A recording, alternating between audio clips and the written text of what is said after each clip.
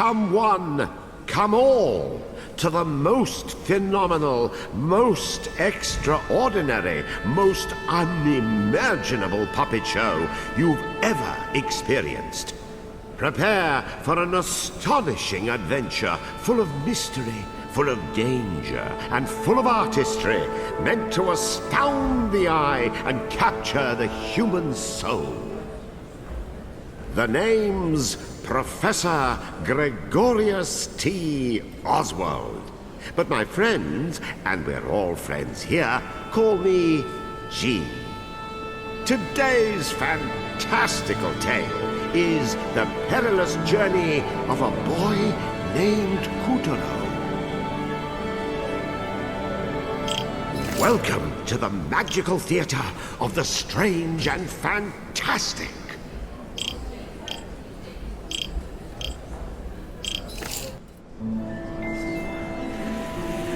Once upon a time, before everything went to rack and ruin, the Moon Realm was ruled by a beautiful goddess. But then, Little Bear, for whom the Moon Goddess had shown nothing but love, stole two of his mistress's precious possessions, the Black Moonstone and a magic pair of scissors known as Calibris. After declaring himself Moon Bear King, he invaded the goddess's castle, smashed the White Moonstone to pieces. Once upon a time, I once upon a now. This is my Moon Jeans, so just get to the part where I sound good. Right, yes, of course. Wasn't everyone so very wowed when the Moon Goddess was obliterated? Wasn't it just great that the impressive Moon Bear King gave a piece of the White Moonstone to each of his generals, screwing over the moon at large? Oh yes, the next 3 years was something special. Ah, yes. Now, where do I begin?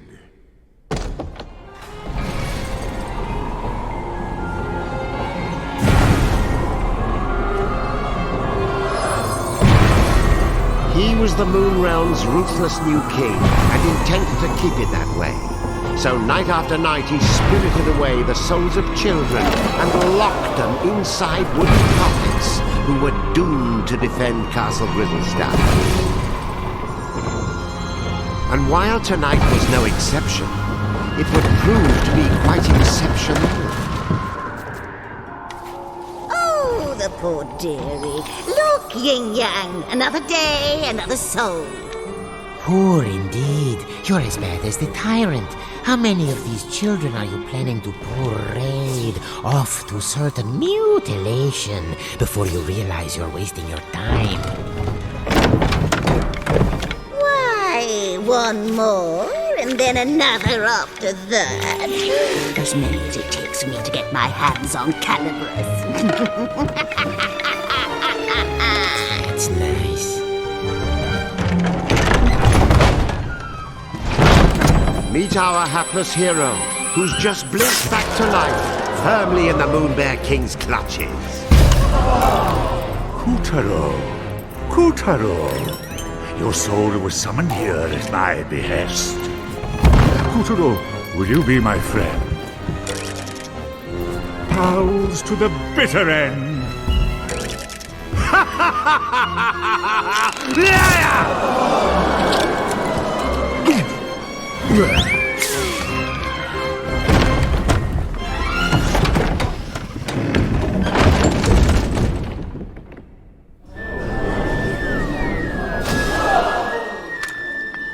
Lovely. Another dunce who left his head in the Moon Bear King's belly. Listen, you're going to drop dead if you go without a head. And I'll be the one stuck with cleanup. Come on, let's find something else you can use. A substitute head. What's rattling around? It's a head pot. Perhaps I'll just help myself.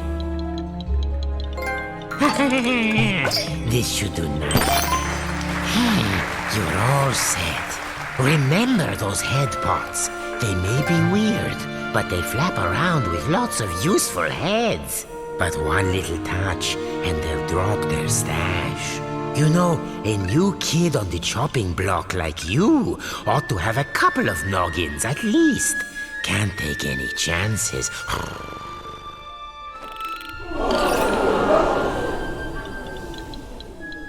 Oh, there's another one. See? Just like I said. Blast it! What am I doing wrong? Am I not powerful enough? Look out!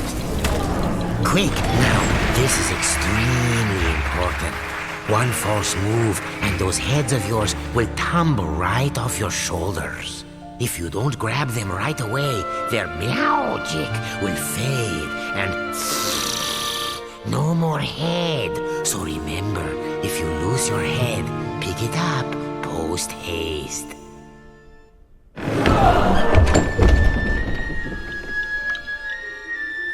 Oh, and one other thing. Moon sparkles. Here, I'll show you.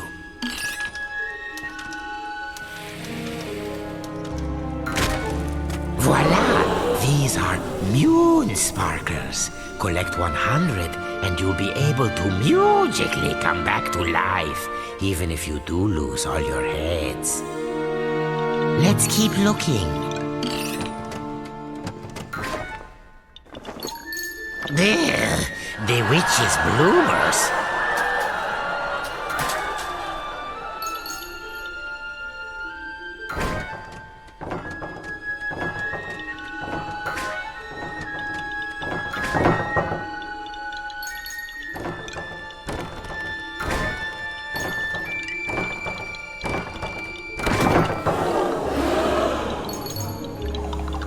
Keep your eyes peeled for moon sparkles if you want to stay alive. Roar! Oh, that moon bear king is always angry. Jehoshaphat! Oh, look there. You see that head symbol? Listen, every head has a little bit of magic to it. They react to places and objects that resemble them. Oh, why don't you just give it a try? Here, first choose the right head. Now, use the head's magic.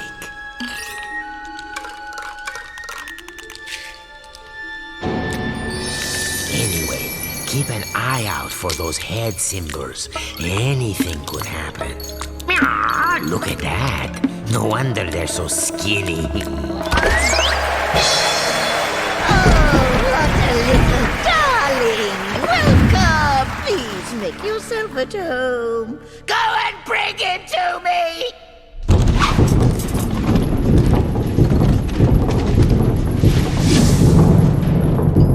You'd better follow that fork. The witch doesn't take kindly to long waits. Watch that feisty fork. It's as wicked as the witch. Hey, I warned you. Pass through that shimmering gateway to proceed to the back of the kitchen. Now, make no mistake. Katuro was not alone in his plight. The kitchen was already staffed by unfortunates whom the Moon Bear King had plucked from their beds.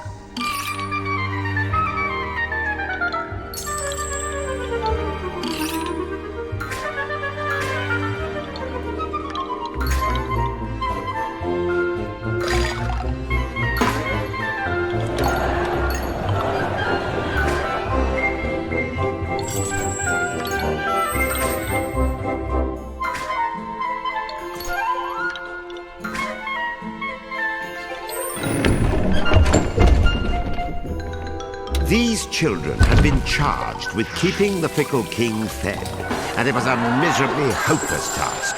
After all, his appetite was as vast and insatiable as his lust for power. Careful. There's this thing about fire and puppets. All those moon sparkles, you don't want to toast yourself grabbing them.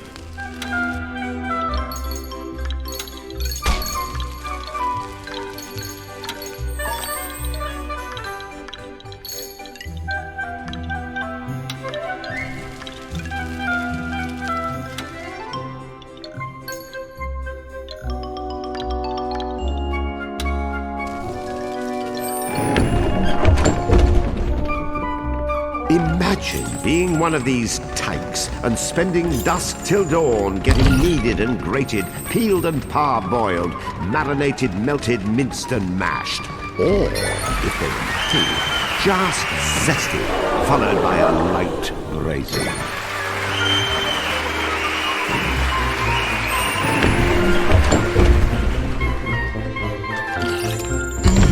I smell something delicious. The witch wouldn't have made it. Oh, and that was my lunch. Oh, wait. There's a spark of magic in every head. Got any ideas?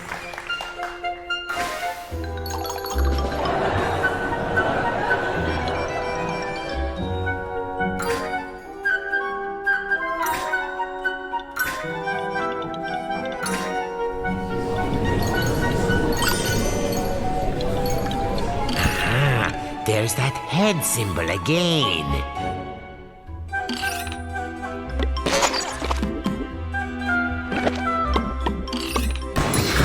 See how using your head can change the world? And I do mean that quite literally.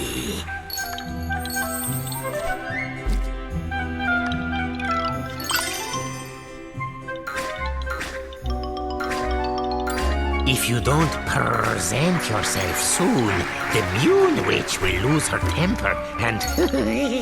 well, you thought losing your head was bad.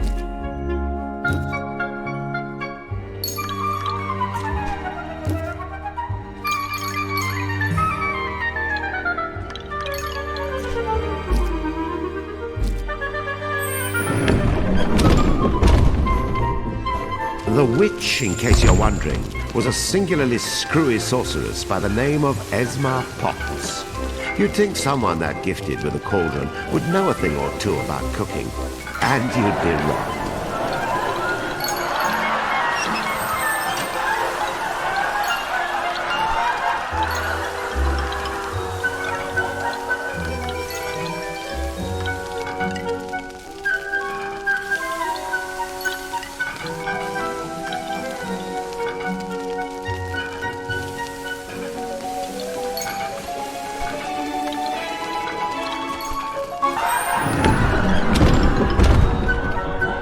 As for Katuro's catty companion, name of Yin Yang, he used to be the moon goddess's faithful feline.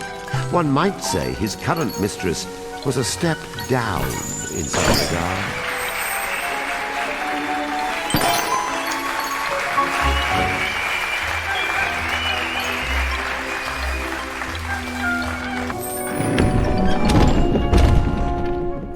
Watch out for the vegetables. In this kitchen, the cook is a cook, and the squash are out to squish.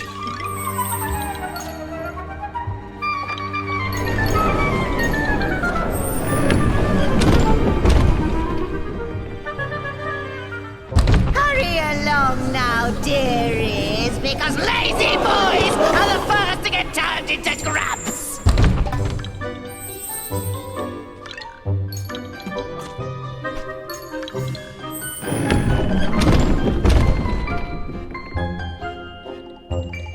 Come hither, my pretties, so you can get lost! Yin Yang, open the windows! I'm roosting alive from this ghastly heat. Stop that! It tickles! I said stop it! I can't take it anymore! Luna! Katuro!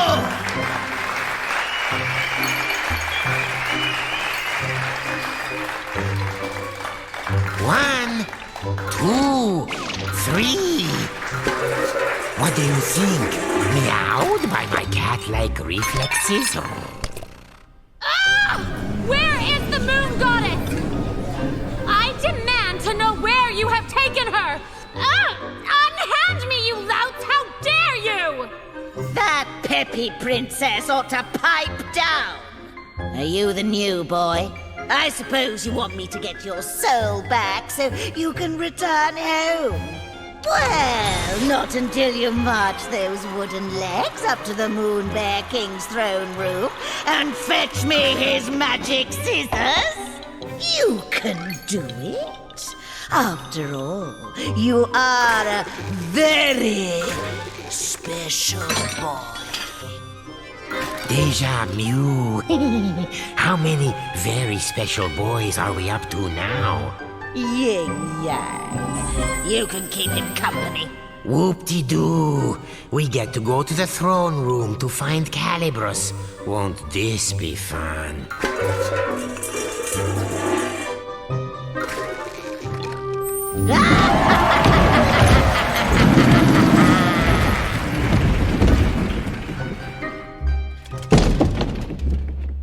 Welcome to the Tower of Tribulations. But don't let a cheerful name like that fool you. This place is dripping with nasty traps. My cat's senses are tingling. Something's fishy about that armor. See? You never know where a head might be hiding. Head pods, dreadnoughts, parking lots. Check everywhere. They don't say get your head out of the gutter for nothing.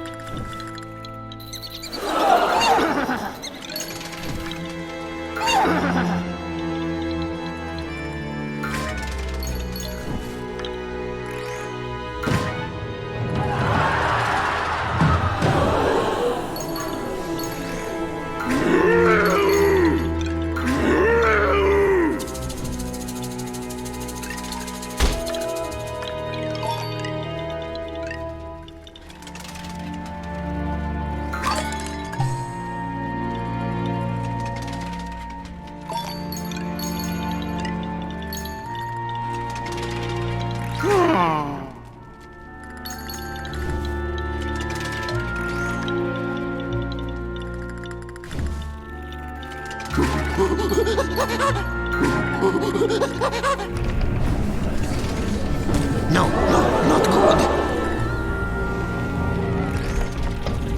We have a spherical situation. Duck for your life before we get bowled over. Still in one piece?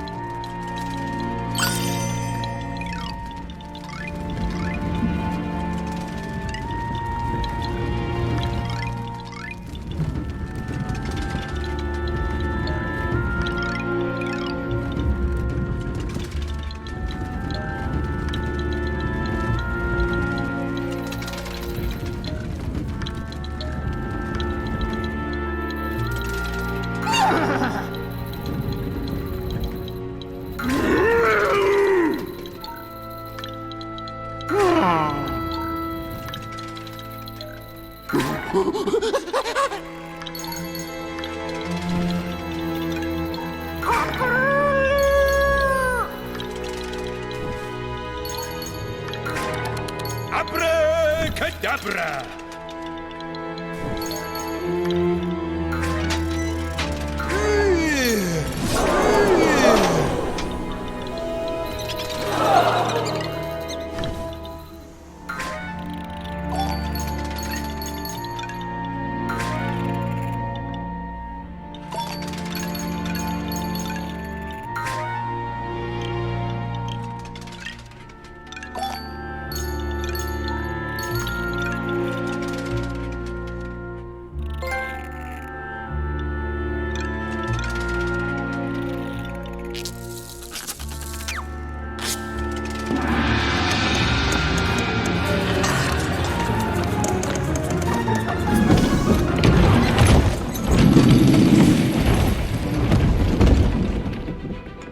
Katuro had been snatched away by an enormous arachnid.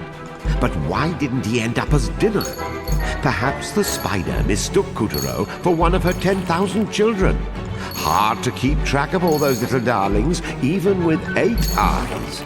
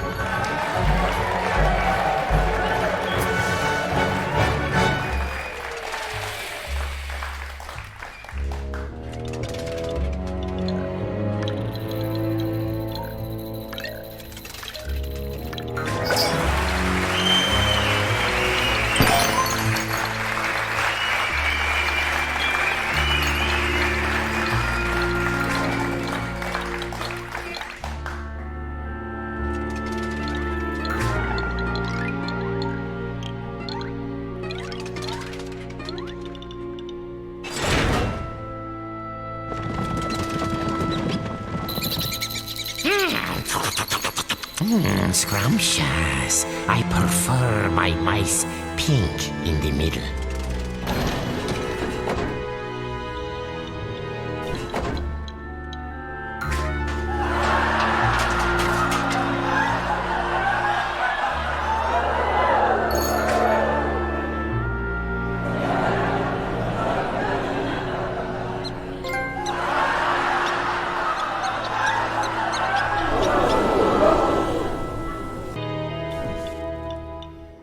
Magnificent, Katuro. There's the entrance to the throne room.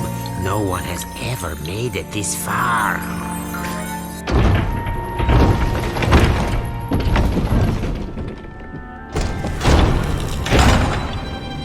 Stop this madness! I command you in the name of the sun!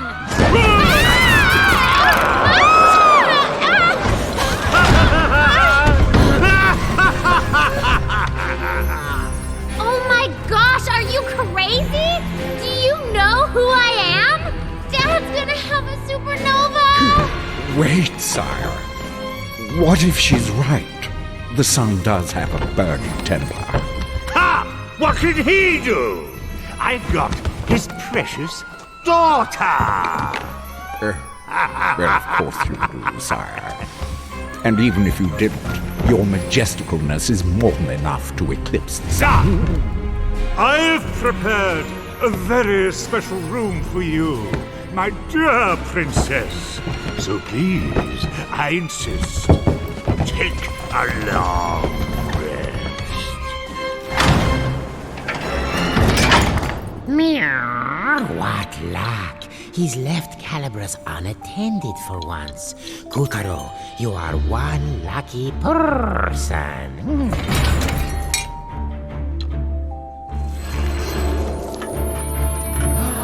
There before our hero towered the most impressive pair of scissors you've ever seen. The legendary Calibras. But Calibras was bound fast by vile vines, the twisted offspring of the Moon Bear King's twisted magic. Katuro, meet Calibras. Calibras is a cut above your average scissors. He used to serve the Moon Goddess. Step forward, boy, and take your destiny in hand.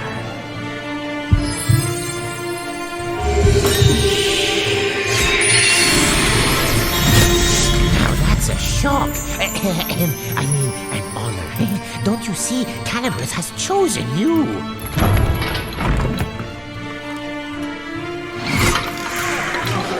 And so Katuro's fortunes were starting to look up. After all, he was now the proud owner of a pair of enchanted scissors. Still, it wasn't all good luck. Remember, Calibras belonged to the Moon Bear King.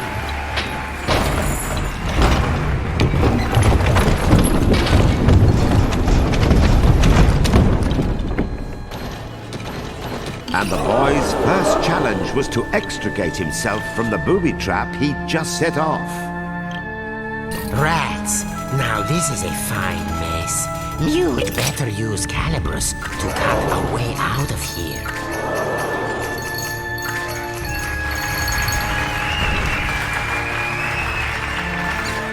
Rats, now this is a fine mess. You'd better use Calibras to cut a way out of here.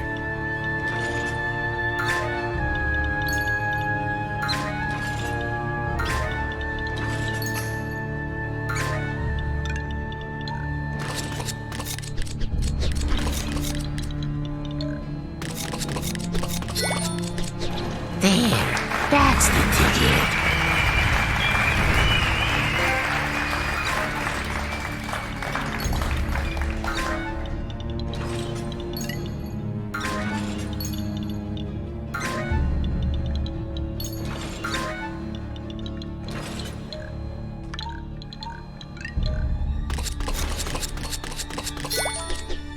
Nicely done, Katuro.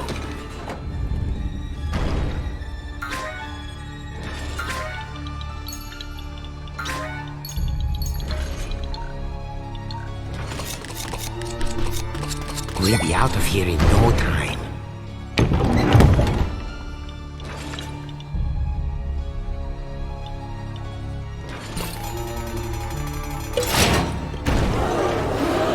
Where are you, my pretties?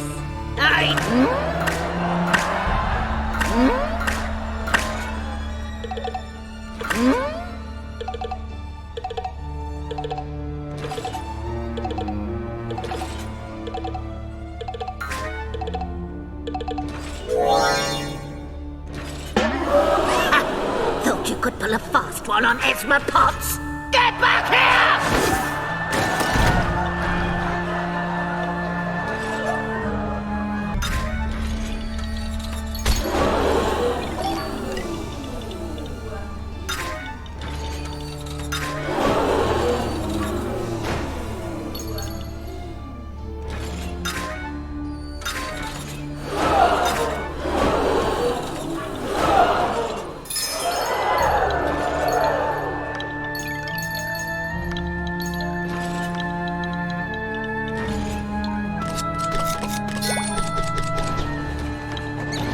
Yes, you know what to do.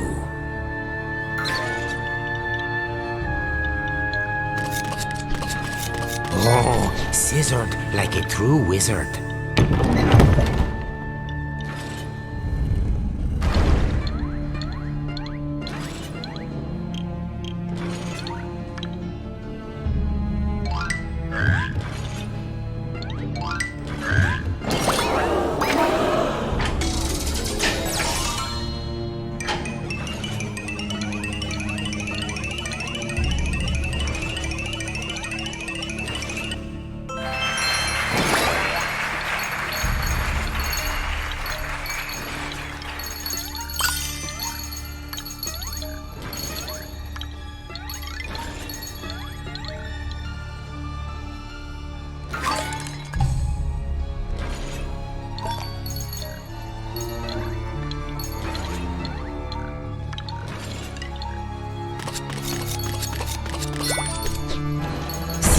Take good care of Calibras, and Calibras will take care of you.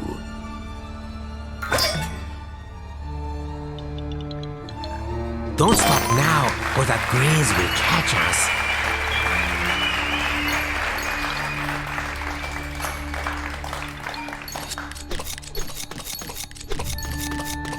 Oh, lovely. Very nice.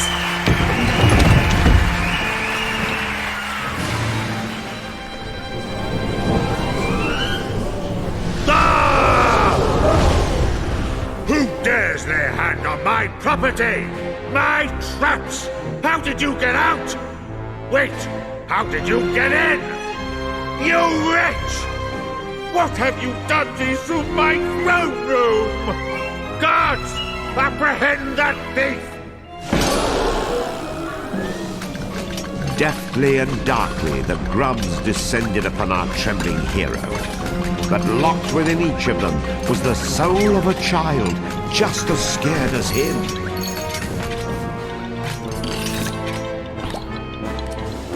That's it. Very heroic. I'll pop your head clean off your shoulders! Get caught, and you'll be grubbified, just like the rest of these poor children. I want that sticky-fingered scoundrel's head!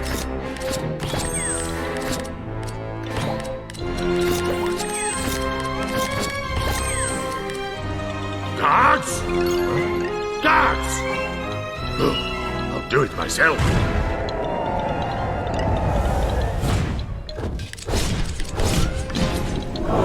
It was a weaver. Of all the Moonbear King's nightmarish magical creations, weavers were some of the nastiest. This was Kuturo's first ever real dose of fear. But to escape the weaver, those fears would need to be conquered.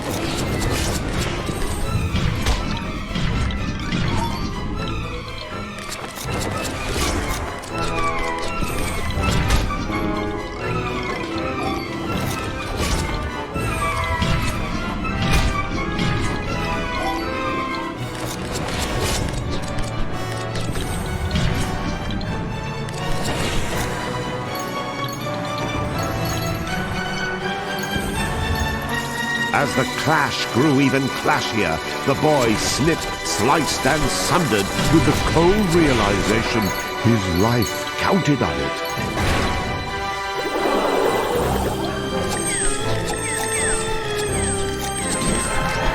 Success! The Fell Weaver was no more. With the legendary Calibris firmly in hand, Katuro had taken the first step of his grand adventure.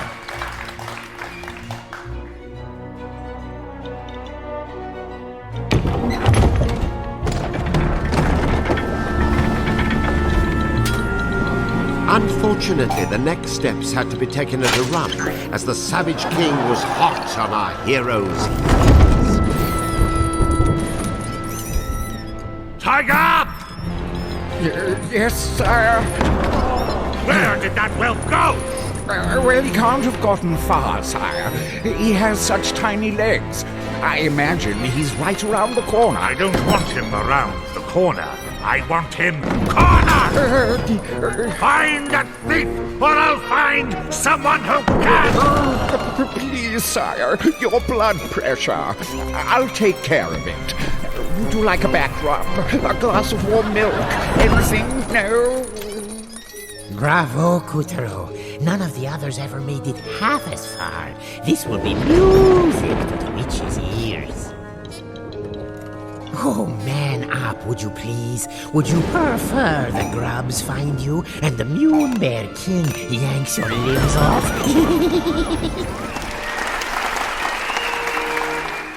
With a flash of Calibris, Katuro felled the frightful monster and freed the soul of every last child in the fiend's clutches. Well done, Katuro! The souls he freed were homeward bound.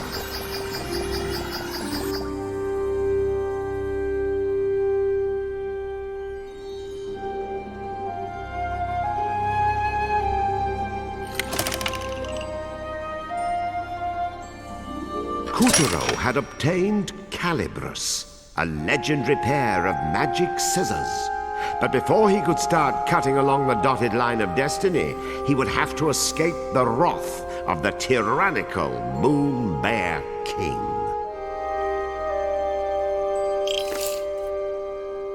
And so the story continues. Lucky Katuro, suckered into stealing a set of sorcerer's scissors by the witch and stirring up a tyrant's rage. Now all his hopes of escaping the castle were dashed, just as he himself dashed like mad to outrun the soldier grubs who wanted his head. Poor Katuro. His only hopes now were Calibris and a witch of most questionable character. What cruel tricks would fate play on him next?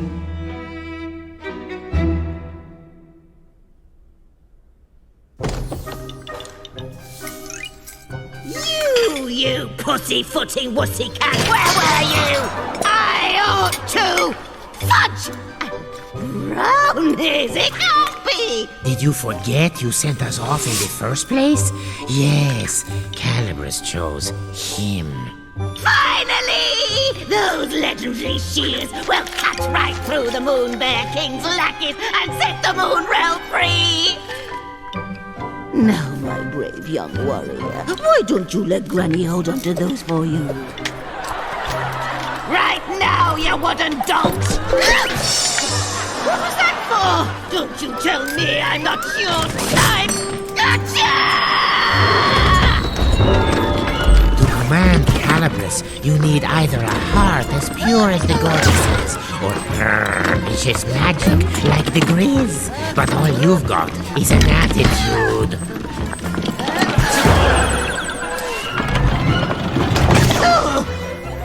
Oh, nuts! You keep Calibris. I know you'll take good care of it for me. I smell him. That's the punch and stick of a scissor thief.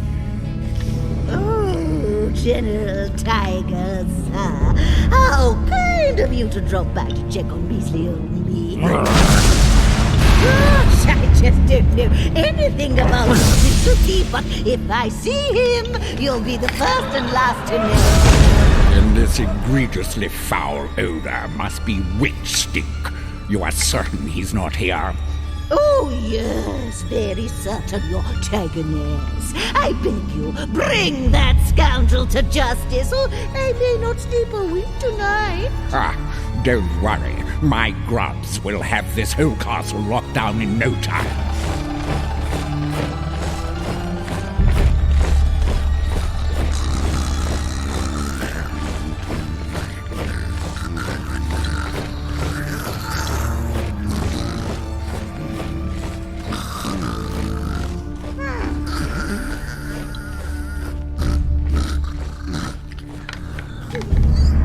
After all, we can't have anyone crashing the prison towers and making off with the knight's powers, now can we? You hear that, dear? Then get your Heidi in gear! The tiger's tongue had slipped. Whatever powers this knight had, they were clearly important.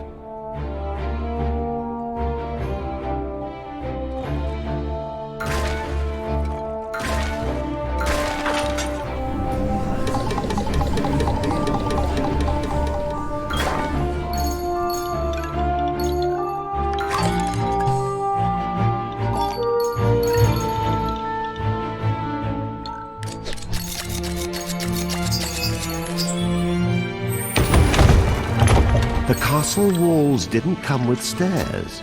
Clinging to the slippery stones instead were giant living vines imbued with dark magic.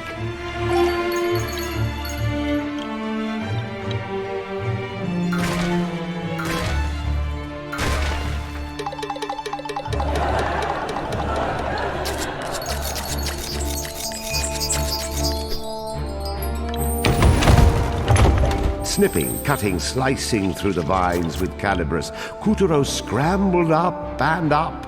Onward he must climb.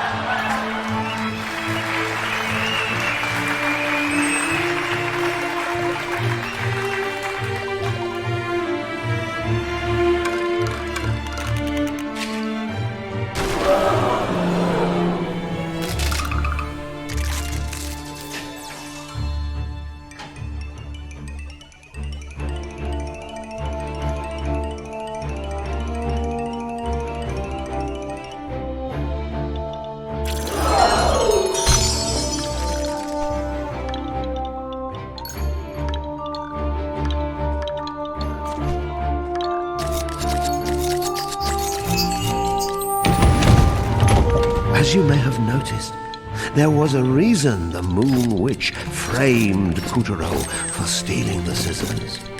The moment she marched him up to the throne room, she had already concocted a plan to take Calibris for herself.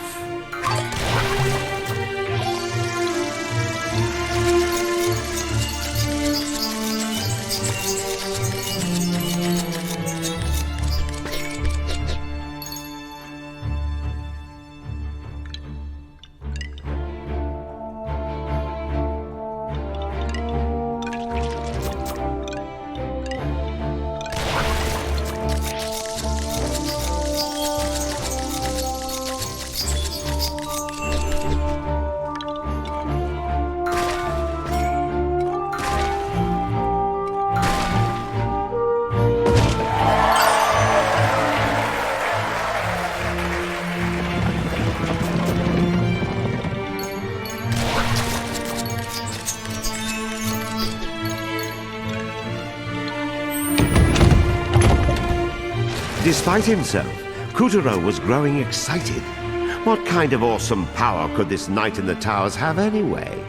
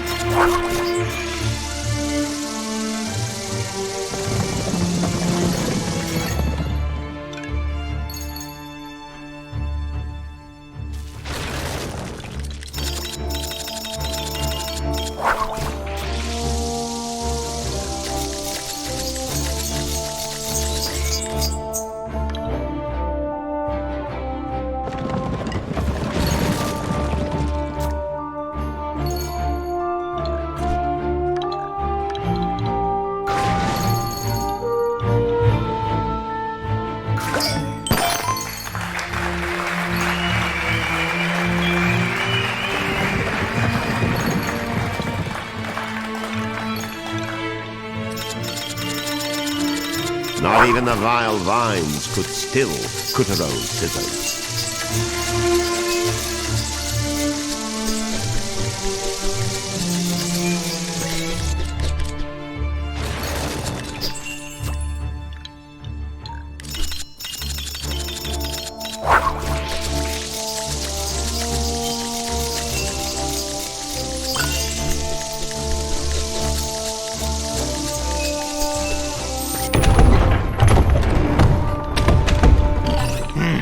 We'll have to use these for stairs. Just cut along the seam.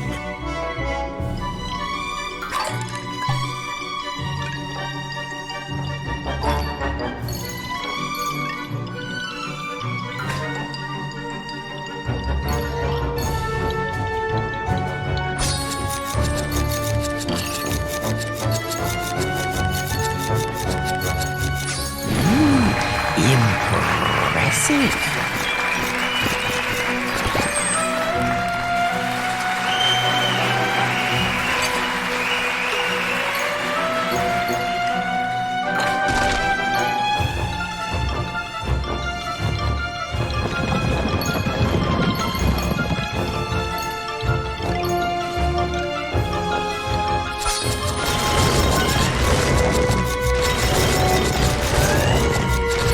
Thanks to Calibris, not even the steepest tower walls could stop Katuro.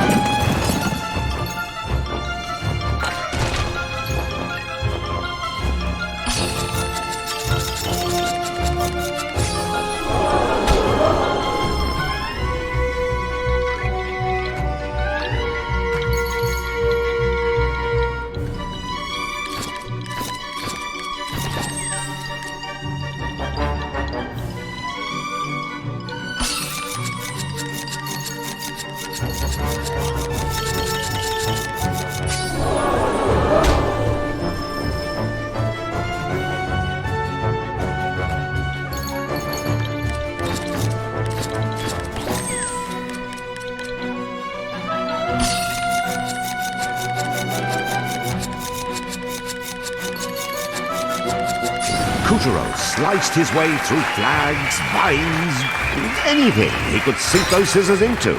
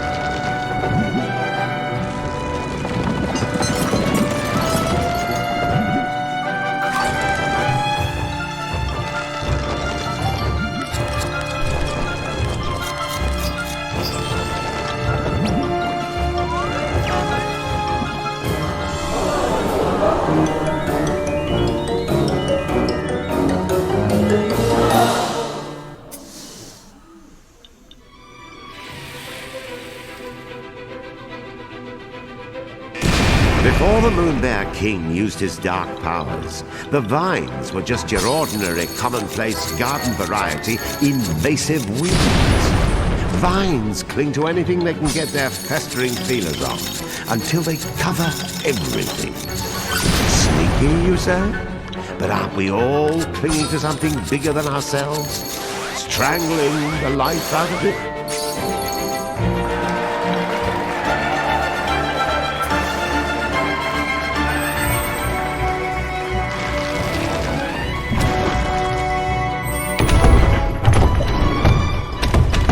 Not everyone took it sitting down when the Moon Bear King rose to power.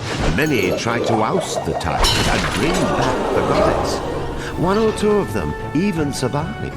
But the goddess's mightiest champions all fell, and their powers were locked away in secret, well-guarded places. Now, where do you suppose the knight's powers are hiding?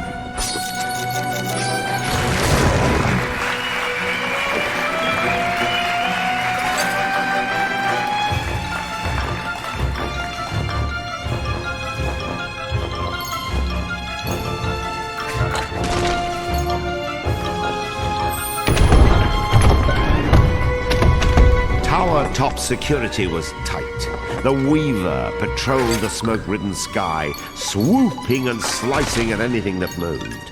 These towers not only defended the castle walls when the Moon Bear King rebelled against the goddess, but during the ferocious final fight, they also went on the attack.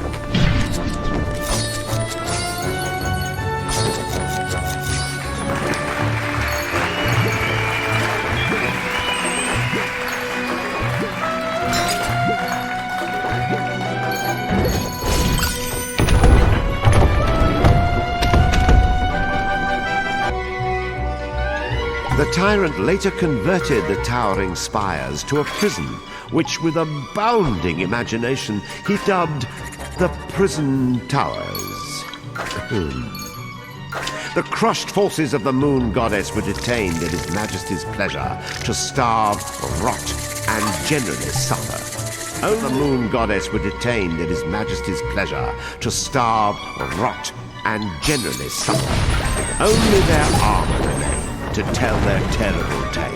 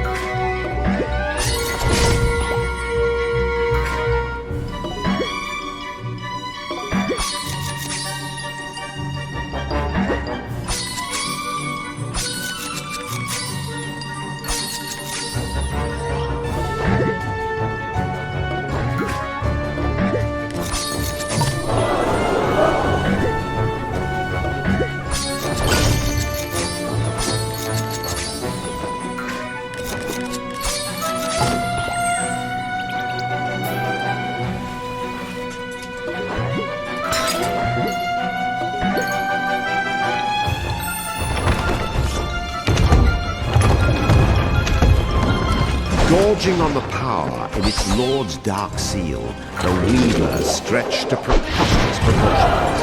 Katuro knew he had to swallow his fear, step forward, and keep his head. Well, looks like the pawn has become a knight. Why do all your problems seem to come in extra large?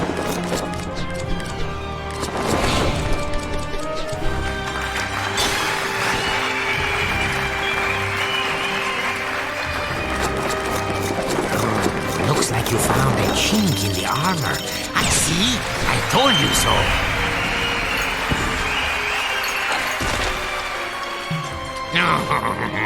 Just your luck.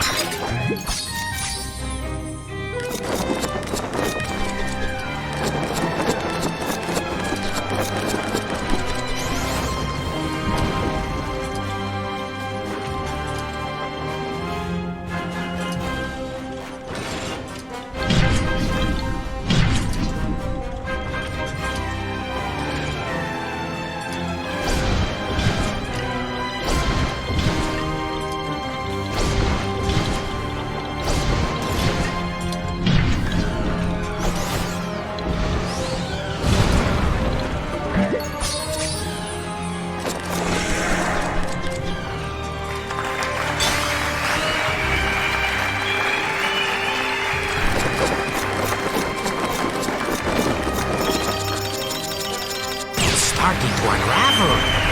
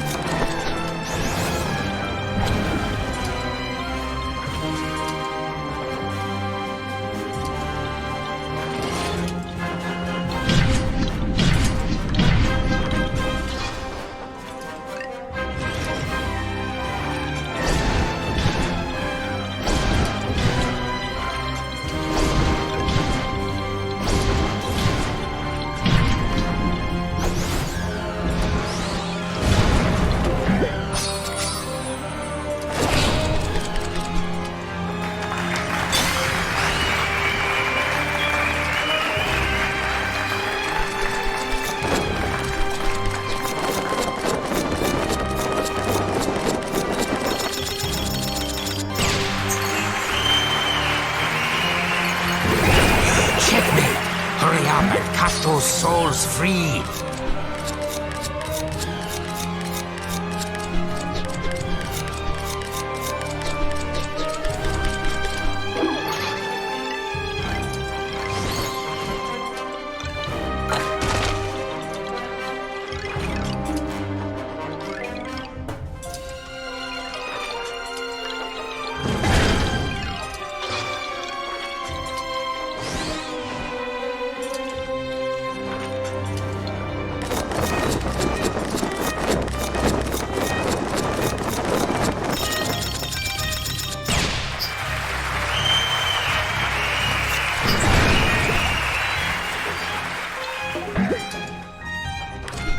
That's it!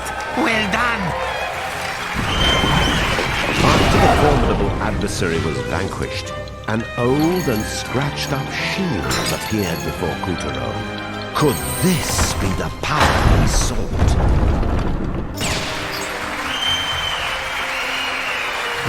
Checkmate! Hurry up and cut those souls free!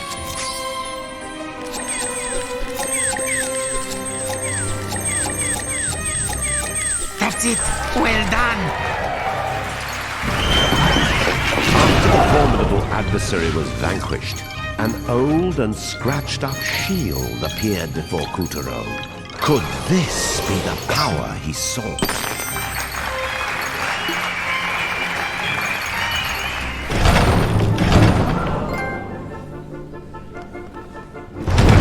Tiger! Quickly, you fool! He's going to find the knight's shield! How could he possibly know it was in there?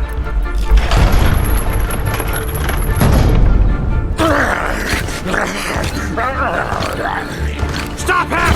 If Katuro makes off with the shield or the Sun Princess, mark my ground. No! Rip that bit of moonstone right out of your mouth! When I find that idiot who blabbed about the night in front of...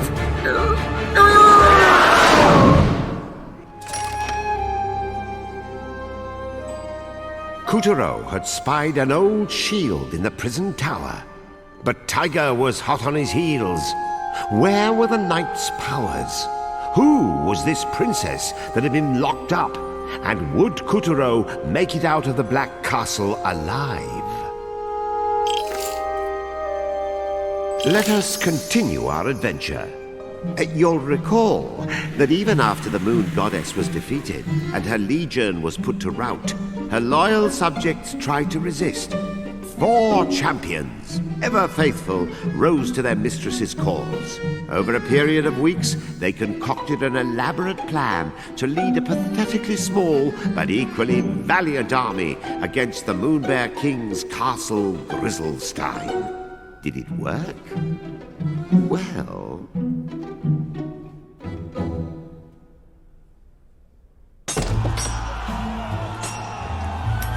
Onward, ye knaves! The bear shall pay the price for his crimes!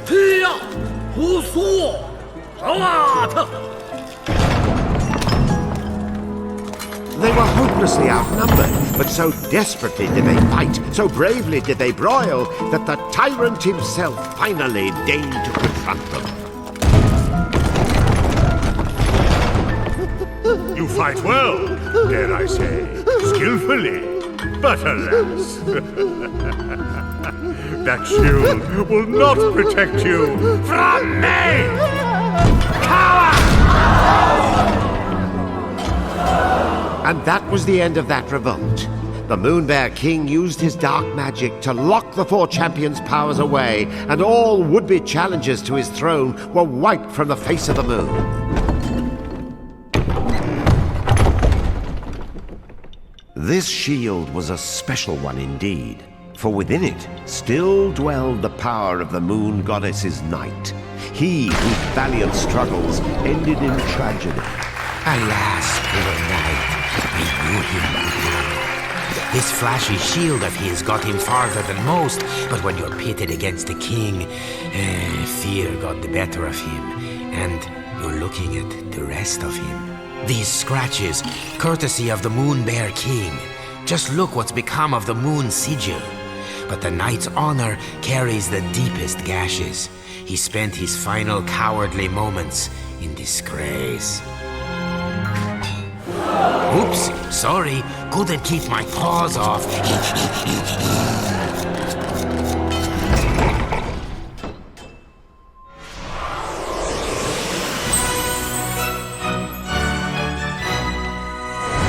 At last, Katuro had claimed the knight's powers.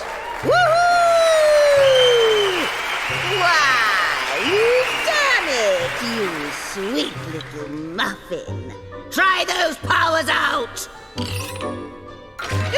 Get up!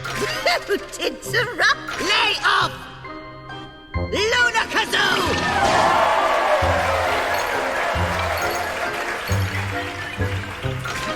Get out of the way!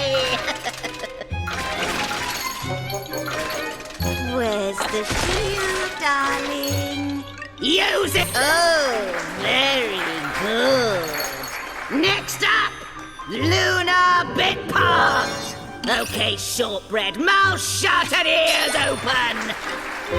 That's my clever boy. Remember, you can fend off nearly any attack, great or small, just as long as you don't get smooshed in the process. Lunar Glove! Now fend this sucker off!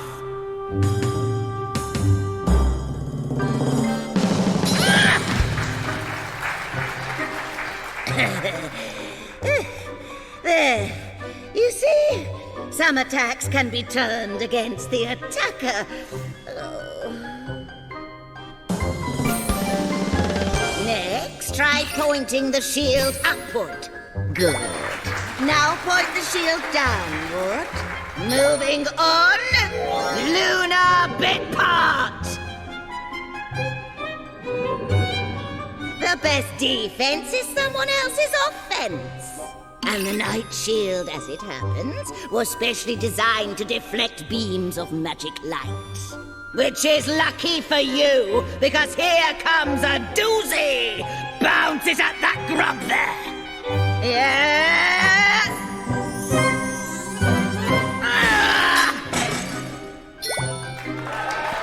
Kerplowing!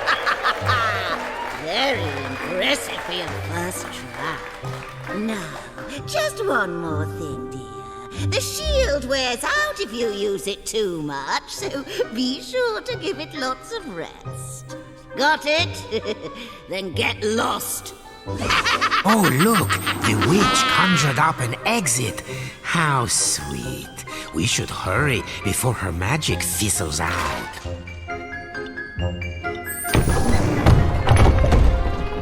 Sadly, not all the castle's puppets were having the same luck as Katuro. Winken, Blinken, and Nod here tried to make a break for it. And got broken for their trouble. The Moonbear King's overblown guillotine was waiting to reduce all such traitors to scrap. Eesh! Stay on your toes if you want to keep them. Looks like you need a head to get ahead. No defense is perfect. You'll find a weakness if you keep your eyes peeled.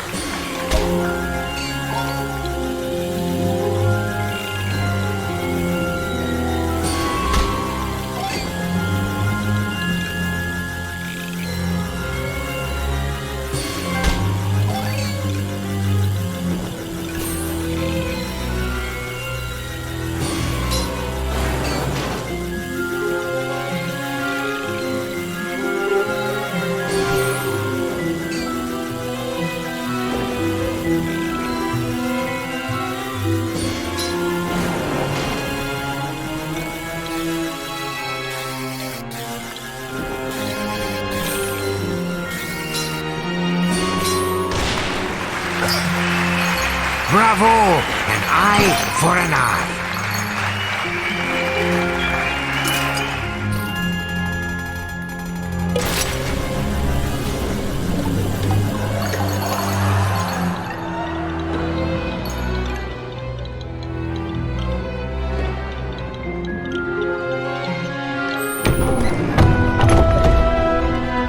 Climb on up, Katuro. Color me eclipsed. The shimmering gateway has been swiped.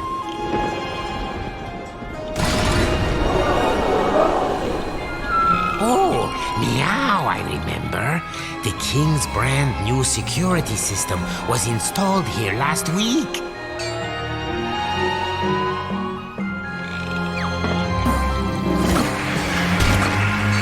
Did he just help us?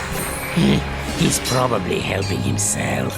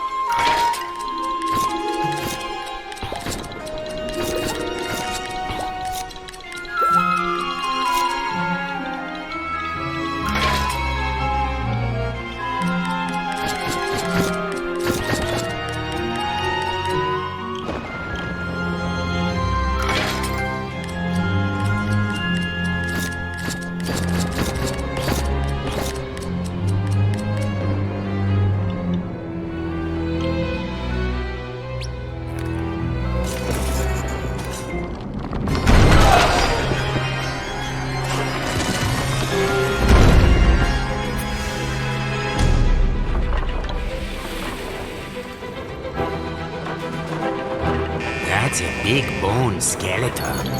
It must have taken thousands of gallons of milk or moon cheese to produce such a magnificent set of bones. I myself detest the stuff. Lactose intolerant, don't you know? But by all means, if you want to grow up to be a big, strong skeleton locked in a cage, keep drinking your milk. If you don't like milk, there are always fish bones. That's where I get all my calcium.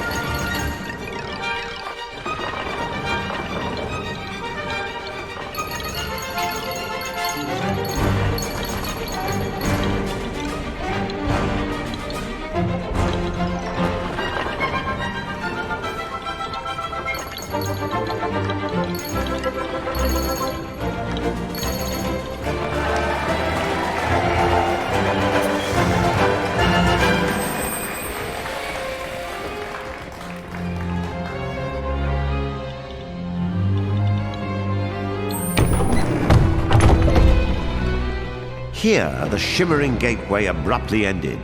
Katuro could not stave off a sinking feeling that things were about to get grim. There you are, you vexatious thief.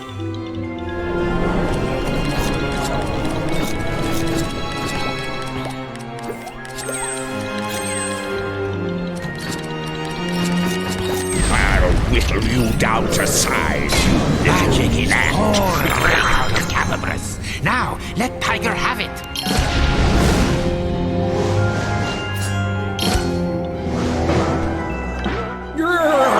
I'll get you for this, mark my words. Well, we've reached the top of the prison towers, but where is the gateway? Help! Somebody! Oh, that's right. The princess is being held here.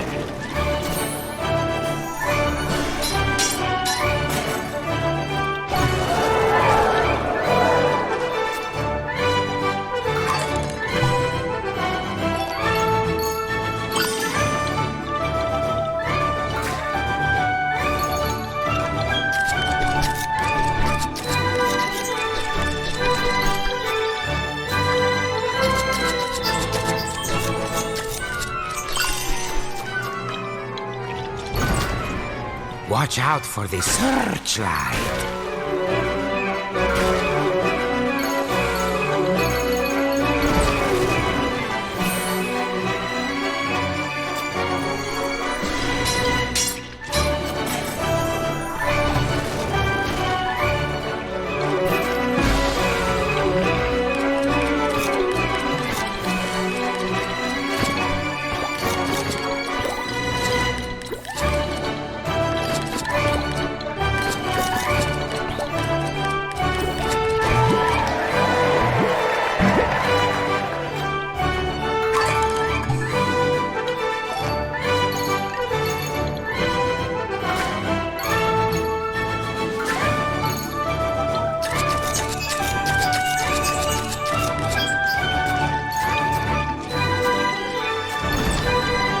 Was it the knight's soul within the shield, or something else stirring?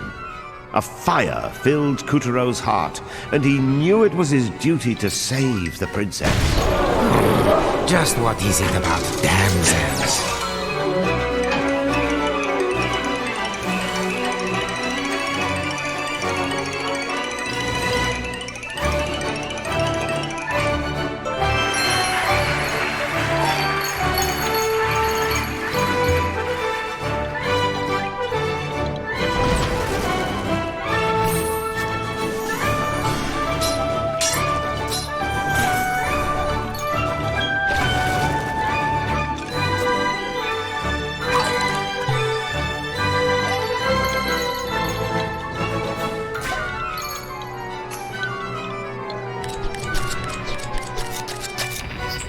Are you my knight in shining armor?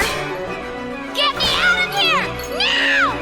Ah! Wait, that's not the Sun Princess. She's not even a lady. At best, she's a lady in waiting. Katuro was disheartened, but his sense of chivalry would not let him leave the lady behind.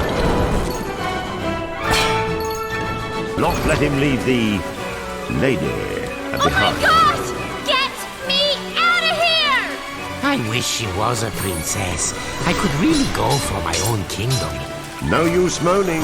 A hero never leaves a lady behind. Chop chop! Come on!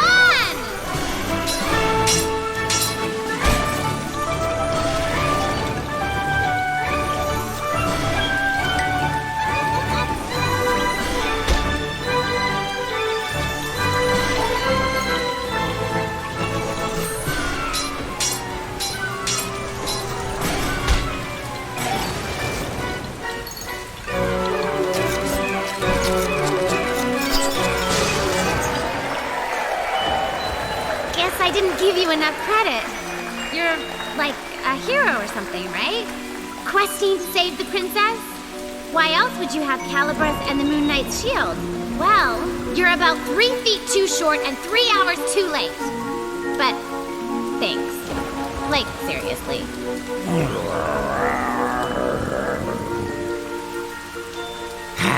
I think we may have an incident on our hands.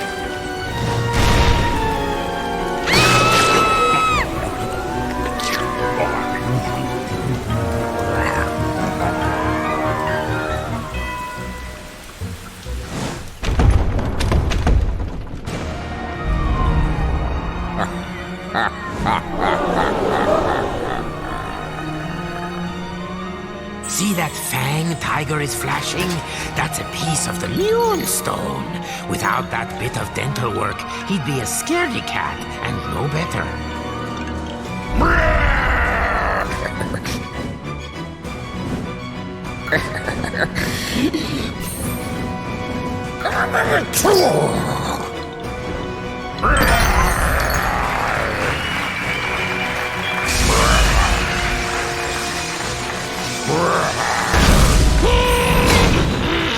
Danger! High voltage! Good thing my paws don't touch the ground. Bad news. I chew before I swallow.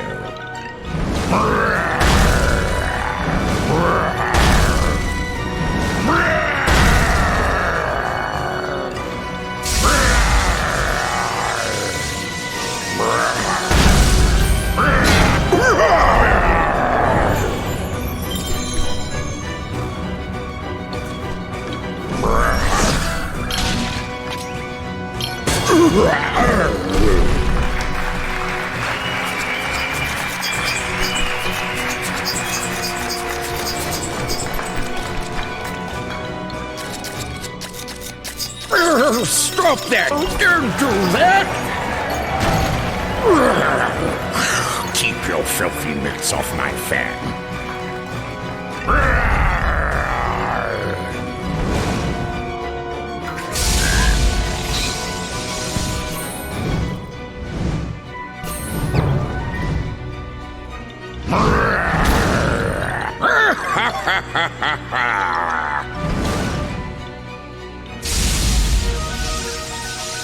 The tale of Katuro is about to end.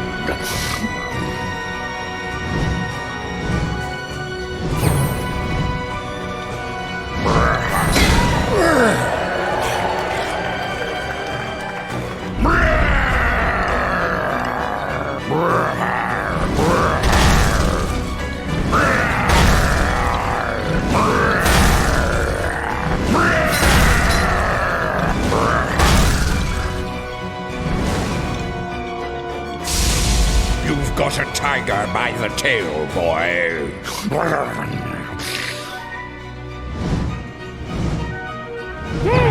Hit me too.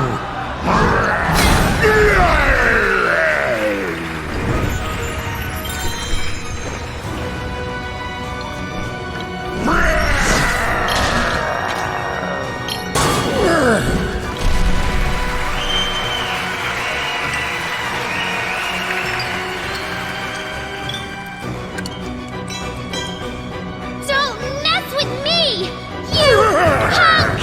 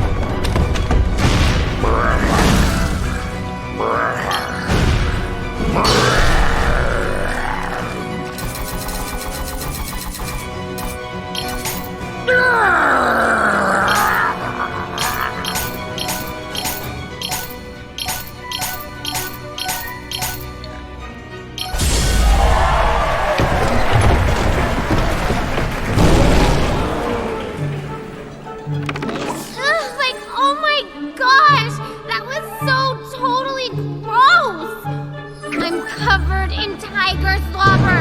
Do you have any idea how much I pay already for dry cleaning? Ugh. Oh, hey! Thanks for the help. What was your name again? Katuro. Katuro, huh? Right on. I'm Picarina. On behalf of the sun, let me say thank you.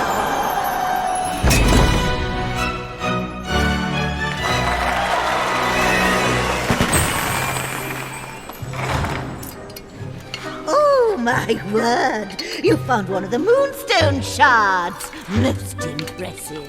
I knew I picked a winner. In fact, I think we're ready to team up in earnest. Who's this little soubrette? One of the Sun Princess's retinue. Where's your mistress? Like, I gotta tell you, it's not like you're anybody special, am I right? Oh,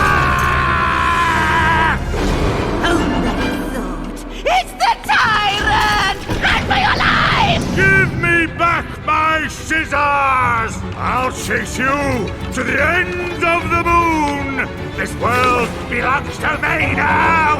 You'll never be safe, ever!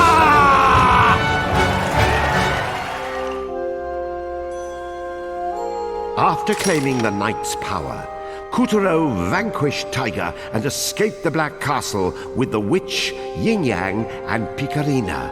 Where would fate lead them next? Act 2 starts here. And so the story continues. At long last, Katuro and his new friend Picarina were free of Castle Grizzlestein, borne to safety by the witch's magic. Our fugitives needed a safe place to hide, and so they chose Castle Waxwing, the same flying palace from which the moon goddess once ruled. In those better days, the White Castle was resplendent, a sight to behold. But the tides of darkness had since dulled its sparkle and loosened the stone of its walls and columns.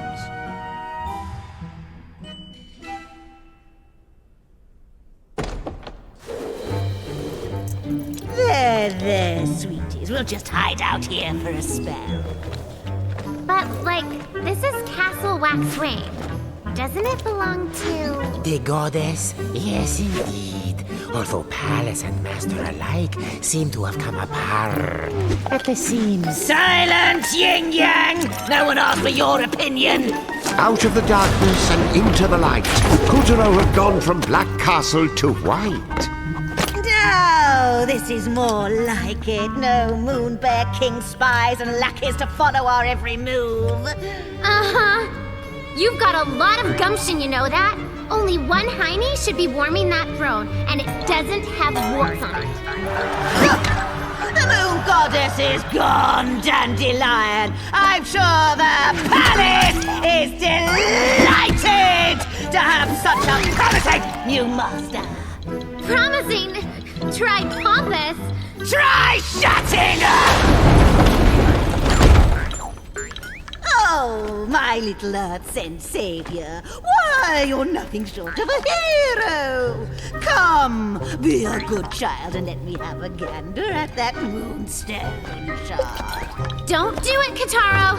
Calabrus, the moonstone, and the palace all belong to the goddess. And this magic-slinging loony is obviously trying to dupe you out of them. How can you say such a thing? All I want is what's best for Bob. What's his name? Whatever. Granny's trying to explain, so knock it off! Ow! Oh my gosh! What a witch! The Moon Bear King kidnapped Kotaro's soul while he was sleeping. He does that to Earth children. And that's where the moonstone comes in. The source of all moonlight. After the Moon Bear King shattered the stone, he gave the pieces to his generals, and you see how they shine. That's just one shot. Imagine the power I would have if you collected them all. I could easily spirit Katuro back home to Earth. Really mean it?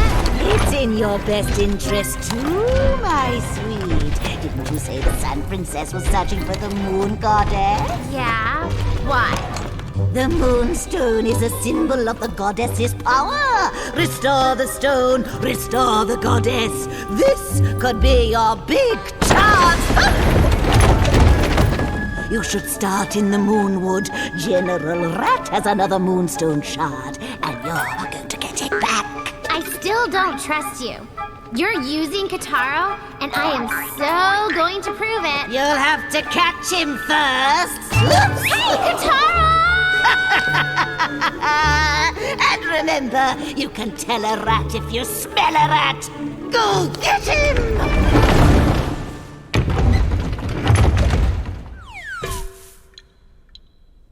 Well, Katuro had taken the Moon Witch plunge, and now he found himself in a secluded grove in the Moonwood.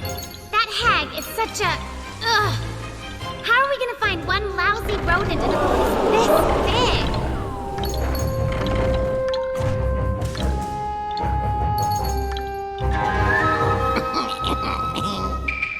I love this forest. One gullible woodland creature after the other. What's going on? A splash of purple later, and the quiet, unassuming grove had transformed into a gloomy, reeking landscape of evil, dark horribleness. Once I darkify the Moonwood and offer it to the Moon Bear King as a tribute, I will be on Easily Street. So that's who did this. General Rat.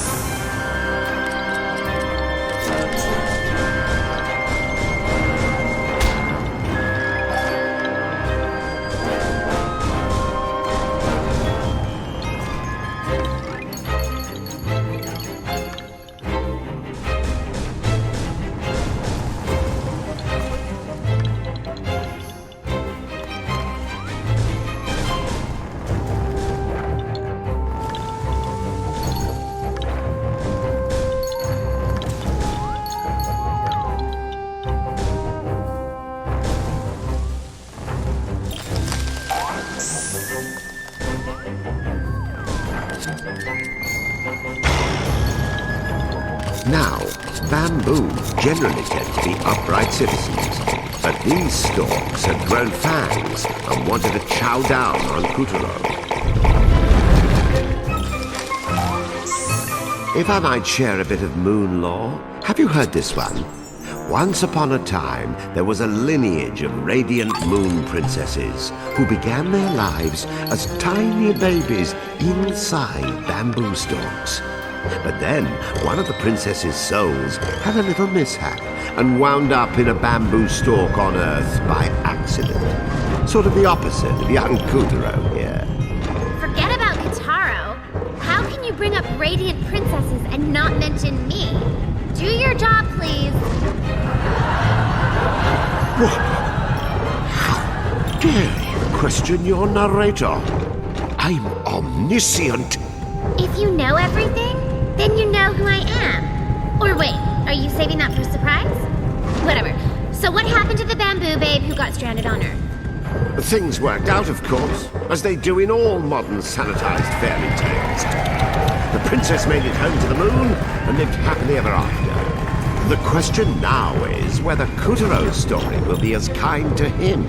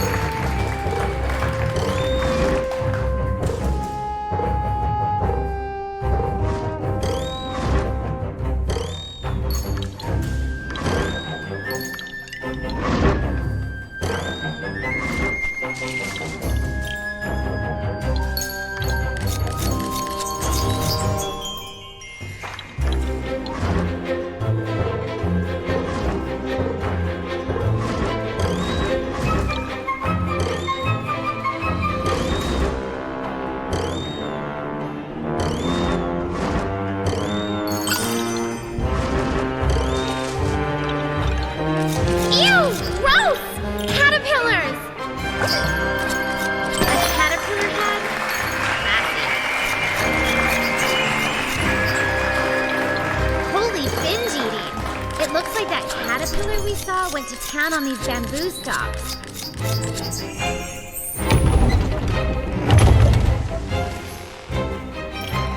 A koinobori streamer? And is that a panda?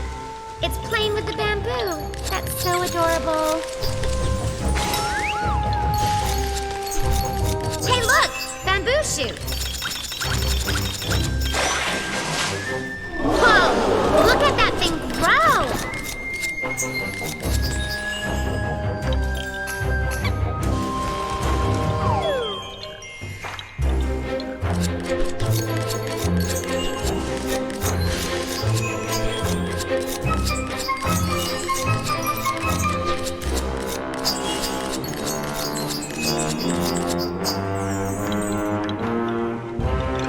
Another koinobori! This one's red. Koinobori are an old tradition representing the carp as he swims his way up the waterfall to become a dragon. They're symbols of growing up healthy and strong. I know that, but who put them up? Oh, let's not get mired in details. Aren't you in a hurry?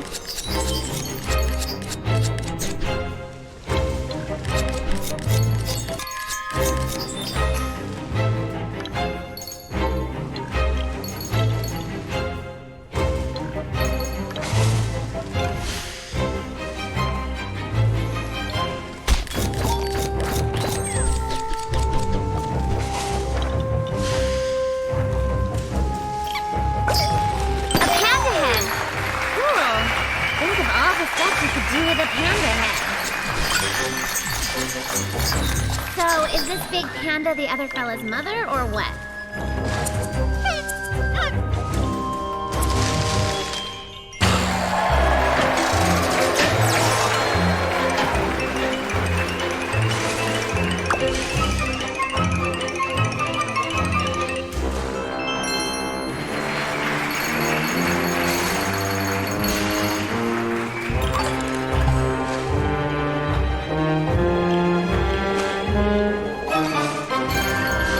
Rat's purple goo had already fouled up the Moonwood's pristine water supply, transforming the local carp into ferocious demon fish who took none too kindly to trespassers. Hey, you don't suppose the rat is hiding out upriver, at the top of the waterfall?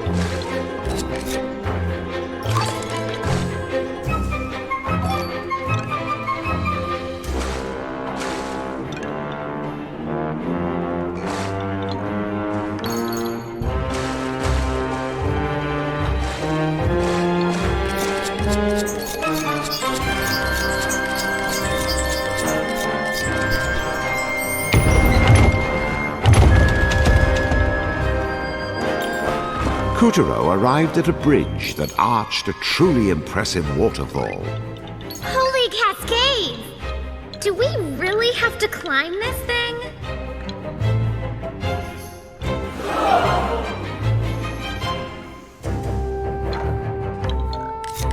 Keep climbing and don't look down!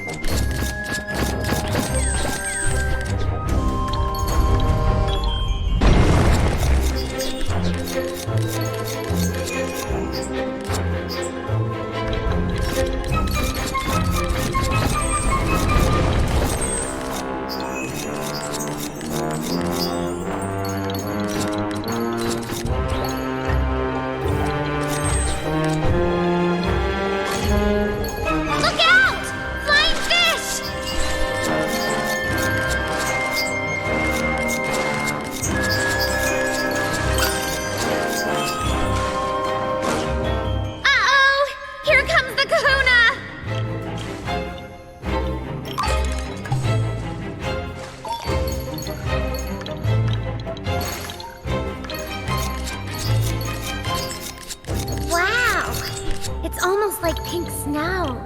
Is this pole for the streamers? A golden koinobori? It's huge! Hey, where are you going?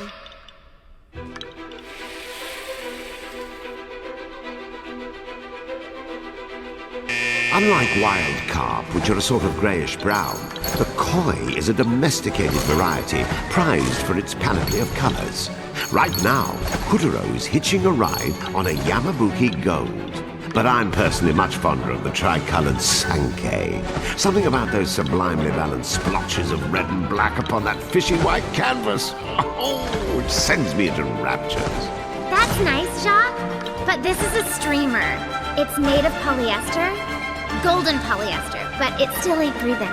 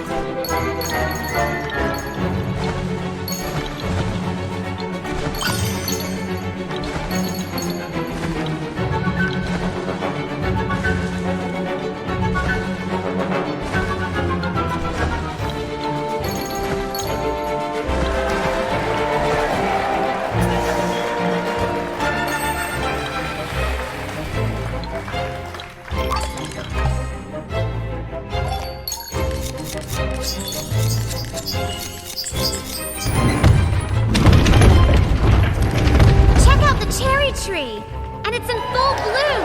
This is awesome. Sakura, Sakura, dying far as you can see. Darn that rat! He ruins everything. Before their very eyes, General Rat transformed the cherry tree into a baleful twist of briars.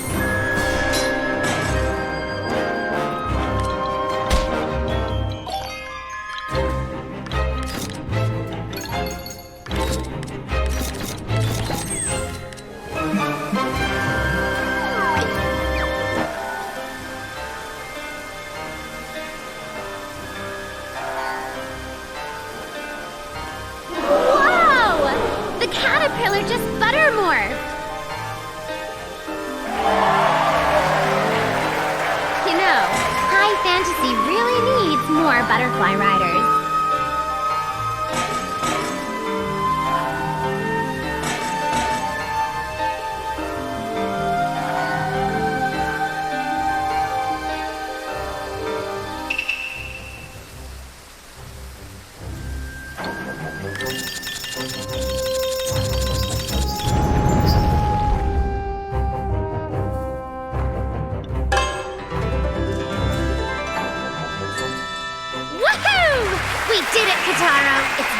normal.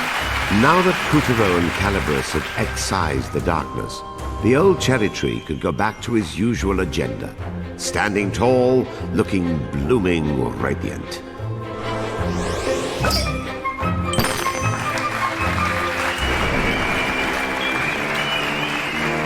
In the mystical cave behind the waterfall, our hero stumbled upon a strange scroll that could only be important.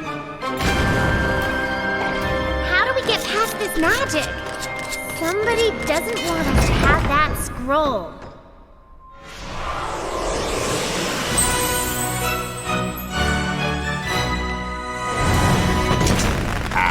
That was how Katuro acquired the ninja's powers. Nin nin. Nin nin. Ninja!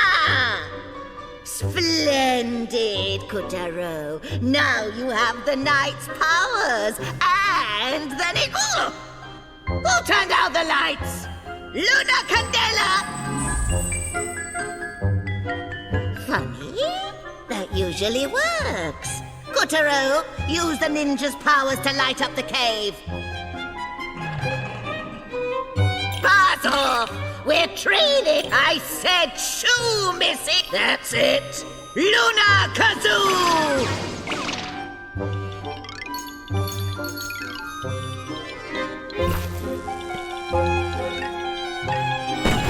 It's still dark. Do it again.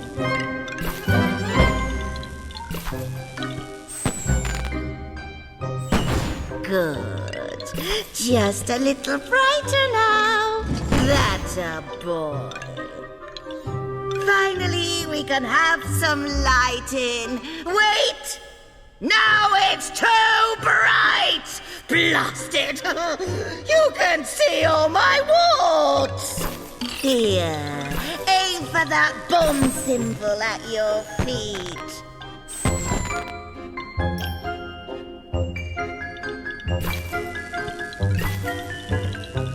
Don't throw it! Set it down! Don't throw it! Set it down! All right, one final test. Hit me with a bomb. In!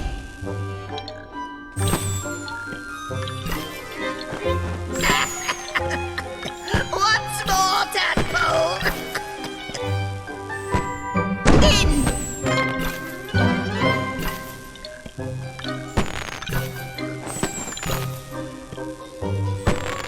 Keep going! Bring it on! In!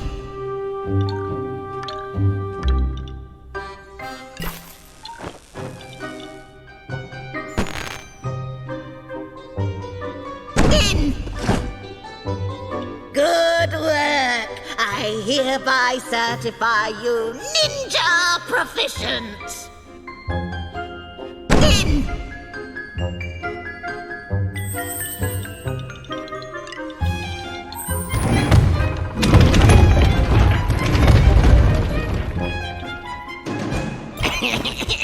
The Moonwood Shrine. Time to spruce up the spruces. Whoa! Holy sacrilege! Oh, the horror! Rat squeaked with satisfaction at his handiwork. The hallowed shrine of the forest gods had been transformed, corrupted.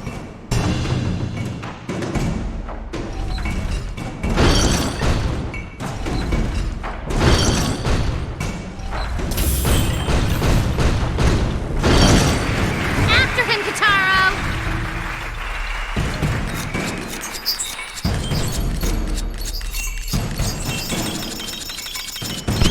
Pew! Fizz-a-bang! Oh, I love the sound of fireworks, don't And so you? Katuro snipped the ghastly lantern down to size and returned the shrine to normal.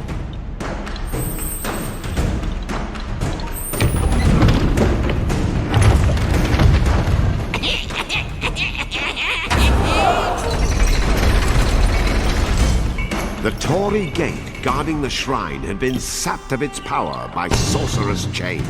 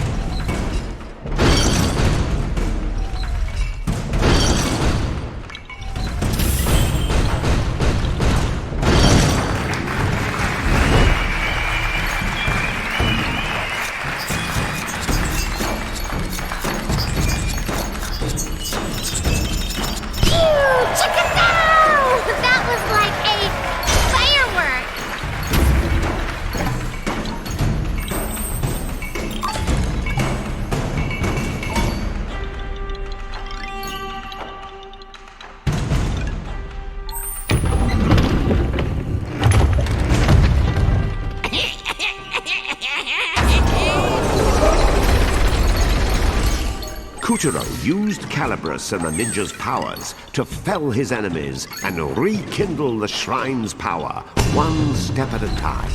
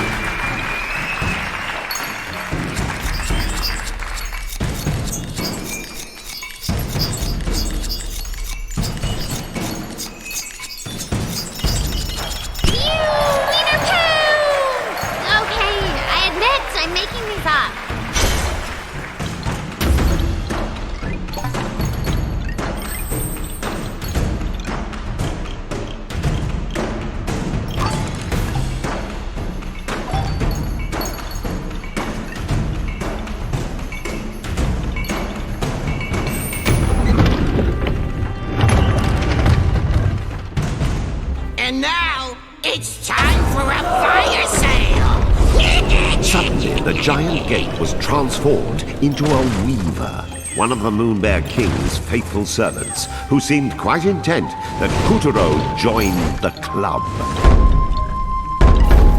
Katuro, did you see that? Stick a bomb on that glowing Tychotron.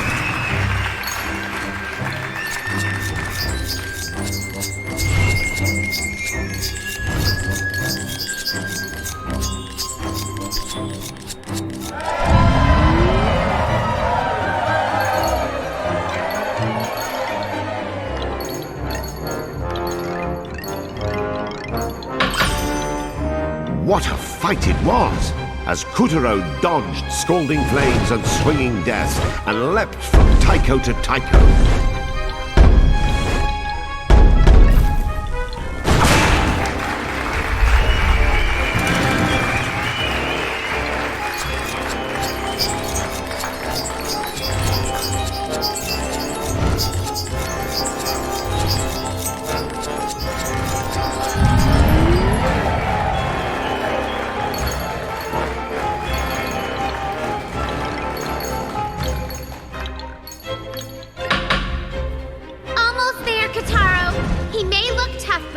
The fear in his eyes. Let's set those souls free!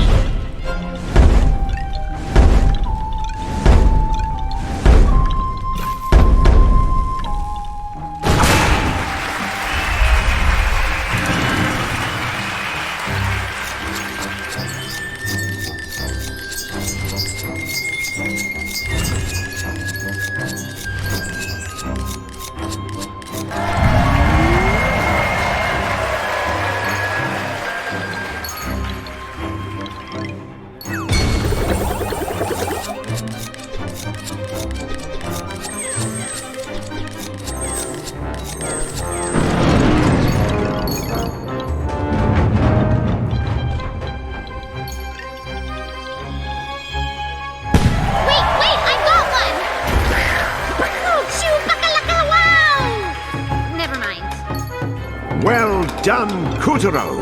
The shrine's weaver had been vanquished, and the souls of the children it held captive returned to Earth.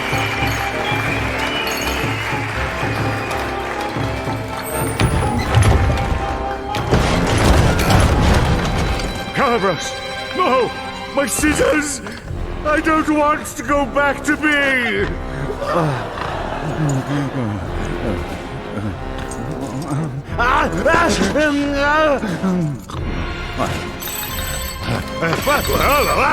What is going on?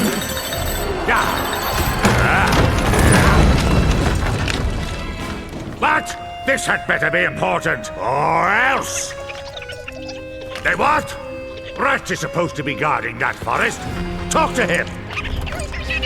Yes, he would say that. The buffoon!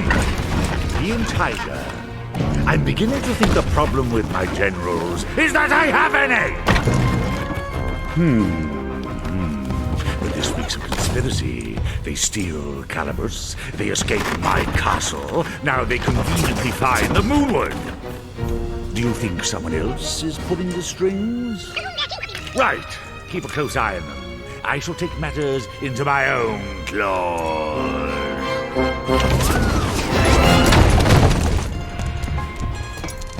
Never fear, you beautiful brute. You just need to find their ringleader. And then, once you do, you can tear them into tiny and threatening little bits!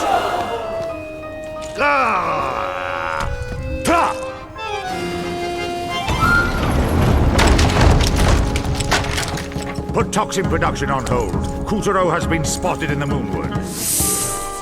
Then Rat has failed in his task. Say the word, sire, and I will strike your enemies down. Very well. Crush the life out of Katuro, no matter the cost, and you will be well rewarded. The reward is in the crushing. Watch as I devour all that stands in my path.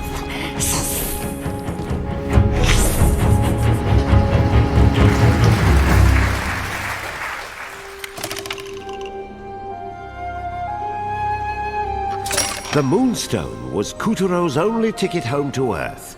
Newly armed with the ninja's bombacious powers, Katuro continued to scour the Moonwood in search of the despicable rat.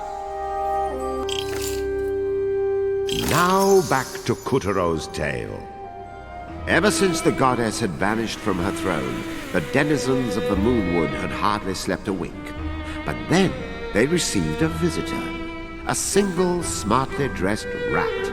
"Gather round," the rat said, and produced a purple elixir.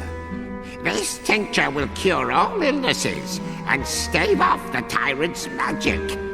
And he offered to sell it to them for a reasonable price, as a neighborly gesture. The Moonwood's inhabitants were overjoyed and relieved to have such a good friend looking out for them. Well, the Moonwood is a mess, all right. But where's General Rat? There's still no sign of him. At least it's nice here. Finally a place on the moon that's not crazy. Hey, Katuro, even if you clobber that rat and get the Moonstone shard, you better not give it to the witch. I mean it. Seriously, that witch? She's just using you so she can get her grubby hands on the Moonstone. Or worse. Oh, yes, dearie. Give me the Moonstone. And your brains. Who knows what she'll do with that kind of power? You should leave the Moonstone with me. I can keep it safe. What? You wouldn't dare!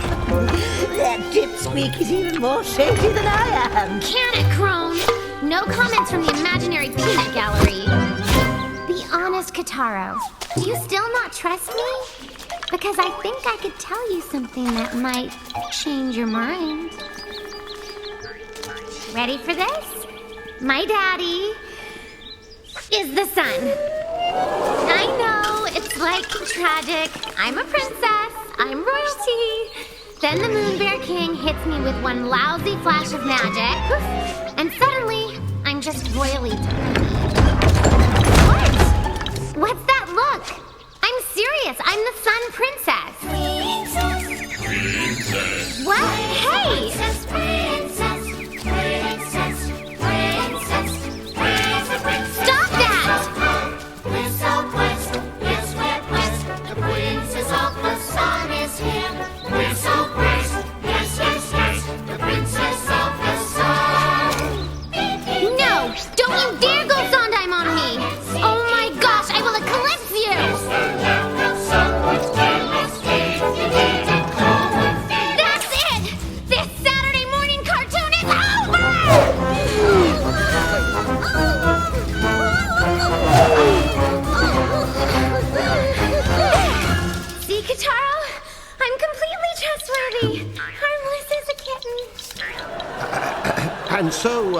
with the vows of, friendship renewed, Katuro and Picarina, princess of the sun, continued their quest to find the shattered moonstone.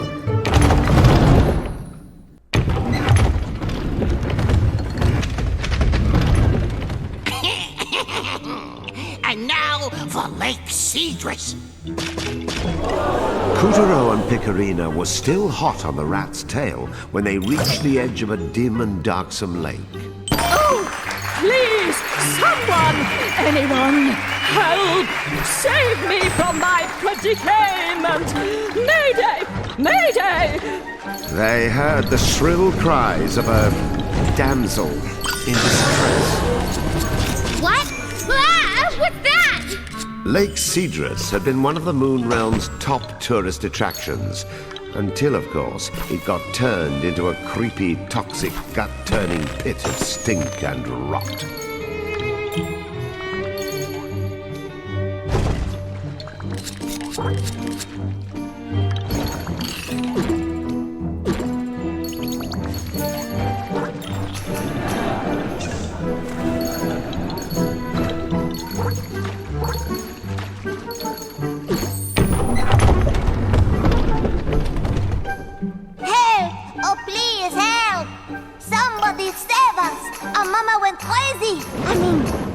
Did you know that frogs are low in calories and contain high-efficiency protein? Beauty in every bite. Oh, is she eating her own kids? For real?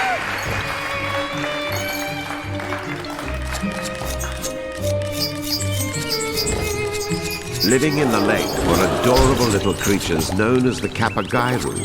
But the rat's toxin had triggered a most unpleasant metamorphosis, and the few Kapagairu who dodged that bullet now faced extinction at the hands of their psychopathic relative.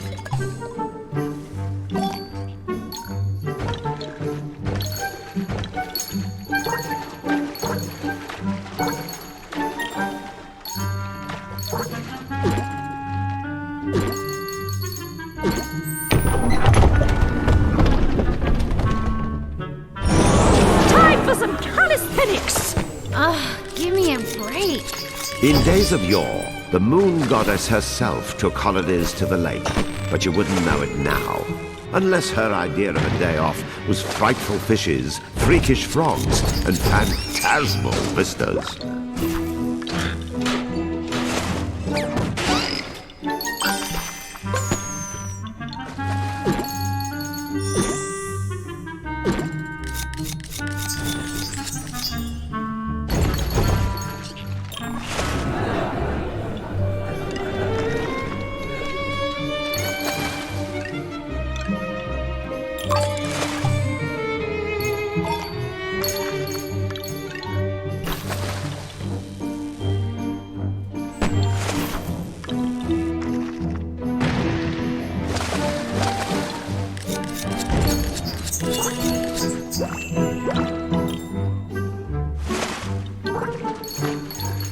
Once, this very taiko drum boomed and blammed as the Kapagairu fested their festivals.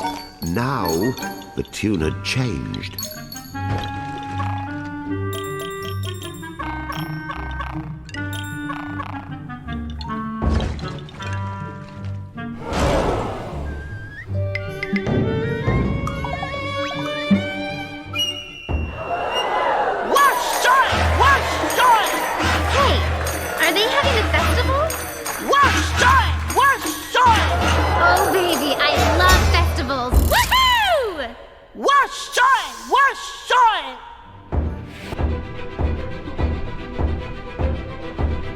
How many festivals do you know of that are held underwater? When it's a bountiful harvest you're praying for, nothing butters up your gods and ancestors better than lugging around heavy portable shrines.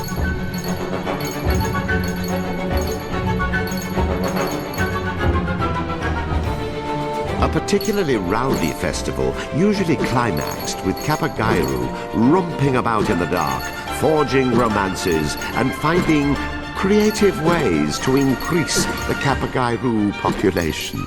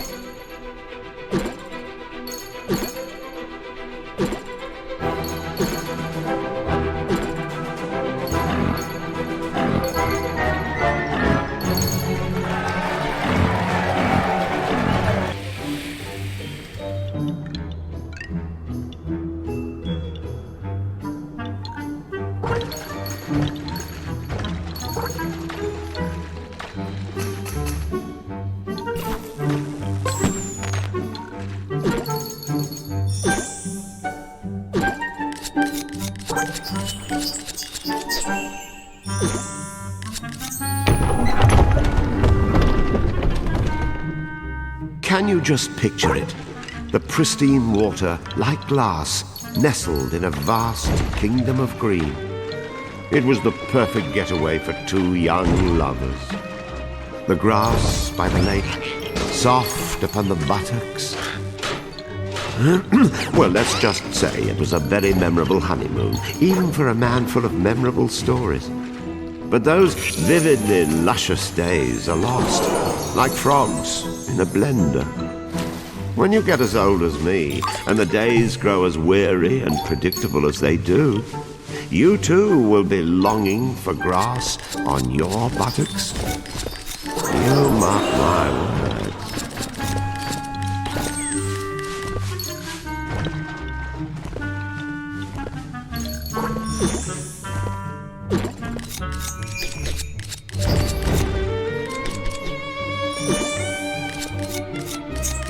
What is this? A statue? Looks like one of the Moai. Or is it supposed to be Buddha?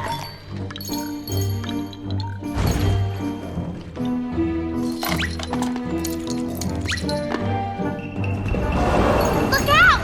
It's an army of arms! Many believe he was given all these arms so that he could come to the rescue of countless worlds. Well, could he start with our world? Just saying.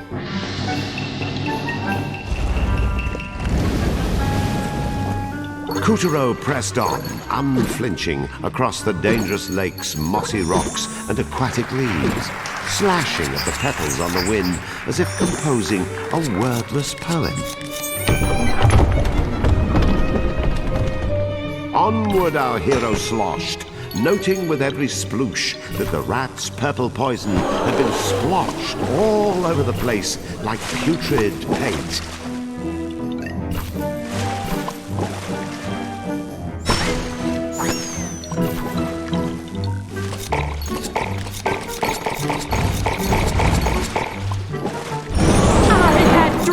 Once. I was beautiful once. Could you shut up once?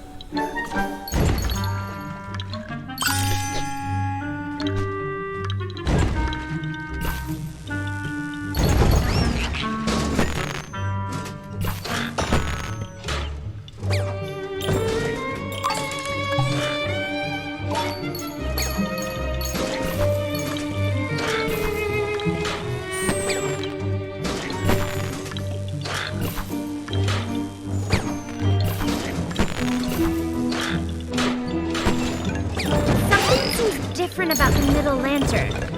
It almost looks like one of those paper ones.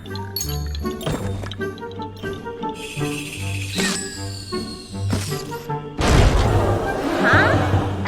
What are those? Lantern ghosts?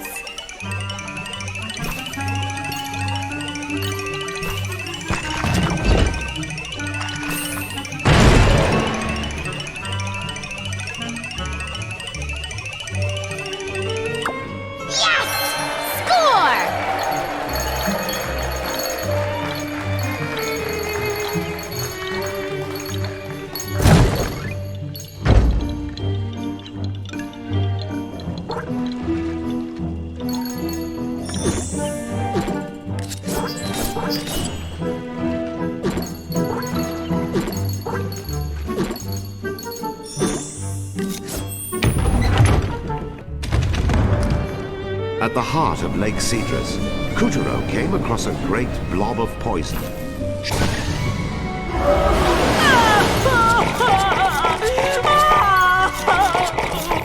Curse that rat! come! I am a tragedy in the midst of unfolding. I hate to pick on the old trout, but aim for that brainless head of hers. It's open! Toss a bomb in! Yes! There you go!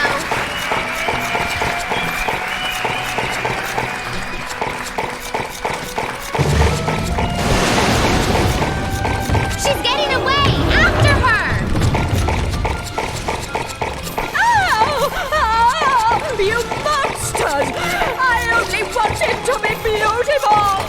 Says the dimwit who ate her children. Go on, Katuro. Blow her head off again.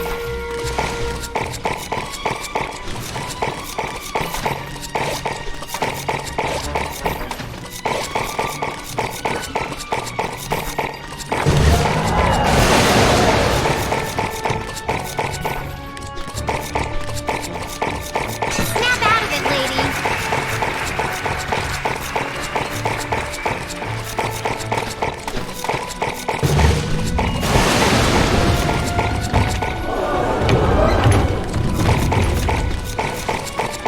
Day after day after day, saddled by croaking sprawls. It wasn't always like this. I was dialed. Can you blame me for taking the rat's medicine? Can you? Yes, we can. All right, once more, Katuro.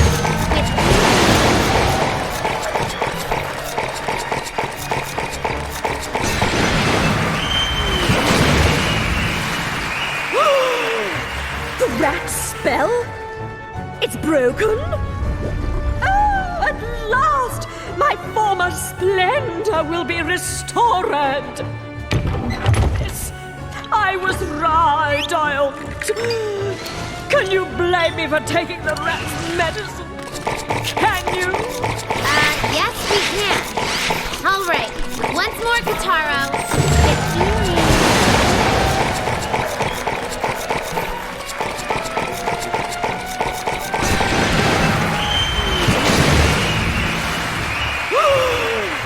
The rat spell?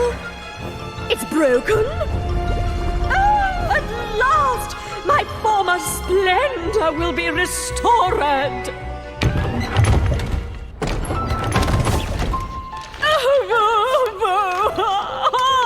Why, gods, why? What a fool I was to have listened to that insidious rat! Well, let that be a lesson.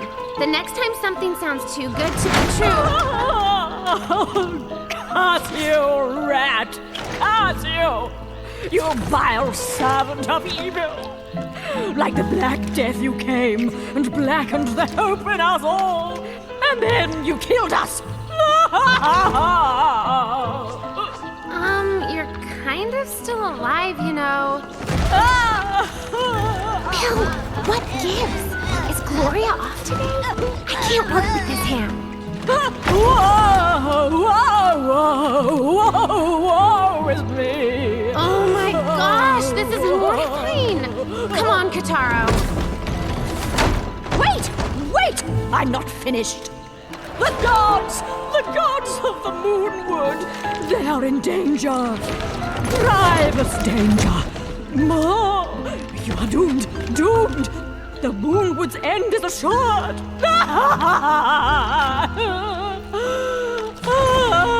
It's grievous, you ignoramus. Oh, that's it. Stop everything. Jeez, lady. Who flushed your muse down the toilet? Curtain! Bill, get her out of here. I'll summarize for the audience. Okay. So, basically, me and Katuro are The Cedars! You must find Mother and Father Cedar at the center of the forest before... Shut up! Me and Katuro have to save the Moonwood's guardian deity. Whose roots stretch beneath the whole forest. Yes. Oh, line. If Rat convinces them to drink this nefarious elixir... Wait, okay. We're done. Next scene. Yes, Katuro, they love you. Now what? We are doomed! The forest shall rot, the birds shall chirp their own obituaries. The cataclysm is upon us.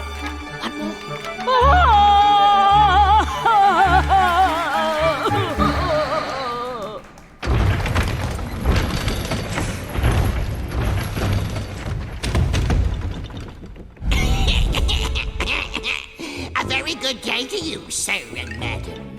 What an honor it is to meet the one and only Mother and Father Cedar. Aren't you polite? And well spoken, too. Make yourself at home. You're the talk of the forest, don't you know? They're all raving about that Lixo. What's it? You.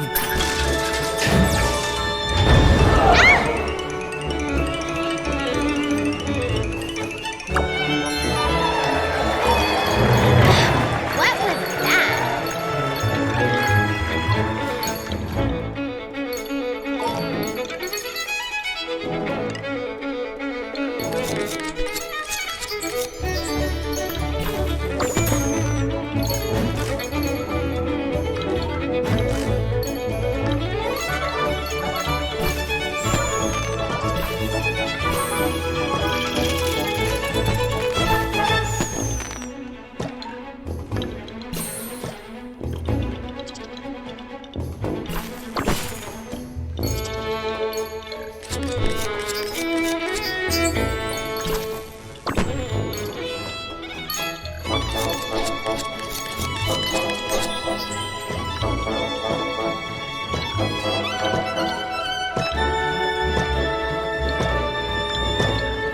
But you are both still so juvenacious. Surely you are having no need for such physics or interventions.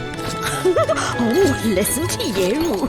When you've got as much mileage as us, you start to develop certain, well, issues.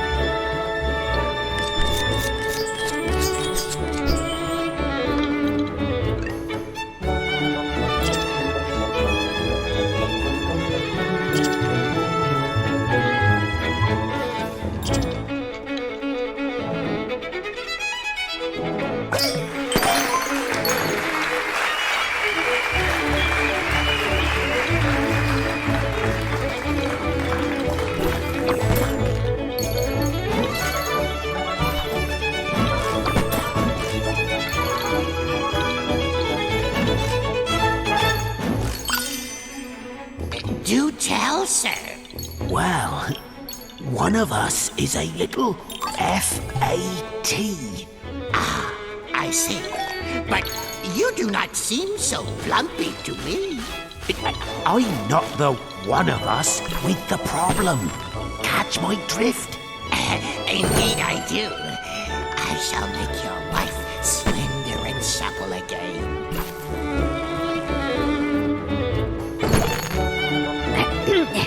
Well, while you're catching his drift, Yes, madam? do you smell that? Yes, madam. What is that fragrance?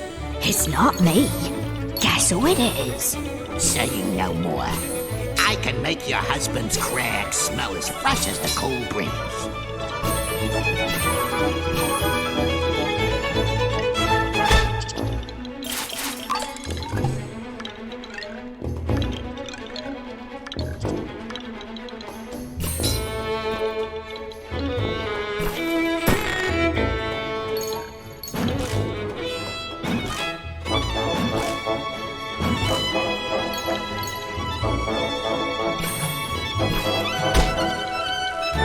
All you're needing is this Blum Miraculixir.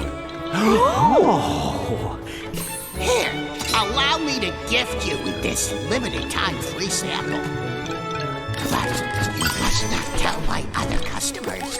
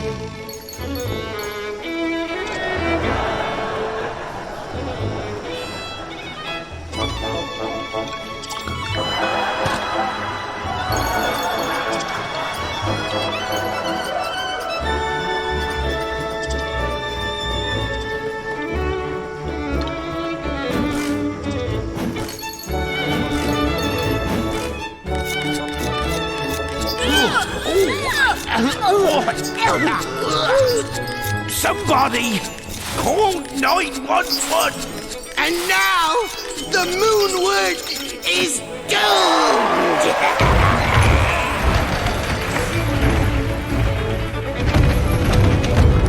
Oh! Cease! Desist! Will no one get this grisly goop off me? His treachery laid bare. Rat sprayed Mother and Father Cedar with a revolting violet gloom. Silly shrubberies! Your forest is belonging to the Moon Bear King now! A few well-placed bombs should blow all that goop off. Ready to check out?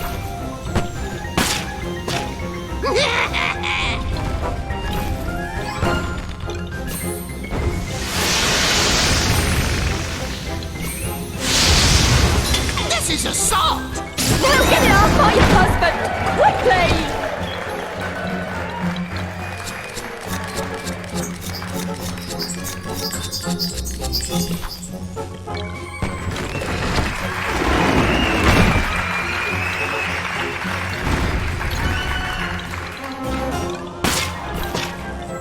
Ready to check out?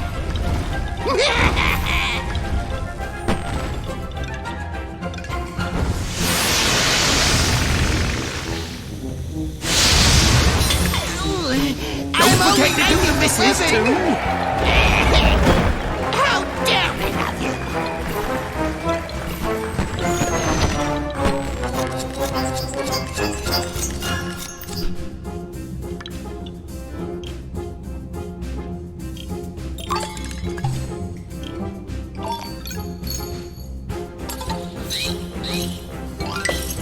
Look! Cherry blossom! On a cedar? That makes absolutely no sense.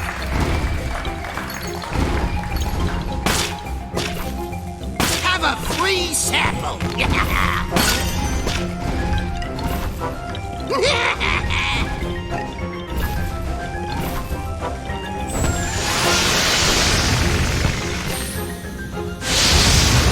This is assault! Don't forget to do the misses too! How daring of you!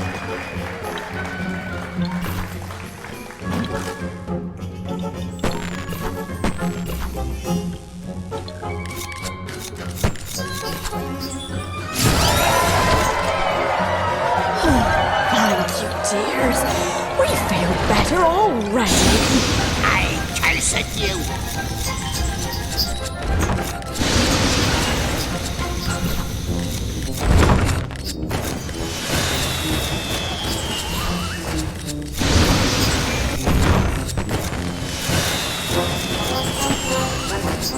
Now, Katuro! Take Calibris and cut his jetpack open!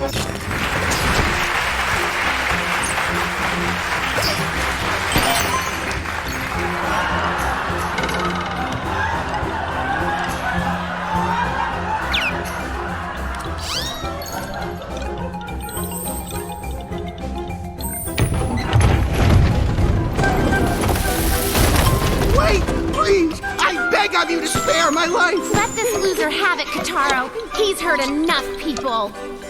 I had no choice! That unscrupulous Moon Bear King made the threats to me. He said he would bite off my head if I did not corrupt the Moonwood. I am meek and powerless and had no choice but to obey. Oh, how sweet. The poor little rat. We never even considered he might be a victim too. Rotten Moon Bear King. No respect for middle management. But That's just our opinion. You don't have to punish the creature on our behalf. Oh, what kindness! What mercy! Oh, I am touching deeply, truly. If you let me squeak by, I will give you whatever you ask. You need only name it. Well, how about that, the liximacornet that's supposed to help with the Mrs.'s FAD problem? Yes, the elixir.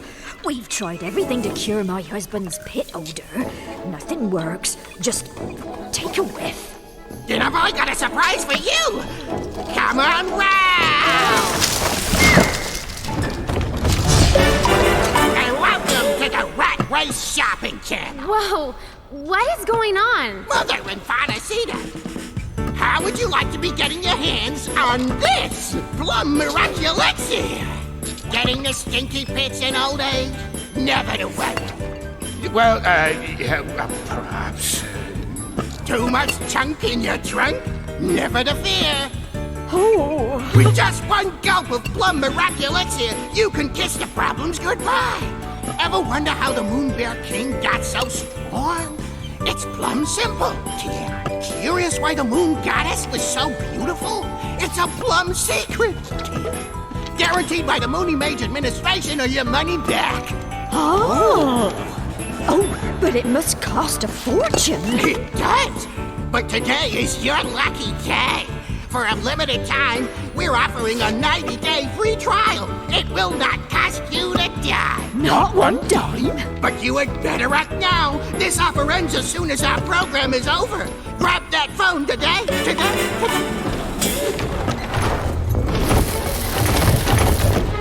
Would you cut it out?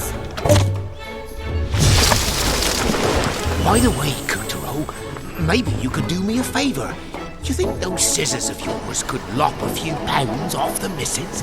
I said enough! Rat's callous lies had brought the Moonwood to the brink of ruin, and while his defeat added another moonstone shard to Kuturo's pile, a new adversary had already slithered within striking distance. And so the story continues. General Snake's body coursed with venom, and the Moonstone's power had rendered a mere whiff of it the deadliest substance in the solar system. But the Moon Bear King found such reckless power repugnant. The unlucky snake was locked beneath the Black Castle and forced to produce a toxic brood. How the serpent cursed his fate as he waited patiently for his chance to be free. Unfortunately for Katuro, that horrible moment had arrived. Go, Snake! Obliterate the whole Moonwood if you must!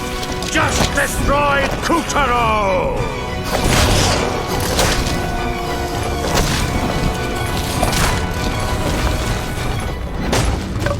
Slithering scourges the Moonwood! Help us! Katuro, you have to stop that snake! Wait! Hold the horses! I am a bystanding innocent! Katuro! Come back! Look out! This way! No! Snake! For crying out loud! I am on your side! It's me! Rat!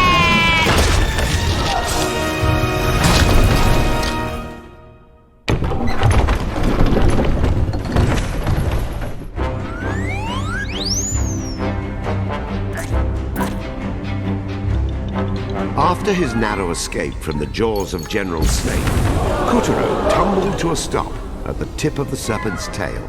Come on, Katuro. Let's go rap on this reptile's head.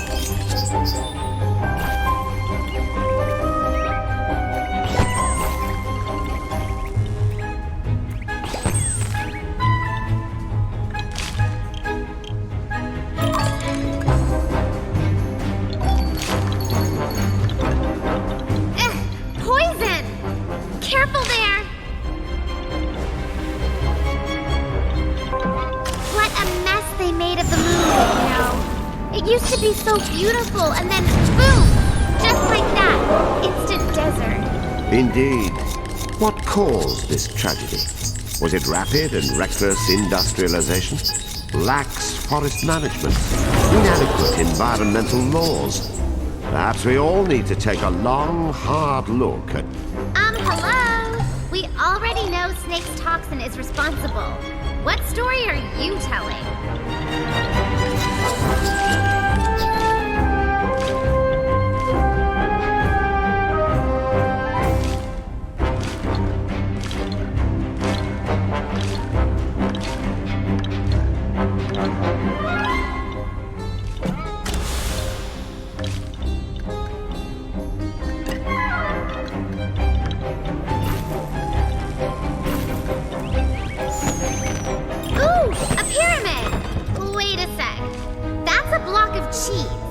Well, of course.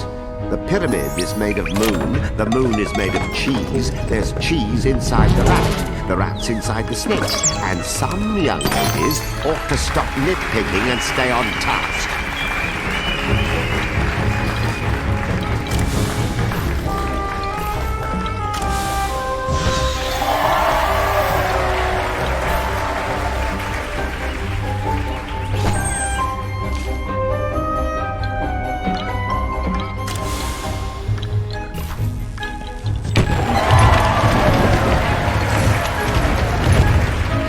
Katuro dashed along the length of Snake's undulating body, skipping over spines, blowing off a scale or three, ploughing past poison, cutting through clouds, and wasting a few waves of sand.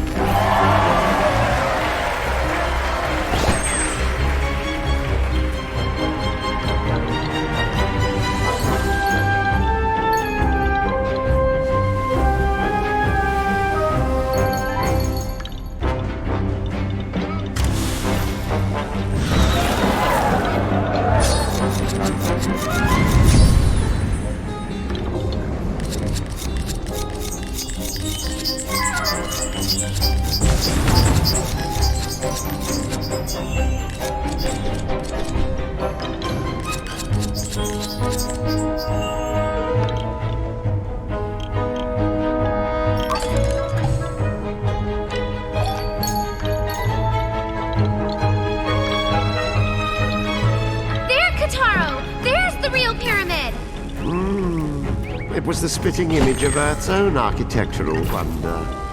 What secrets lay within? The tomb of an ancient moon pharaoh? Perhaps a malicious mummy just waiting to wake from its slumber.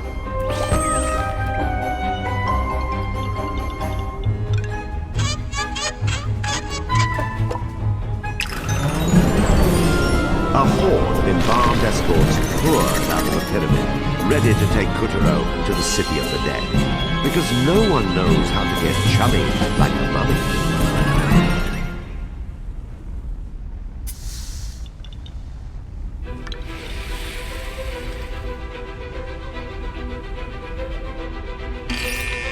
The thing to remember about mummies is that they're people who want to live forever. They seek longevity in the world to come. What, eh? You want to make your own? Oh, you. Very well.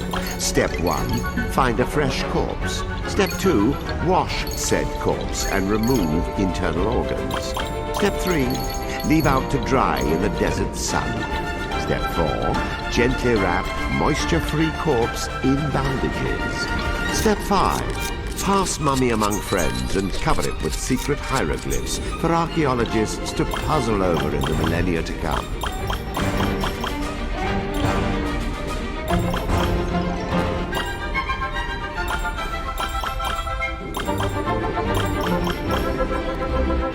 Yikes! This one's still fresh. Oh, it's a yummy mummy.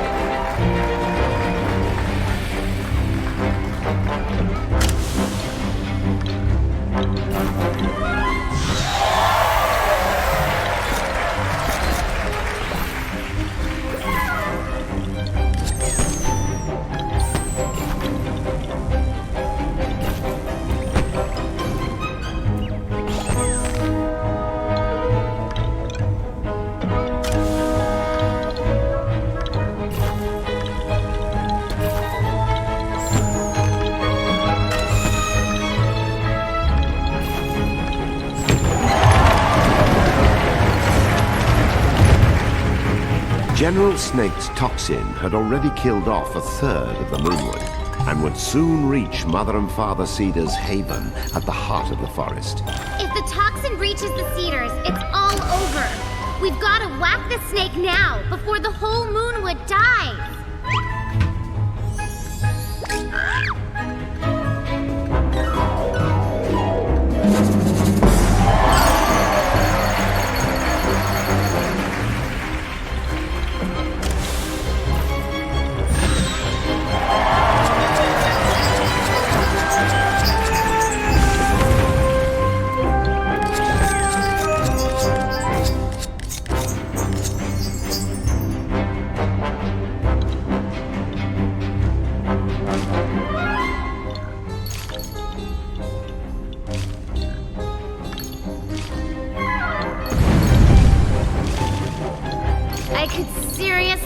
With some new scenery.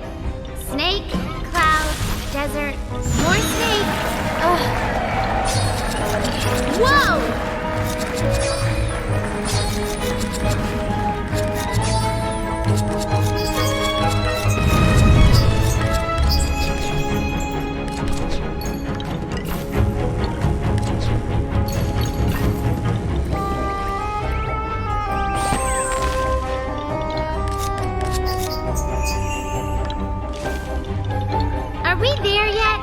Are we even at his shoulders? Does he have shoulders? Anybody?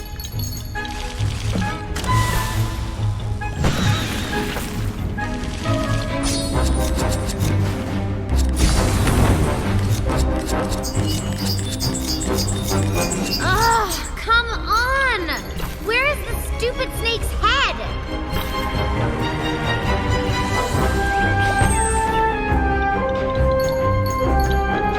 a sudden, the stupid snake's head came into sight. Ah! We're done for!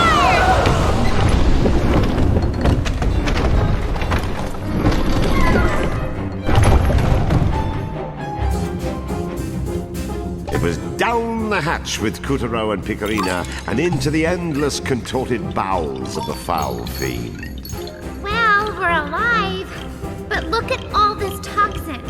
One wrong step and Help! I cannot swim! Please! I know my jigging is up. I repent! Please save me! You had this coming. Look at what you did to those poor folks in the Moonwood. I know. I'm full of the remorsals. Just tell me what you want. I will do anything. Good. Katuro, jump on his back. The rodents are ticket out of here. Ow! Oh, get off! You're too heavy!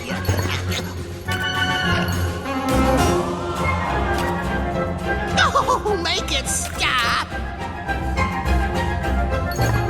Whatever snake had lunched upon earlier, it came floating along now in the form of broken bones and brains. Even these would soon be digested and absorbed.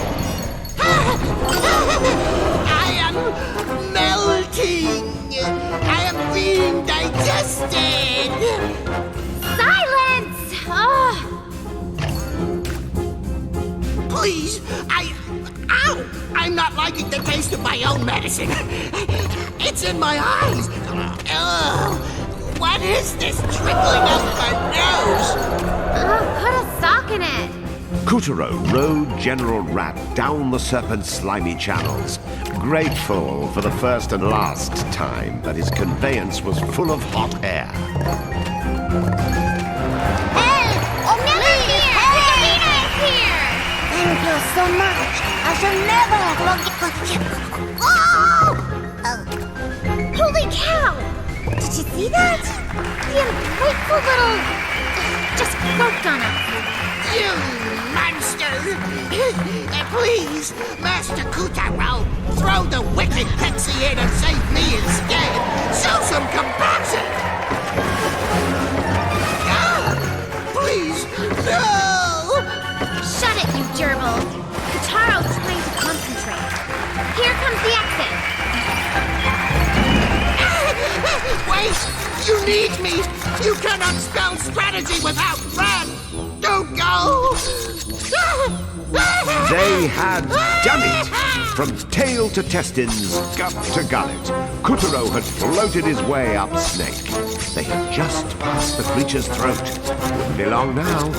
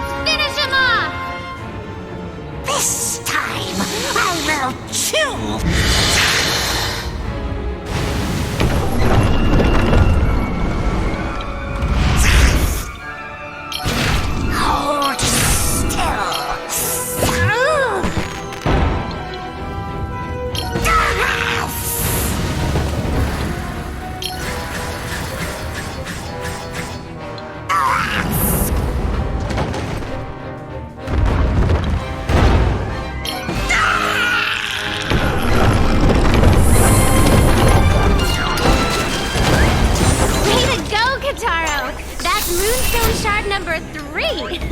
Now it turns out the Moon Witch had been watching Kuturo's adventures through a magic mirror within the White Castle. Atta boy! I picked a winner, all right. You see that, Yin Yang? We're one piece closer. But the Moon Bear King had a mirror of his own and was, shall we say, enjoying the show considerably less. First tiger, then rat, now snake! How many generals does it take to lick this brat? Curses. First I am made snackery of, then I am made doormat. This Roland is most unpleased. My liege, Moon Bear King. Rat, where have you been? You betrayed me! Betrayed you? Perish the thoughts! I merely had to trick Katuro to gain the upper paw, and once I had him in my sights, pow! Right on the kisser! Really? That is very bold of you. Come closer and tell me more. Yes, sire! I think you will be most impressed! Wait, sire! Cannot we put this all behind us?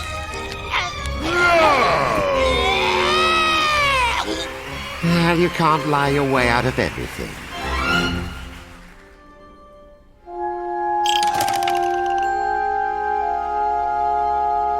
Katuro emerged victorious from the belly of Snake, whose attempts to blight the Moonwood had ended in a nasty case of indigestion. Our hero was ready for more Moonstone shards, and Act 3 seems as good a place to find them as any. And so the story continues. With the snake's third piece of the Moonstone in hand, Katuro schlepped himself onward to the shores of a vast ocean, the Moonshine Sea.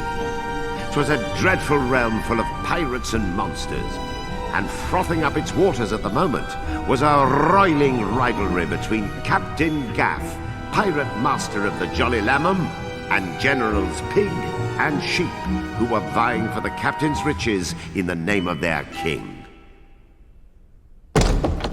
Yo-ho! Another fine haul, me old salt. Aye, the Moonshine Sea be ours now. We'll not be cowed by pirate nor monster. It's all thanks to the Moon Bear King's sparkly prize, you. Check it out, Katuro.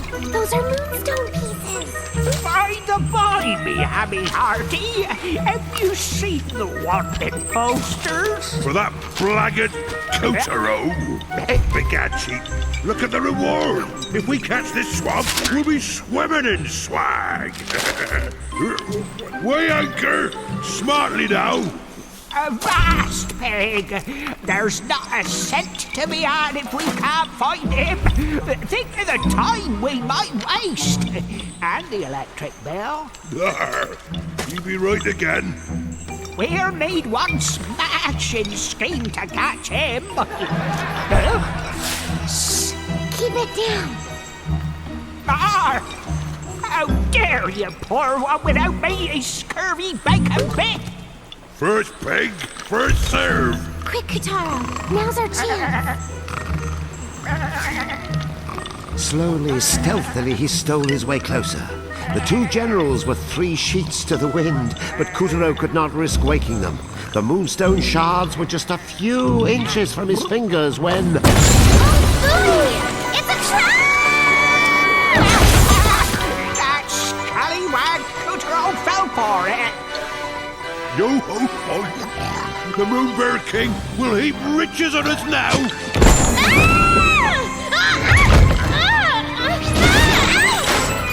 Ew!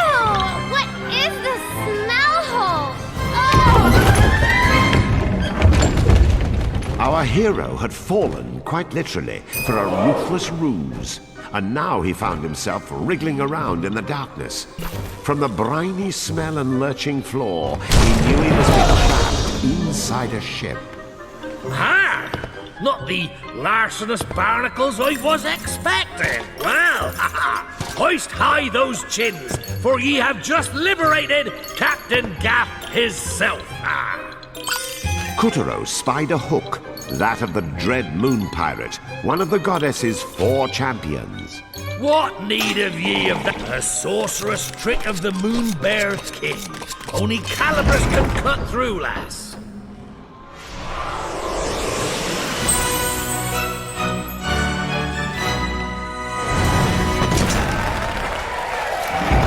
Scissor me timbers! The real Calibras!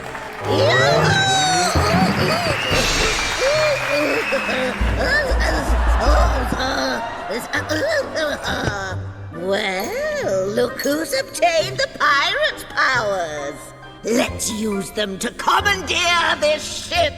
Lunar Dribble Swig! There. See the golden hook on the left of the helm? Use your hook claw to grab it! Buzz off, butterfly!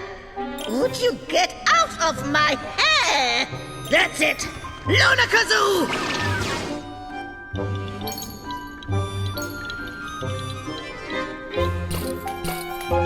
Once you've snagged your target, keep ya too hard! Too hard!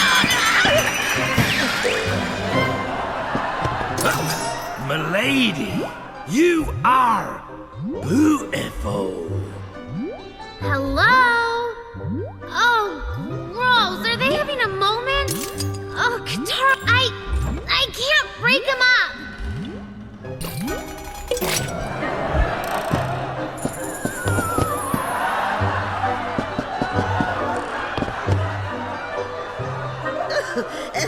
Well, as you can see, you can move anything that's got a hook. Try snagging this wretch. A good yank will dizzy your foes long enough to finish the job.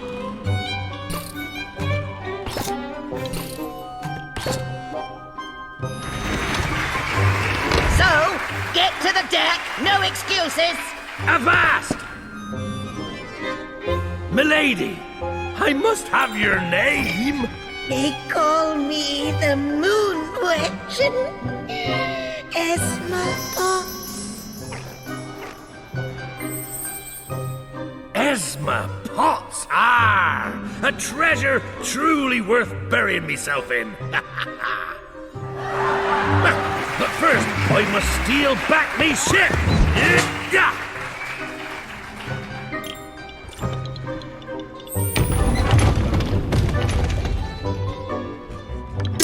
Look at all these coins! Is this the treasure vault?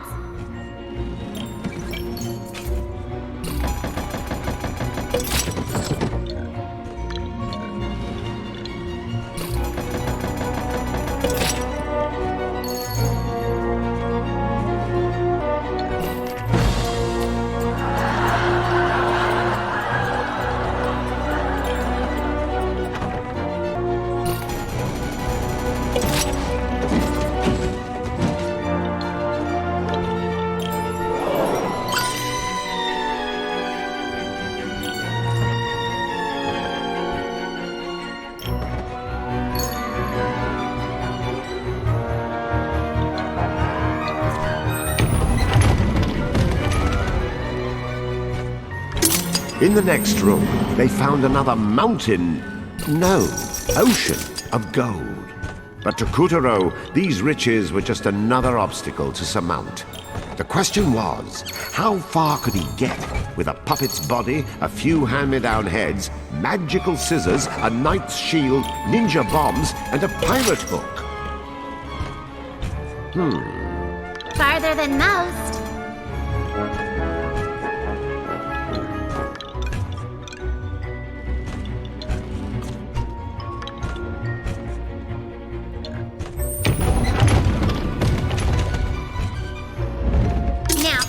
There is a cannon. This must be where they keep the weapons. You lit the fuse! Jeez! We must be right under the main deck.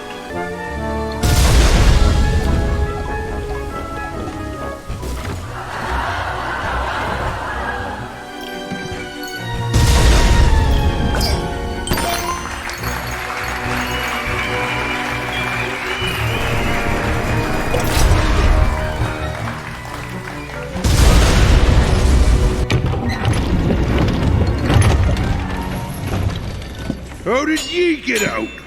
We locked you in with a treasure. Aye, but a goddess intervened. Return me ship, or swim with the fishes. Never! Find his keeper! Oh, swine! After them, Katuro! We have to get to the Moonstone Shards first!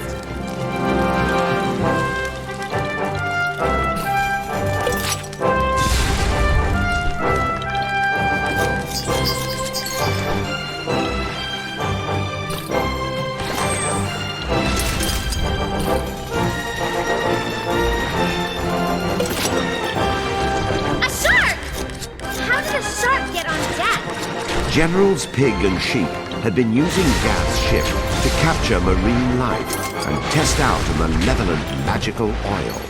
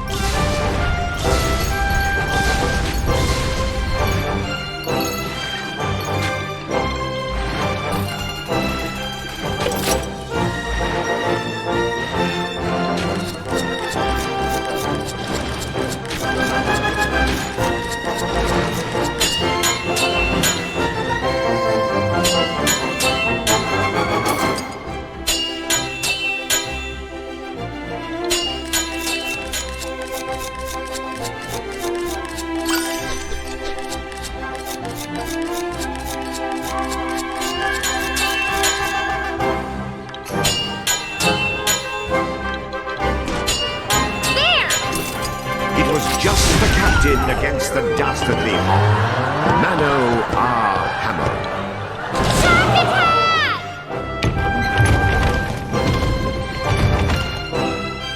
Randomly, a rogue shark ruptured the deck, causing poor Katuro to tumble back down to the lower levels.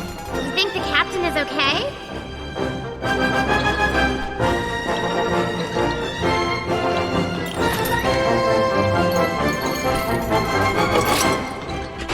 Below deck, more sea creatures were being held captive and subjected to unspeakable experimentation.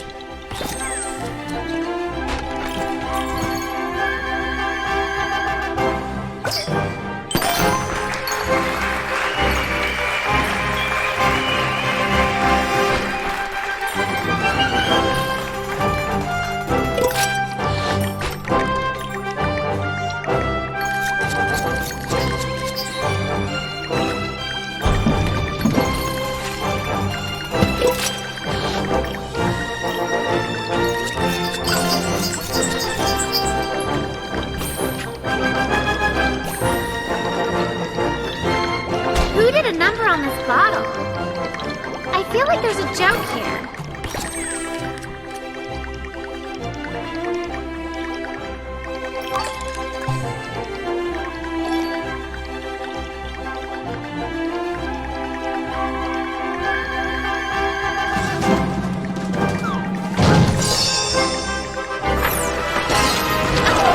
Oh, I got one.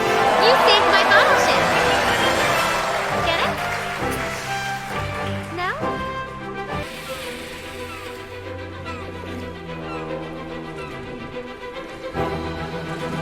Naval warfare, the kind fought on the open seas, not your belly button, started out primitive. You know, ramming, possible boarding, pummeling with arrows and fire, that sort of thing.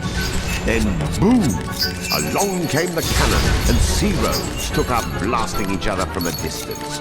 Whole rows of cannons, called batteries, were placed along the length of ships, as captains cooked up crafty ways to broadside their opponents. Smartly now, mateys! Man the 6-pounders! Fire! Fire! Sink those scurvy sea biscuits! Ha ha! Ha ha ha!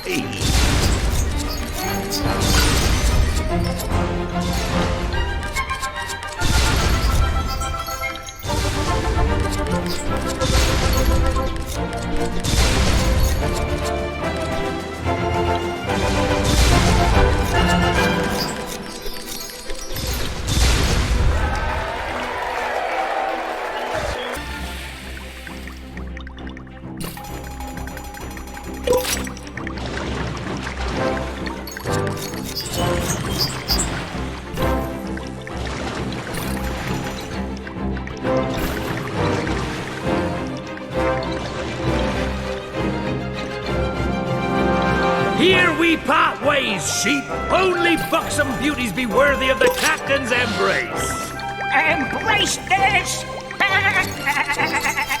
You need a hand, my hearty. We better get back up there.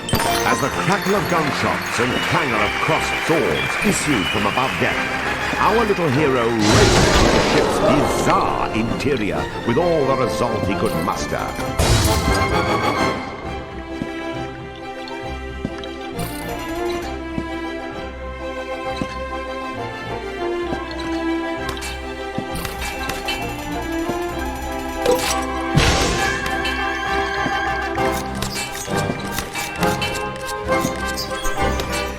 Keep firing, you powder-wetting milkmaid! The last click... Ah! Fritter that away, limp loins!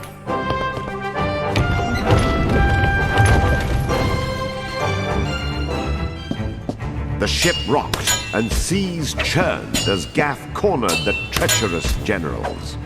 Enough foreplay!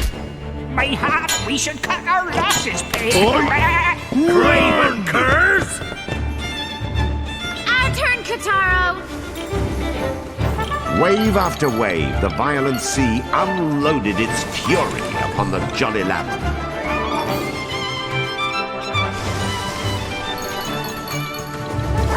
Shoots up!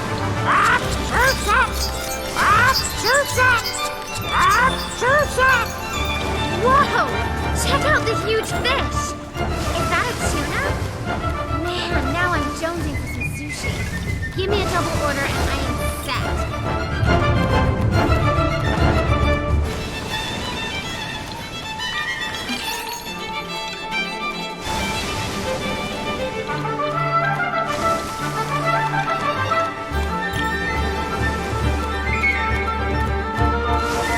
Two this time! What a haul!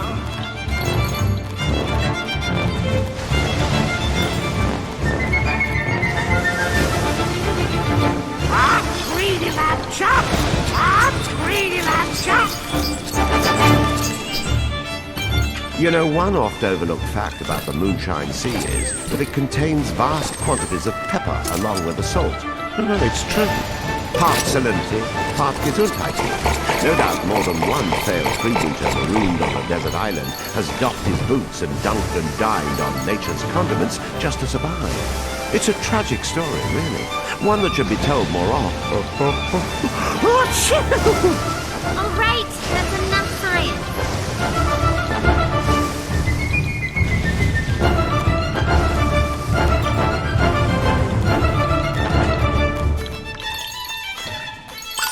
Hey, it's a fishing rod. I wonder what we can catch. Something big, I hope.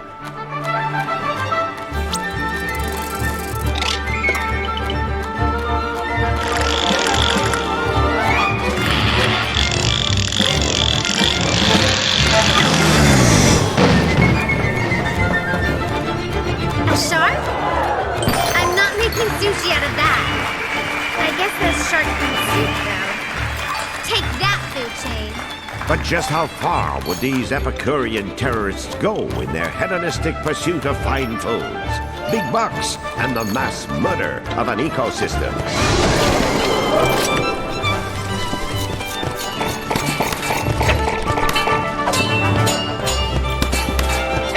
Hey, no fair! Double teaming! Yeah! Let's send this fluff attack! Blimey! Here, lad. Ye earned it. Come on, Mighty! Let's go! They went up the mast!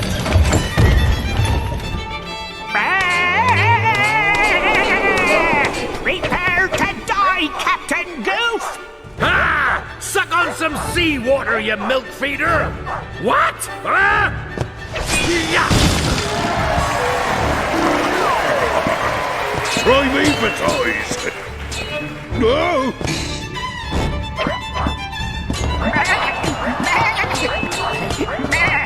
Avast! Desist, ye dogs! You knock me off! That's it! Eat more! Did it work? A noble try, Swab, but you've left me yearning for more! Get off me, me putrid monster!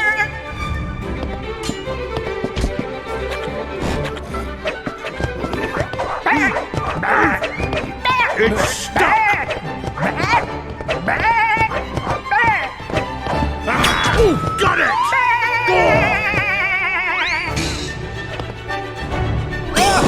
Shark! Stay away! There'll be no profit in chasing us! Ah, but I mean to sink your booty! Begad, there seemed to be no heights to which this mad melee would not climb. This is so getting out of hand.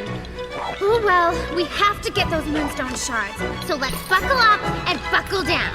Eesh, who left this sword stuck in the mast? Somebody could get hurt.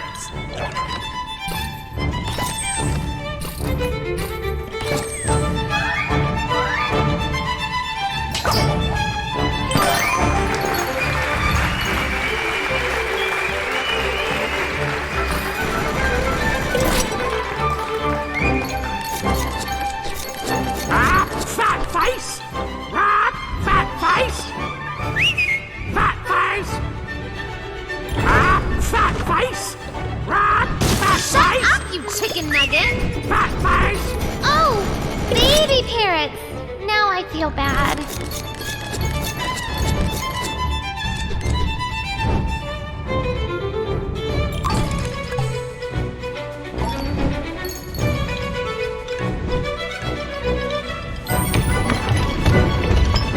Katuro clambered up a creaky, clamorous mast as the wind batter-fanged back.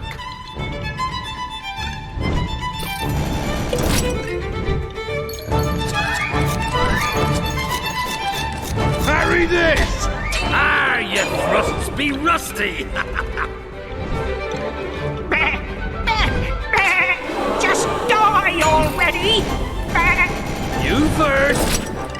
Have on this, you foul beef eater! I prefer fish! Have a kitten!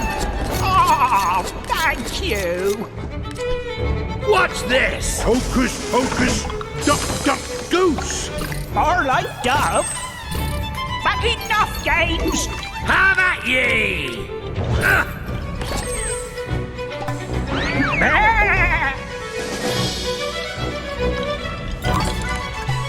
There must be something. Anything! Are you trying to fleece me?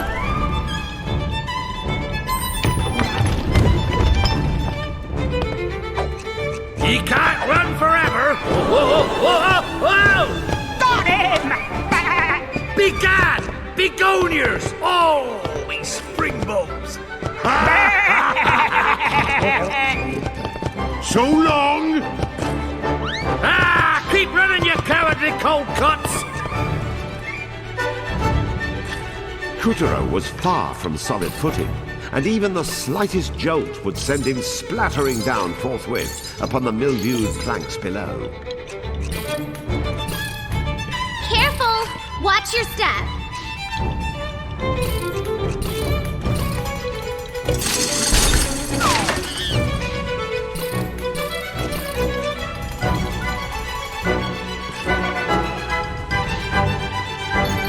I know! Try to tilt things in your favor, then jump.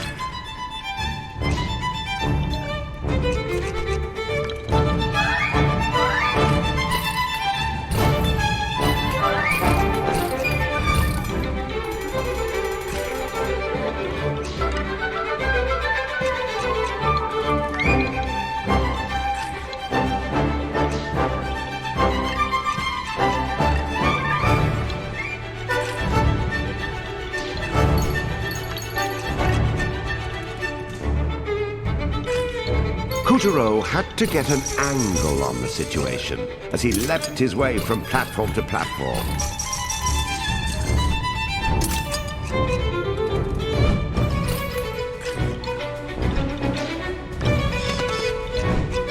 Whoa! Oh, that gave me a heart attack.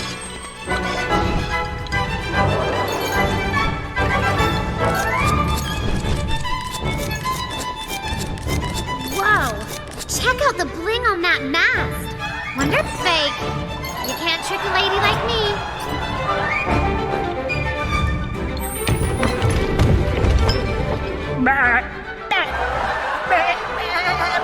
Pig, unkeg me! You're not having a barrel of laughs? Puns aside, Captain Gaff had had a field day with sheep. Enough swords had been run through the keg to make a pincushion blush. How the heck is he not shish kebab by now? One more skewer and it's gotta be game over.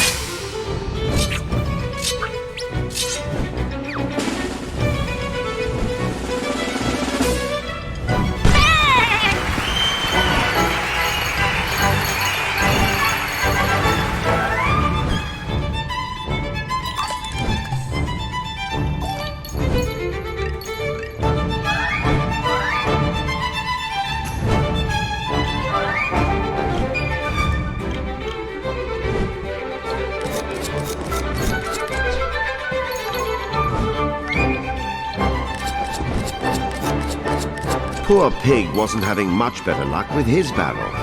Ha ha, lame. This be a powder keg. So long, suckers. What? Where am I? Where be? What?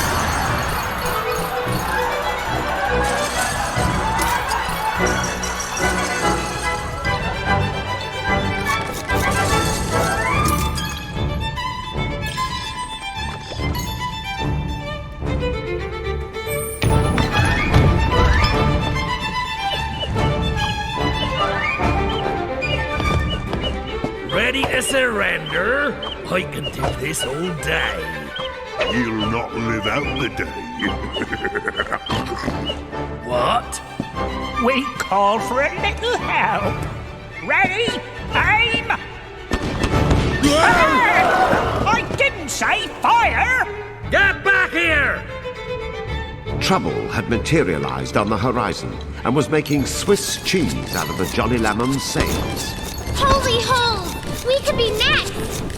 At this rate, the sails would soon be more air than canvas. Hard to starboard! Rack the oars! Aye, steady as she goes! Wait a moment. Do you even know what starboard means? What? I just wanted to say it. The cannon sails were certainly taking the wind out of their balls. I mean, the winding balls were taking the sails out of their wind. Oh, whatever. Flying cinders meet flammable sail. Katuro was caught in a combustible death sandwich. Come on! Hurry! As the sails burned down, they sent hot air spiraling up, which added even more oomph to the fire. Katuro, you have to keep moving! Really, it was a sort of a race, except instead of a checkered flag, Katuro was getting waved along by a toasty, char-spangled inferno. Whoa, look what the gong dragged in. Okay, I'll pit. Bye now.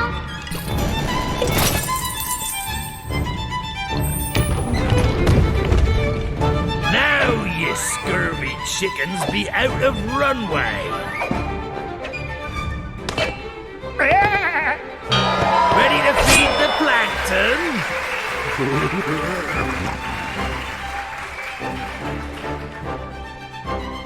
No! Pig! Ah! Pig! Stay with me!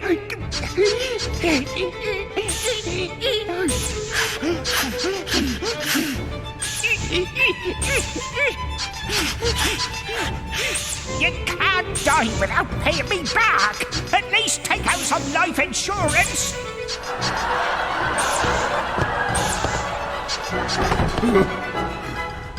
Boots off me treasure, ye dog!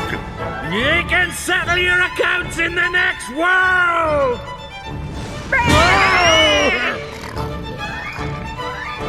Yo-ho! So, we've a weaver on our hands. Katuro, me lad, I'll let you have the honor. You mean the hassle? As he faced the Weaver pirate atop the Lambam's mast, Katuro could feel a wrathful animus pulsing through his new pirate hook. Its previous owner clearly had a score to settle.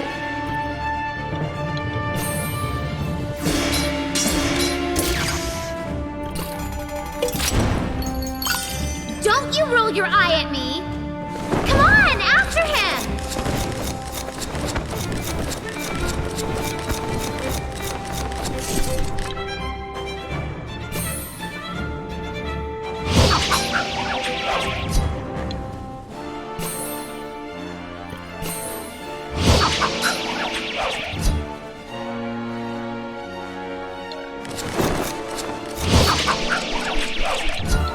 Jolly Lambam's Jolly Roger is a sign of independence, a declaration of skullduggery to the open seas. Only one there could have weavified the skull and crossbones and taken over the ship, and it wasn't Winnie the What's-His-Face. We'll show that tyrant. Today he's gonna fly a white flag.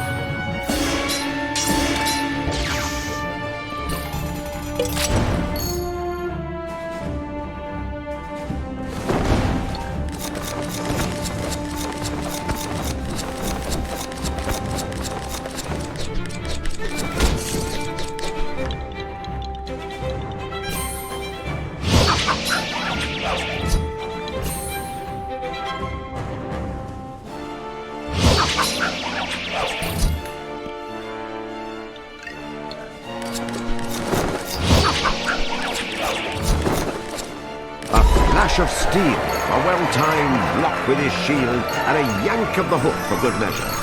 Bit by bit, Katuro was running the Weaver ragged. Someone, somewhere along the line, had replaced our scared little boy with a fine young hero.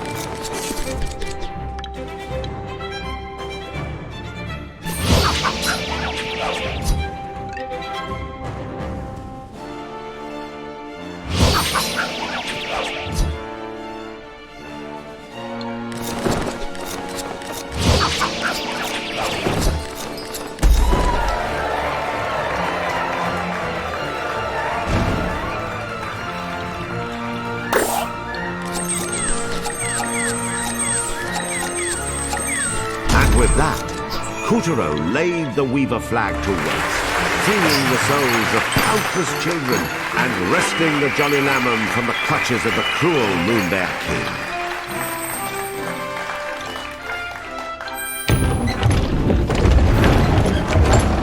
End of the line, you bill-sucking livestock! I'll see you to Davy Jones! But first, I'll have back me treasure, along with me ship.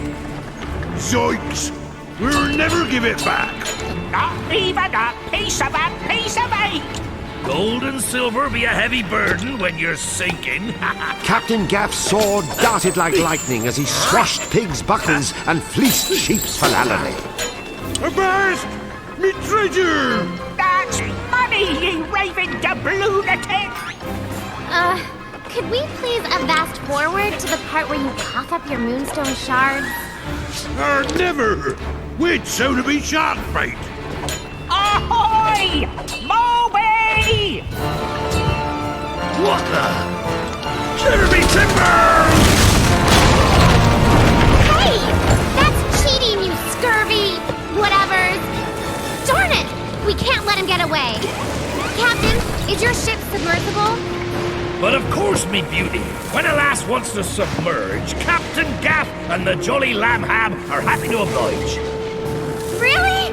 Wow, you're the best! Shouldn't take more than, say, 3 days. You're so not the best. We'll do this the hard way. Deep breath, kiddo. Oh, man overboard! Again? And And so, with the footprint of urgency firmly impressed upon his behind, Katuro was off to the foul abyss of Davy Jones's locker to bring pig, sheep, and their vessel the Moby to justice.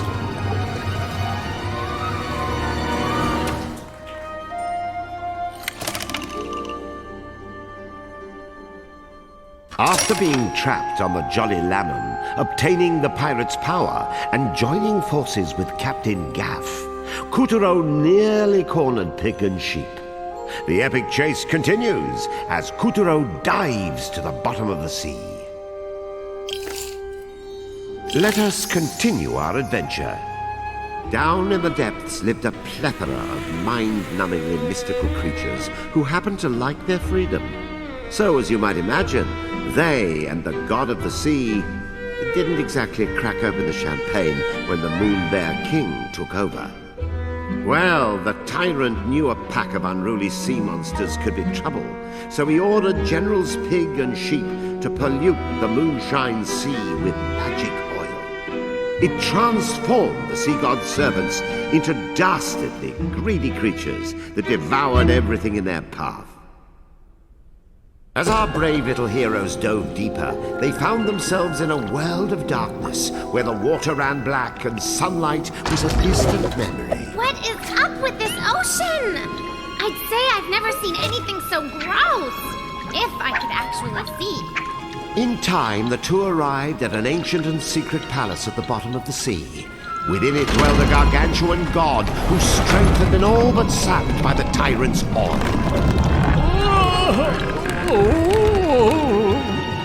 Where are we? Are you okay? Seriously, what is up? Water's up in the underwater palace. Supposed to be a sea god's son and free from greed and malice. Where the water's clean enough to see into the stratosphere. We're glad you're here. What the heck was that? So, this big guy is the god of the sea. I thought gods created natural disasters, not like war them. Trident! Trident? Oh, like a pointy spear. Pointy spears. Yes, a trident is called a trident. Triple wound and extra long, the sea goes bright and joy. And pointy ears are something else. A trident could banish evil, but it's gone. The Moon Bear King, yes, the Moon Bear King. The trident had been stolen, and his oil springs made the ocean black as tar. And the sea couldn't even stop it, 'cause his powers, they were gone.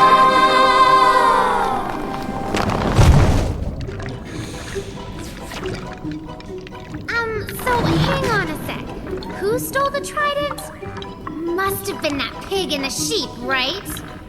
The Kraken! Oh, the legendary horror hound chills my scales. Sees the trident with the force of 1,800 tails. Kraken, Kraken, before you every other monster plays. A hero with scissors.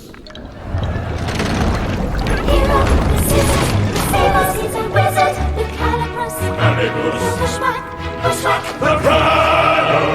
Kraken, get the trident back because the sea god needs your help, great hero, and your quick secret. Pretty please, we're on our knees, okay, we don't have legs. We're on the job after all you guys are wrong.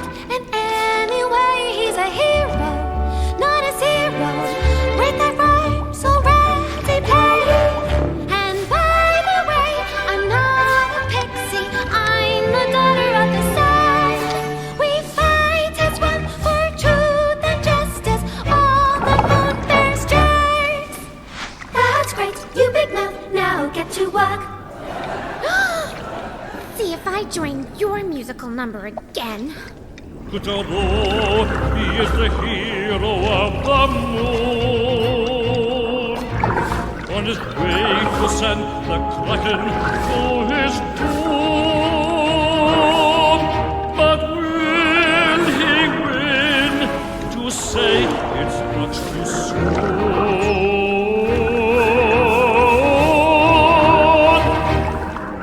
Katuro is the hero of this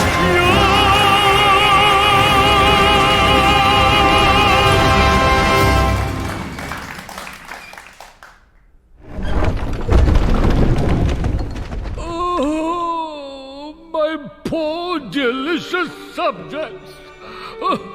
I fear there is no hope. He seems pretty depressed, huh? Hey, squid dudes! Are you gonna take us to where the Kraken is?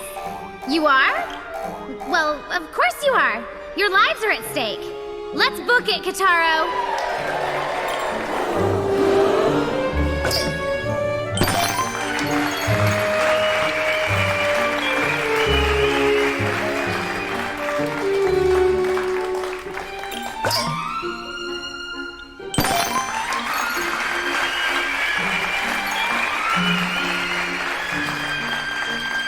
You must save my ocean! My scrumptious Ika and Uli!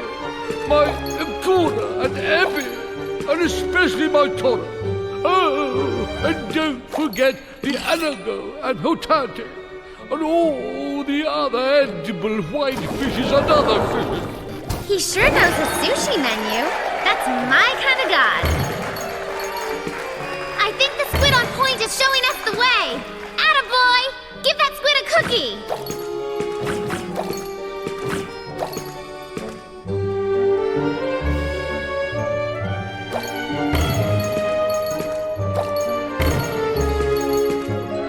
These shrimp snacks really rev up Squiddy's engine. Lucky, I would give anything for one mouth-watering meal. I can't get my mind off all that delicious sushi. Or maybe some calamari.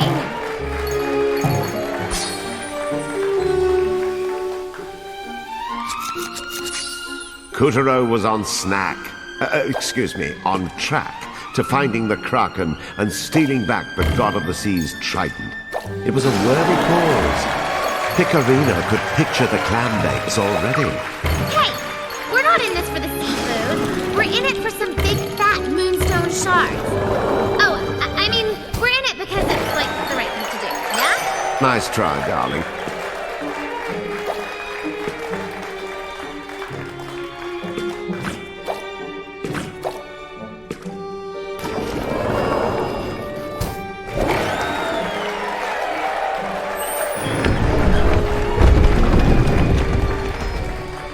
The god of the sea's squid carried Katuro even deeper into the Kraken's briny lair.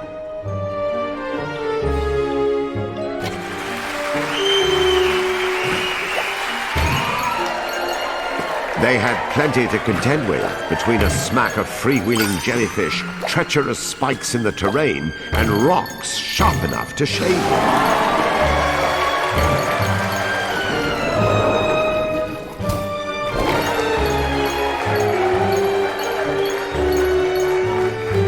As he went deeper into the trench, Katuro noticed the marine life was getting just a little bit more freaky.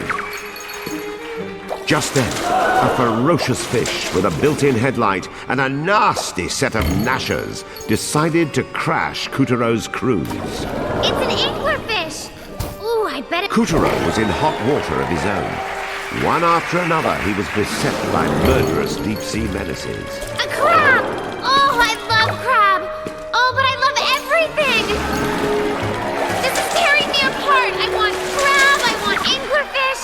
Why can't I have the whole menu? The menu was tearing Katuro apart too, but he fought on, hoping to reach the Kraken soon.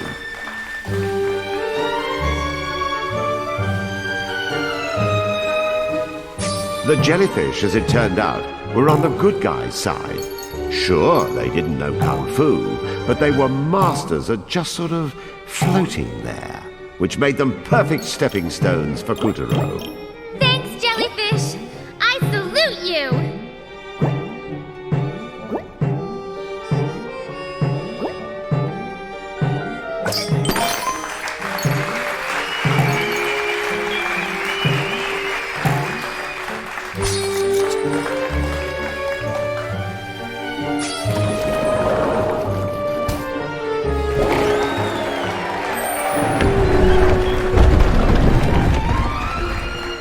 At long last, Katuro reached the ocean's darkest depths. With sunlight out of the picture and oily goop mucking up the water, the whole place looked like a sloppy excuse for nightfall. That looks like a shark.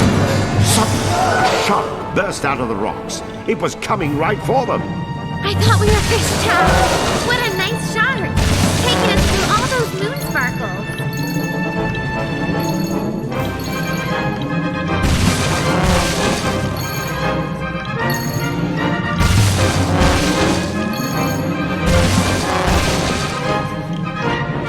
The battered remains of a sunken ship lay on the ocean floor. A squadron of squids squiggled solemnly nearby. Just then, a giant tentacled menace appeared. It was a squiddle intimidating. Squiddle?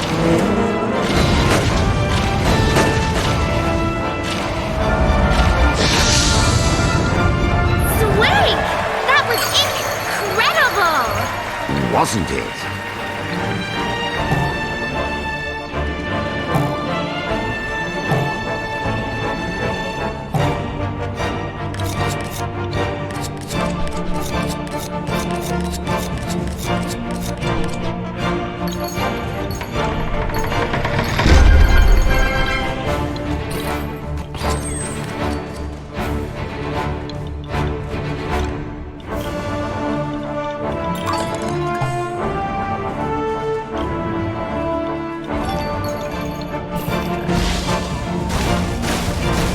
It's no cruise liner.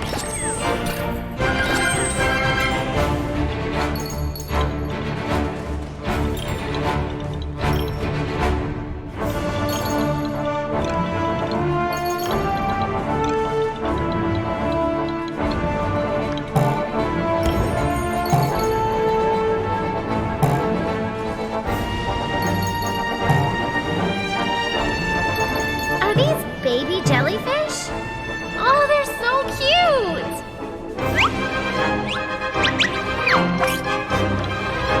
Ooh, gotta love that trippy, translucent thing they... Hey! Where are you going?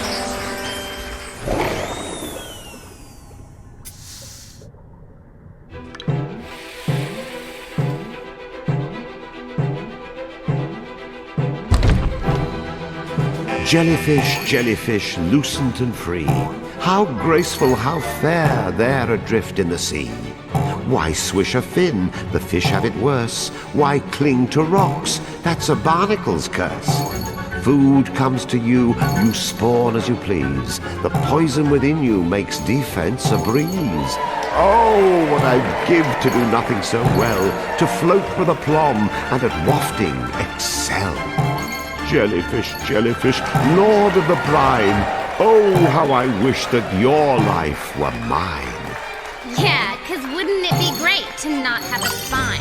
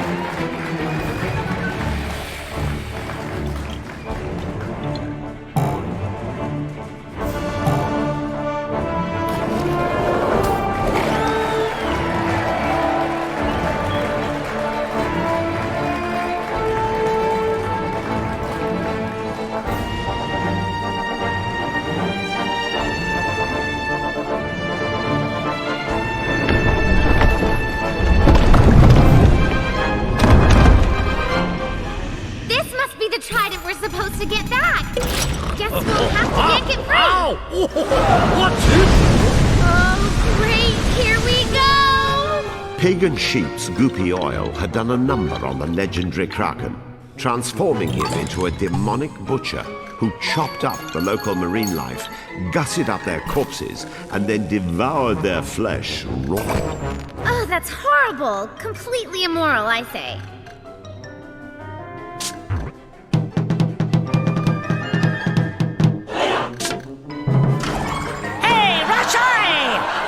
will they be, folks? Ooh, I'll have tuna. Extra fatty. Tuna, eh? Might I recommend octopus? No, you may not.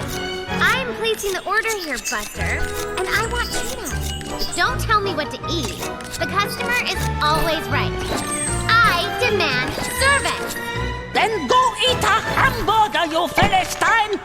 Ordering sushi is a choreographed ritual, and you clearly can't dance. Now, get out! Hey, Rata! You thief! Coming right up! Ooh, and another! Why, you? Let's go! Ha! We're going to land one! No! Ah! Look! Oh, ow!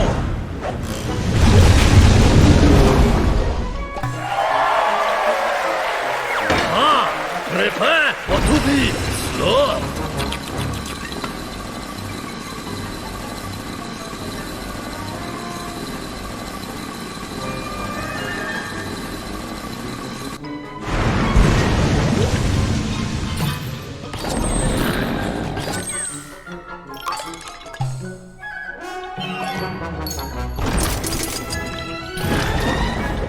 Hey!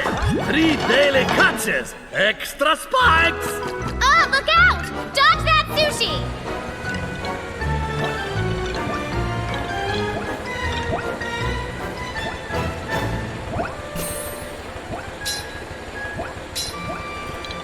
All right, you punk. If you want to play dirty, we're gonna start cutting more legs off.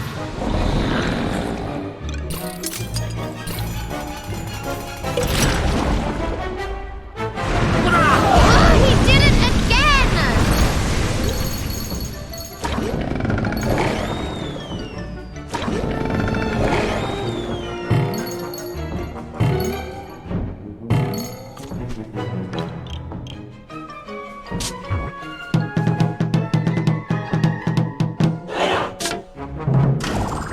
Egg, pickled radish, kappa rolls. Cool. These sushi are safe. Hey! Egg and a thicker roll on the way!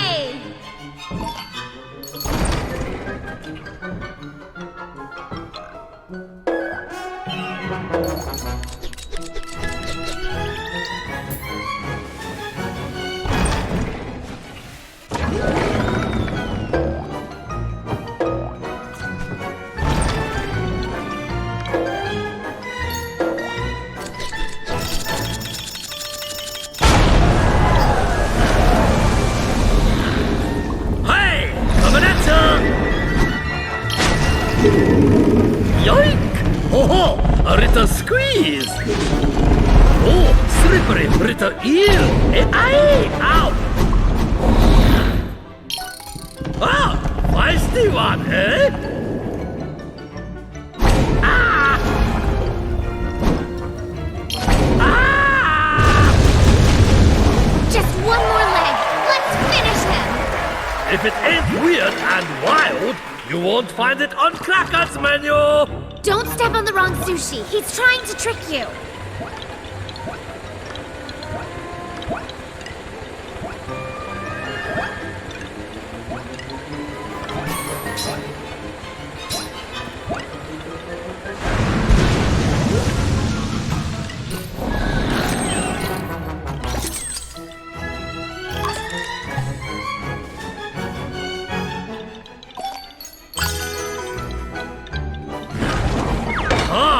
Prepare to be loved.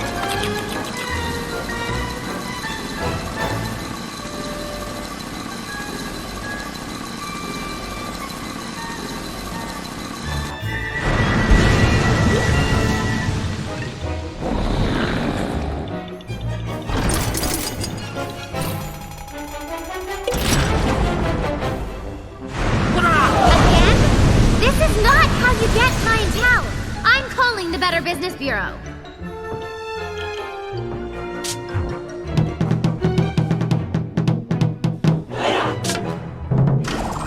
Ooh, warship rolls! Is that sea urchin? Delish!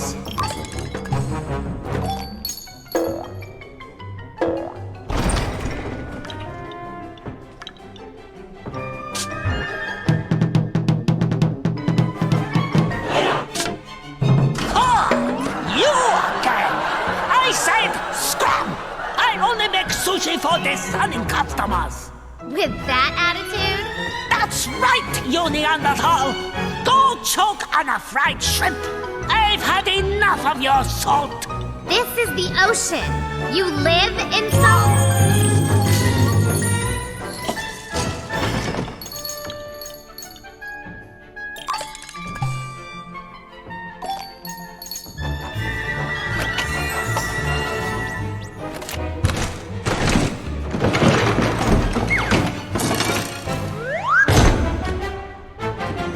Katuro, you're doing it wrong!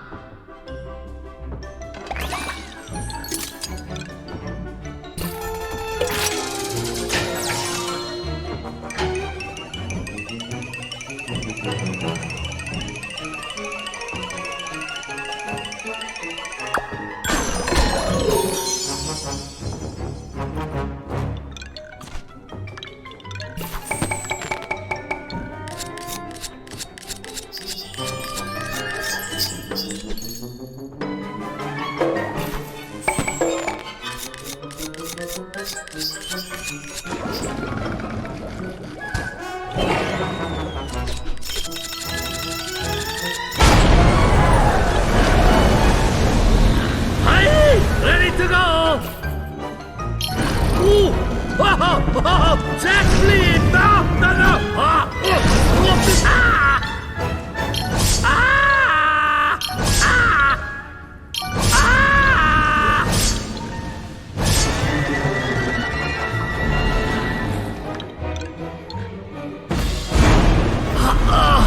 I guess you want to take out, huh?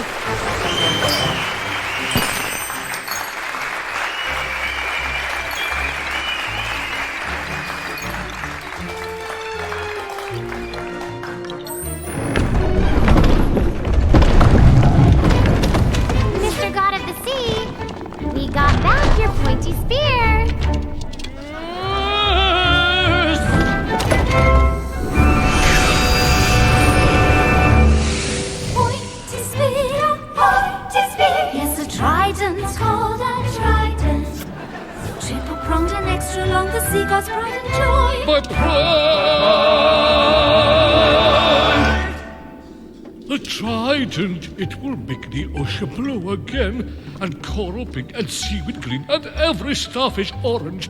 What rhymes with orange? Tried, it rhymes with orange. It rhymes with everything. It rhymes with everything. Every creature stands in awe before the sea goes on. And the hero of the silver king is fire.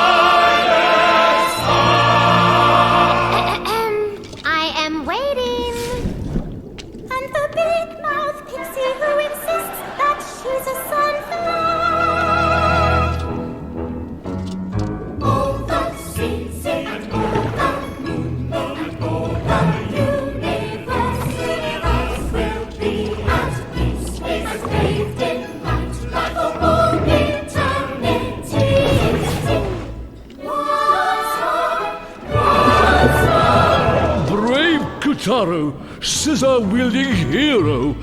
Thanks to you, the Moonshine Sea has regained its former splendor. You have my deepest gratitude. Thanks to you, the sea is back to... Shut up, Katuro! I would like to present you with a parting gift. I have filled Calibros with a new power. One I am certain will make your journey easier. The god of the sea placed some of the Trident's power in Calibros because he believed Katuro could hew out a better future. But would he part the stormy seas of destiny, or invite new storms of his own?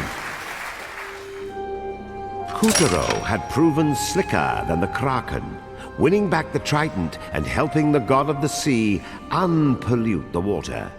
Next on his hit list were Pig and Sheep, who would hold up in Crabclaw Cove. Let us continue our adventure. Who needs catamarans or jet skis when you've got a ballistic squid?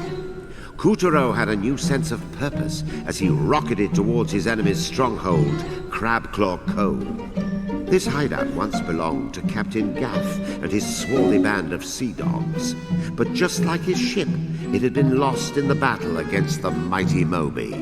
The island's namesake, a claw-shaped rock at its peak, had just poked into view as Katuro and Captain Gaff reunited for one last battle.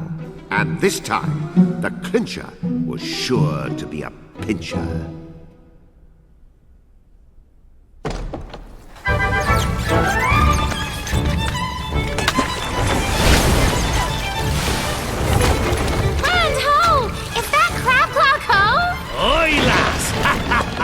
Me beloved hideaway, and how I'm Mister.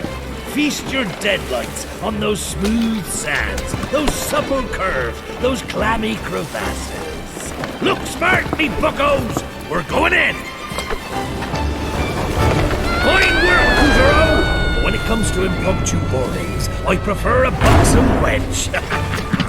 All right, fishy, let's see you outswim the jolly lamb ham. Fire the long tongs! Trying to slip away, hey? Hold the depth charges! If you want to sink that badly, Captain Gaff will gladly oblige. Release the charges! Zoinks! Son of a biscuit eater! We're taking fire! Is Captain Airhead trying to blow us up too? Oh, get up, Katuro! We're about to sleep with the fishes! Katuro!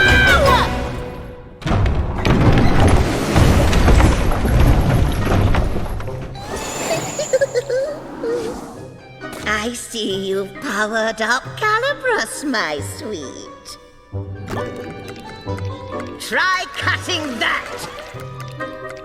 Hands off the inner tube! You're going to let all the air out! I can't swim, idiot! Lunar Kazoo! I said cut the fish bones! Fixed. Stop! See how Calibras change color? Make another cut straight after to fly farther and faster than before. It's all in the timing. Snip, snip. Got it?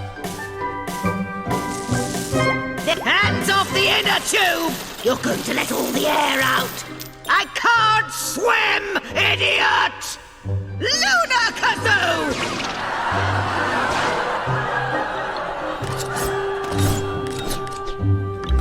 There, I knew you had potential, which is good, because this ship is going to sink. You'd better find a way out. Meanwhile, I'll be catching some sun. Ta-ta!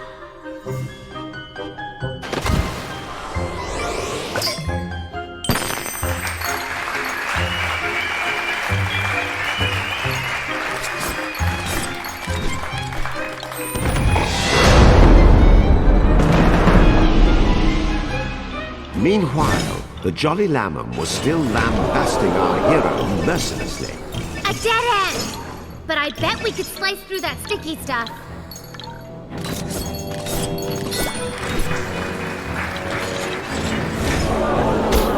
The whole of the Moby's interior was lined with a spaghetti-like tangle of pipes.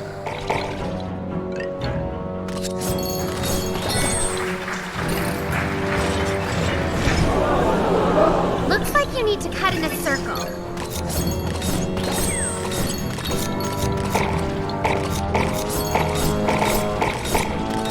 Nice work!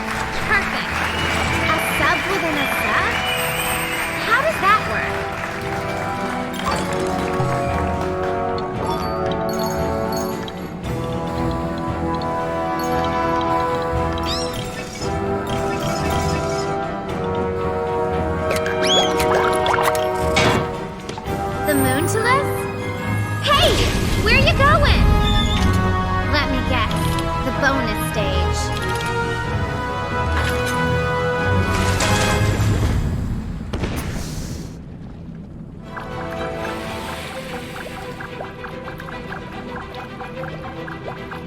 Naturally, the submarine was yellow, as all self-respecting submarines should be. It was like a buttery yellow sunset, as the age of turmoil melted away to reveal a far-out, trippy era of peace, where your grandmother darned your socks and you could knock on your neighbor's door without carrying a pepper spray.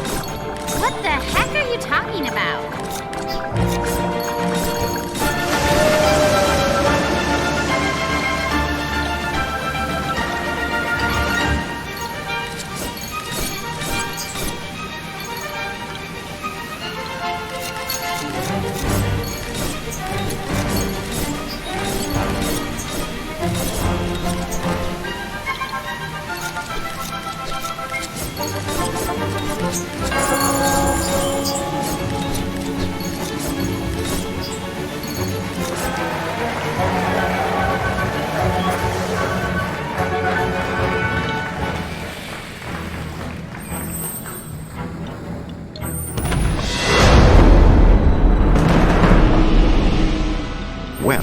Captain Gaff's salvos were doing quite a number on the Moby, outside and in. Does that nutball even care if we're in here?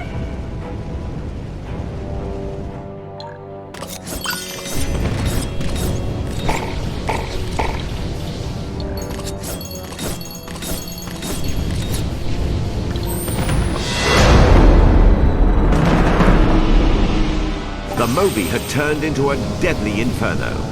The engine was ready to blow and... I salute you, little guy, but can you put the shovel down?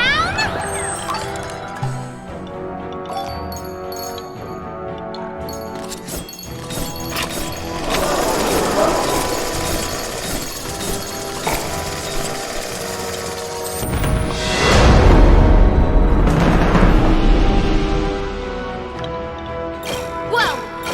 What's with the funky machine? I wonder if that's a hit. Get it? Yes!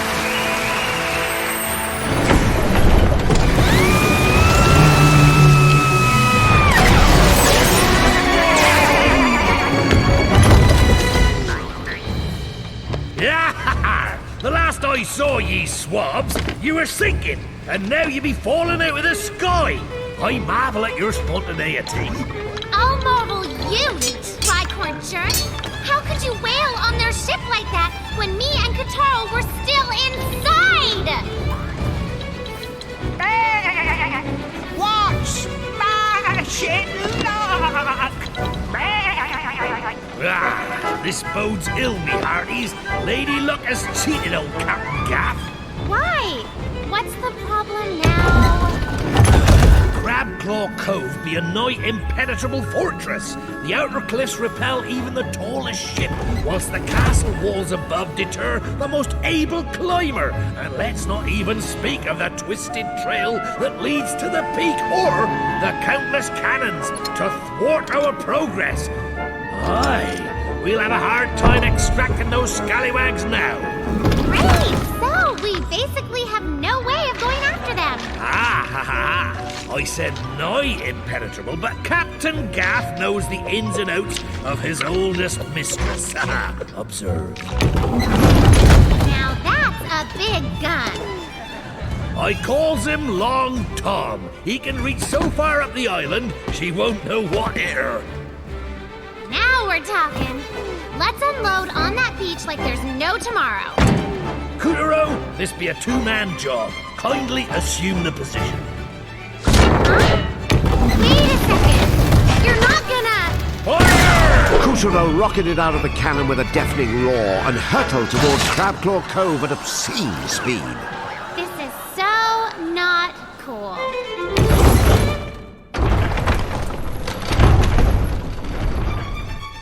Ah, Crabclaw Cove. The Crabs! Crabby wabbies! The claw-shaped island was once home to a fearful band of... Aren't you the cutest little crabby wabbies? a fearful band of crabby wabbies and... Oh, would you stop confusing me? A fearful band of pirates in the service of Captain Gaff. That was until Generals Pig and Sheep moved in.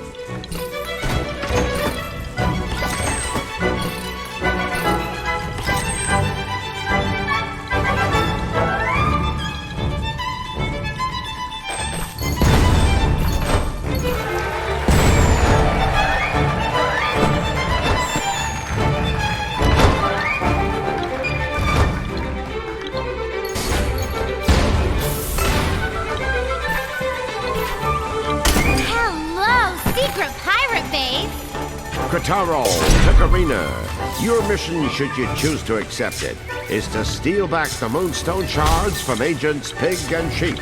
This message will self-destruct in... Ow! Hot! Huh, smooth.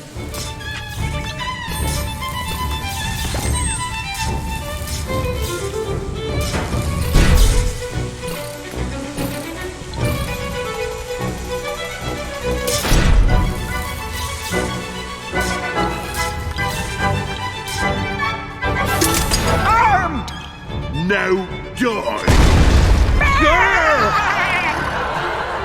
What on the moon? Hey! Check out the stump! It was an octopus!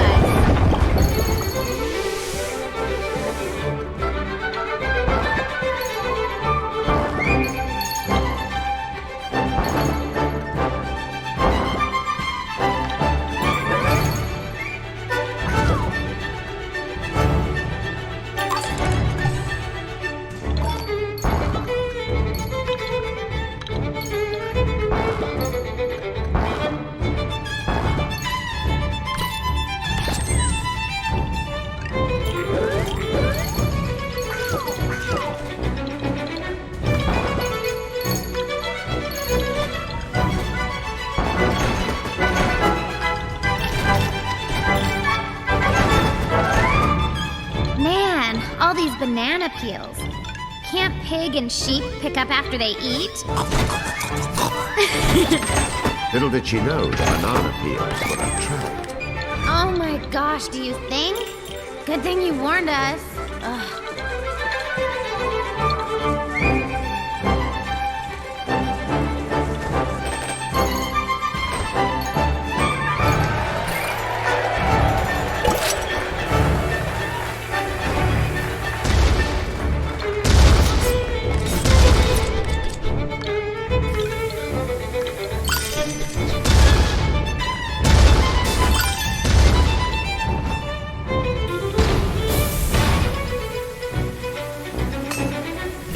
The grey pipes plastered all over Crabclaw Cove's inner sanctum made it look like it was designed by some sort of wacko steampunk marine biologist. Welcome to Hotel World Domination. I guess this is where pig and sheep built their sub. How did those klutzes do it? They didn't. You see, the Moonbear King had another general, one slightly more adroit when it came to matters of a technological nature. Thanks, but it was a rhetorical question.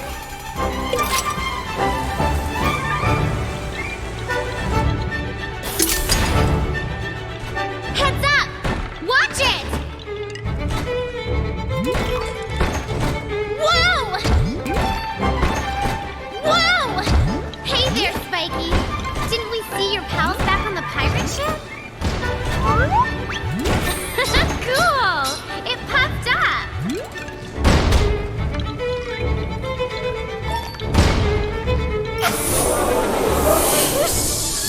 There she blows! Float on, float off. Between the cannonballs, crumbling paths, heaps of swords, and falling powder kegs, the fortress of Crabclaw Cove had proven to be a tough wench to tame. Wasn't this Captain Gasp's place? You'd think he'd have built an easier way in.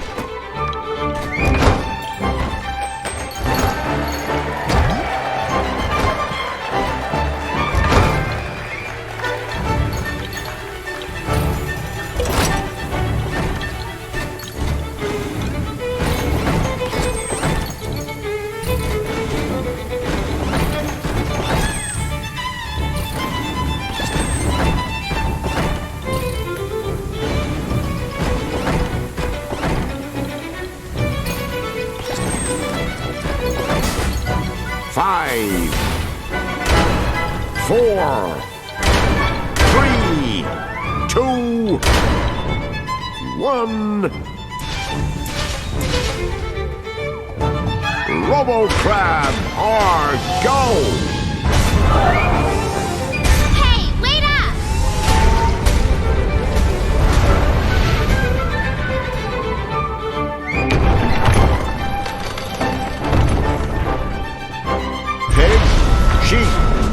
copy. Enemy operatives have breached the CCC. Take RoboCrab Mark 1 and eliminate them before it's too late. Yes, sir. Yes, sir! Wait, since when are they the good guys? Sorry, I sort of nerd out around robots. Okay, can we get on with it? Crabclaw Cove was where the generals had stashed... Yes! Weak point exposed! You know what to do! Our weak point! Sinistral Mecha Parapods damaged. Activate balancers. Roger! Activating balancers! Hey! Whose side are you on? Katuro, take out the leg from the other side!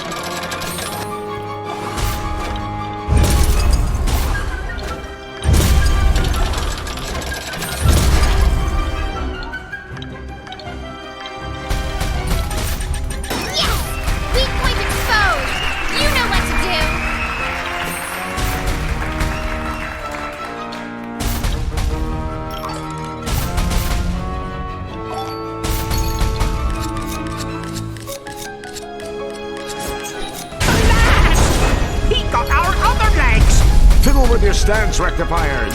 I can't! He's not a fiddler crab! Ventral hatch damaged. Cables exposed. Close it ASAP. The cursed thing won't shut! Bingo! Cut the cable!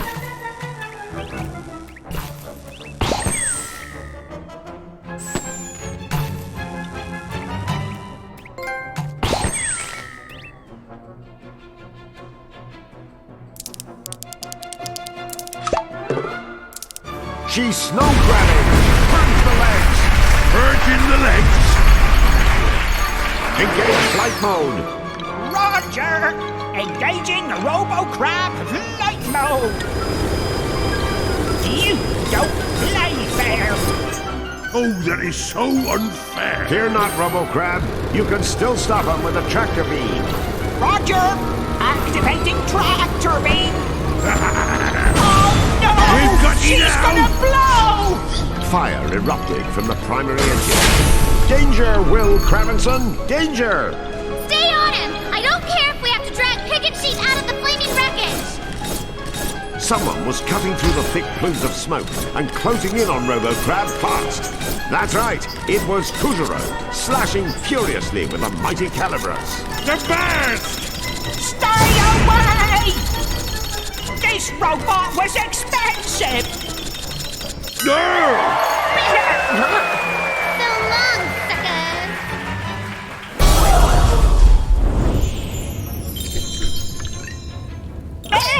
Not the face! Oh, how dare you! How dare ye sucker me precious Now's my chance robot! to one-up that squiffy and claim the reward for myself! I'll tear ye limb from limb! How did ye block that, ye swab?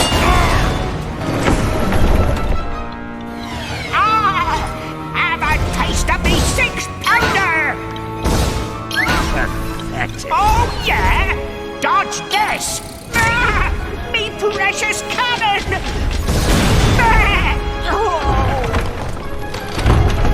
Ahoy! Isn't that... The self-destruct button! Advance! Way to go, Katuro! Giant enemy crab defeated! And look! Moonstones! Sweet! 2 shards in one go!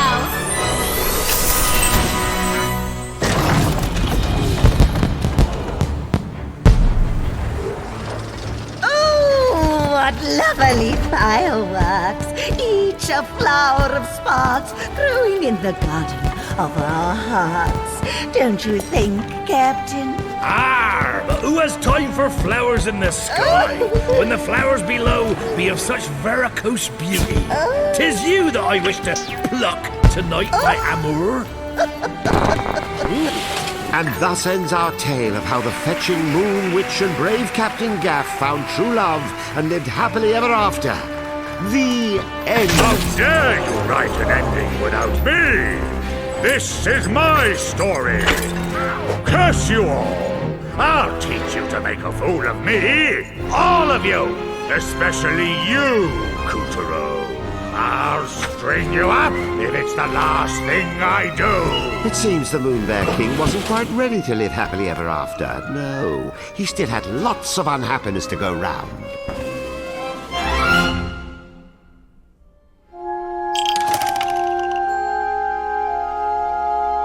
Two more pieces of moonstone jingled in Katuro's pocket as he put the wreckage of pig, sheep, and robo-crab behind him.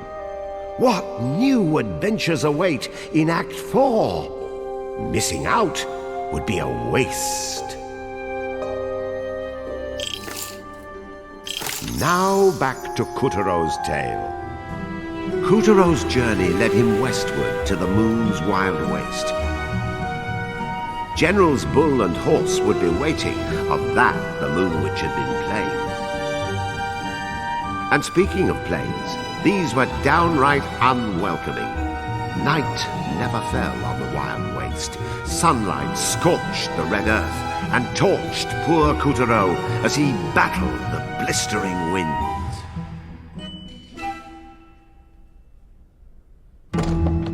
His wooden body crackled and snapped. He felt like a matchstick waiting to ignite. Soon he would go sunny side down. Katuro, straighten up.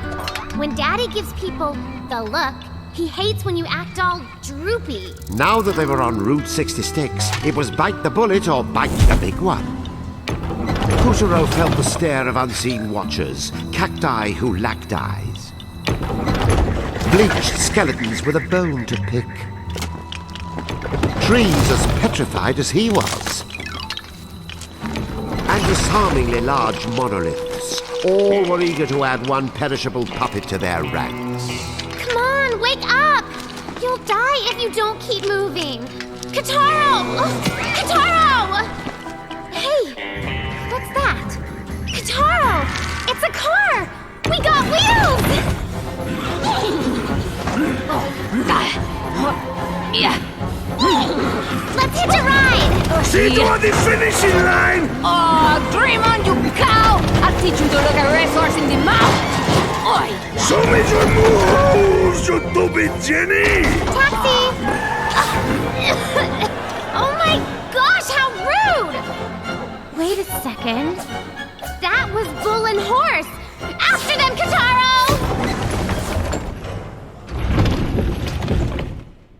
The two hot rodders had left the wild waste even wastier than before, carving a gruesome canyon deep in the earth and turning the cacti ragtime with one putrid blast of their dark exhaust. Well, shoot! So much for hitchhiking. Come on, hustle! You want to become cactus fertilizer?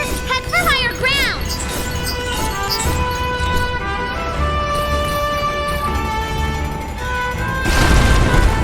Oh my gosh! Look! He's adorable! Aw, cutie!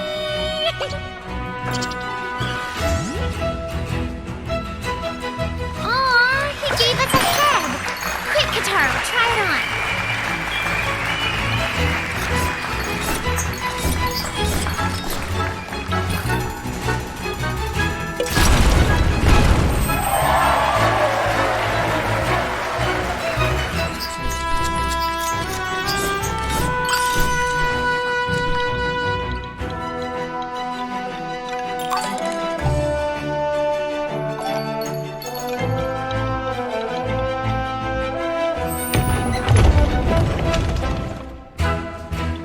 Katuro made his way up the canyon, desperate to elude the cacti.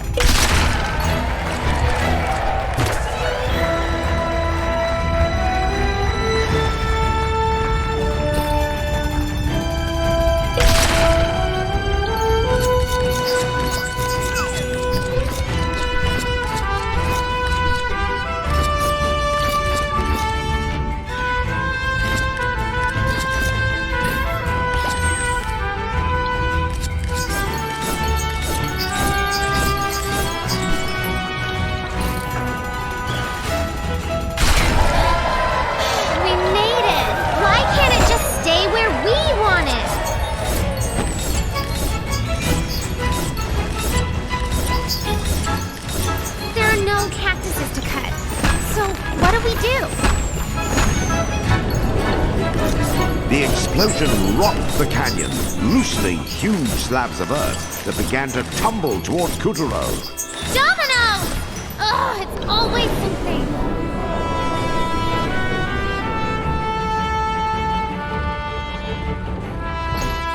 Whoa! What's up, prairie dog? Oh, he's even cuter, supersized. Do we really have to go? Listen to you, young lady. Do you really think it's right to abandon your mission based on transient needs and impulses? Where is your sense of purpose? Where is your sense of ambition? Where's your sense of humor, okay? Would you just stay on the other side of the fourth wall, please? I am the fourth wall. And what was that fiasco back there with the crab, Robo-Geek? I was creating dramatic tension. And anyway, we're talking about you! Yeah, you ought to be. I'm live action, and you're just some Z-list voice actor. Who just so happens to own this theater. What? What?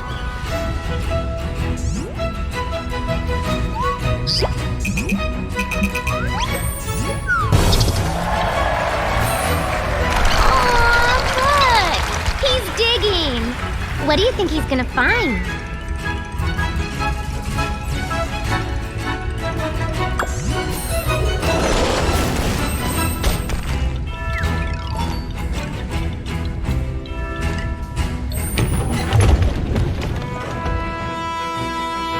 Yes. And so our great hero blazed onward alone, by himself, Toto solo, with no one else with him, least of all a pixie. Let's have a big round of applause for our lone wolf. What? Are you writing me out of the script now? Hey, careful you don't fall. The magic of the pirate's hook allowed Katuro to reel in the whole rock face at once.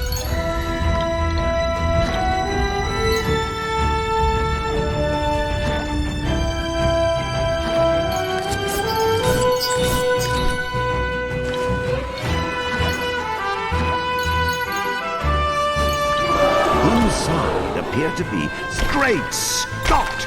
A dinosaur! Keep excavating! Well done! A dinosaur head in perfect condition. But where's the rest of the skeleton? Who cares about some lizard bones? Come on!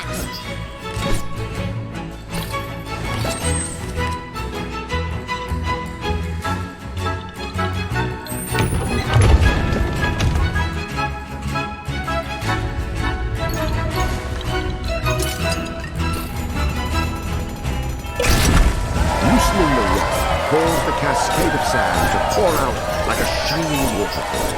It sure is pretty the way Daddy's rays catch it. Are those moon sparkles? There was gold dust mixed in with the sand. Gold dust? Oh no. I had my fill of gold on the open seas, thank you very much.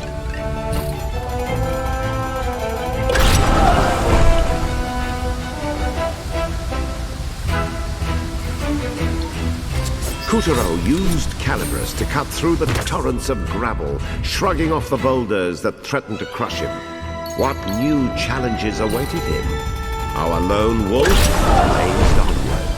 He's not Katuro alone. used I'm Calibris right to cut here. through the torrents of gravel, shrugging off the boulders that threatened to crush him.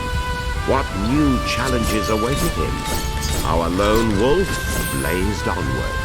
He's not alone. I'm right here. Of course you are. It was just a figure of speech. More like a figure of doing it on purpose, jerk.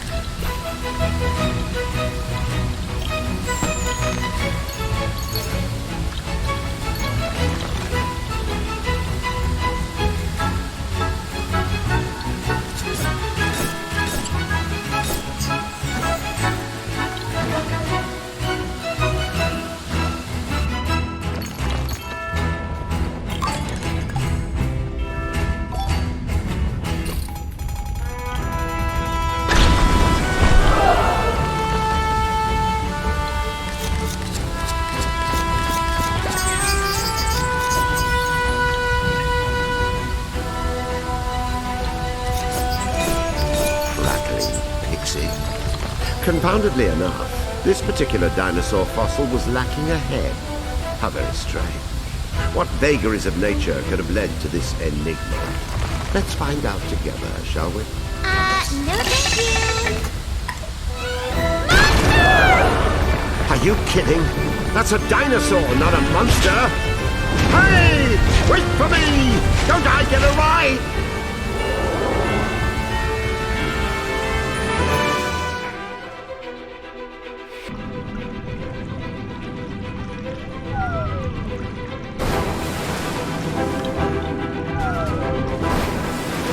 Wonderful! Simply tremendous. So the skull fossil Katuro found before was from this dinosaur. There could be no mistake about it. This was the find of the century. Oh, well then, I guess it's okay. It just ate us! What luck! Scientists have debated for years whether this, the king of the dinosaurs, the most famous carnivore in all history, was a bloodthirsty predator that hunted for live prey, or a scavenger that simply hunted for corpses. Lion or jackal? The irrefutable truth was just seconds away. It looks like he dines on pretty much anything. Egads! An omnivore! This completely shatters conventional paleontological thinking. Man, where did this guy go out to eat? It looks like he gobbled up half of civilization. A small price to pay for the advancement of science, my dear.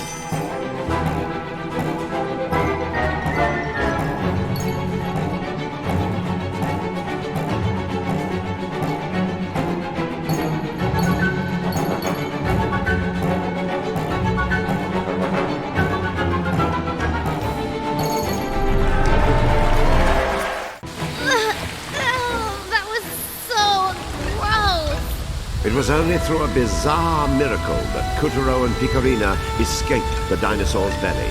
A bizarre miracle to end all bizarre miracles. I never want to be part of a bizarre miracle again.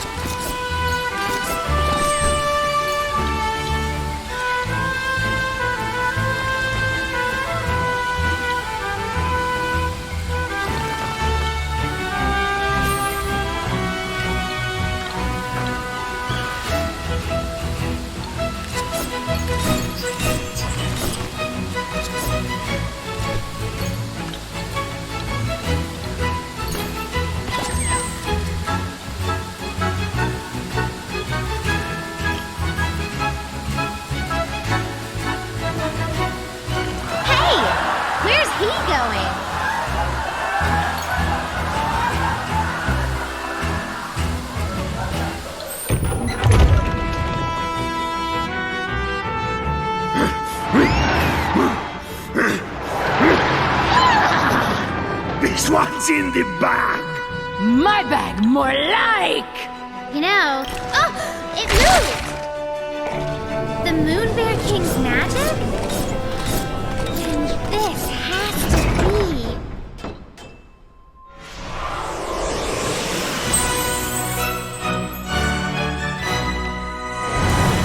Locked within the skull was the soul of the wrestler, the last of the 4 champions of the moon. I don't believe it! Ladies and gentlemen, we have got a gate crasher! About time, cootie face! I thought you'd never find a wrestler's powers. I think you deserve a little reward. Come closer, child. Pots with the taunt! I smell a trap, folks! Katuro breaks out the foreign... Cut that out!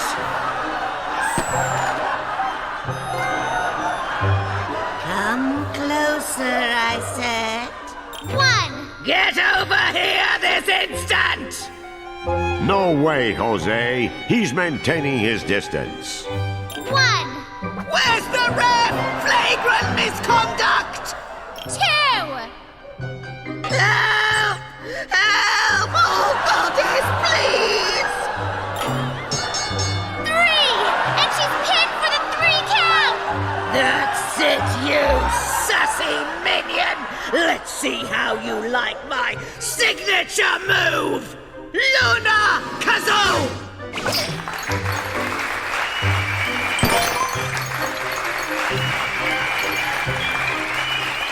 One!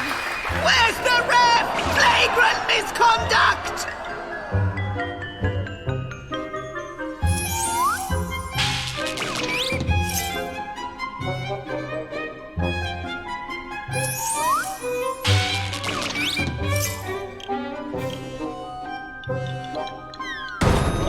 Now, stand on the box and body slam it. You can You see how a handle popped out? You can use that to push or pull things. Now, no, they can't see their leading lady. That's better. Kabam! Nice ring, isn't it?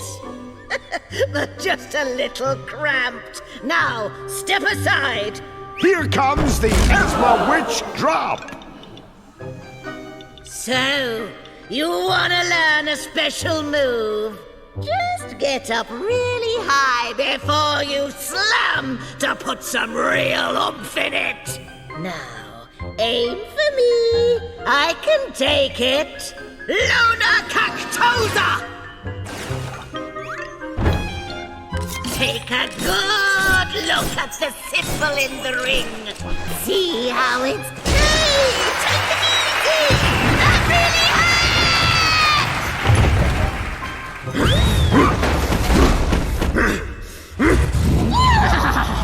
You can't even touch me! I win! The General's rampageous rivalry had reduced this small town smack in the middle of the waste to absolute shambles. But a new vaquero had moseyed into town. My gosh, the insurance claims. Grubs Katuro, were waiting for can you Katuro fix the up moment the he slipped buildings? in through the saloon's Otherwise, second-story we window. can't get down the street.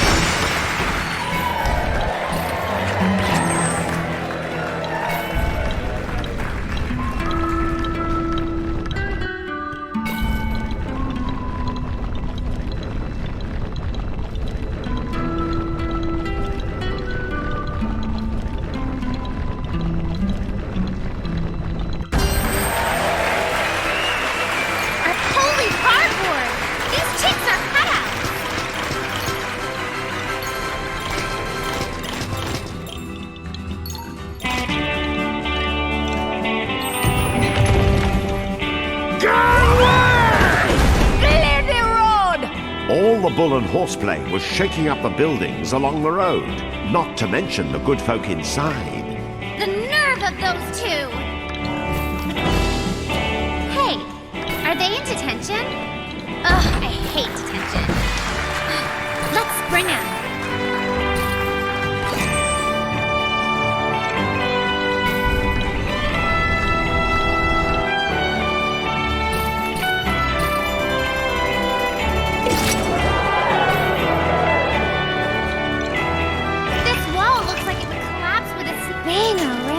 They're shooting moon sparkles!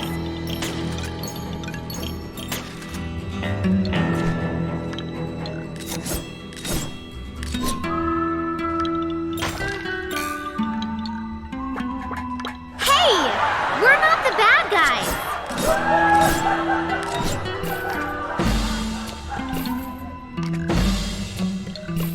Oh, thank you! Free at last! There's still one more. What's the holdup? Thank you. This is for you.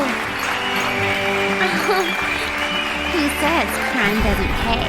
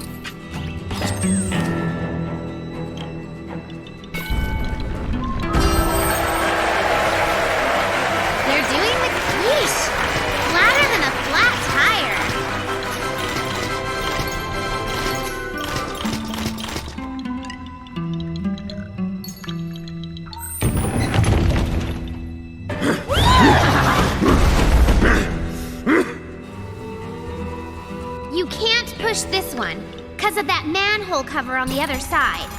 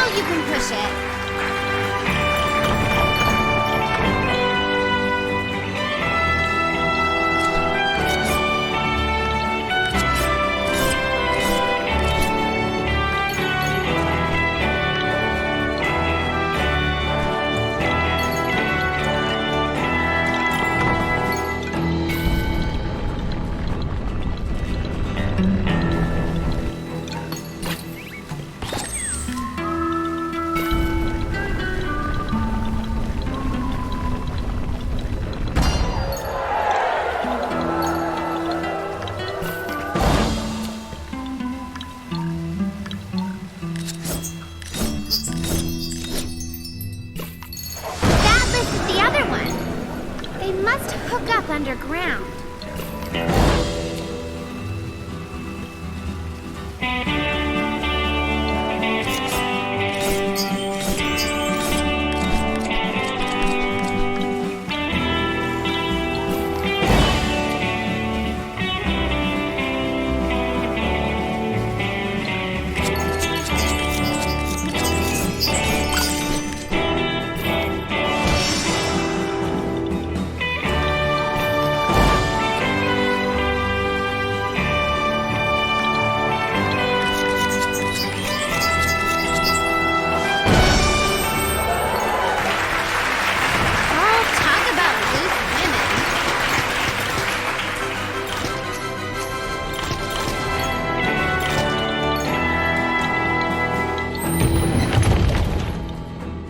Horsey!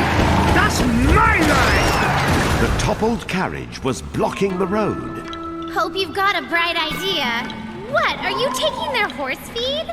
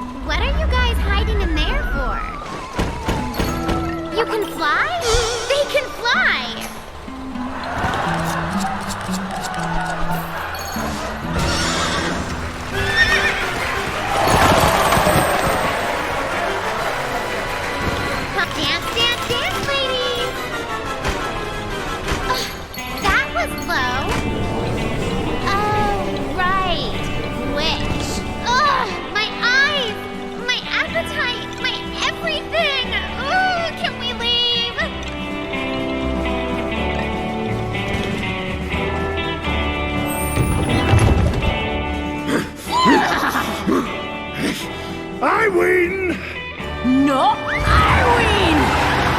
Trying to steal my moment! It's my moment, you stupid cudsucker!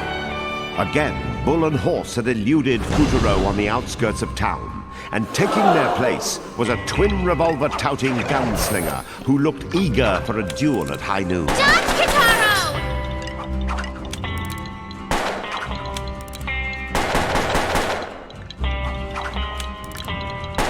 Body slam that fire! Fighting back the smoke signals! Look out! Sharpshooter! Bullseye!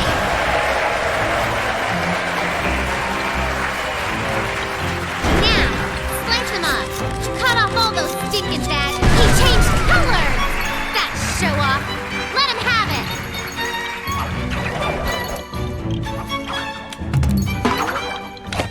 Hey! It's our friends from before! They came to help us out!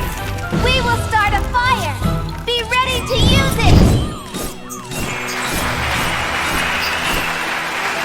Yeah, you like it?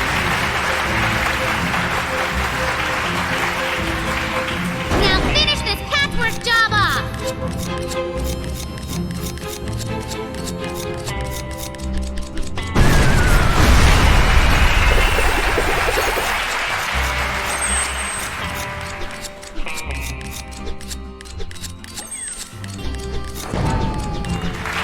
Yeehaw! Now let's chase down those farm animals! With the gunslinger properly wrangled and mangled, our hero continued his search for the generals.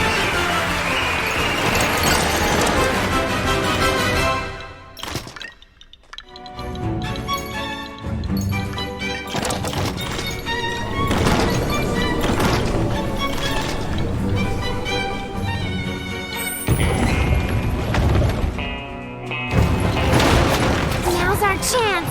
Looks like Bull and Horse made a pit stop. This is it, Katuro!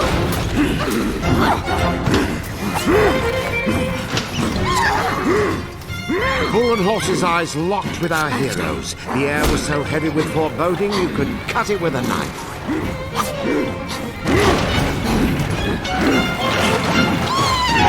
So, Horseface! Kiss my chicken fly! Please, I can run circles around you 8 days a week! What just happened? Katuro, come back! Oh, that's gotta hurt.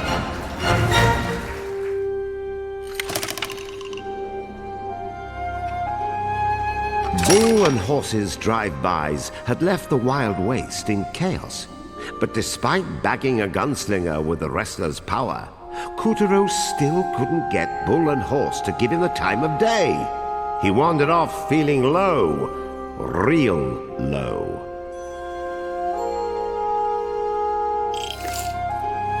And so the story continues. Would you believe Bull and Horse were once happily married?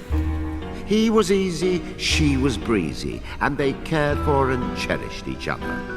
Until, that is, they were given moonstone shards, and, well, trouble in paradise. Bull grew brawny and boastful, while Horse's gait and ego alike gained frightening momentum.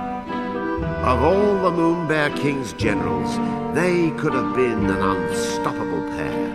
But instead they fell to petty squabbling and name-calling. Meanwhile, Katuro was still stinging from his treatment at the hands of Mr. and Mrs. Livestock. He knew sticks and stones could break his poor puppet bones, but he couldn't put a name to what he felt now. Those arrogant beasts hadn't even given him the time of day. He felt like a nobody, and that was tough medicine to swallow. Katuro, what's wrong? You look blue. What's that on your face? Whoa! Check this out! It's you, Katuro! Wanted, dead or alive, for the dastardly theft of Calibris and the Moonstone. Approach with extreme caution. Whoa! Look at the zeros on this bounty! Holy smokes! They're plastered all over the place. You must be famous. No, infamous.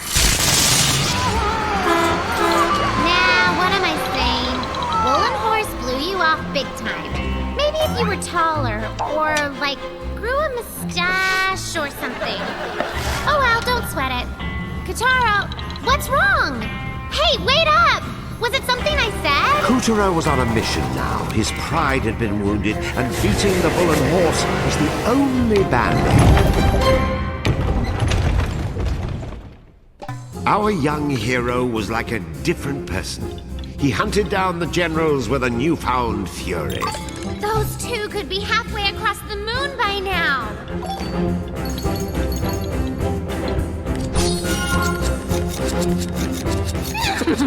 Like the view, loser! Get out of my face! Catch me if you can! How dare that stupid steer block the road? That's cheating! I can't believe you laid traps for me, creep! I could have avoided it!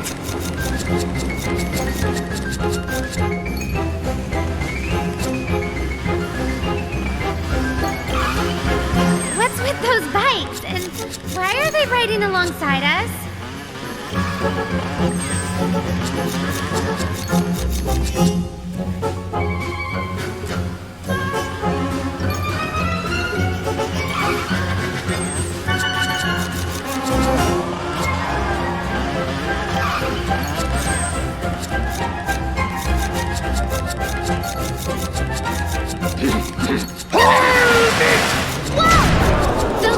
Took out the railroad bridge!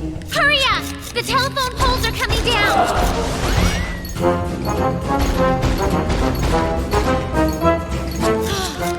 That was close.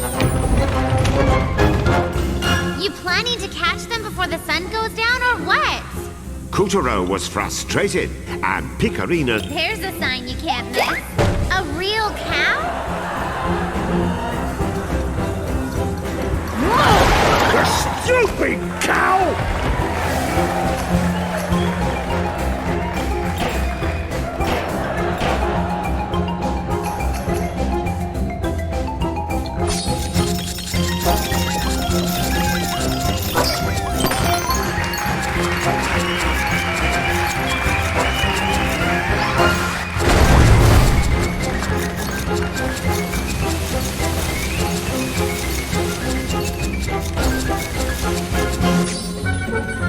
Out of my way! I got here first, you nag! Now's your chance! Slam him!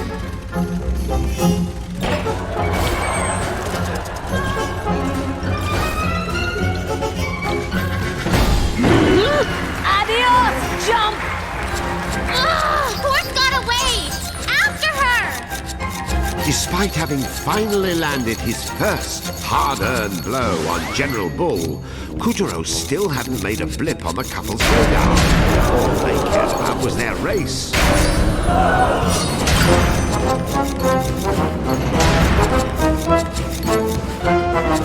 Please, fire whoever built these bridges! Katuro had it up to here with being ignored. He was going to get Bull and Horse's attention. Violent fantasies flashed across his mind.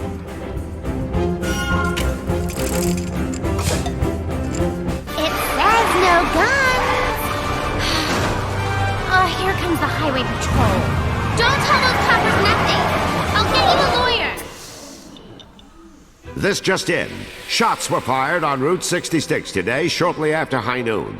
Charged with the disturbance was Katuro, a puppet, whom Moon Police apprehended on the scene for possession of a loaded firearm.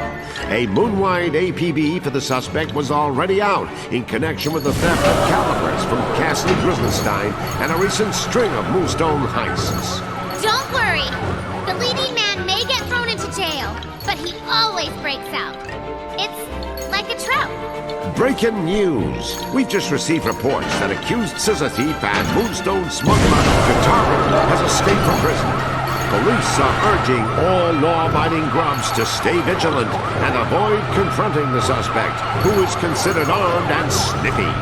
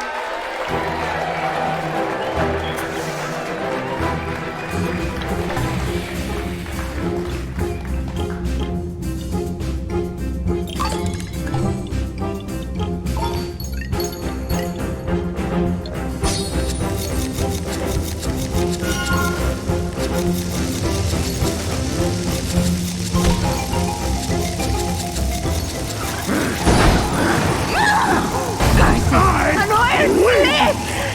Now! Oh no! The tanker's caught fire! Run for your life! The hungry fire chased after Katuro with the ferocity of a wild animal.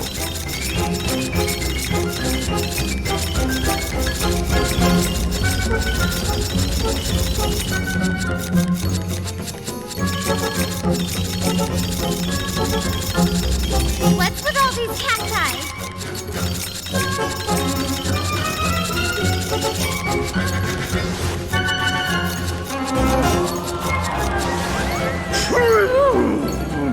I finally lost her. Not that I had any doubts. Let's knock this drum can over and send bullheads. Nelly! Well, we lost Bull, but we gained a way forward.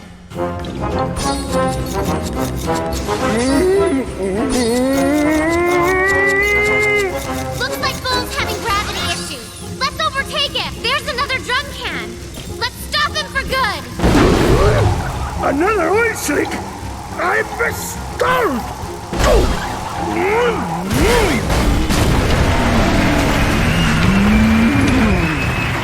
The blast had left Route 66 on the verge of collapse. Yes, the ground looked ready to do that thing where it crumbles just inches behind the fleeing hero.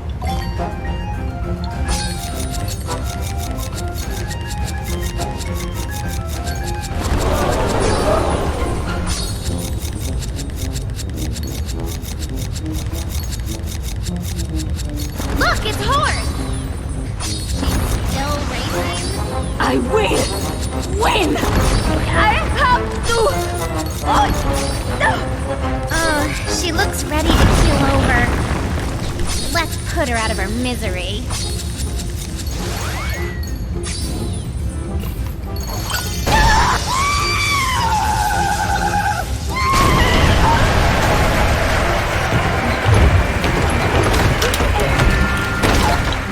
Look what you've done, you mole killer!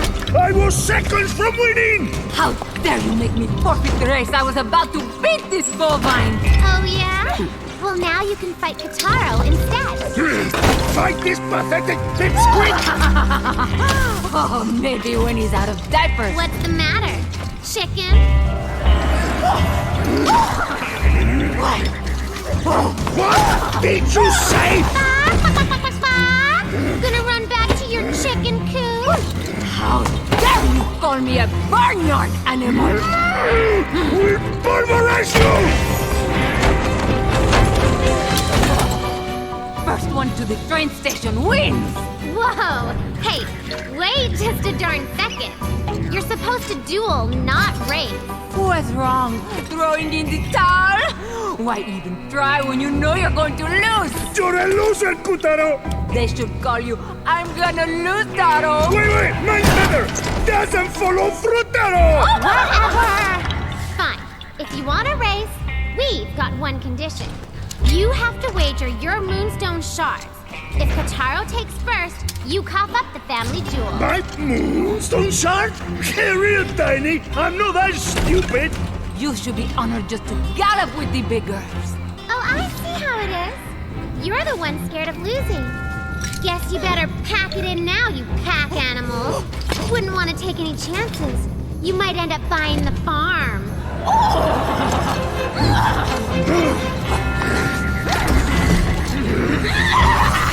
Fine. The moonstone. You got yourself a deal, sister. But when this is over, I'm going to wipe that smirk right off your face!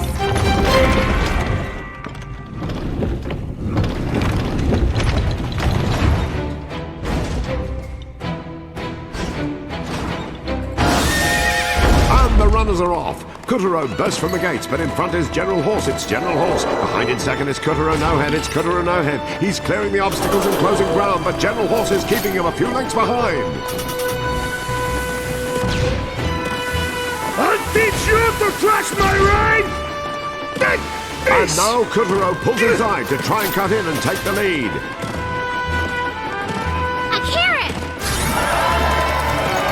Up! What a jump! Katuro is on General Horse's back. A horse is a horse. Of course. But this one's a train that's using force. If she's gonna cheat, then I say let's gallop on down this filly and show her what's what.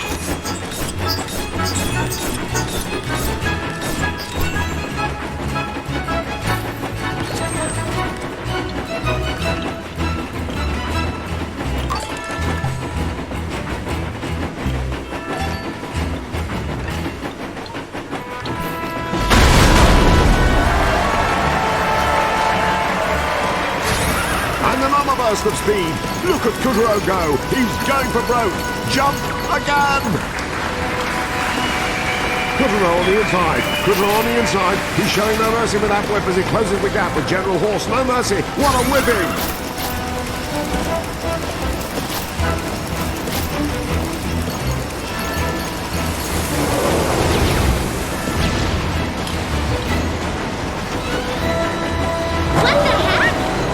Unbelievable, folks! A cattle car that carries lions!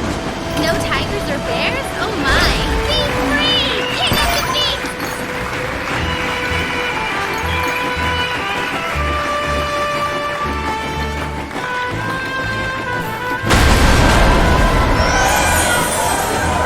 An elephant too? Oh, dude! A rainbow! If you didn't know any better, you might have thought Picorino was on vacation. Excuse me for living in the moment.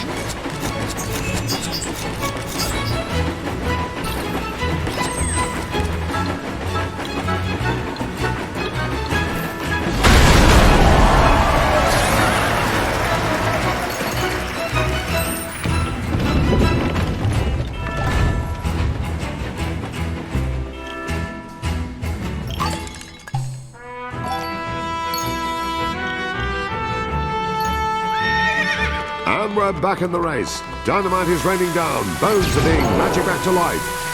Cacti, scorpions, Katuro's jumping and sliding through the steeplechase from hell.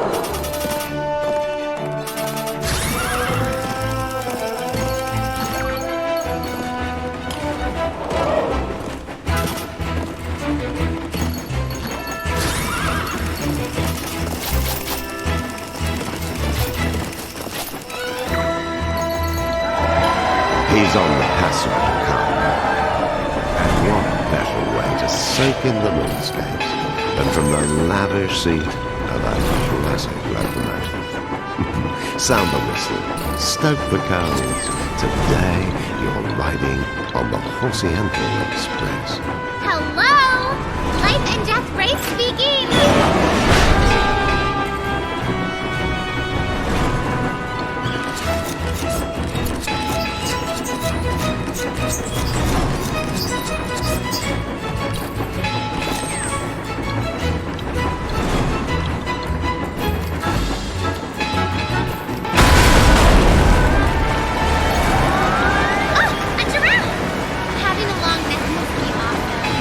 Hello, we're not at the zoo.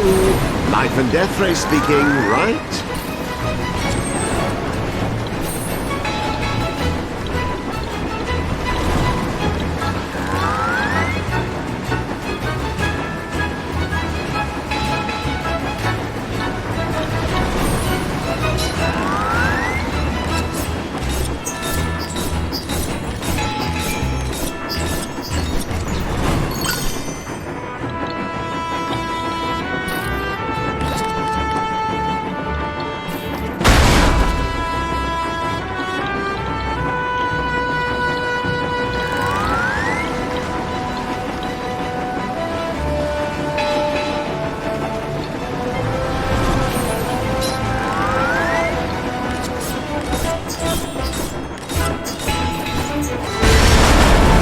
Katuro had run his horse across the wild waste, caught up with a locomotive, ridden on the back of said locomotive, and boy was his butt sore. Look out! Boulder! Another! Bleached bones like sharpened fangs, scorpions, Katuro's horse is on the bit as he shrugs off every danger.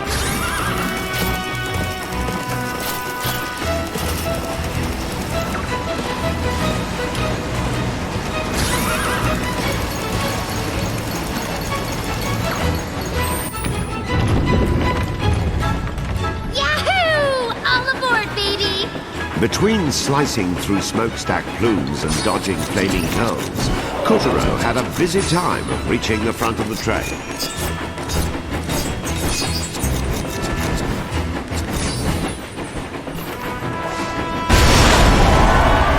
Yes, finally, Katuro was aboard the finest train this side of Neptune. Oh, what I wouldn't give to be in his shoes. Horseshoes. Whatever.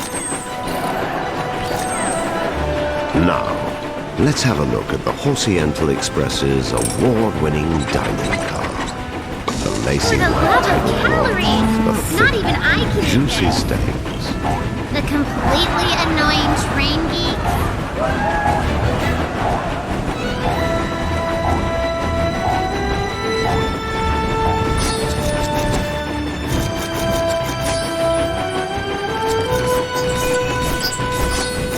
Katuro is right on General Horse, right on her. He's in the straight, the post is in sight.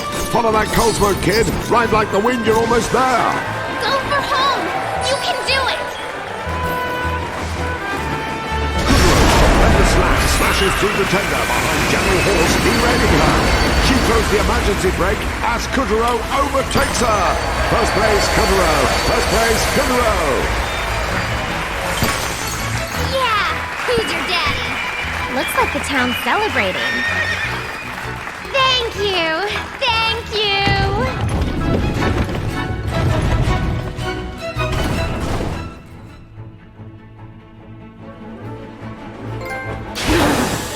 That was not a real victory. And if it was over her, not over me! After all the dismissals, Katuro had finally gotten Horse to throw down, and it felt good. I'm gonna snort you to kingdom come! Say your prayers. Don't stand in front! Get behind her! The train's got missing! Only...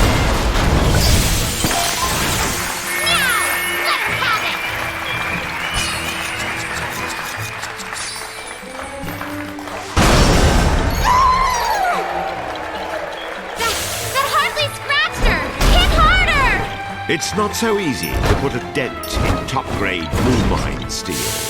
My car uses an MMS construction, and it's been running for more than 30 years.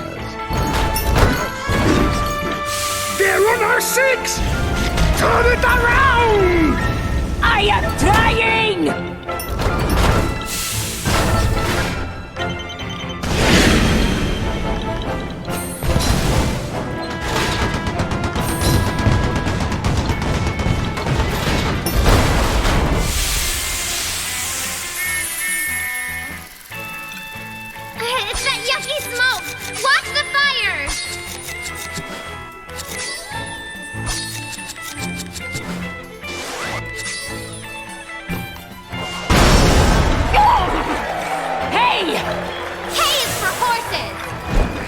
General Horse's internal pressure was steadily galloping toward a boil, and trying to contain it did terrible things to her temper. Had she consulted a doctor earlier, this terrible tragedy might have been averted. Yeah, help her let off some steam. One more slam ought to do it. No, it won't!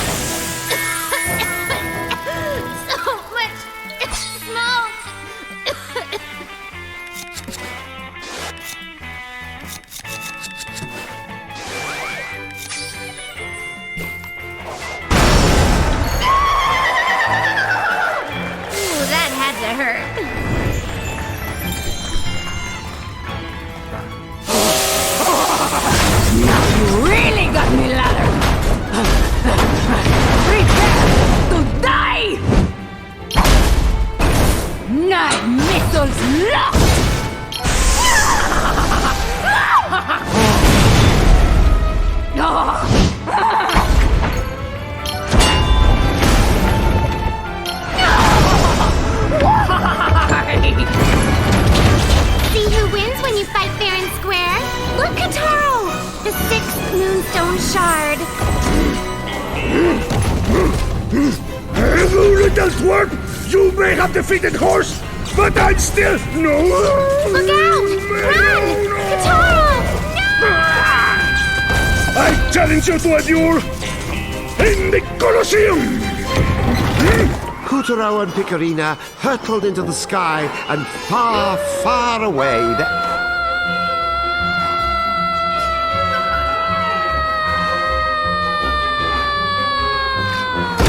Far, far away they flew. Katuro and Picarina flew far...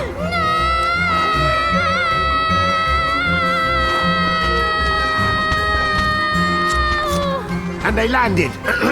They landed...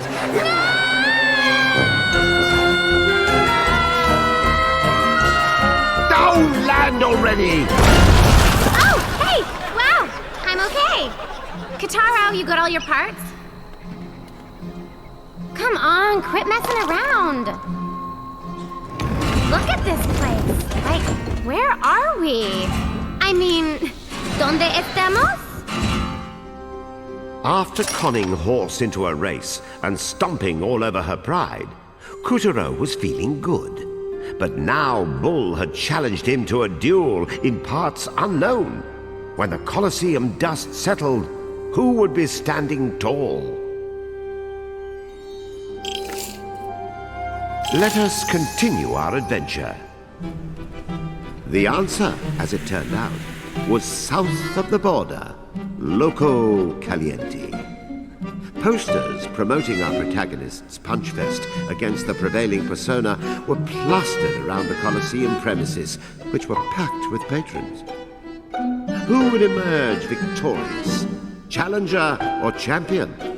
The wagers were flying as the stadium seating grew rowdy with drink and dance and song.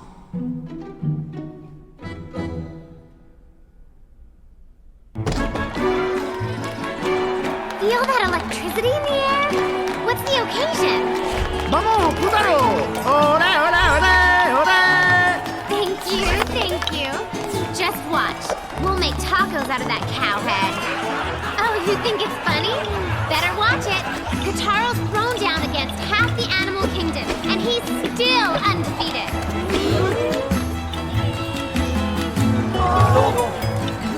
Putaro, the fight will soon commence. Make haste to the Colosseum. Alrighty, this is it. Everybody keep cheering Katuro on!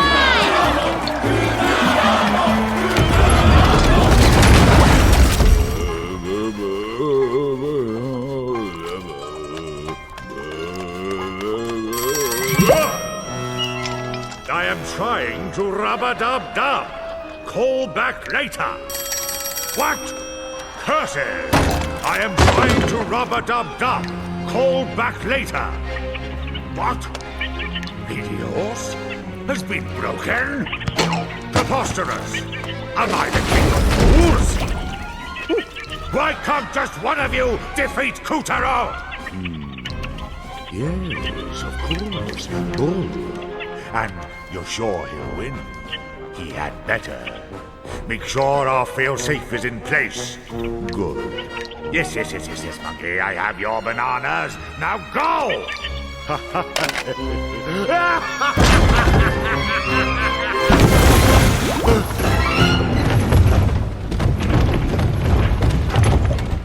A festival was underway in the village, and a whole host of decorations hung between the panoply of buildings. General Bull said the Colosseum, but I can't even see down the road because of all these houses. How do we get through? Must be the movers.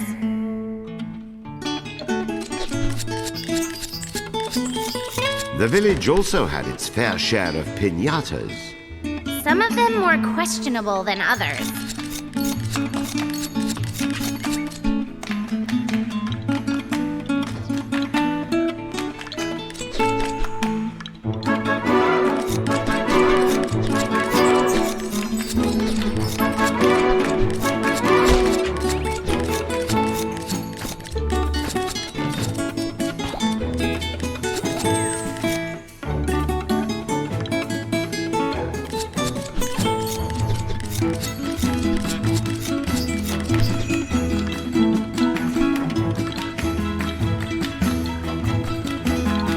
houses in the village seem to have sprung up out of sheer necessity, with one domicile unapologetically standing atop another.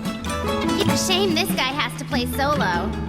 You think we could move the buildings around? What in the... skeleton mariachis?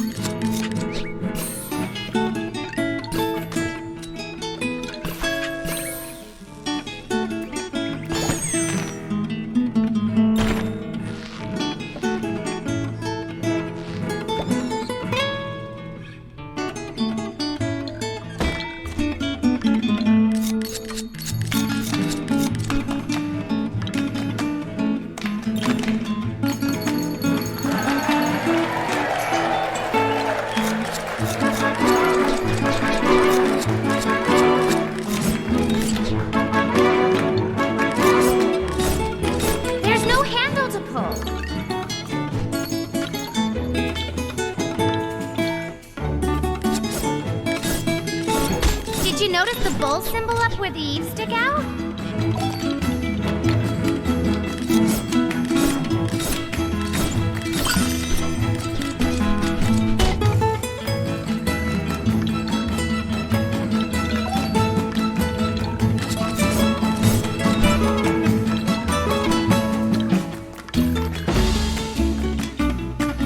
Katuro wrestled with one house after the next as he made his way through the village.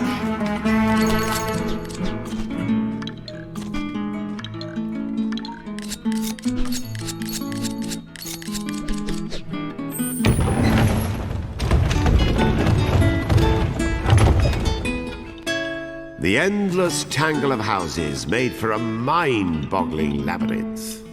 Which way is the Colosseum? Since I don't know, I vote for up.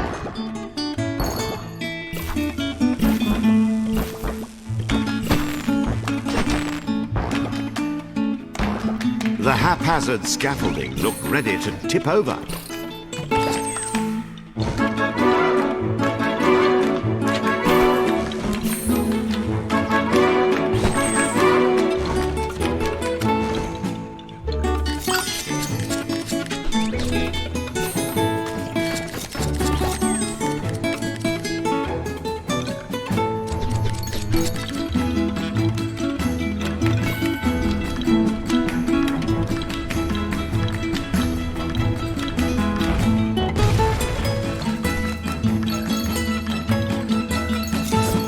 Meanwhile, grubs hiding in the shadows were intent on taking Katuro's life.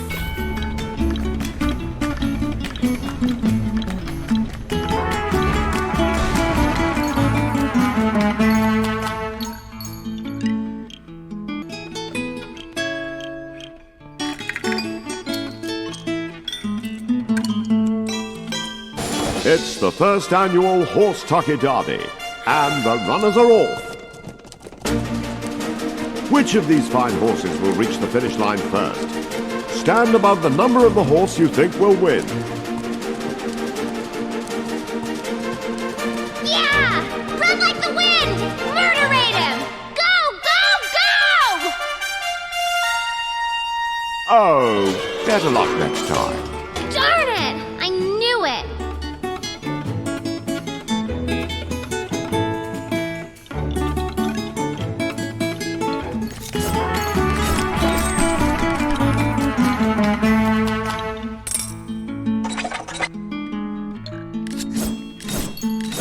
Okay, it's a picture of a balloon. I love balloons. Look at them all, destined for greatness.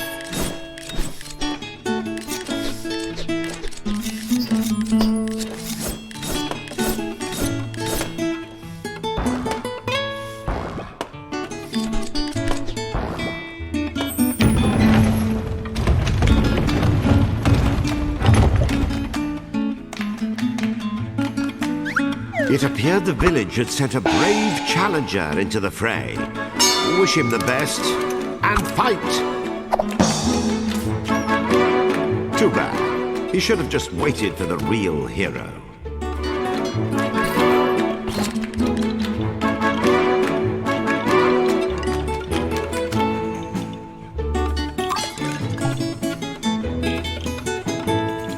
A crate is blocking the window.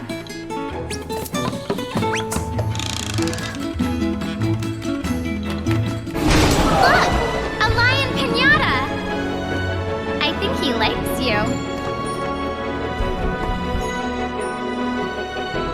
Huh? Katuro!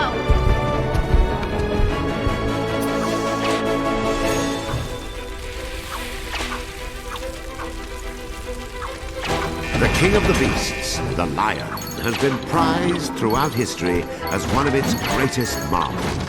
From ancient Roman colosseums right up to the circus tents of today, crowds have flocked to see ordinary men pitted against this majestic animal. And they usually root for the lion. Now it's your turn, ladies and gentlemen, boys and girls, as the Magical Theatre proudly presents the Circus Gregorius's breathtaking, hair-raising Puppet on Piñata Lion Extravaganza!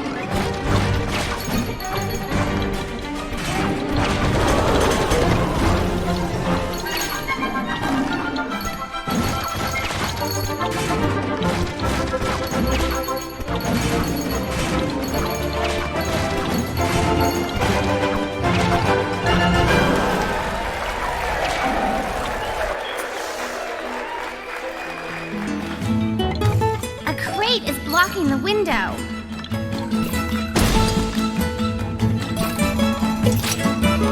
Another balloon. This could come in handy.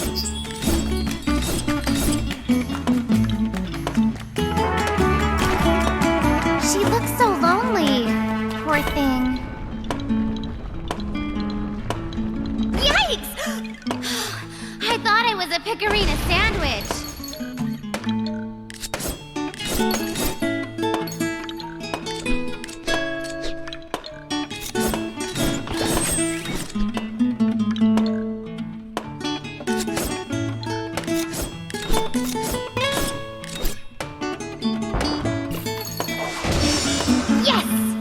Adios, you pesky house. I think maybe the owner might object. To what? Getting the penthouse view? She's still glum, huh?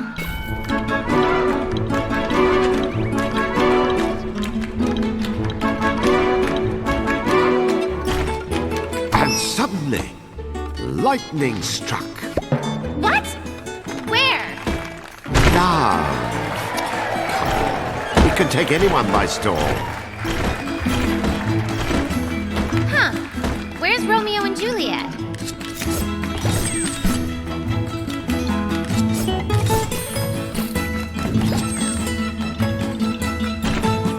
Ugh, true love. Enough, guys. Ugh, get a room, you two, without a window. Here come more balloons, inflating the joy inside my heart.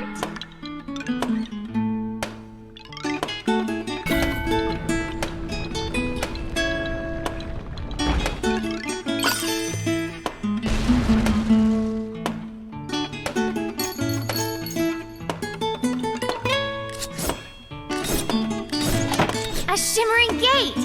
Awesome! How do we get in?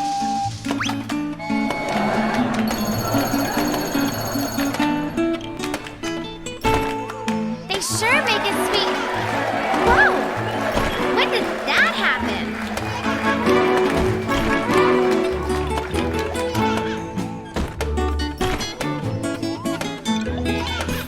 Now!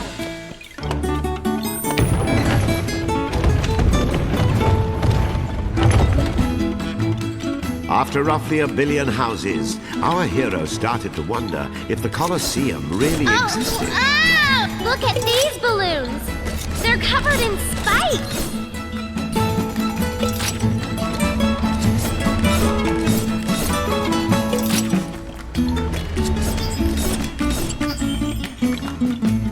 Shh! The baby's sleeping!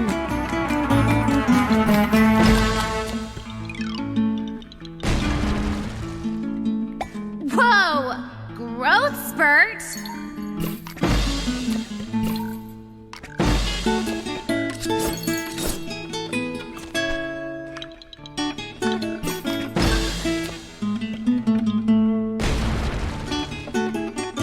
Okay, now that's too much.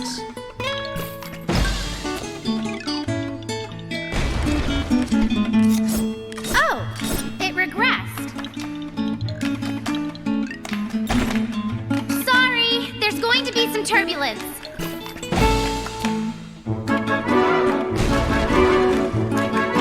There's two now?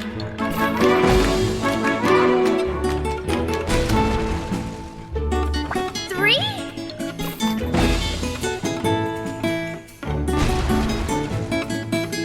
Where does it stop?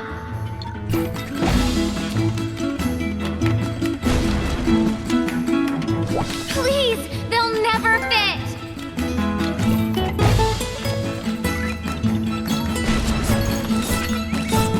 Phew, sanity restored.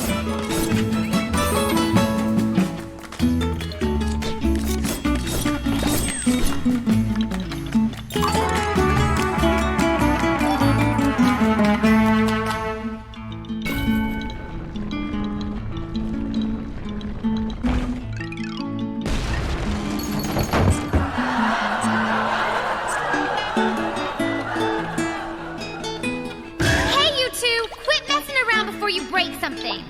Couch wrestling has claimed the lives of countless sofas. Say no to couch wrestling.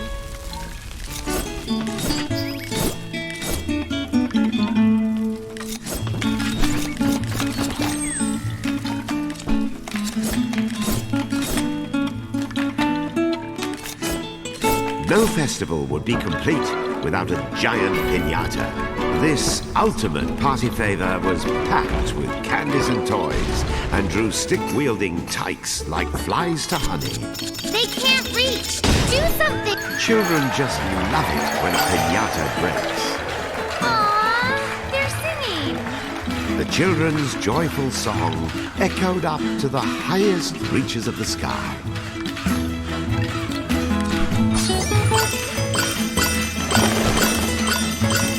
A dove. Double dove. Three turtle doves. Katuro had carried a tune, but this was the first tune that carried him. Up and up he went.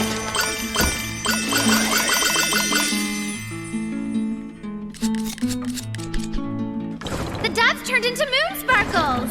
Cool magic trick. As he reached the top of the buildings, he was greeted by a brilliant display of fireworks. Oh, nice. Oh, they're so pretty. And a little romantic.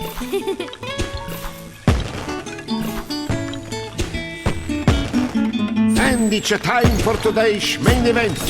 This one's going to be a slobber knocker between the reigning champion, General Bull, and newcomer, She can ride the rocket right into the Colosseum. Katuro!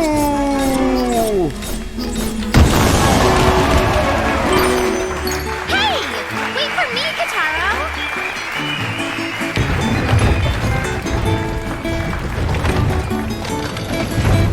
In the red corner, you know the champ.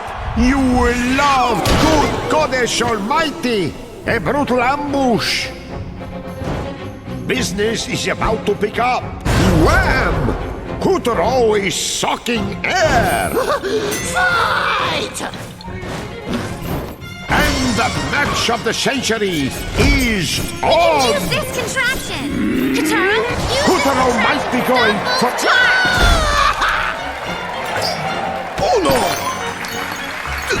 He's back on his hooves. With us, we have Picarina giving us her take. Let me tell you, Jake, Kataro's tag partner and manager. I just want to say that anyone who thinks he won't win can eat Pixie Fist.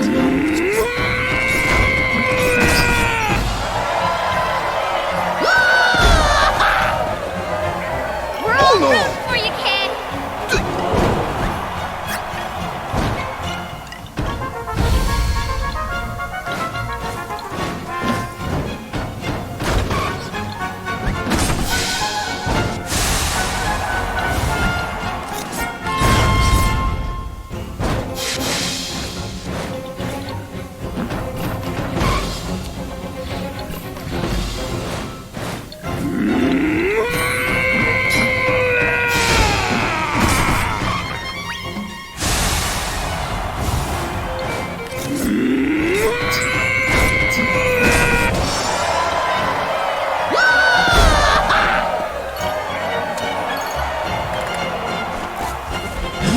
Useless ox!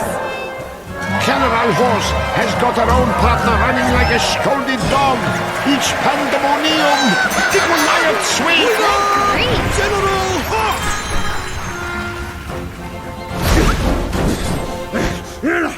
It's not over. Let's beat things up! Olay! Olay!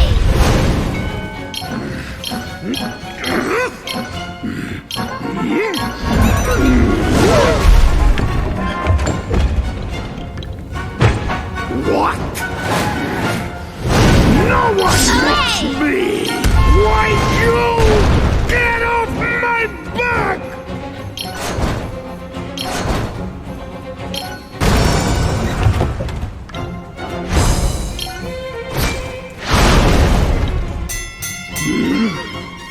You'll never...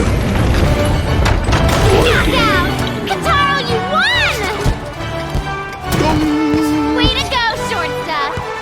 Man of dominant headed, we have a new champion! Champion! Bull and Horse had trampled Kuturo's pride, but now all that was forgotten. His honor restored. Good news, sire. Kutaro's force has grown strong. Strong enough to defeat a whole mountain of bull. Kuturo's. What? Have you caught a cold? Speak in full voice. Never fear. We are still one move ahead in the game of evil. Kutaro's doom is assured, Moonbear King.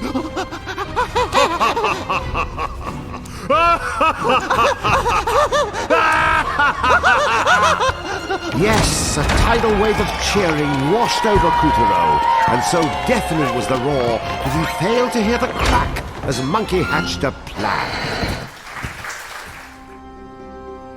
At last, Bull and Horse had been beaten, and Kuturo's pride restored. But pride comes before a fall, they say. Expect plenty of dark twists and evil schemes as we stride into what I like to call Act 5.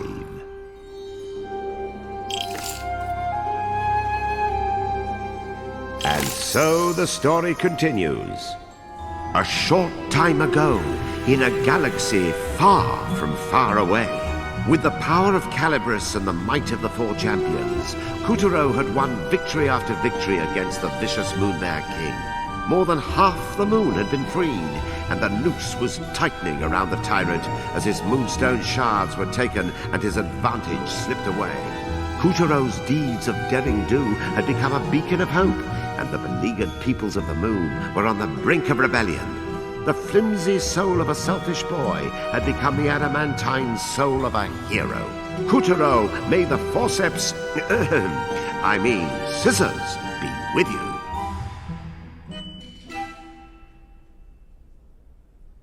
Kuturo and Picarina were winding their way back to the wild waste when they got lost in a dense forest.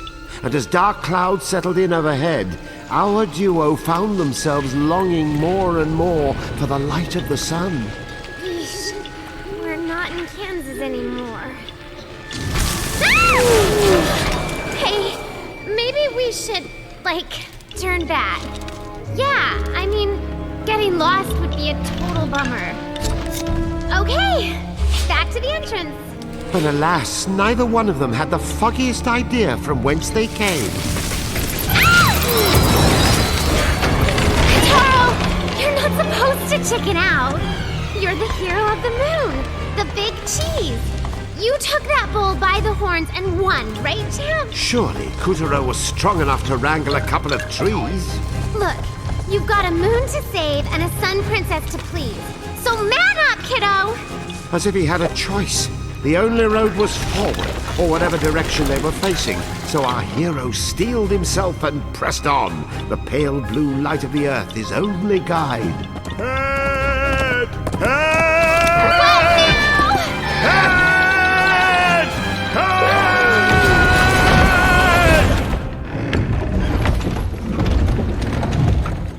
The Headless Horseman had driven Katuro and Picorina right into the labyrinthine clutches of the Snacker Bosk. What's this face doing in our face? I'll do a little recon.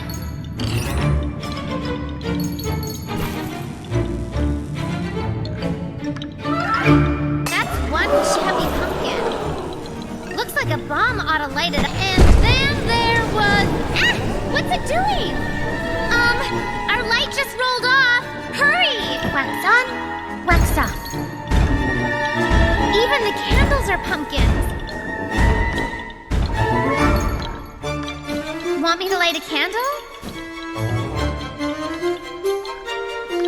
I think he's got the jitters too.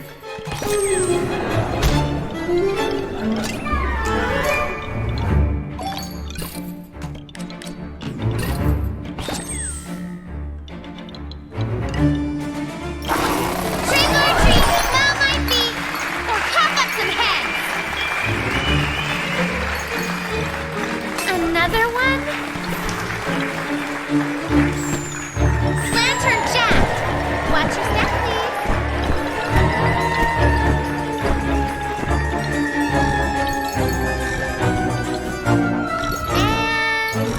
And it's over here. Vegetation. No, wait. Snackitation. Giant candies. Gimme, gimme, gimme.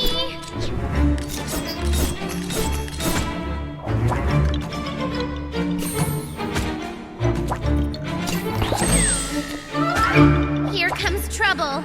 Just keep moving. Katuro! Pumpkin on your six!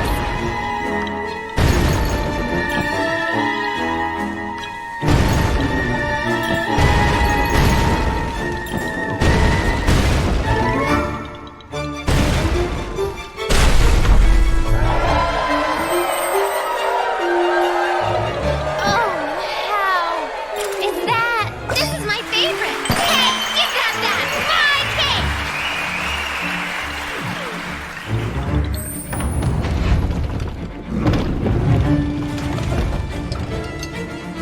Aimlessly, Katuro and Picorina continued their trek through the dense and licorice-black sugar shadows of the Snacker Bosk. Something's coming. Guess it hates the light. There's pumpkins and there's plumpkins. Wanna light 'em up?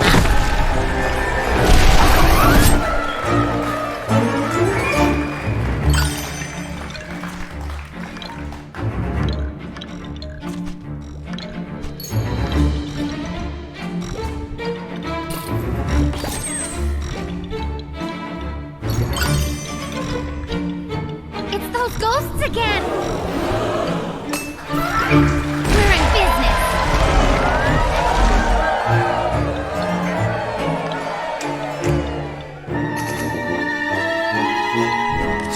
Hey, something's coming in the dark. Hurry up and get in the light! Katuro fumbled through the murk, shredding sweets as he went. What a waste of good dessert. Don't worry, my dear. The stage crew will eat the leftovers. The who?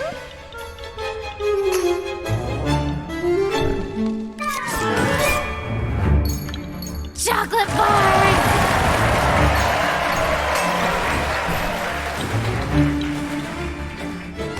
Good.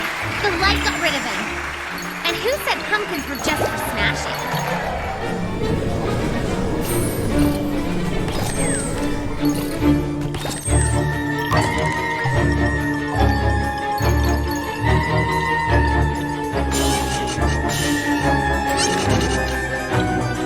Ooh, a carriage!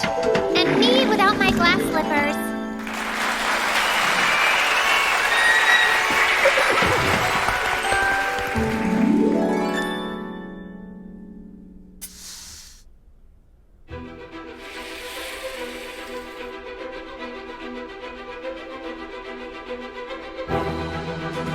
Once upon a time, there lived a poor little puppet named Katuro. From dawn till dusk, a horrible witch worked Katuro to the bone, while his wicked step-friend, Picarina, laughed and called him names. Then one day, Katuro used his fairy head magic to turn an ordinary pumpkin into an impressive coach that carried him right to Prince Moonbear King's doorstep at the Black Castle. But the magic expired prematurely, and as Katuro fled, he dropped his real head along with his personality and memories on the castle steps. What kind of goofball Cinderella story is that? First of all, get your casting right. I am so not the wicked stepfriend. There's no such thing as a stepfriend. Besides, I'm pure-hearted and kind and beautiful. Everyone loves me. I should be cast as a princess. Obviously. You know, with a tiara. I should be the star. Anyway, get your facts straight before I take my copy of Grimm's Fairy Tales and whack you over the head.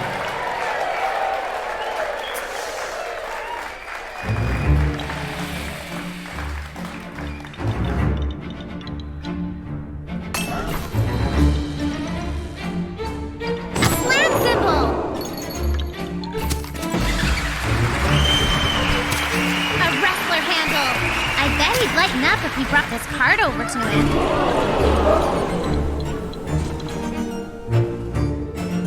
Gee, thanks. I'm fine with crows, but ghosts scare me out with britches. That's nice. But if you really want to thank us, tell us where the heck we are. Pardon? Oh, well, you're all on the outskirts of Halloweenville. Cozy place till the Moonbear King's generals come along and did stuff to the local pumpkins. Did stuff? That's right. They made it so snacks sprout all over them. That explains the candy and cookie trees. Oh, I hope you didn't all eat them, because the townsfolk that did all turned into horrible monsters. Just desserts, you might say.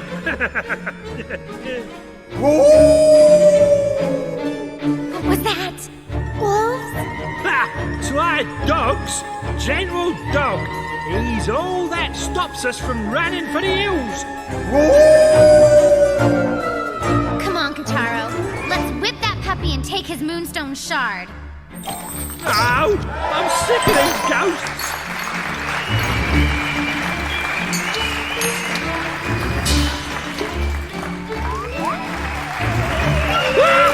Ghost!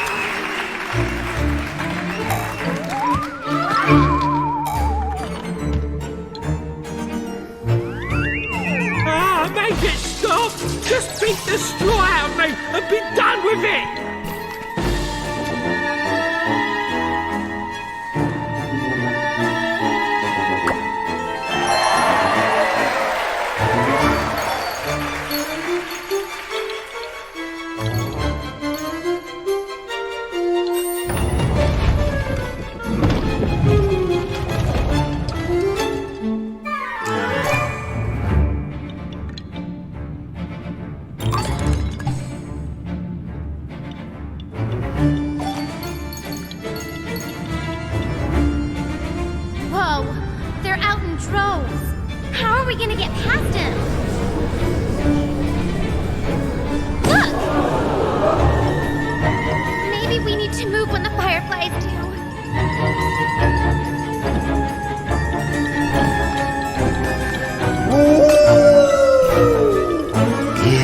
Howls echoed through the snacker boss's shadowy branches.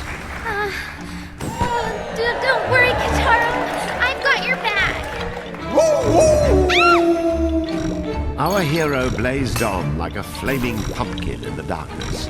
No chasm could drown him as he coursed past the dark forces. He was going to get through this forest and put an end to General Dog.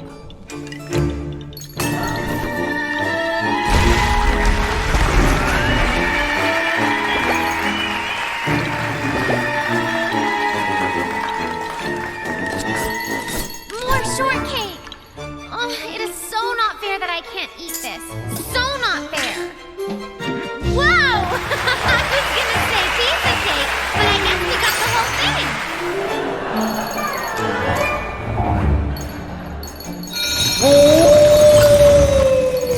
Man!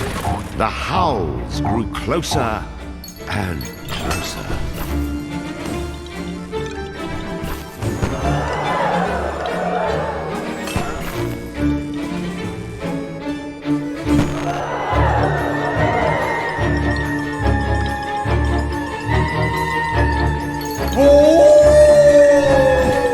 Shut up! We hear you!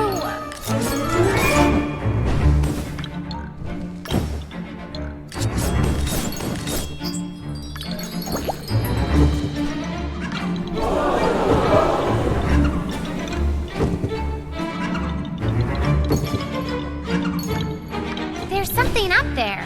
It was a giant, no, the giantest of pumpkins. This pumpkin made the puny gourds that grew from Oh! What's sealed inside this one? To keep the Snackabosk dark, someone had rounded up most of its fire. Oh, finally this place will lighten up.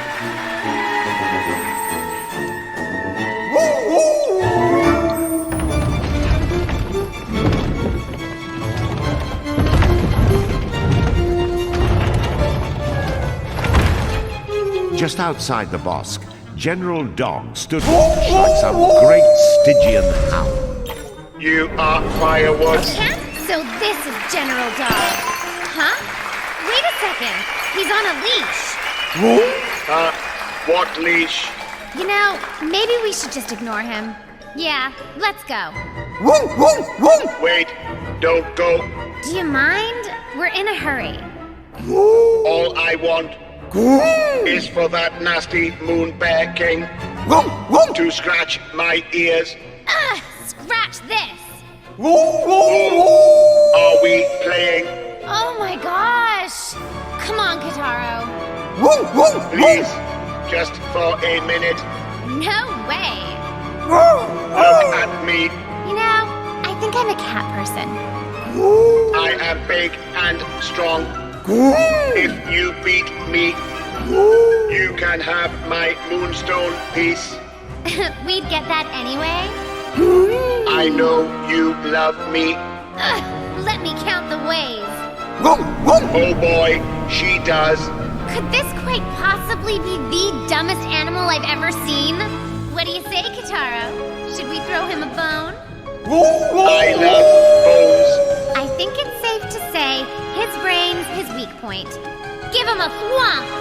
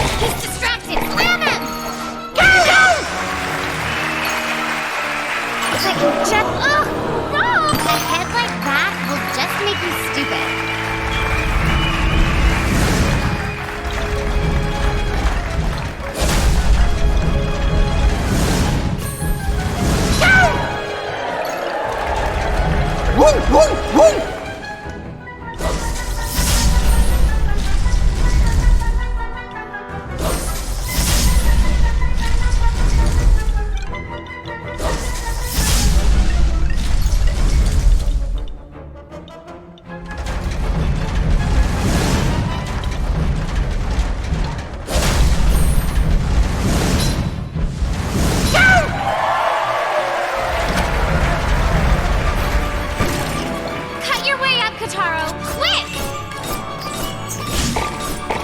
There! He's distracted! Slam him! Go! Now, Katuro! Tie that left brains into knots!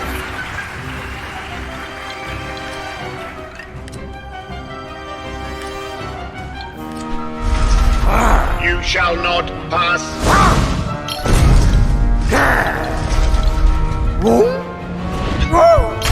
No, not there.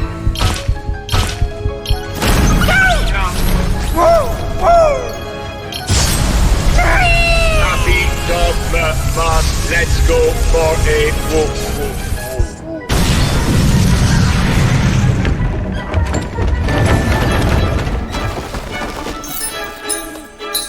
Attaboy, Slugger! See? That was just the tip of the Katuro iceberg. Hey! A moonstone shard! How many we up to now? I can't keep count. The house was a sugary sucker punch to the appetite. Their eyes started at the fluffy whipped cream snow on the milk chocolate shingles and wandered longingly down crispy, crunchy cookie walls until they found the sticky temptation of the candy windows. Their minds were still toying with thoughts of macaroon molding and Baumkuchen banisters when their eyes wisely decided to shut up and let them smell the darn thing. Oh my gosh, yummy! Do you think they would mind if we took a bite? We haven't eaten in like minutes. No, must not eat delicious house. We need to get the moonstone. I have you! What's that? Katuro! Your belt is spewing gas! Flawless victory! It was a trap. Our champ had stopped to chomp just long enough for the chimp to make a chomp on him.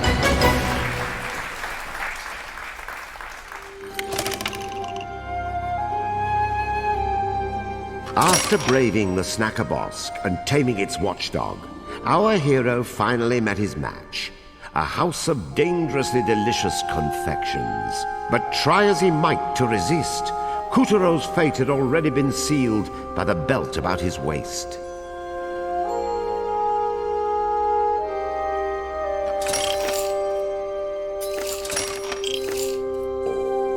Now back to Kuturo's tale.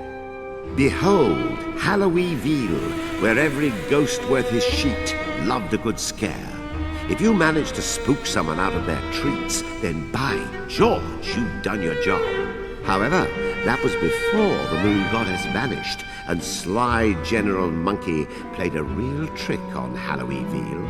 He ousted the town's mayor and the ghastly mayoral family from their haunted house, converted the building into a laboratory, and once settled in, Monkey began doing things to the town's produce. You see now the awesome scrumptious tastiness of Monkey's pumpkin creations? The first bite is heaven, but then the cookie crumbles. The moonstone shards are back in our clutches. The Moon Bear King will be most pleased. You'll pay for this. Give those back. Wait, I would be mad to give up this kind of power. Think of the experiments I could conduct. Not while I'm around. Round indeed! I, Monkey, shall use these moonstone pieces in my experiments. Now make like a banana and peel! You creep! Nobody cracks jokes like that and lives. I'll get you! Just as soon as I can find my toes. Oh, ouch! Now that is perfect. Oh, you poor plump dears. What a shame on you for stuffing your piggy little faces. You can yell at us later. That ape ran off with our moonstone shards. This is horrible. Those stones have the power to restore magic and memory, but now you've messed everything up. Katuro, you are a special boy, especially stupid. Stop lecturing us. change us back to normal if you want our help. Oh, but magic can only undo magic. You may have been charmed into eating those sweets, but the sweets themselves were no spell. You pig out, you get fat. That's just nature. Wait, what does that mean? You can't fix us? We'll be chubs forever? I said magic can't fix you, dummy! You got yourself fat, now get yourselves thin! But it can't be that easy! Oh, nothing is ever easy. And I'm gonna make sure this isn't! Get sweating, Porky! Time's a-wasting! Oh, all I need is the Moonstone and Calibros. It's all I need! You know you could just give up and stay an ugly, pathetic witch forever. Yin Yang!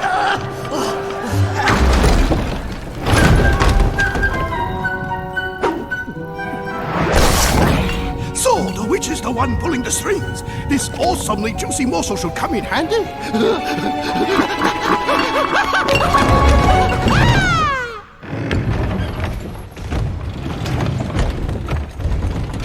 General Monkey's tasty trap had turned our poor hero into the Lord of Lard. From shrimp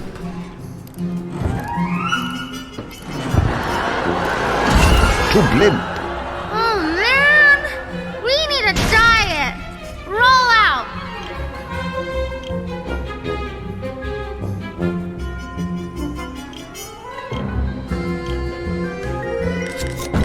And did he ever? Sorry. Let's just say he raced into a slimmer future, flab jiggling in the winds of change. That's it, Katuro! You're getting thinner! Katuro had plenty of pounds to spare as he demolished rock, bridge, and foe. His globe-like body was a microcosm of his struggles, as if some mini Katuro was slicing away with Calibros at the layers of fat. Your greatest enemy. Looking good, kiddo! Keep it up! All of human history can be traced along our waistlines. Agriculture and then food storage eventually separated men into the plump and the poor. Call it fatocracy. To narrow the divide between the fats and the fat mots, someone had the bright idea to ration food out. It was called communism. Want bread? Line up. Don't be like those unhealthy fatocrats. But communism ultimately lost out. No 5-year plan could wean people from the temptation of all that caviar and vodka. It was hard work, but Katuro shed the pounds. Having doffed his mantle of corpulence, he could once again squeeze into his place amongst heroes. Yes! Awesome! Wait, what about me? I get thin too, don't I? Oh no, I don't want to be fat alone! What seemed like an unbreakable friendship pre-diet can get truly ugly post-diet. Oh my gosh, I'm serious! What about me? You do still have my other costume. Gonna presto changeo during a scene change or something? Right? Hey, are you trying to wreck my career? So not cool. I have an image. You know what? Tell the manager that I've already called my agent and lawyer. Tell him!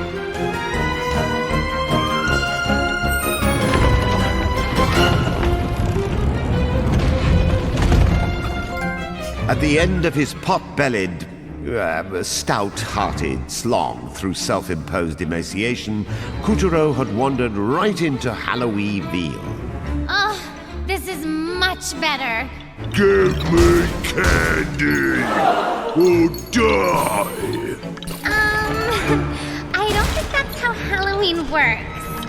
The pumpkin monster attacked with vicious geysers of cream filling. At this rate, Katuro and Pecorino would be drowned.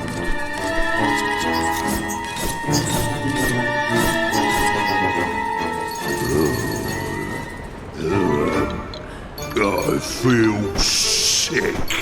I haven't seen this much projectile vomit since my sorority days. escape! He's creaming the houses! Fix him so we can keep going.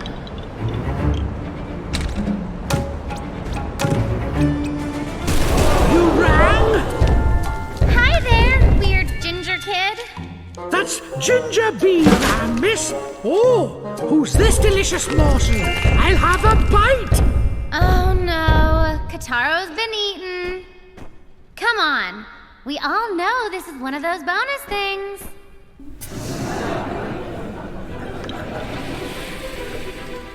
Welcome to Gingerbread Land. You guys have your own land? That's awesome. You're telling me? I know. Gingerbread is a soft, moist treat flavored with ginger and molasses. People cut us into the shape of little ginger people and hang us up at Christmas time. Ah, we're the most important snack in all of human history. Hold it right there. The whole galaxy knows that the most important snack in all of human history is pizza. Pizza? Yeah. What's that? It sounds gross. It is not. Oh, now Mr. Man had done it. Nothing wrecks a pleasant chat more reliably than trying to agree upon food. And besides, the most important snack in human history is obviously pudding. What do you know about food? You're British! Yeah.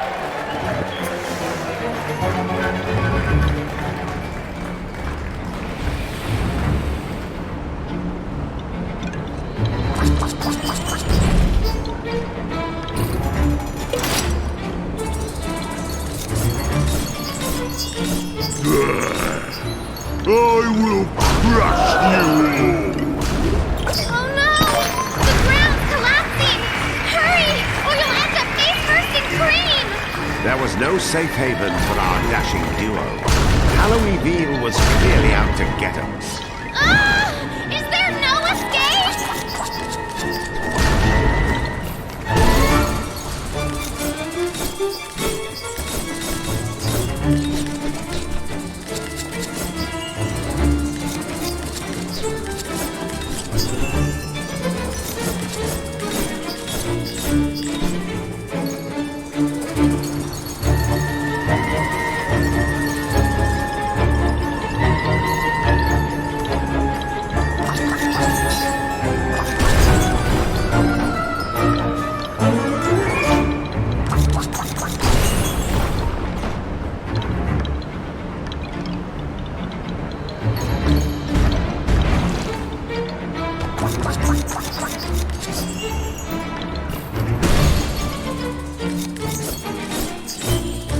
Now, you are finished. Run for your life, Katuro! It's a cream avalanche!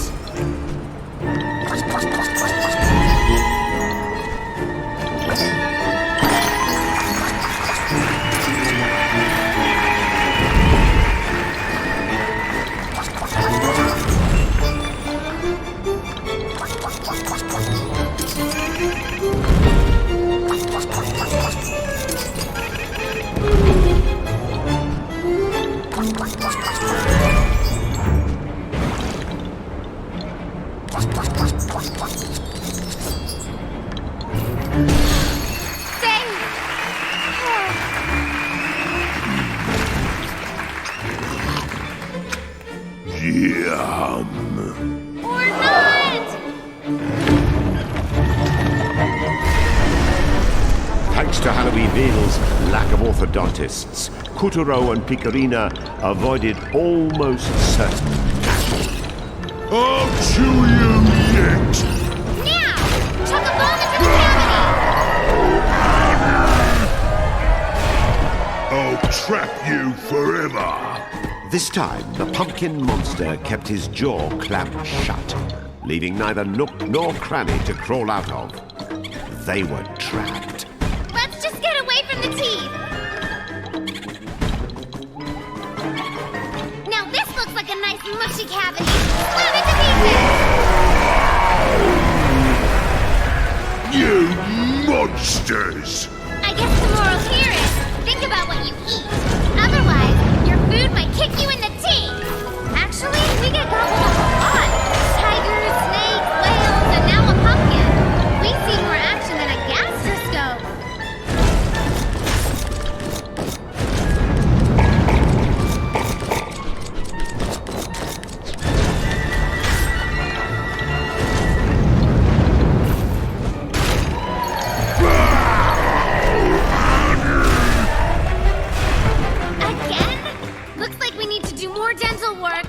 Remember, cavities can lead to bad breath, gum disease, loss of hearing, and death. Don't forget to make that dentist appointment. Loss of hearing? That's a new one.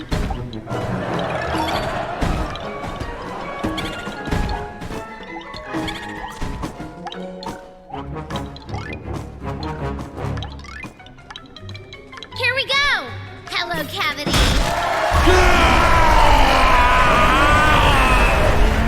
See what happens to gluttons for fun and candies!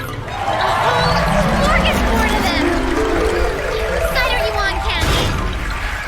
And if they keep his mouth open...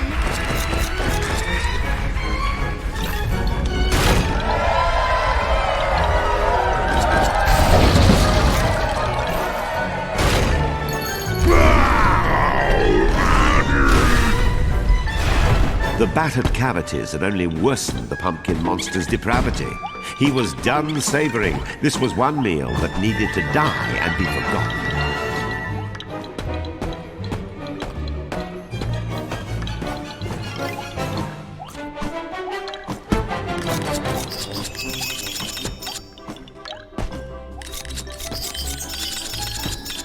Another cavity! Let's finish the job!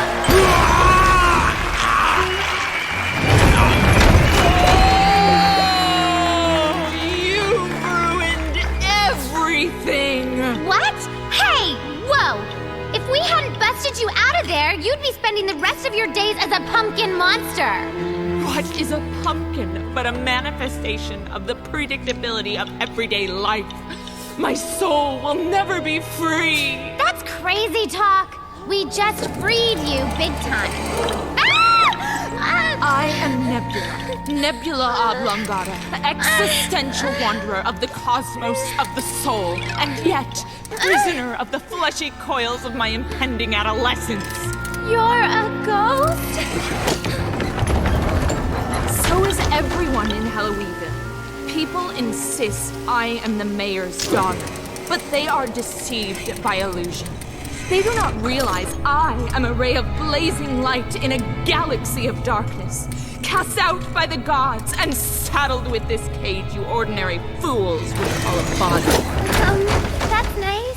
Well, if you're the mayor's daughter, maybe you've seen this guy, this monkey guy? He totally swiped our goods and we want it back.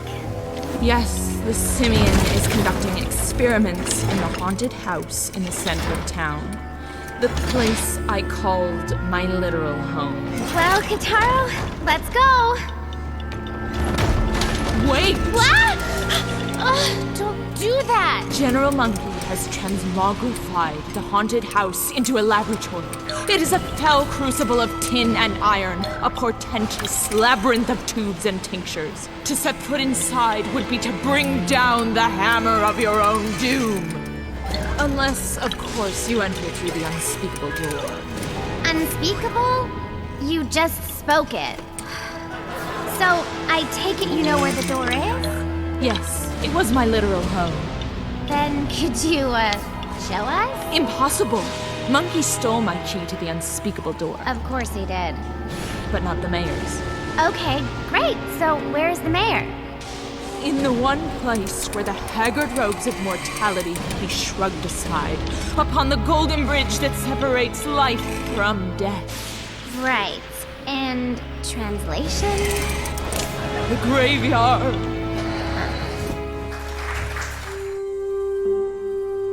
Katuro survived the most arduous of tasks, a gauntlet of tummy aches and toothaches.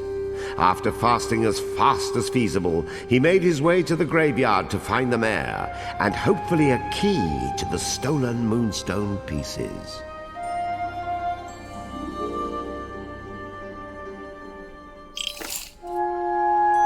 Let us continue our adventure.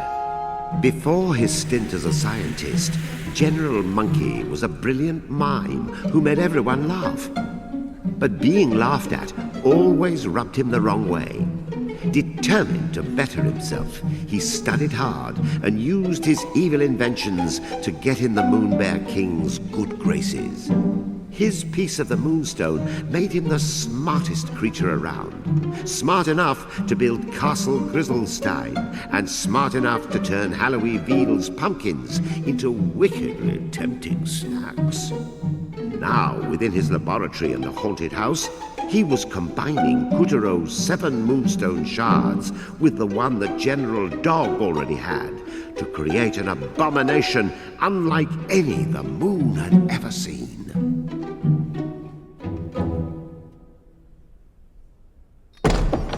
You know, moonfolk used to flock to Halloween Veal just for the thrill of it. Of course, once the Moon Bear King rose to power and real terror took hold, tourism took a nasty, nasty plunge.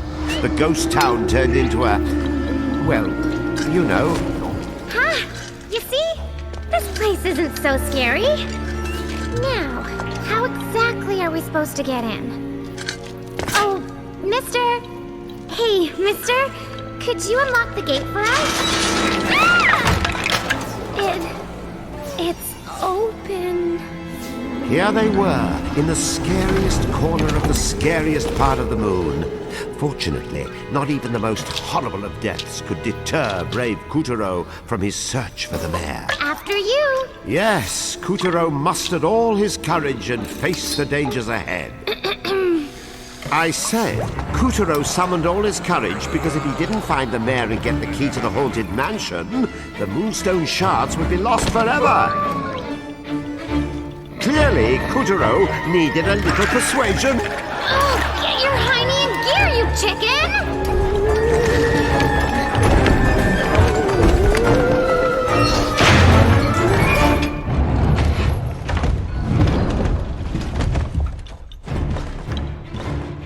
Dauntlessly, which means not not in a scared way, Katuro strode into the graveyard. As an owl's plaintive whoos issued from the gnarled and eerie trees, our hero felt a pair of feline eyes staring at him from the black, glowing, burning holes in it. Amongst the lines of tombstones, still unburied, someone had dug unpleasantly dank A little tunnels light. 6 feet under. Oh my gosh, stop! We're not alone. We're not alone. A statue? Who would make something this scary? Ghost! Cut it, hurry! I ain't afraid of no ghosts. Look, there's a path. Come on.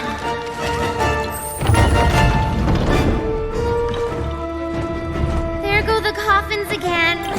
Someone's got seriously bad taste.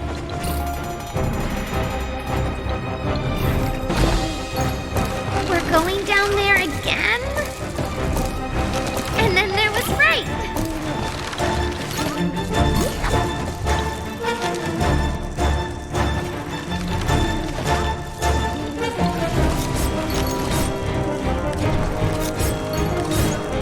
What a tangled web you cleave. Ah! Ah!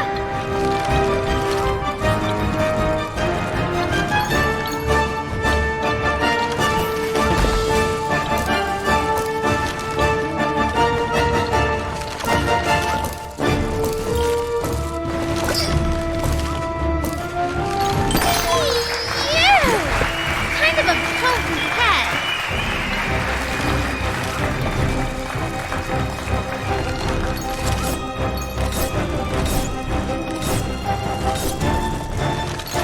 So that's how you get it open.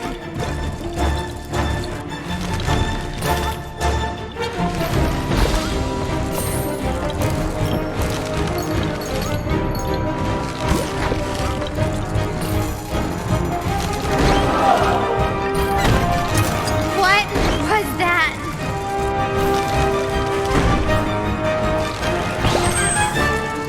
Huh, no sweat.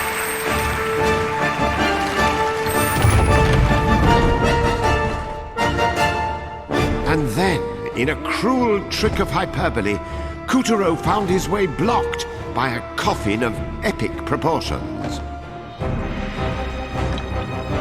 Yeesh. Let's leave this one shut. Oops. Darn. Guess the coffin will have to stay shut. Oh well.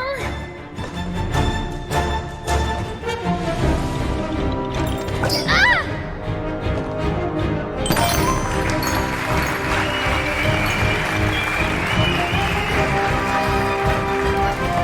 A statue? Who would make something this scary?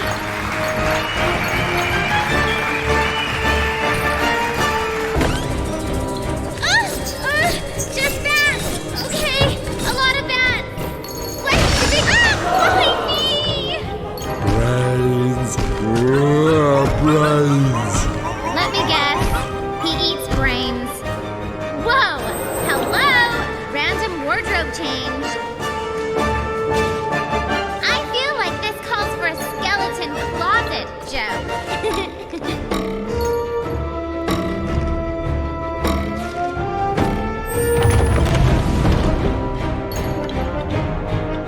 They'd scoured the graveyard. Countless hands burst from underfoot, ready to drag Katuro straight into the dark depths. Oh, nasty! Look at the cute mole climbing for his life!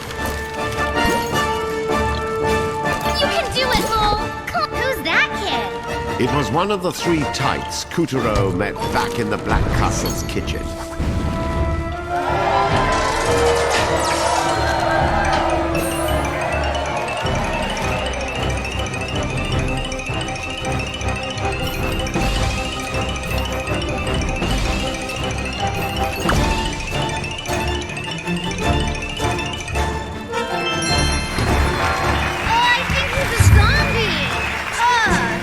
After rewarding Katuro, the undead puppet returned to the ground.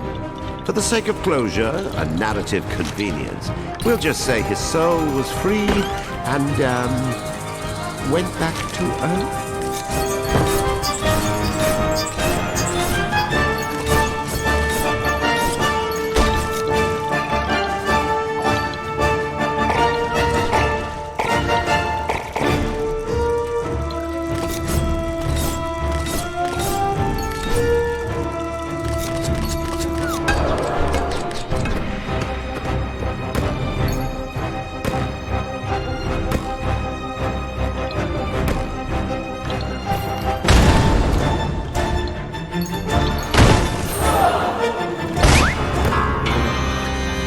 I want to suck your blood!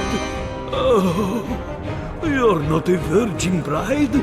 You're not even human. Oh, damn. I hate this stupid moon. No one ever wanders by except puppets and freaks and monsters. Would it kill destiny to toss me just one swimsuit model? I miss Earth. There is no sun on the dark side of the moon. I can't believe I fell for that. On Earth, we had the screaming maidens, the terrified villagers. Of course, there was the whole business with the crosses and the sharpened stakes, but it all sort of balanced out. Maybe I was never cut out for an immortal life of neck-biting and harems and changing into a giant bat. I knew I should have worn a higher collar that night. Not that I didn't enjoy it all at first, but talk about your one-way tickets. Still, what's done is done. I am vampire. A vampire in outer space. I miss when folks were simpler in the head. They would wet themselves at the first flash of my cuspids. Then they had to get enlightened. The Gothic castles got knocked down and replaced with condominiums. What is scary about a condominium? Besides the name, you know what I blame? Electricity! Banished darkness right from our world! Damn that Edison! Had to mess with the natural order! And then the television, the personal computer. How is a vampire supposed to be more scary than the internet? No one gets scared when you rob them of imagination. And let us not forget the game consoles. They blight on the world. Pixel shaders, volumetric lighting, stereoscopic imaging. Now every 12-year-old has seen carnage real enough to make Jack the Ripper blush. I simply cannot compete.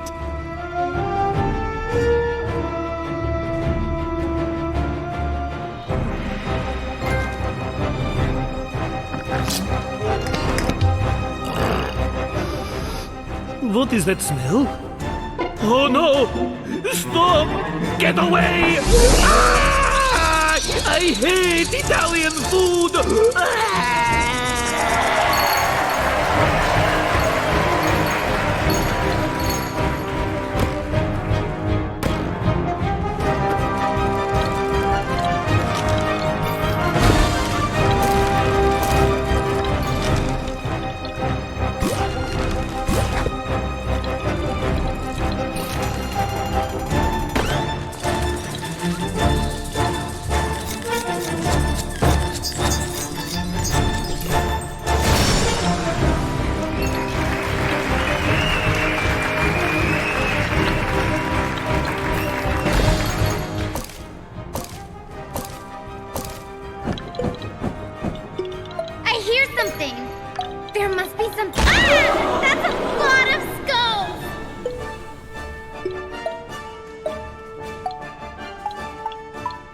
It sounded like the skulls were playing a melody. Maybe we should play the same melody?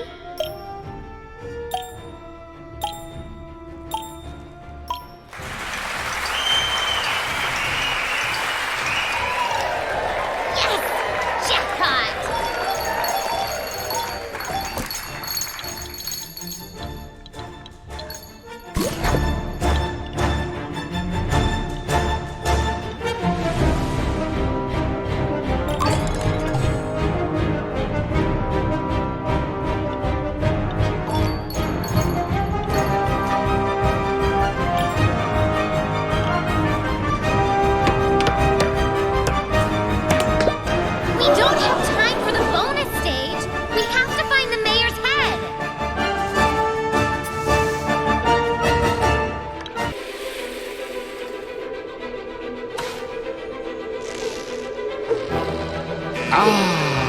Bungee jumping. This is the core idea behind many an amusement park attraction.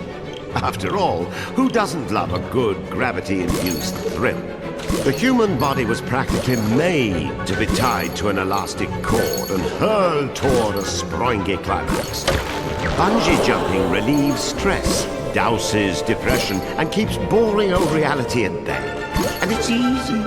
Young and old can all get in on that bungee action. All you need is what? A doorknob and a rubber band? Get to it, kids!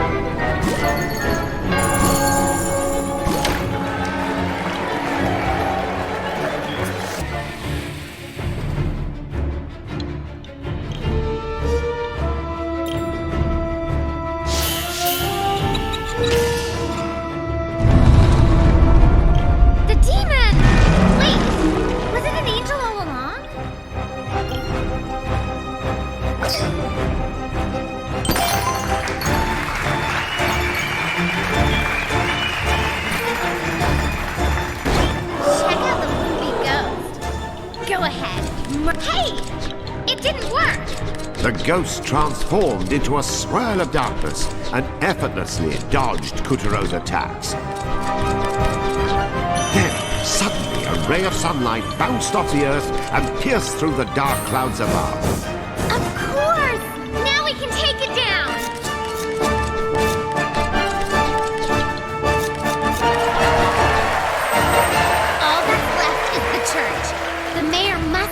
locked in there.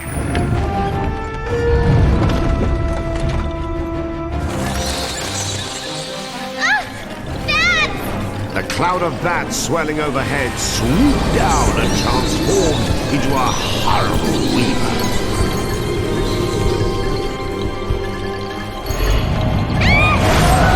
It's the Grim Reaper!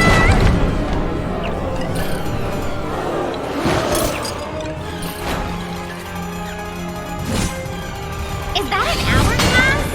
What are you waiting for? Do the scissor thing! Earthlight!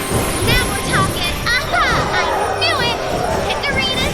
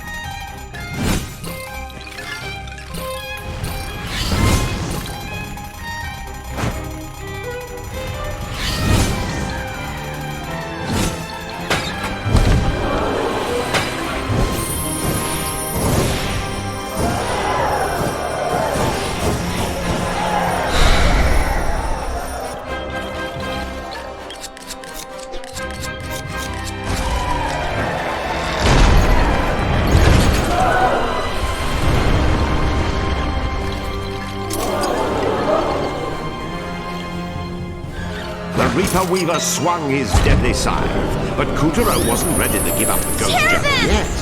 Bravely he fought back, using the knight's shield to douse the fiend in holy light.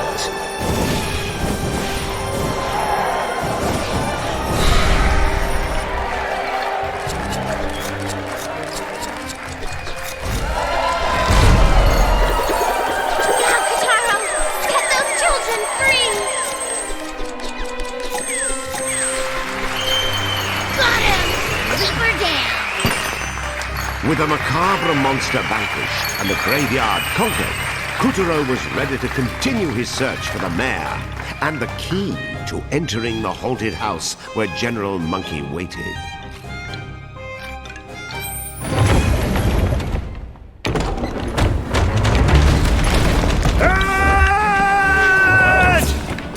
Thief! Noggin Nabber! That head belongs to the mayor! You give it back! Thief? You are looking at the mayor of Halloweenville. Excuse Daddy!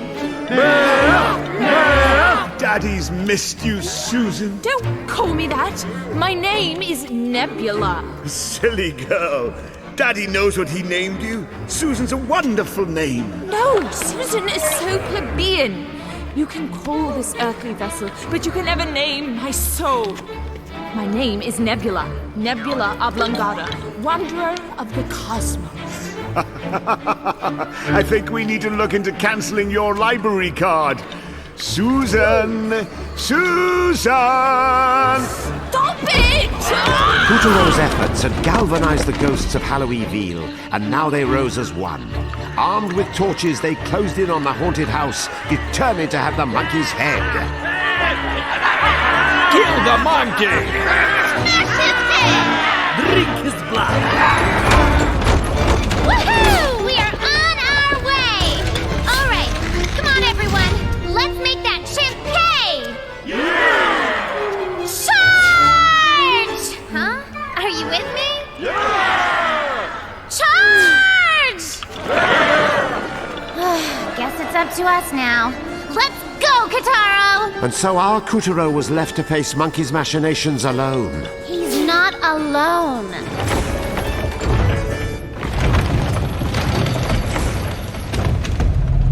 Some might say the mayor's eldritch former estate made the perfect evil laboratory for General Monkey. The more he settled in, the more unsettling the place got. So, how do we get in? Huh? The front door? Oh, so I guess you want me to open it. The master is not seeing anyone. Here, off you go. Let's use calibers to cut our way around. There's gotta be a way in. It moved! It's just a regular pumpkin.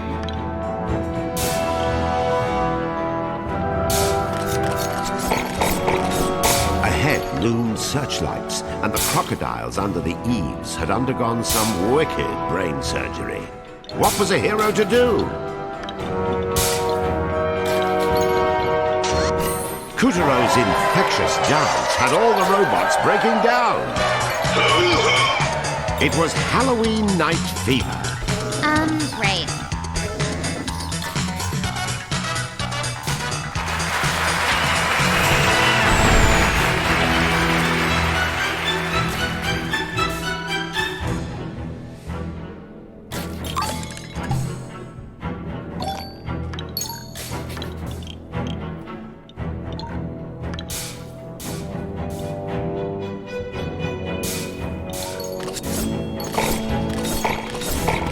Monkey's sinister inventions patrolled every corner of the premises. The General trusted no one and operated all of these creations himself.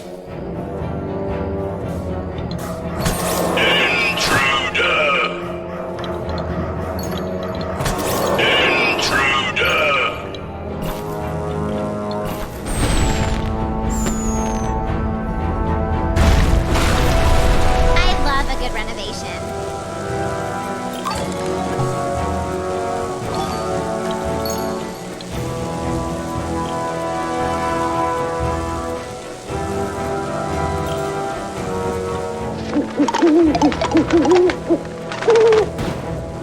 Whoa!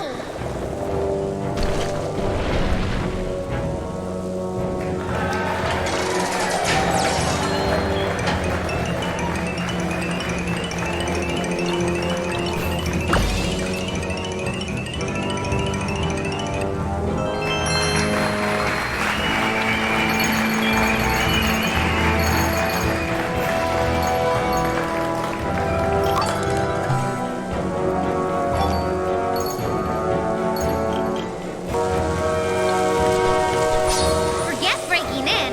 Let's just break the place. But that's the mayor's house. Was the mayor's house. And so our hero, Katuro, set about slicing apart the evil General Monkey's laboratory like so much paper. Removing this blight on the town was a just act, motivated by justice just because.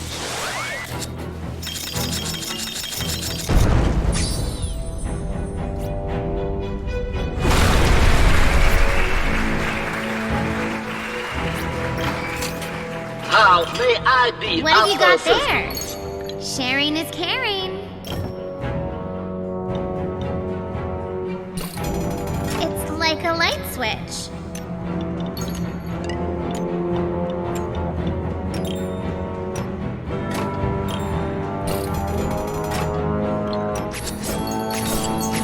Balls of electricity. Don't touch.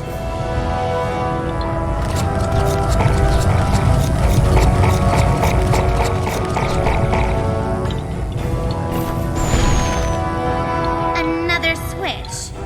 I think you're safe while the gauge is green.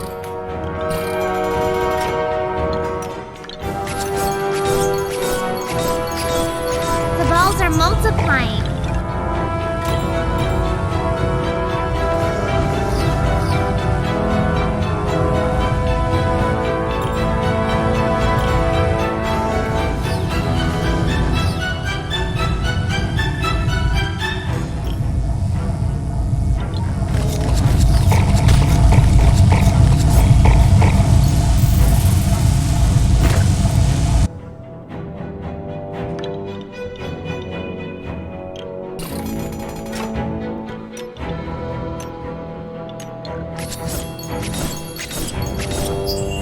Balls of electricity. Don't touch.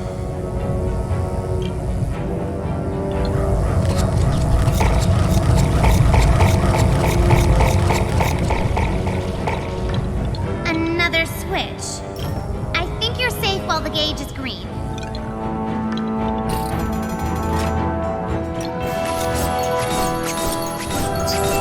The balls are multiplying.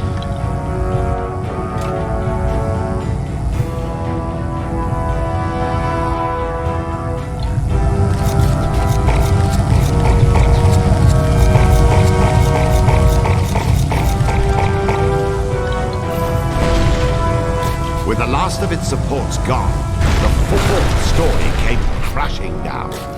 Sheesh! He blew up! Is he out of warranty? Is structural collapse by scissors even covered by warranty? What? He totally self-destructed. Blame Monkey. He must have installed a kill code. Looks like the lad Katuro met back in the castle kitchen had run into even worse luck here. Need a hand? Sorry, I'll help.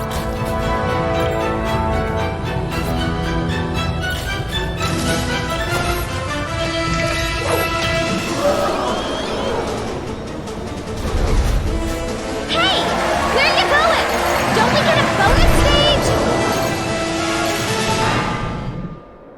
Oh, he brought us to the entrance. Thanks, kiddo.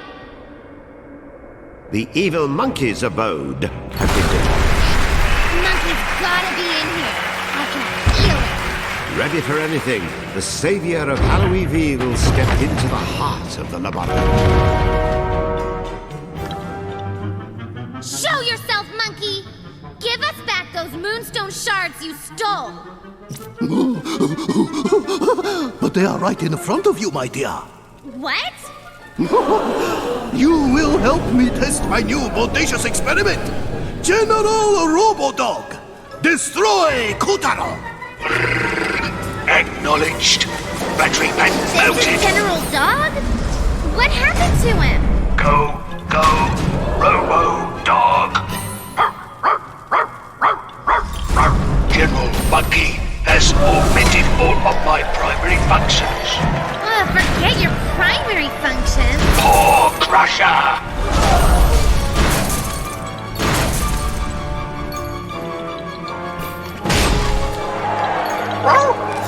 Short circuit.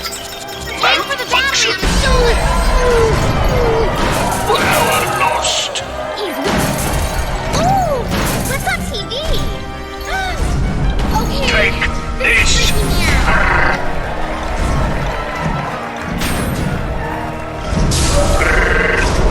Intruder detected. Crawling out of the... Who are you? I will destroy you if you interfere.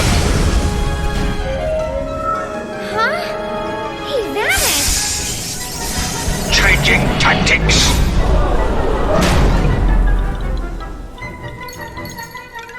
Firing missiles. Above you! Dodge them all!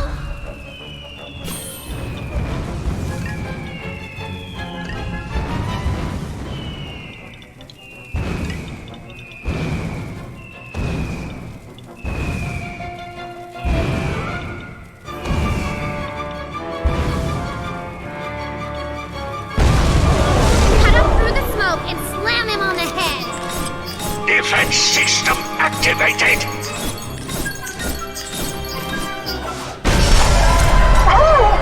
No! Not the moonstones! Good! Do it again!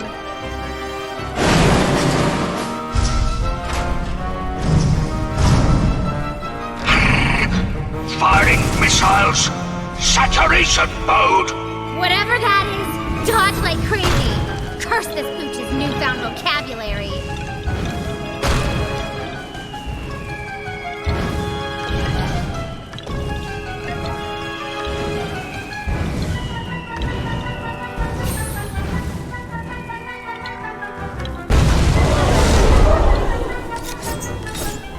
Defense system activated!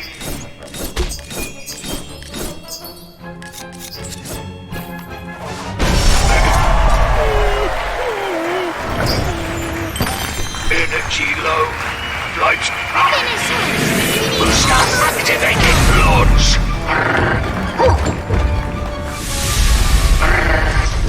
Rocket punch.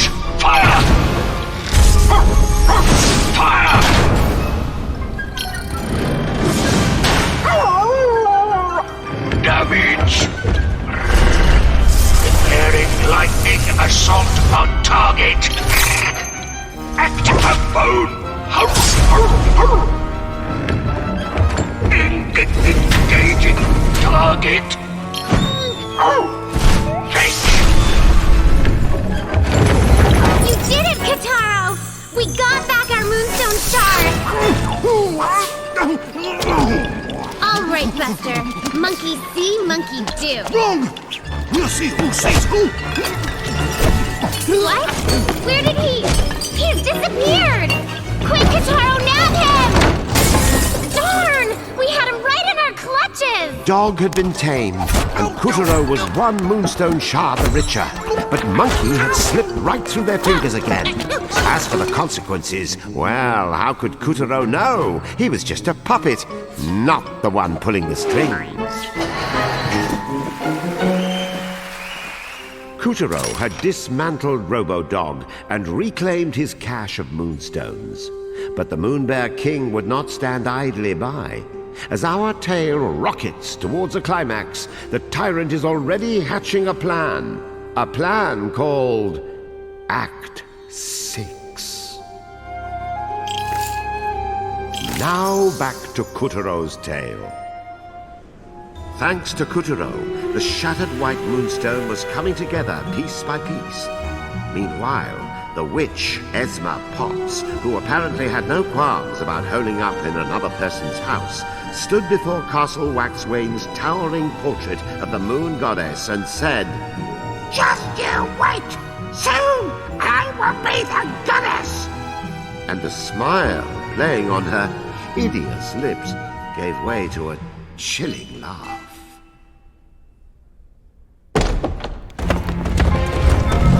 Monkey! Monkey, where are you? Revisibilate yourself! Yeah, my lord, at once. How could you fail me? You, of all my generals! Your mistakes have cost me the upper hand. If he gets the rest of the white moonstone, and he has Calibras. No, wait! I know who it is! Pulling Kutaro's strings! What? Who? Tell me! I can't breathe. I'm the Moon Witch, Esma Potts! Potts? That hag from the kitchen? She is at the White Castle, guiding Kutaro from there. That's what she thinks. I'll destroy them both. Puppet and Puppeteer. But how, sire? Simple. The clock tower in the land of time. Pick up, you useless fops! What are you waiting for? Yes, sire! Oh, nothing like a spot of Copernican Artemisia to pass the afternoon. Yes, I can't tell whether it's the smooth, herbaceous flavor or the distinctive biscuity nose, but something about it does tickle my fancy. Who calls during tea time? No manners at all. Oh, please, excusez-moi. A rabbit and rooster's never-ending tea party? Say again. Moon barking? Sire, Lord Master, yes, hello. Why haven't you and the chicken taken over the land of time? That clock should have been fixed ages ago. My word, Tempest Fugit. Has it been 3 years? Time is running out, and you were supposed to catch it! Never you fear, your Highestness, it is under control. That's right. We'll have that Chronopoly for you in a macro jiffy. Move it! I want that clock to get money right now! Oh, la la la la la!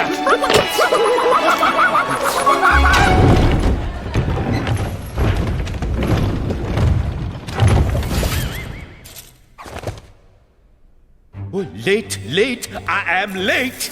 He looks shady. Let's tail him. Everyone and everything in the land of time was zipping along at a blistering pace. It was almost as if someone had put ants in the packs of time. So. And then all of a sudden the ants were all blotto.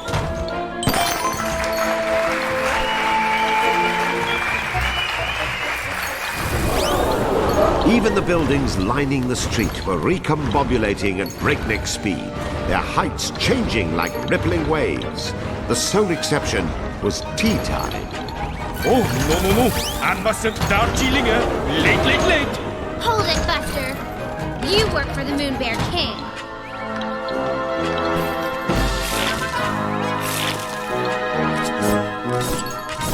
Yes! Stop distracting me, or he'll have my head. Well, that proves it. Come on! He's got a piece of the Moonstone.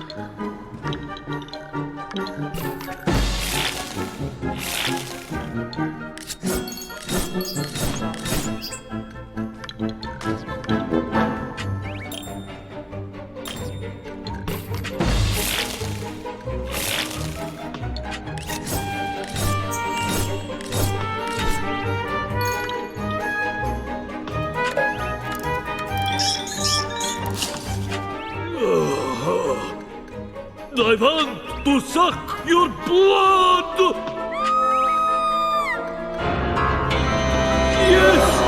This is exactly the reaction I desperately wanted!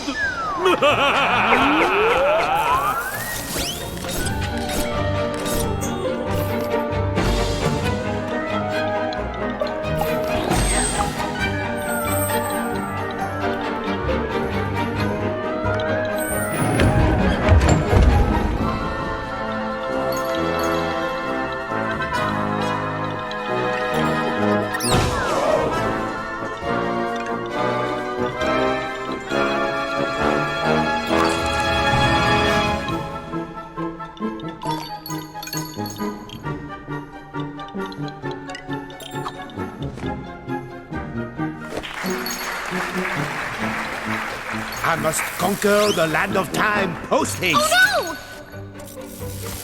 Made it! Oh, look out! Whew, safe.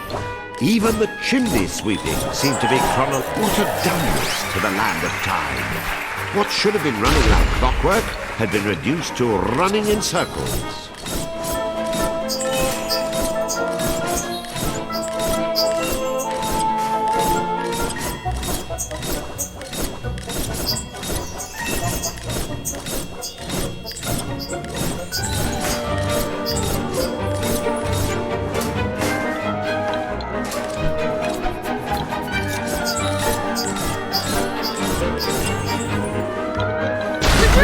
I must fix the clock.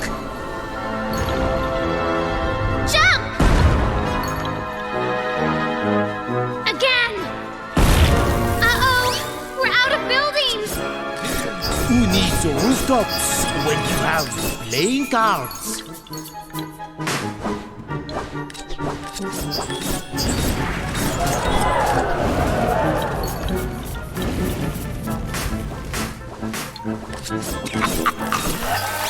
I always want to enjoy a fragrant tea amidst all this soot. First world problems, Bunny Man.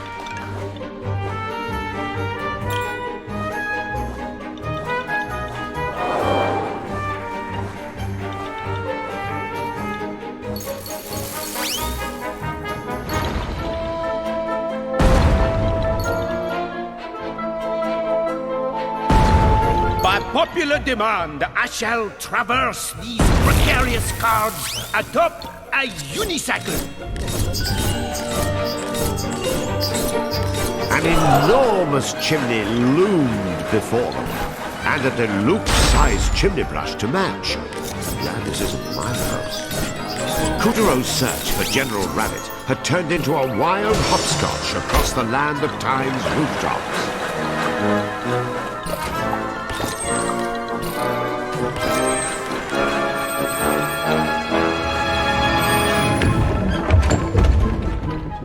The flow of time has a pronounced effect on any city's skyline, as the past is dismantled, the present constructed, and the future imagined. Dreams and aspirations become the girders upon which life is built and rebuilt in the name of progress. It just usually happens a lot slower.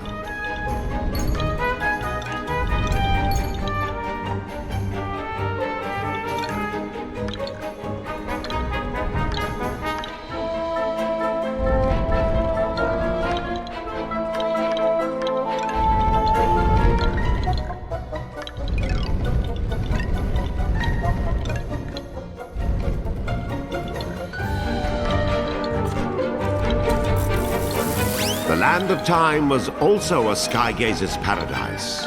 You see, like tea time, star watching was a refined way to pass the hours. Like everything else around here, the shooting stars weren't exactly shooting straight. They'd lance across the sky one moment, only to stop dead in their tracks the next. Of course, it made it much easier to wish upon them. You could probably sneak in multiple wishes.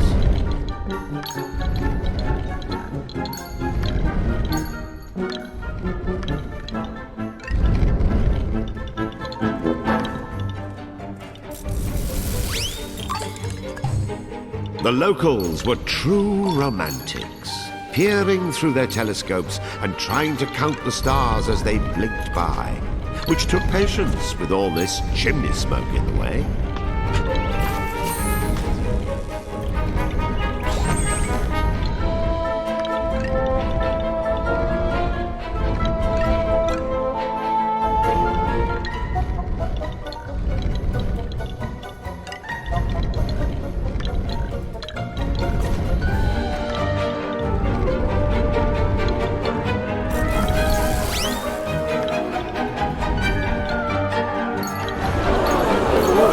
My head for this.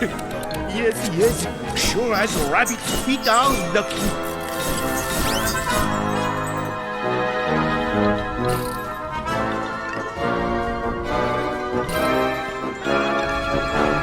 Like everything else around here, the layout of a house changes to its appropriate form with the passage of time.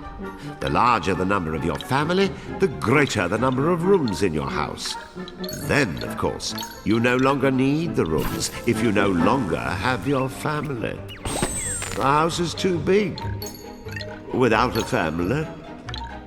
What was wrong with me? What happened to you? Actually, I don't really want to hear that.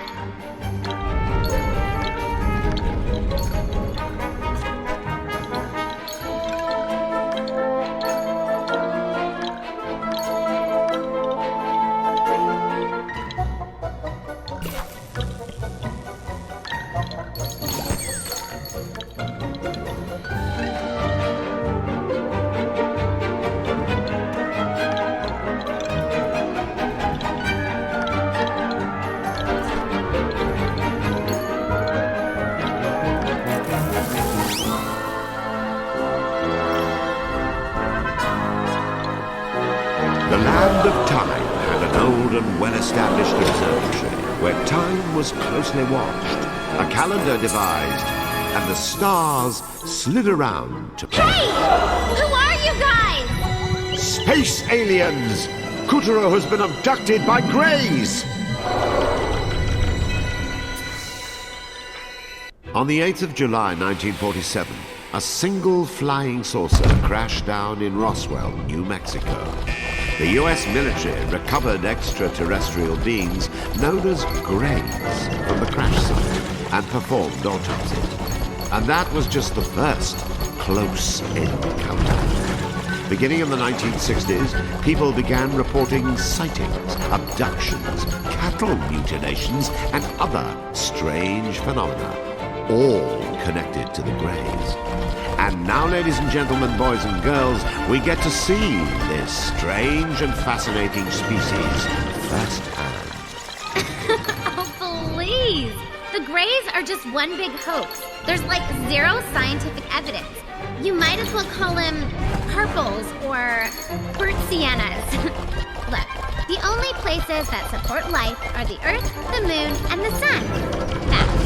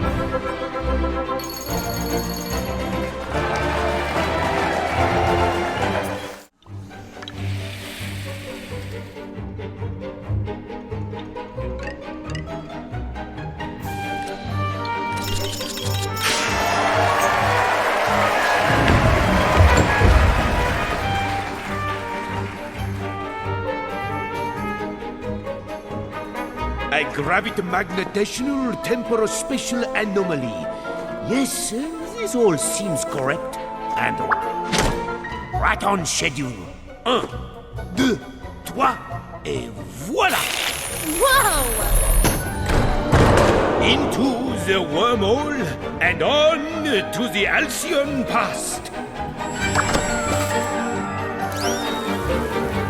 That hocus pocus loony! Don't let him get away!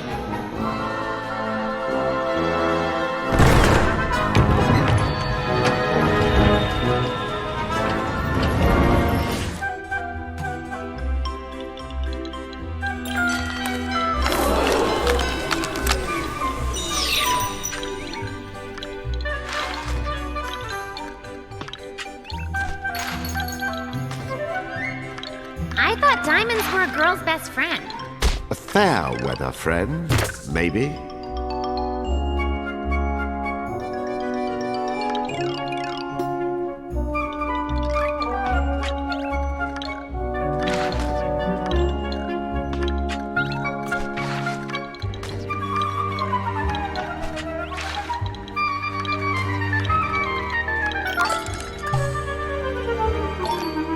The game would not start until Katuro cut the deck.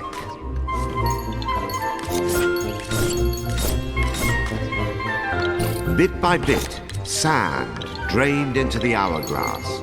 It was the future slipping away, piling up to form the past.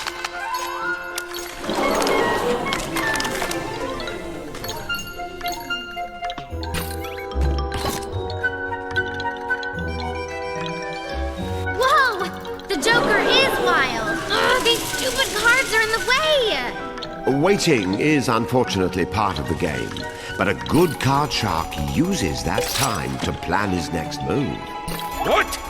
You again? I am far too busy for this harassment. I have history to rewind, a land to conquer. Excusez-moi. Hey, get back here!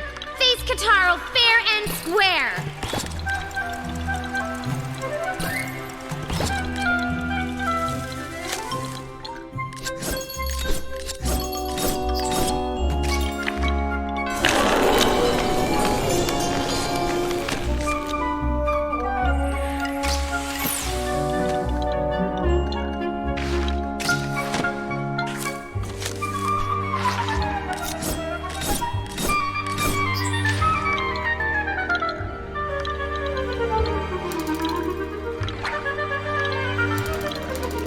Our hero soon encountered everyone's favorite card trick, the buzzsaw. That's not a card trick!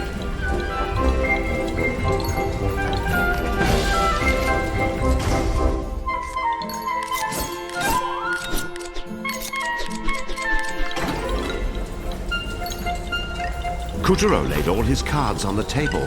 This was it.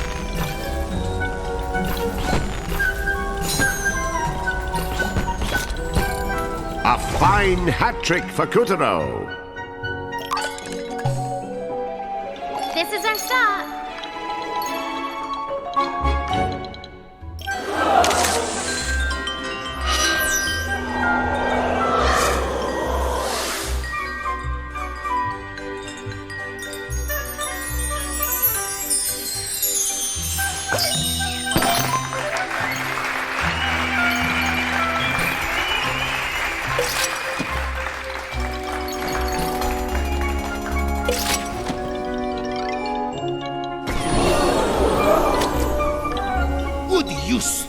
Interfering!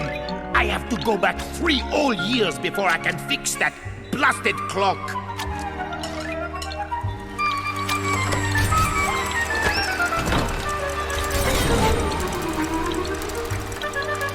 The ace trumps all, especially when it's 5 aces of spades. That's cheating! Katuro hopped over the questionable hand and scrambled ever higher. Hurry up! It's fold or be folded!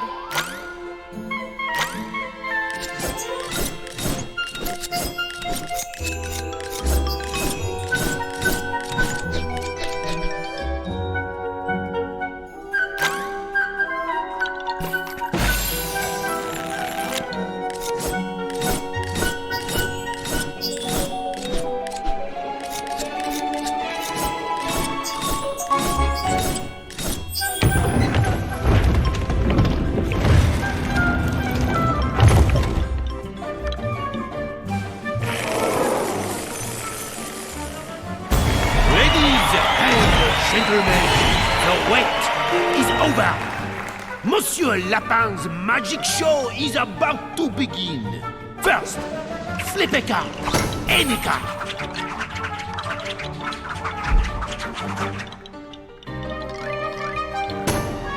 Now, let us cut the deck.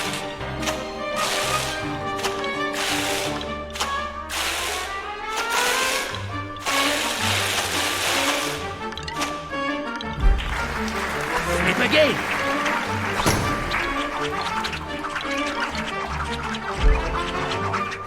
Just the We'll have to fight magic with magic, card for card.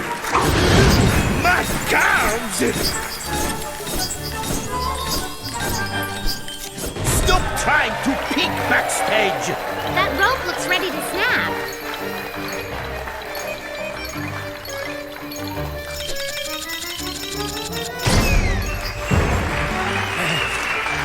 Aha! I was saving this!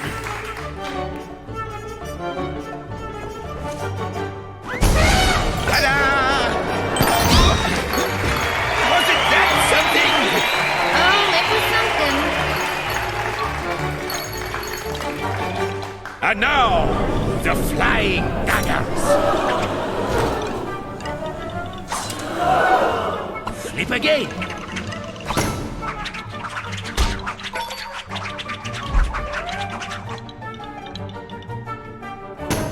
Shuffle.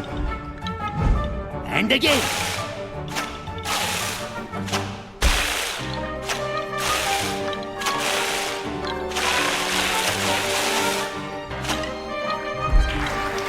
Flip again.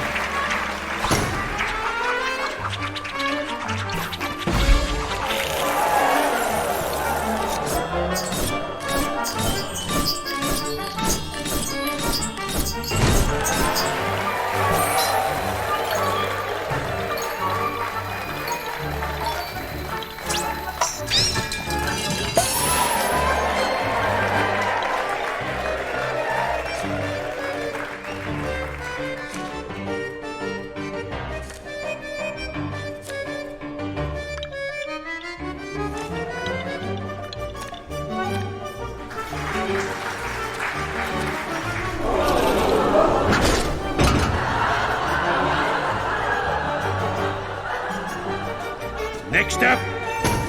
Wait, no. There is it. Blast it. Ah! Am I out of tricks? Fine. You leave me no choice. Gladius auriculus. Here. Time to disappear, you pest. My magic hat. Wait. Time out. Stop!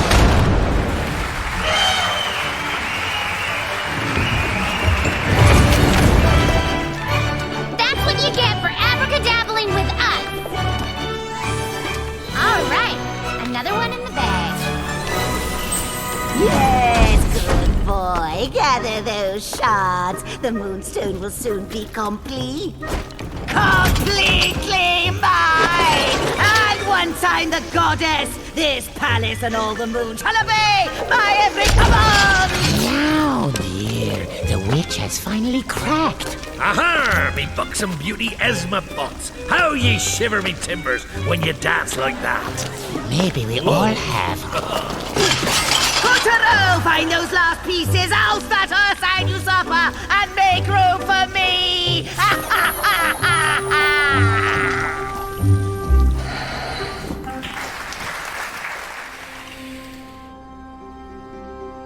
Our hero's rabbit chase led him deep into the chrono-illogical land of time. Meanwhile, the Moon Bear King was on to the witch, whose own dark intentions still hung on the air. Let us continue our adventure.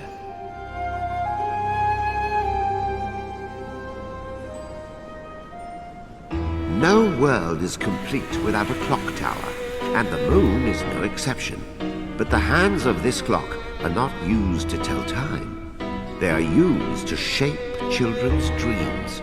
Light and dark decide if it's a quarter to a nightmare, or half past a daydream, or 10 till a rude awakening. To keep a stern watch over the clock, the moon goddess had chosen Mr. Pink. But that was before. When the white moonstone shattered, the clock spun into madness, and Mr. Pink went missing.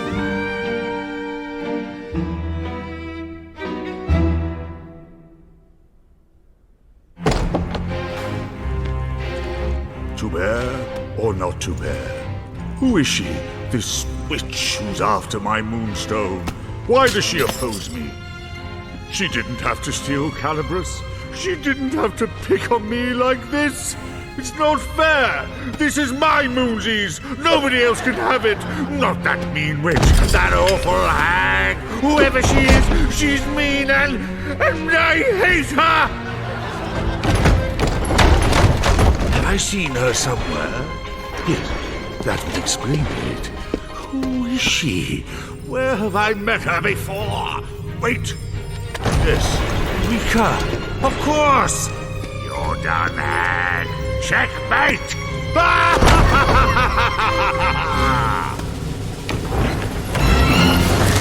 Katuro, look out! These cars are about to fall! Cushioning Kuturo's fall was a strange garden constructed like a maze.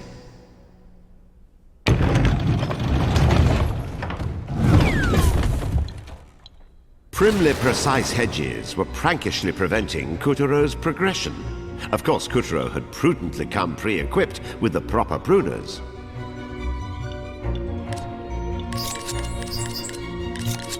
Really, I hope you're happy with yourself. I went through all that trouble to hide myself, but what's the point exactly? If you're going to march into my garden and mercilessly slip away at my disguise, I might as well be wearing a lampshade. I mean, I'd probably itch less, not that you care.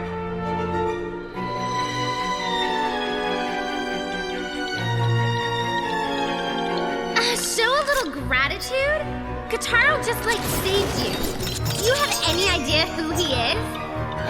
Lost soul, rightful bearer of Calabrus, hero of the moon. Yes, it's all very obvious, very clear to the naked eye. But, you see, that's why I'm getting pernickety. You're being far too reckless. You probably ride your bicycle at night without a helmet. And do you really expect to defeat the Moon Bear King like that? Really? But never mind, what's done is done. Milk spilt, not crying, moving on. Corrective measures can be taken. Proverbial mop for the proverbial dairy disaster, yes. Now, introductions. The name's Galahagrid Mulberry Times Awaiting. Goddess-appointed Warden of the Land of Time, Clock Tower / Watchman / General Manager of what we call Dream Time, etc. ad infinitum. I know, lots of information to digest. Probably didn't catch it. Just call me GMT. It's a pun. Clever, you see.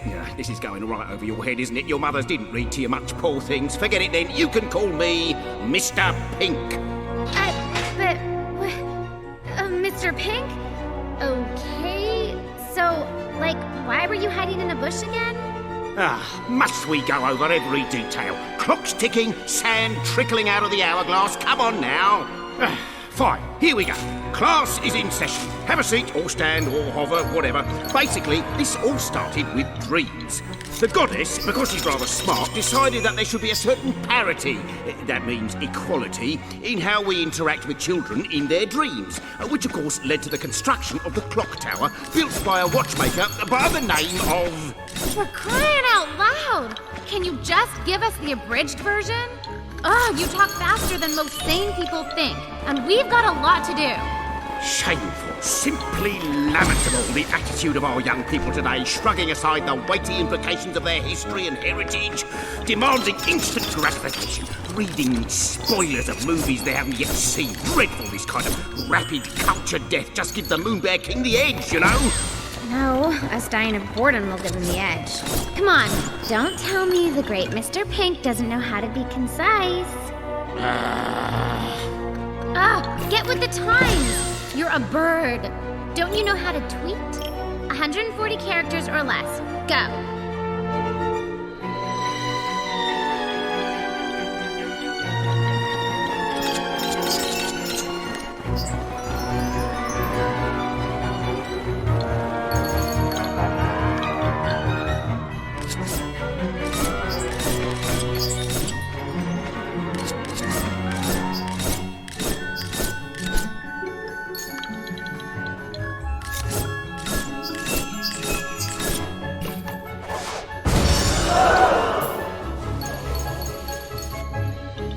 clock controls when children dream. Stop.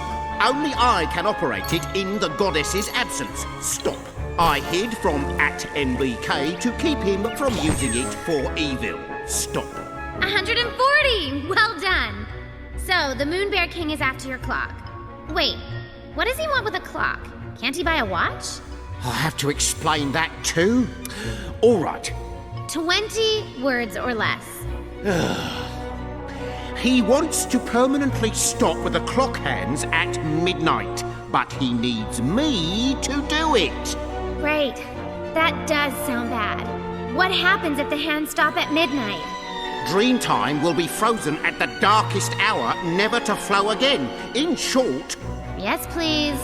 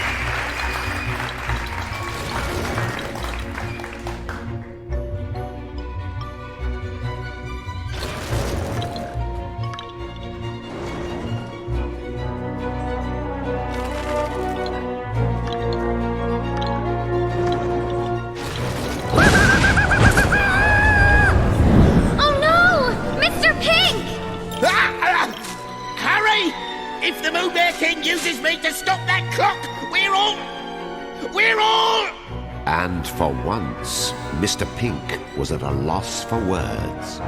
The last guardian of the clock tower was in Rooster's clutches, and the Moon Bear King was poised to plunge all the Earth's children into an eternal nightmare.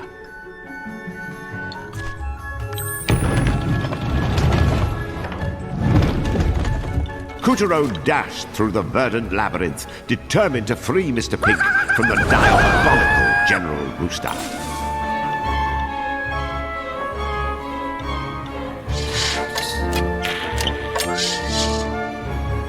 The Moon Bear King? What's he doing here?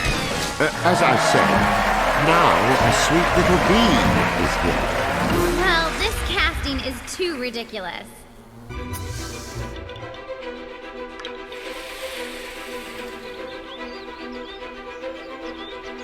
Luckily, the honeybees came to Katuro's rescue, and he escaped the danger. Now, lunar honeybees are known to sometimes carry moon sparkles back to their hive instead of nectar. By painstakingly purging the hive of the moon sparkles, like so, the bees are able to produce a honey of the purest variety. I do love me some honey.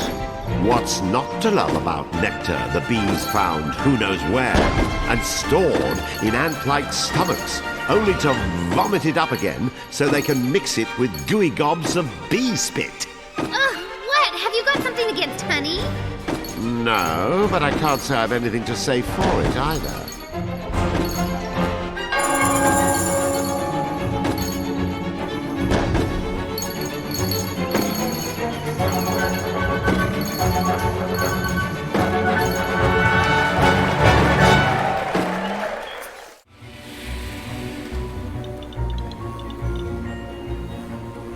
Look at the ladybugs! Bees, too!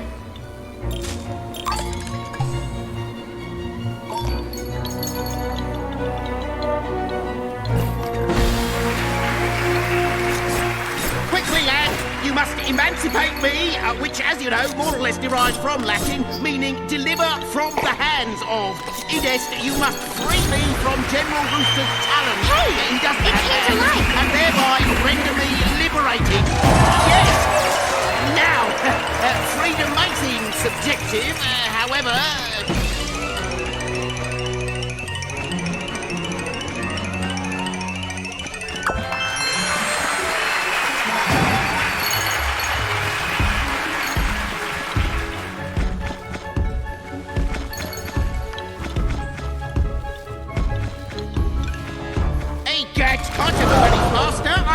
trouble, you know.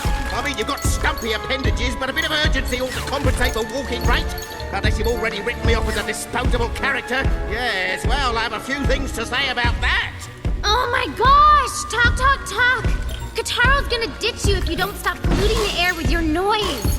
Nobody likes a wisecracking motor mouse who flies around and tells people what to do. Trust me, I deal with people like that all the time. I have a feeling our beloved audience knows exactly what Picarina is talking about.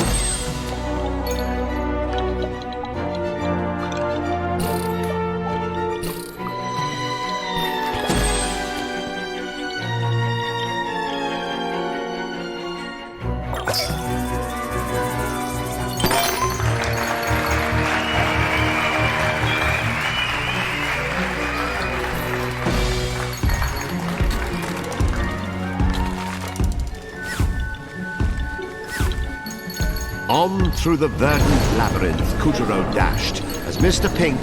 What in blazes is taking so long?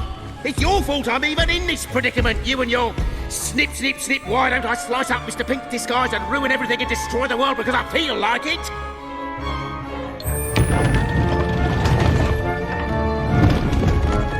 The garden stretched on endlessly.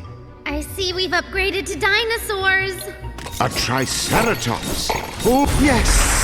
Katuro found himself astride a Triceratops, second only to the T-Rex on the dinosaur top 40. There's a top 40?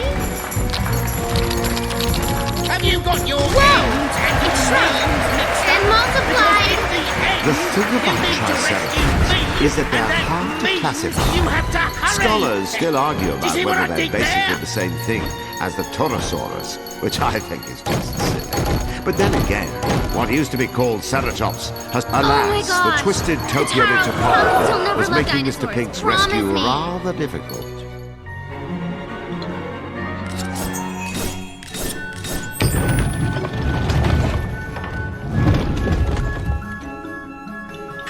Have a spot of tea, hun. In fact, have the whole leopard. Don't be ridiculous. Leopard spots aren't made of tea. They're made of a special pigmentation that, in actual fact, is...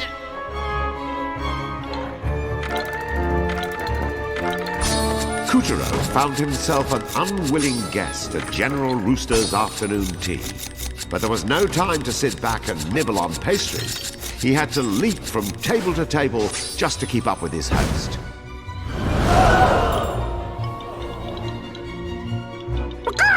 Go on, don't let the tea get cold. You have all the time in the world. Oh yeah, huh. Katuro sheared a path along General Rooster's trail of feathers and moved to the next table. It's important at these sorts of functions to make the rounds and socialize a bit. One can't be rude and keep to oneself.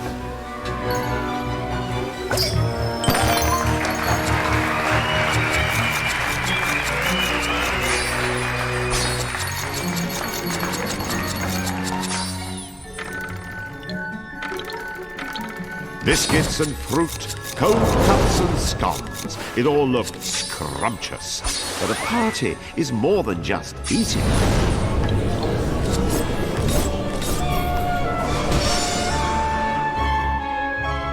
Remember, it's proper to give up your seats for the elderly and people who need them. Oh, yeah, I'm not so sure my grandma would want this chair.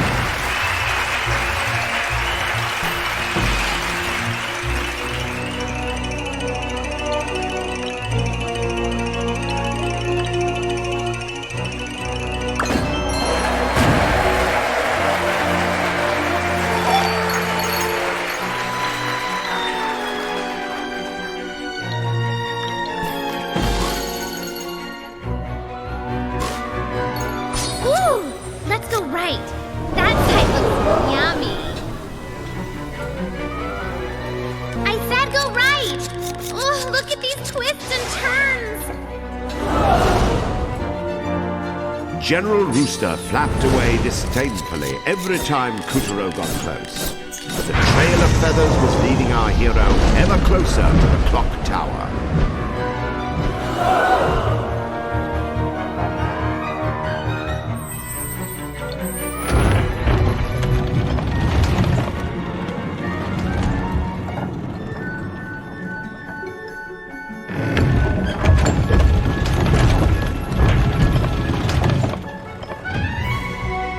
Kuturo's wild rooster chase had led him to Mr. Pink's place of employment, one magical clock tower at the heart of the Land of Time.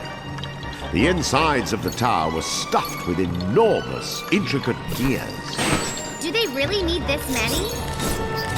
The gears mesh together in order to transmit torque. You see, they're finely tuned to make sure that the hour and minute hands of the clock rotate at steady, accurate pace. Also, they make convenient footholds.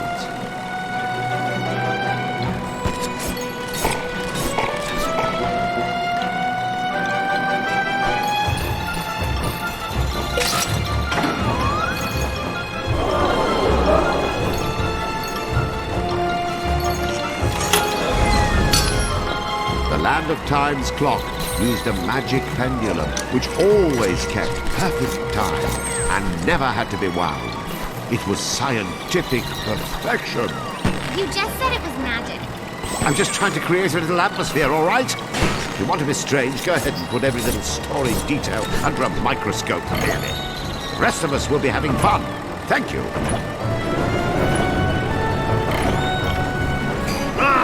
Rooster, is the clock fixed yet? Use Mr. Pink. I want that Land of Time.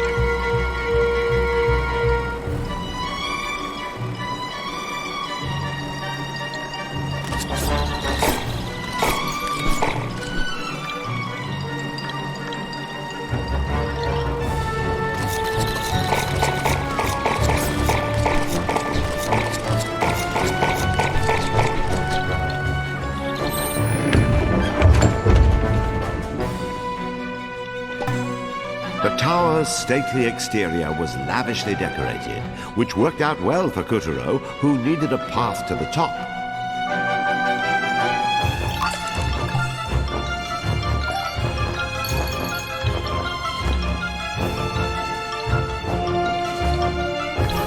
Are those eggs?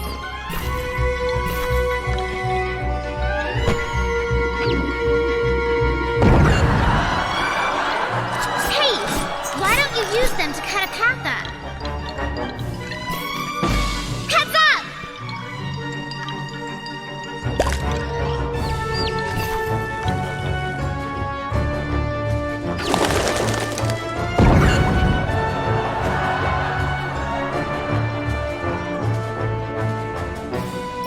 We're gonna need more quarters.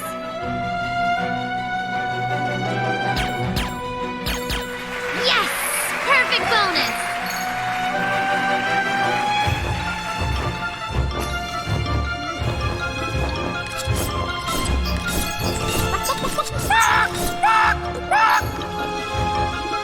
How dare you snatch my eggs!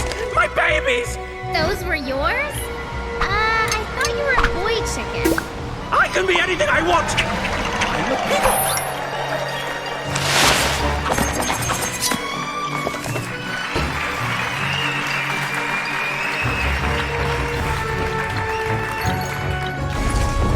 Katuro was hot on Rooster's tail as the general tried to fly out of reach.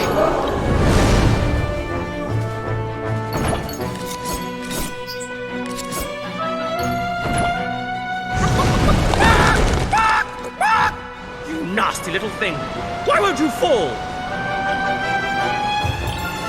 Look at this ugly mug. What? It can fly?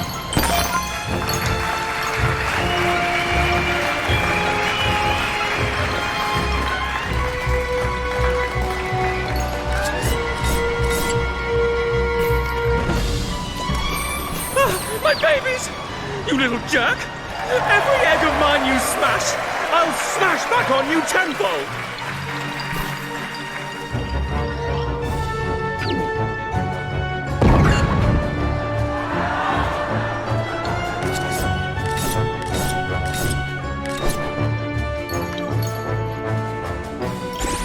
Pigeons! Dual fighters! Perfect! Special bonus, baby!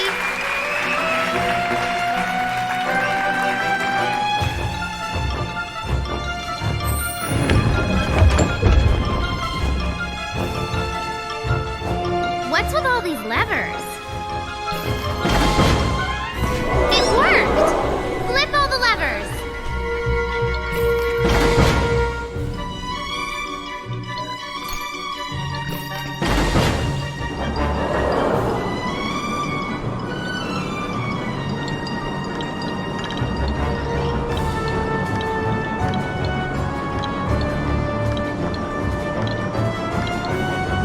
Katuro used the clock's internal mechanisms to climb even higher.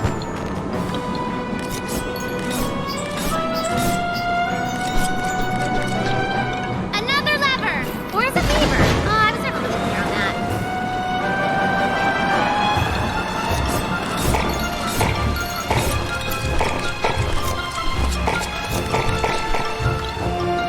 Katuro swiftly calculated gear rotation, spring recoil, and pendulum arc, using the power of mathematics to cross the tower.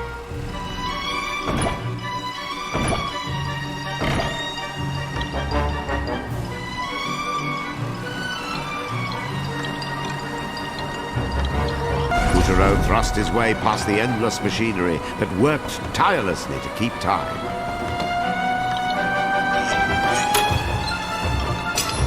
Oh no! Phew! Come on, climb back up!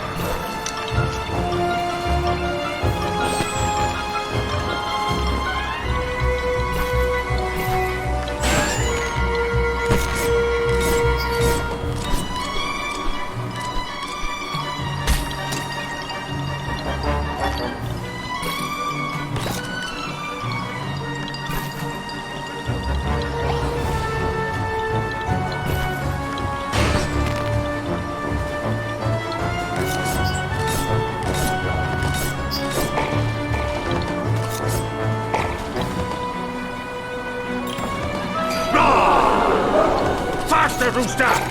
What is taking Check out all so these cars. long? You useless poultry! They're spinning!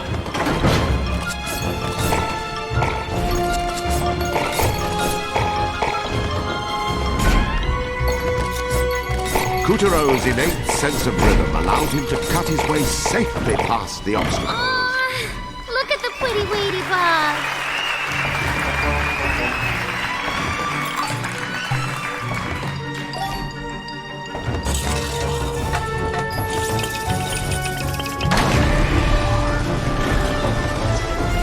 Whoa!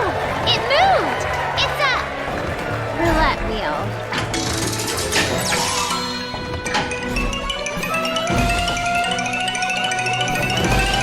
One!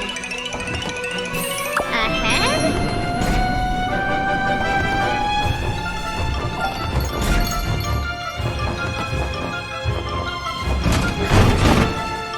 It's a ladybug again!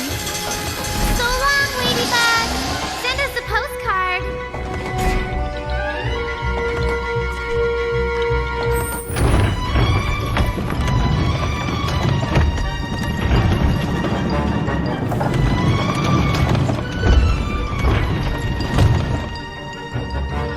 After a long clamber, Katuro had finally reached the top of the clock tower.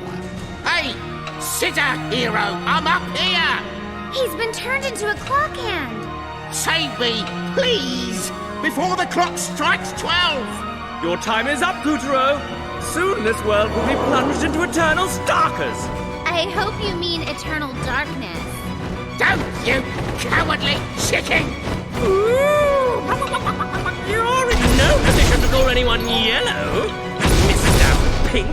Come on, you cock-a-doodle doofus! I I'll shred you nasty things to tiny pieces!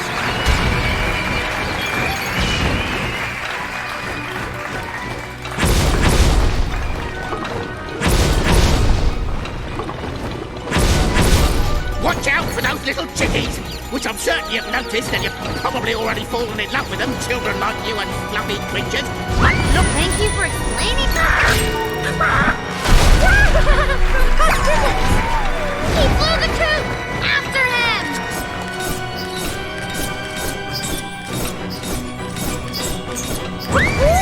my wing! That's it! Now chop off the other one! But the clock hands were lurching ever closer to midnight. If Katuro didn't hurry, the crazed Chanticleer wouldn't be the half of his problems. Stop messing about, you fool! Did Calabrus choose you or not? Undo the ropes that are binding me! How can we... Don't let him get away!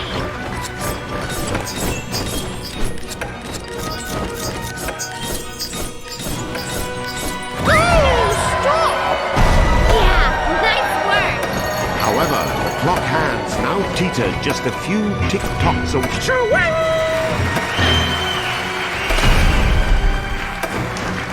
Almost there! Let's pluck this turkey till he sings!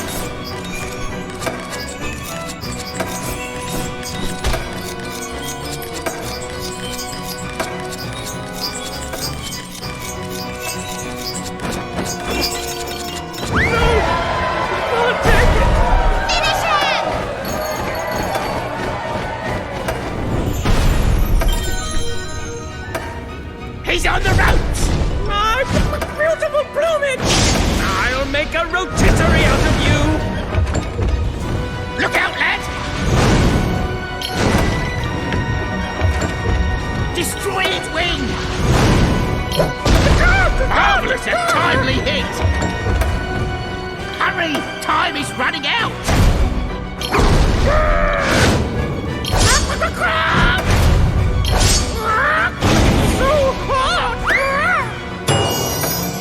Yes! Well done! Moonstone shard, check! Clock under control, check! Nice job, Katuro. Hello? What are you doing? I'm over here. Would you help me, please? Thank you. Hold on, we're coming. Wrong again! Come on, out with me. No! What? No, you can't! Monkey saw his chance and seized it. As the clock struck 12, Dreamtime lurched into its darkest, most terrifying hour. Katuro, look! The Earth! You see, Kotaro?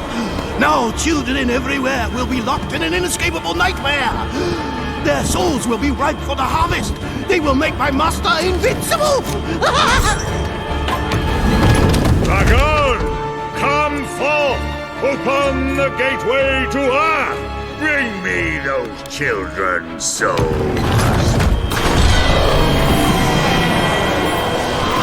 Katuro's victory over Rooster felt empty. He should have known Monkey wouldn't play fair. And now that the damage was done, he was powerless to stop the long night to come. Even in the land of time, there was no changing the past.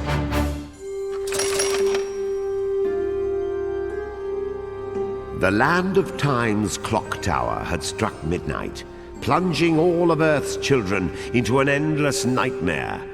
And worse yet, the Moon Bear King had sent Dragon to harvest their souls. Act 6 is getting messy indeed.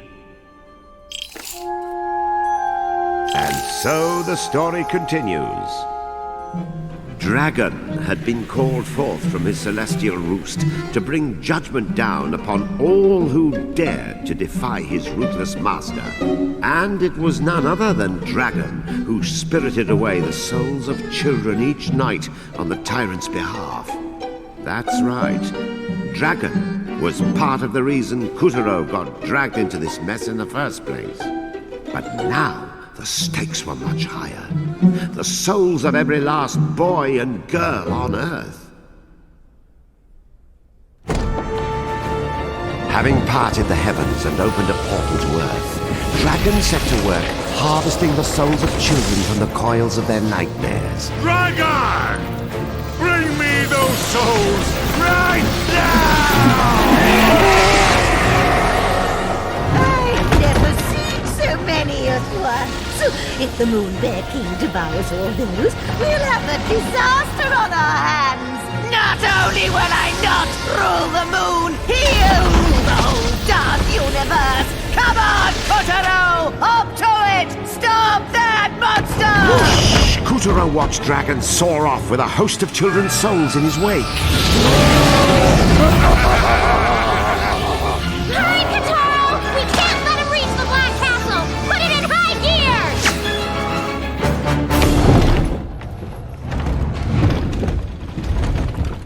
With Picarina at his side, Katuro hopped astride the newly emancipated... Hold on! Dark clouds hung heavy over the Black Castle as General Dragon hurtled home as fast as he could. Mr. Pink skimmed along the dragon's back as Katuro held on tight. I suppose now would be a good time to lay down the facts.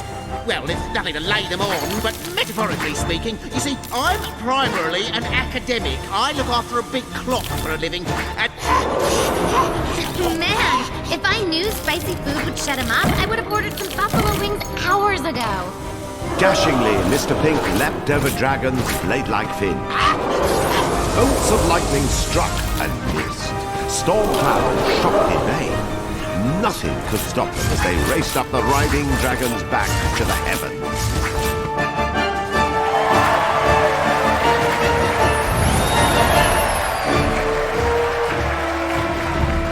Use the balloon to jump!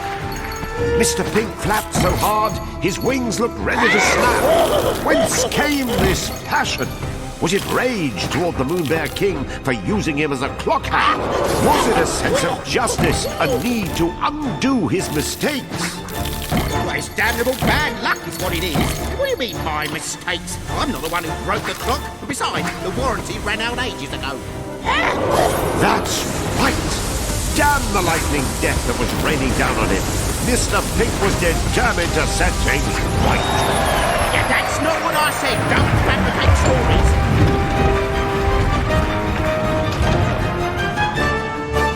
General Dragon tore across the sky with his sinister prize in tow. Soon he would deliver all these children to his master. Oh, my gracious, lad, what have you done? Which is to say, what are you doing with my head? There can't be two of yours, truly, unless... Yes, of course, now I see everything is perfectly clear. Right, let's get right down to it. Down to what? Where are you going? So, you think you can go beak to beak with old GMT, that is to say Galahad with Mulberry Times a Wasting, a.k.a. Mr. Pink, in the field of gentlemanly rhetoric? Fiddlesticks! While I salute your linguistic nimbleness and duly note a certain congruence in our countenances, purely inconsequential, mind you, I find you woefully presumptuous to presume your words are half as sumptuous or as scintillating as mine. And though no doubt you mean to match me, retort for riposte, would it be fair to assume that? Because I generally don't like jumping to conclusions. They lead to confusions. And hold on a moment. Am I talking to myself? As in my real self, not the alter self from you by which I've been presented? You know, you ought to relish this chance to have a literal and not at all figurative internal monologue, even if it's really my monologue and not yours. But really, what's the difference as long as you've got a lawn ornament for a head? Or, wait, I suppose this is a symbolic gesture, you know, like you're non-metaphorically cutting through all the B and or S. Finally, Katuro managed to cut Mr. Pink's viciously verbose soliloquizing short. General Dragon tore across the sky with his sinister prize in tow. Soon, he would deliver all these children to his master. Every last kid on Earth? You say hurry like I'm not already hurrying, which I am, by the way, but I am a flamingo, in case you haven't noticed. Flamingo Tower!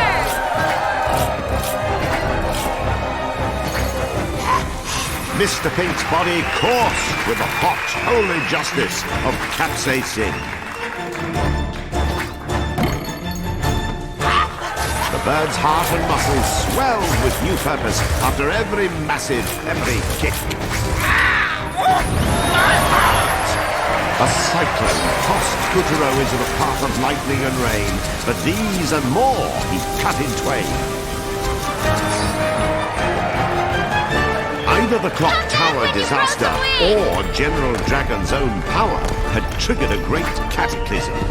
Volcanoes exploded in a salvo of magma destruction as fireballs rained down from above. Katuro picked up speed, bounded along the balloons, and rocked right through the eruption. Don't I get any credit? Our hero sliced through rain and dodged bolts of lightning as he tamed the vicious storm.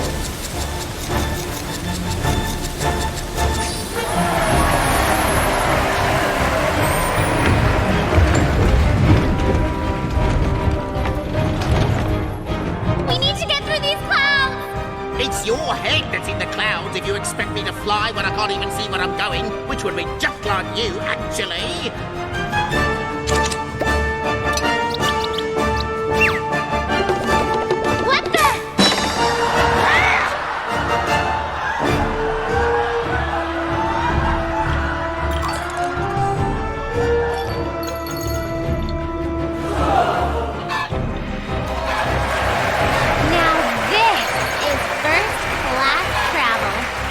Judge a fowl by its feathers, I guess.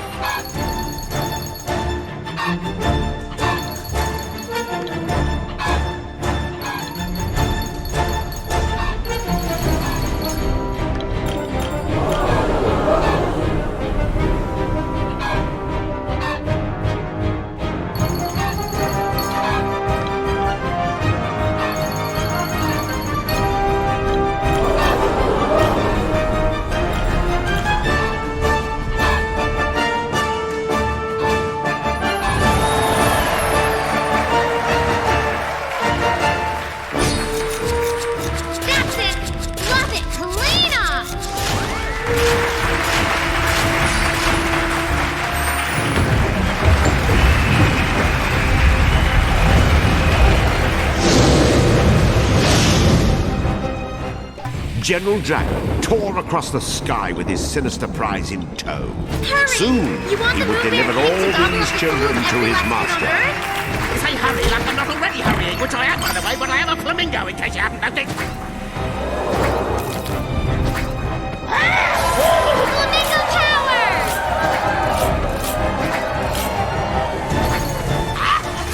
Mr. Pink's body coursed with the hot, holy justice of capsaicin. The bird's heart and muscles swelled with new purpose after every massive, peppery kick. A cyclone tossed Katuro into the path of lightning and rain, but these and more he cut in twain. Either the clock tower disaster or General Dragon's own power had triggered a great cataclysm. Volcanoes exploded in a salvo of magma destruction as fireballs rained down from above. Katuro picked up speed, bounded along the balloons, and rocked right through the eruption. Don't I get any credit? Our hero sliced through rain and dodged bolts of lightning as he tamed the vicious storm.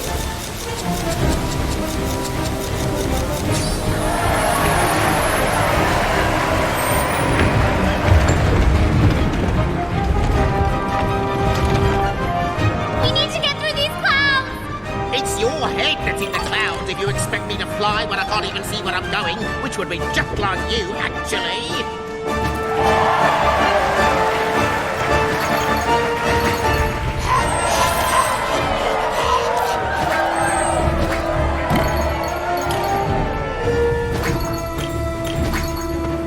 The dragon's trunk was coiled around the clouds like a snake's.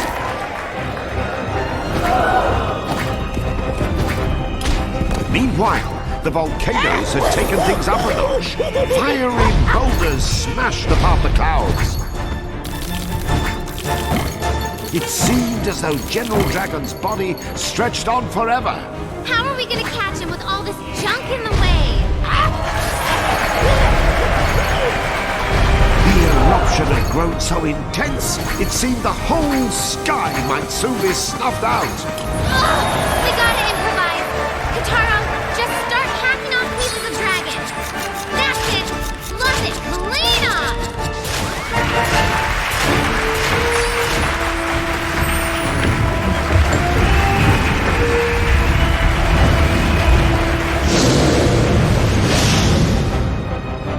Only once Katuro had done a little surgery did the proud and powerful dragon finally Did give him you the seriously time of just day. cut off my tail? Tell me you didn't just cut off my tail, because that is just... Don't even make me spell out the dookie you're in right now! I got more trunk where that came from! Got him!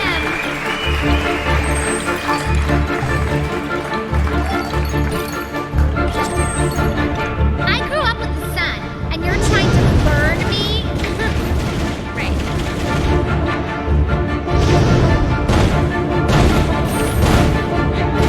Yeah, right. I'll just smash you instead. Watch the left!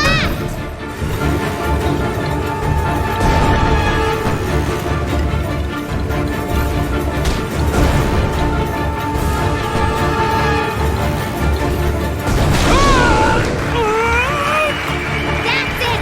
Almost there!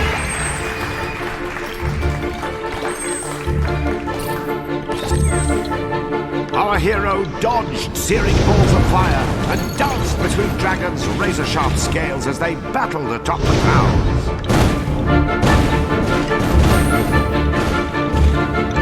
Watch the right! Oh, you're begging for some hurt! Ah, blow, kid! You bother me! He's on the run! Cut along his body to catch up! Calibris was tougher than steel, and Katuro was gaining ground on Dragon in no time.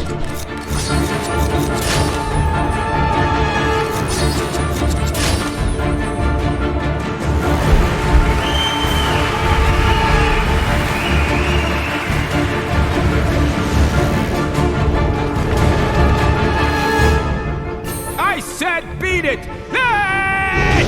Yeah, go ahead and run. You're just too chicken to fight Katuro, coward. You want to just let me finish this job for the Bear Father, huh? I just gotta drop off these souls, and then I can tear you into weeny little pieces, okay? Katuro, drag his body down.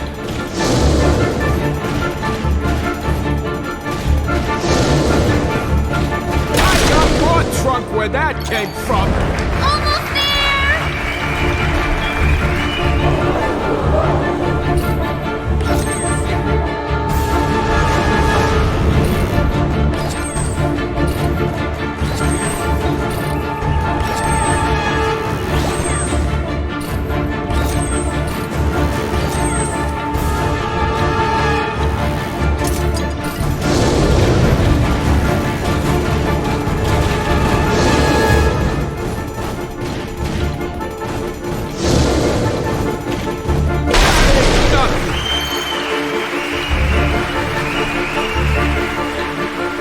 Oh, you're really busting my scales here! Hey, are you a dragon or a fraidy cat? After him, Katuro. Katuro sliced right through Dragon's thunderclouds as he raced across the ether.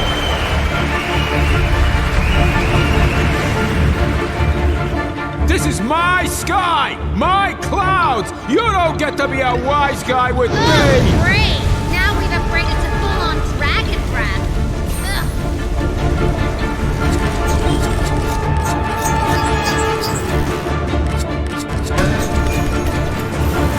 That ain't nothing!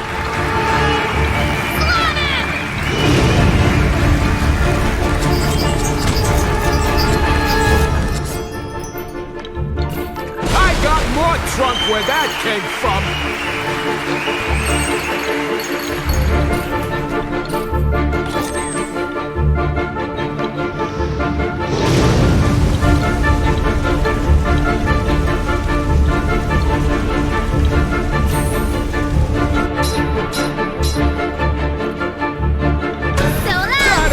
nothing.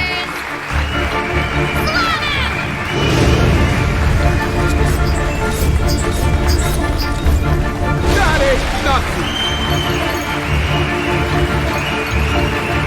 You wiggly rats, you're dead meat.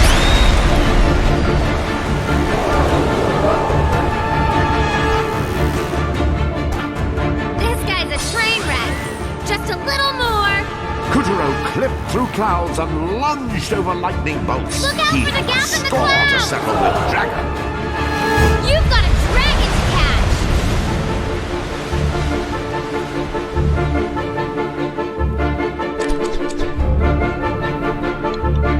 Whoa! A Oh, little you too really close. want to take a fall? I'll knock that head clean off your shoulders! You're trapped, Katuro. The only way out is up. Where you going? He's after us!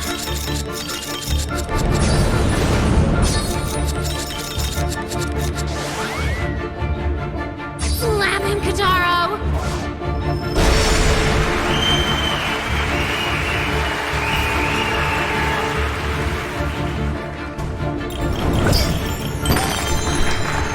You smart aleck! I'm just getting started! Let's see if those scissors you used against my pals can smoke a dragon! Die! Oh, so you want some juice? That what you want? Have some of this! What? Hold still, pipsqueak! You fight good! But I ain't giving up my piece of the boss's moonstone, not to nobody!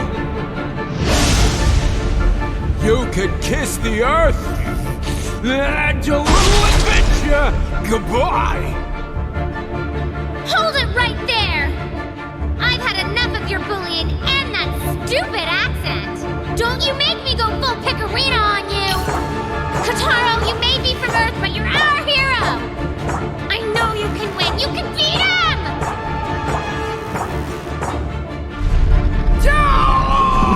What? Hey! Oh! All right, kid. Let's settle this like men! Dragon Man, bring it on! You got me.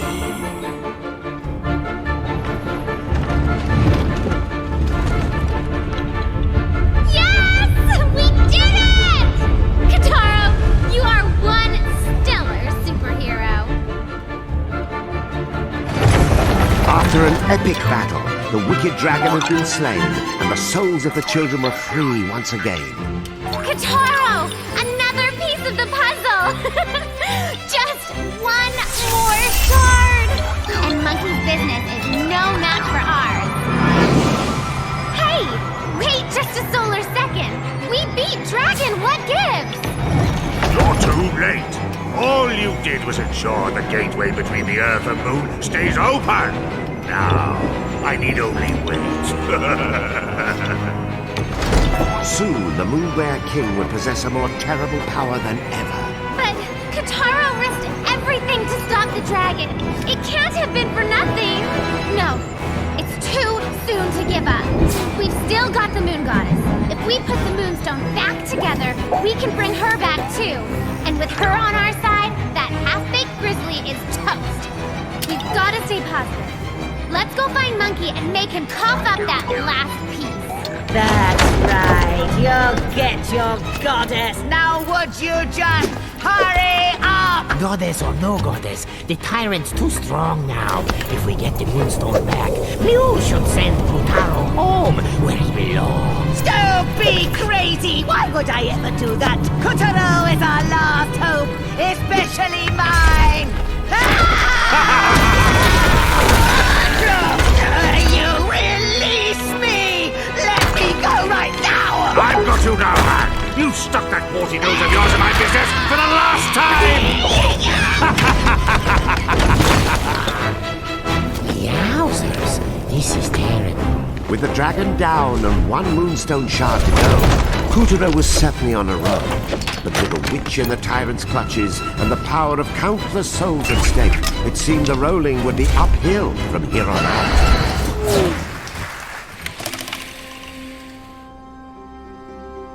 Katuro had decommissioned Dragon, but now the Moonbear King possessed a dreadful power.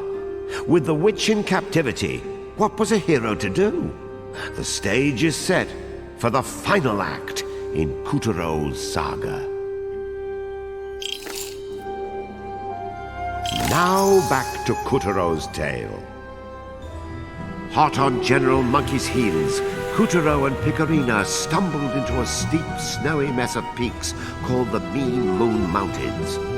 The last moonstone shard was all Katuro needed to free his soul from its puppet prison and return to his home down on Earth. But our hero remained troubled as he climbed.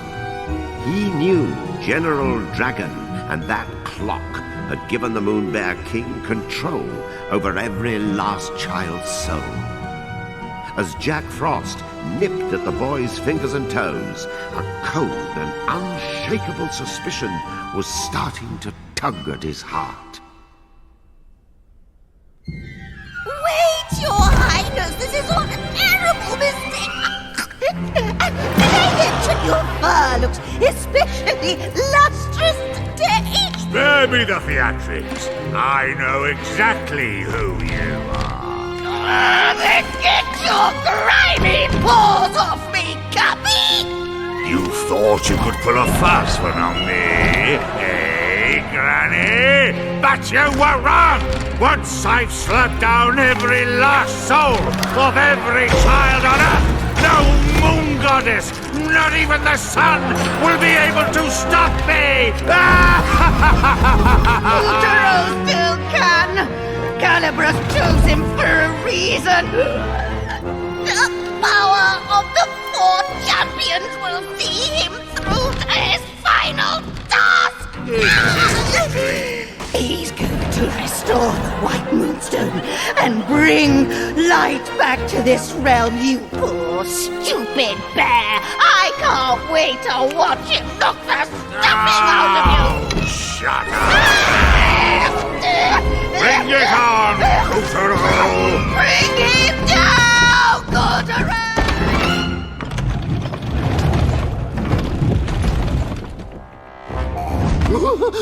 You will never complete that moonstone, boy! Never!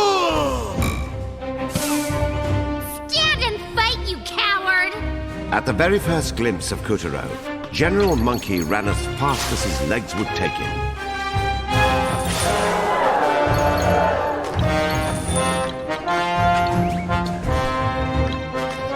Gee, I wonder if those icicles will fall.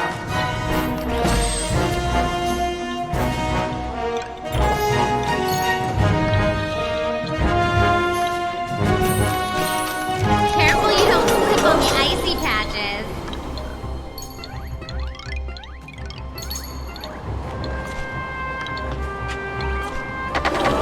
Whoa! What is that?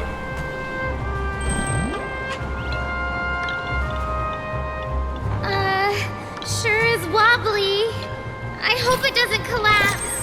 Oh, I hate high places. But you can fly! It's a Mrs. Yeti. A what?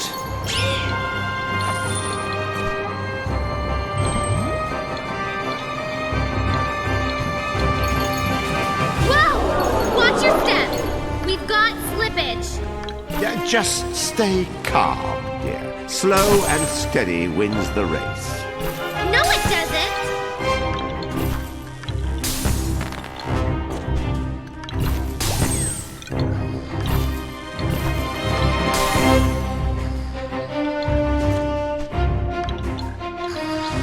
More Yeti. These guys are sound sleepers. Well, who says Yeti can't hibernate?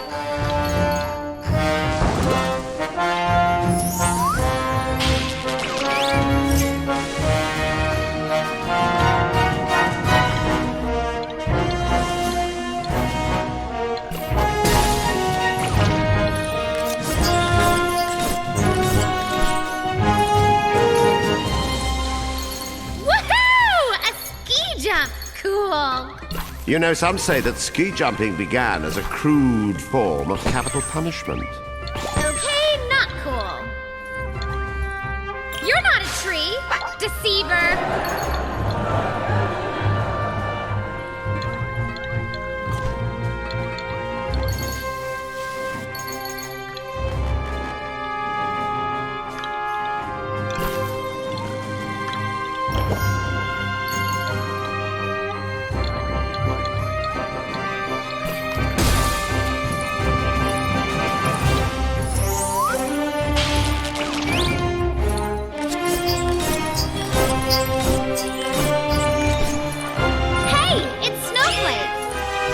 Snowflake?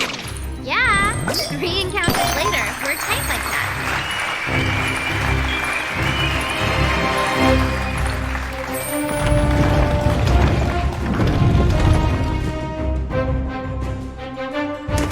You will never catch me!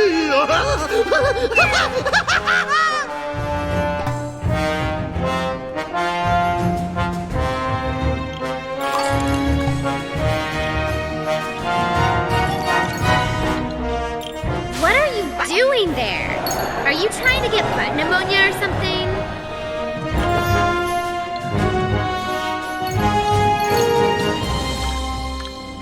With each passing moment, the Moon Bear King's power increased. The mountain was a stubborn, snowy sentinel, but Katuro forced himself to trudge on. He had to complete the White Moonstone. He just had to.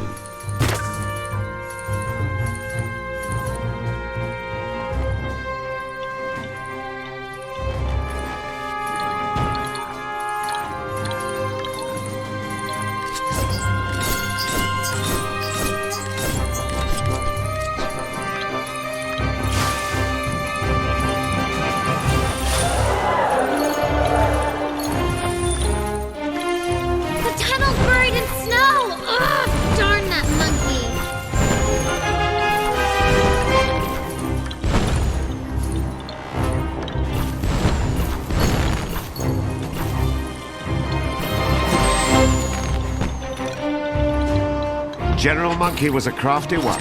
He knew he didn't have to fight Katuro. He'd already won, just so long as he kept the last Moonstone shard out of reach. In the end, it wasn't brute strength or poison, but ingenuity that was giving Katuro the most trouble.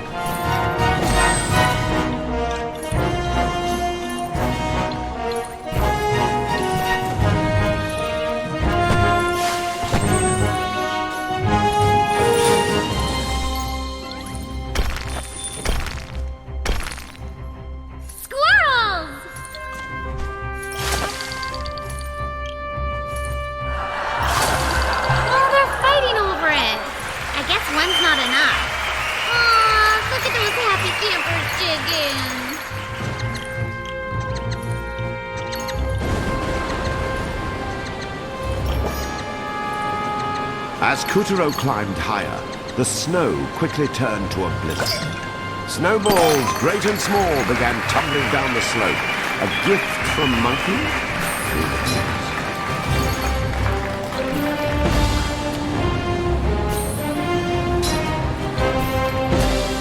Thank you, Secret Passage.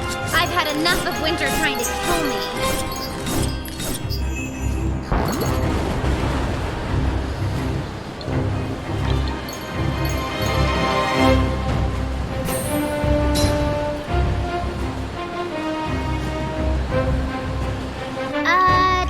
Just crash Santa's secret lair? And you probably thought Christmas trees, stockings, and presents were an Earth thing. They didn't finish decorating the tree. Lame. Why don't we decorate it? Yay! It's a present from Santa! Oh, the lousy cheapskate! I guess the economy's bad in the North Pole too, huh? Why don't you just give us some coal, Santa? You and your stupid beard.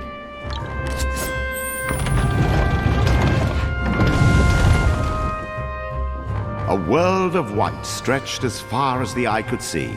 but there was still no sign of General Monkey.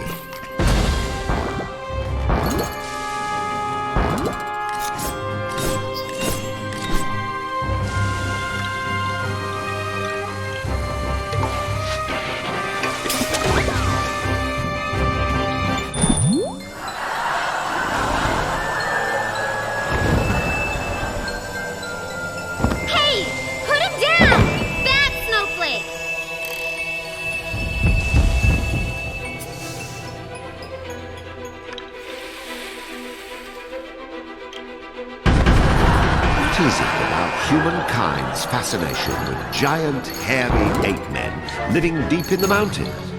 The Himalayas have their Yeti, the Rockies their Bigfoot or Sasquatch, and then there's the Chinese Yeren, Japan's Hippocampus. The list of sightings goes on and on. Were they just big bears? The last remnants of Gigantopithecus, the tallest primate in history? The debate rages on. But one thing is clear.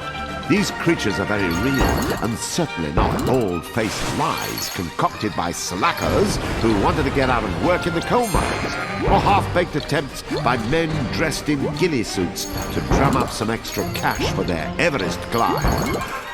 Certainly not that.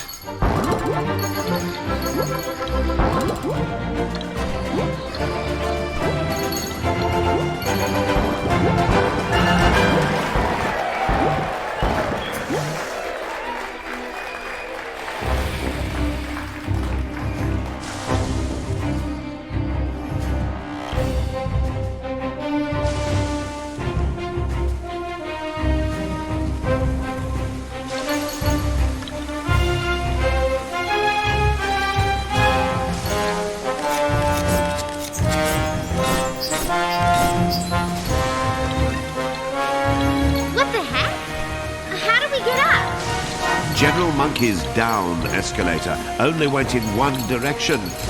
Down. Into the abyss.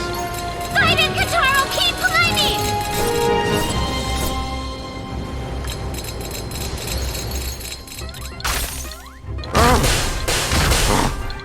Is that a... Don't even start.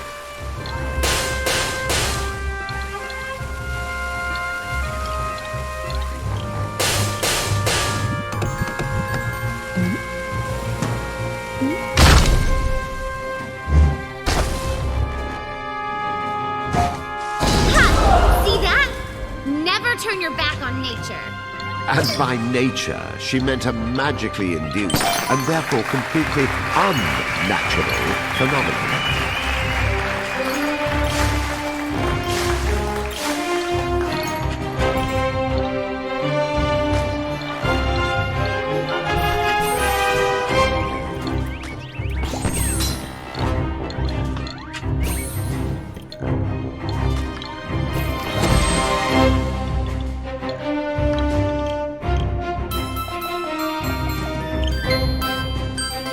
Ho, ho! Nice. Childhood totally ruined.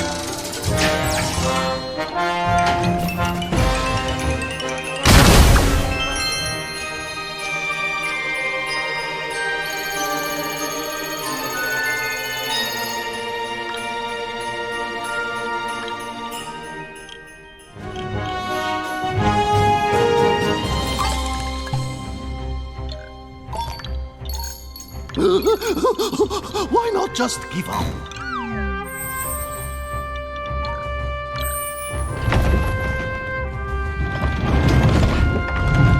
Katuro followed General Monkey right into the icy maw at the mountain's peak. Say your prayers, Ape-Face.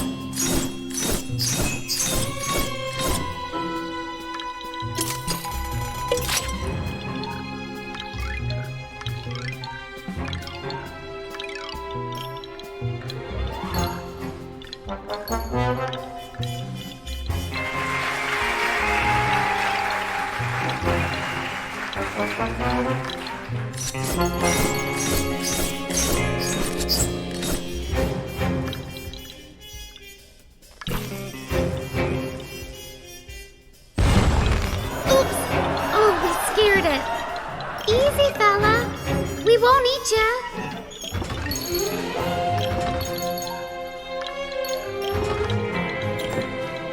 Check it out! Not even Monkey can outrun us now! A new challenger has appeared! Don't you let him win!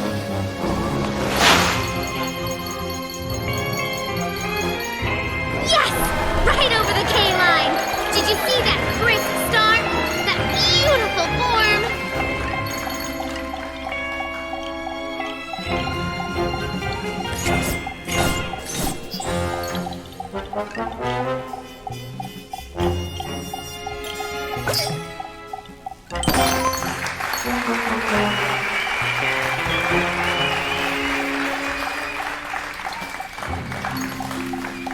Penguins on your six! Jump!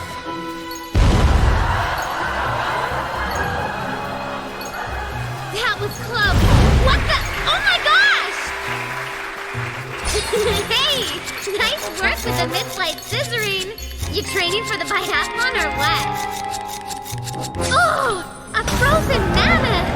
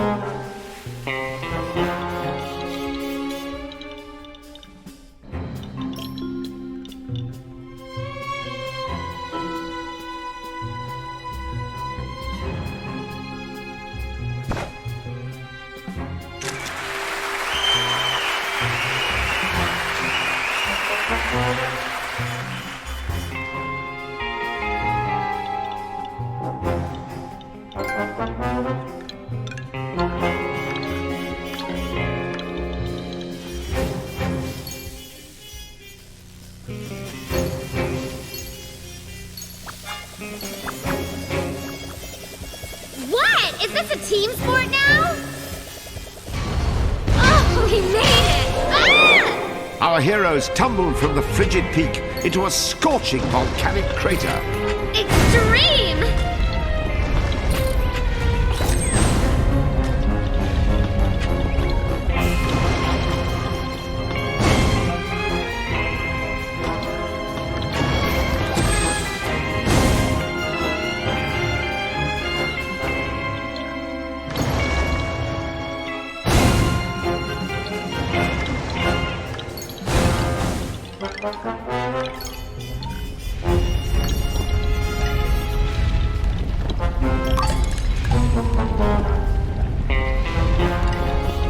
Oh, I think this thing's still alive.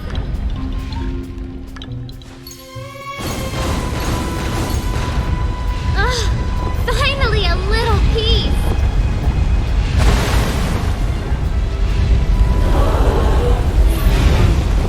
Jump, jump!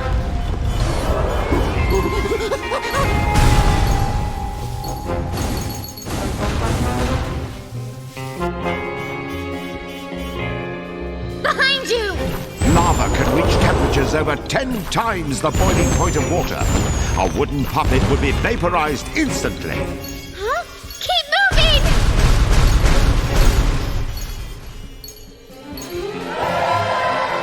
Katuro weaved his way through the bursts of hot magma.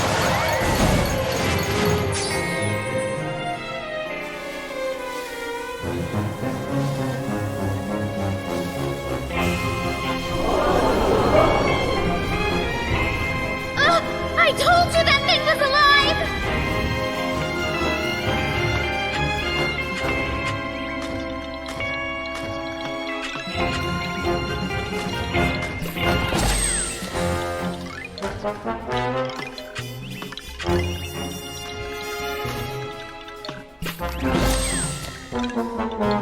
Great Scott! Everyone knows what. No harm in touching an ordinary black rock. Ah! What have you done? Get the head, Katuro, and let's move.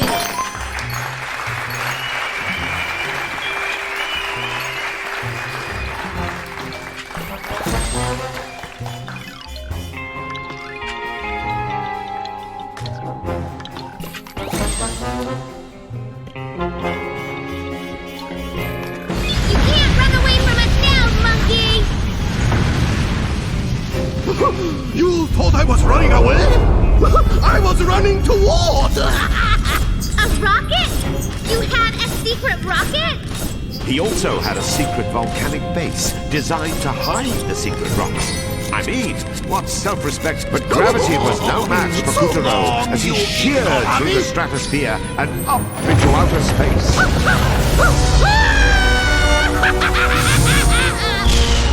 Well, that's all she wrote. We're stuck here forever. This looks like fun. Can I play? Do we look like we're playing? Wait, Yin Yang, how'd you get up here? Forget that. The witch has been snatched by the Moon Bear King. You have to save her. Save her? You're kidding, right? Why would we? She was gunning for the Moonstone right from the start. At least now, she won't get in the way of reviving the goddess and sending Katuro home. You know, I think you're missing the litter box for the droppings. Hey, we've got two things to worry about. An ugly monkey and the Moonstone. Is the witch on that list? No! Now help us!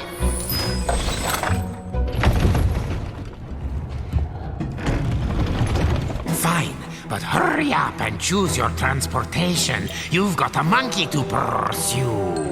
All right, I'll pick. Did he follow us all the way from the ice cave? That's crazy! There are penguins, and then there are penguins. What's this button? Katuro, try pushing it. Gotcha now, monkey. We'll chase you out to the ends of the universe. Good for you!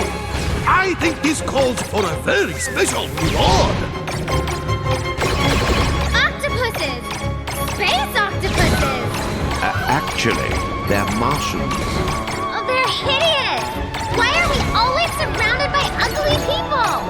On behalf of the Magical Theatre, I would just like to apologize to all our guests for that completely inappropriate comment. I wasn't talking about... Katuro had reached the asteroid belt. But that's strange. Isn't it supposed to be between Mars and Jupiter? Hello, land of dreams! Let's be a little flexible here, all right? Oh, would you just surrender already? Surrender this! There are no ups and downs in outer space, only gravity. You might even say there's no such thing as left, right, forwards, backwards, yesterday, or indeed tomorrow. It's squid! Martian squid! No. Octopi are from Mars, but squid are from Venus. Welcome to the warp zone. Whoa! So dramatic.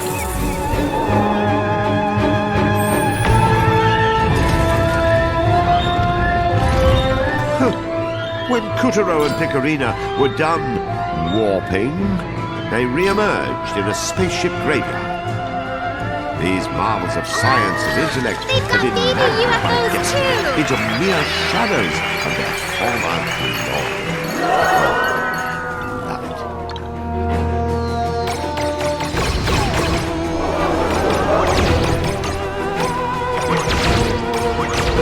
Ew! More Martian and Venus. Venusian. Oh, even their names are ugly. They're lost in space. Have some compassion. I'd get lost too if I was that gross. The space-time continuum probably bent just to avoid touching them.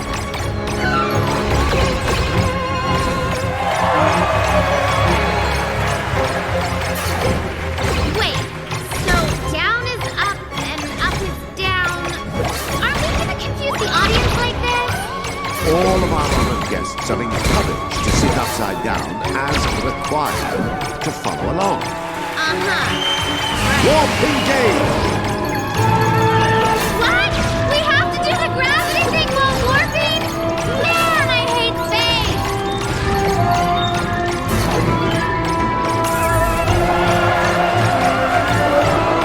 This asteroid belt shall become the belt of your graves! Says the monkey too scared to stand and fight.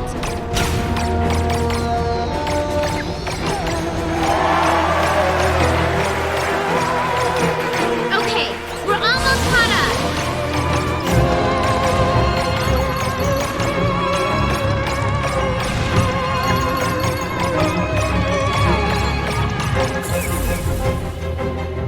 Ah! This rock looks like a UFO.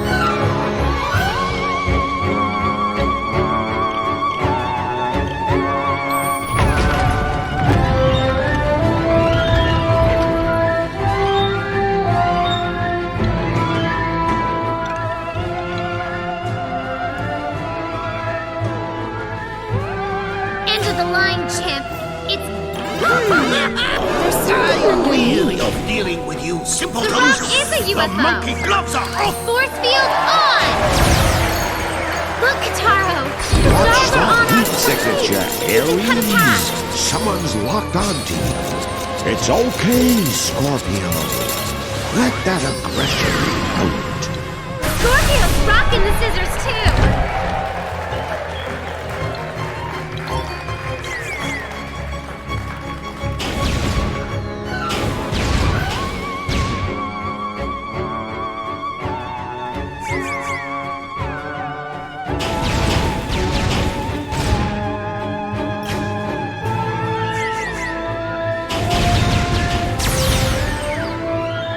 Look! There's no shame in going in circles, Cancer. Heads up, Virgo! Explosive developments await. Now's your chance, Leo. Go ahead and pounce that boy.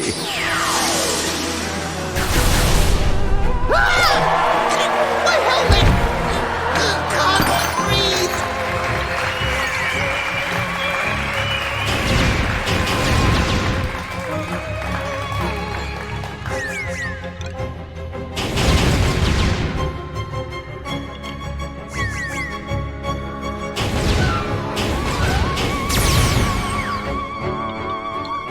Now, Katuro! Life may take you the Finish long him! way, Aquarius, but you'll get where you need to be.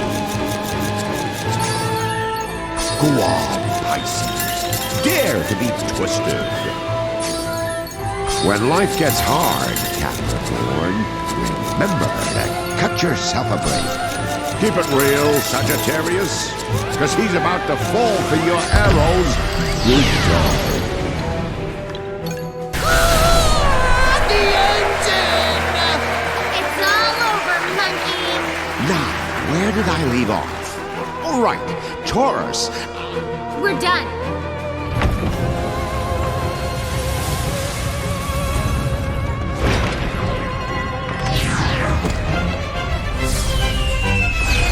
The last moonstone shard! Katuro, we did it! Can you believe it? Now we just have to fall down! Daddy! Hickorina!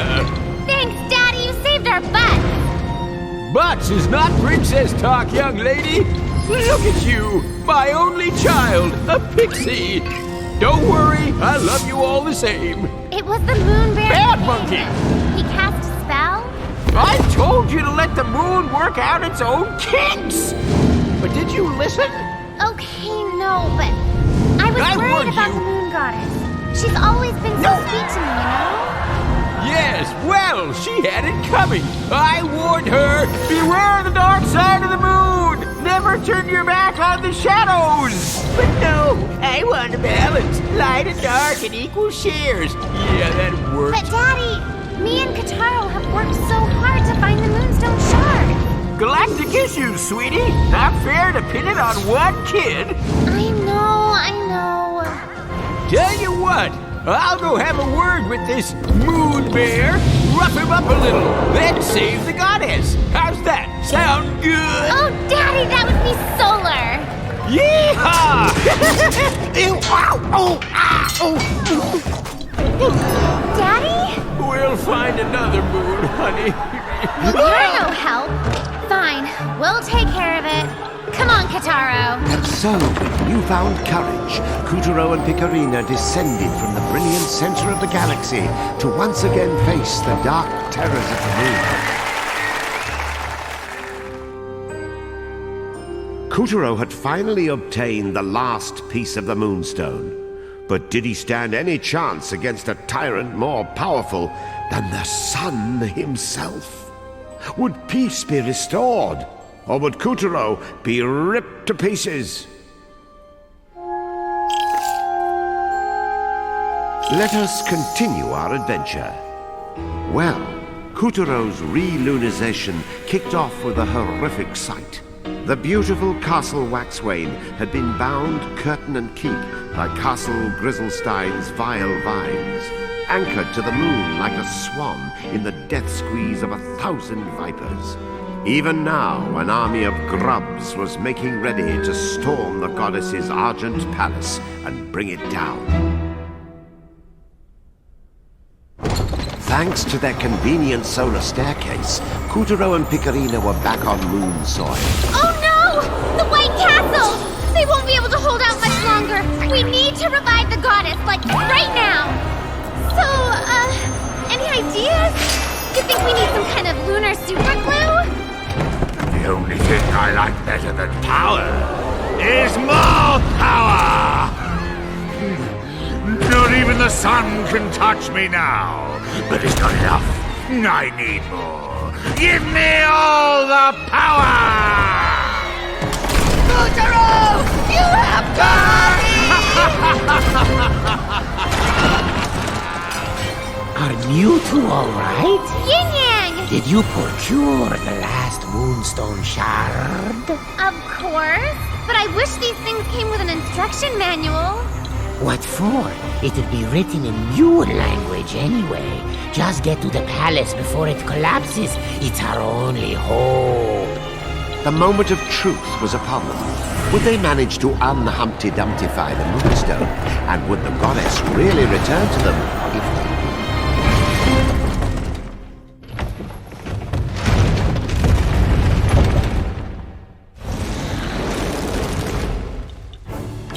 Katuro and Picarina had reached the roots of the vile vines entangling the White Castle. We're just gonna have to trust Yin Yang and get inside the White Castle. Cut a path up along that gas coming out of the vines. The duo climbed as fast as they could. They had to reach Waxwayne before it collapsed.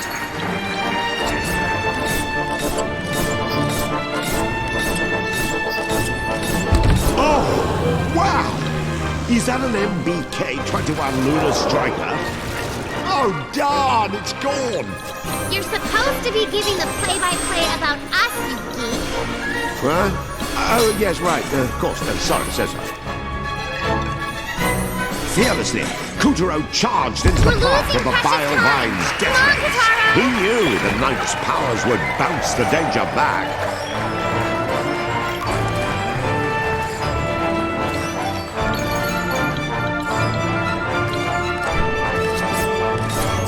The monstrous vines blocked Katuro's every move, as if they had a will of their own.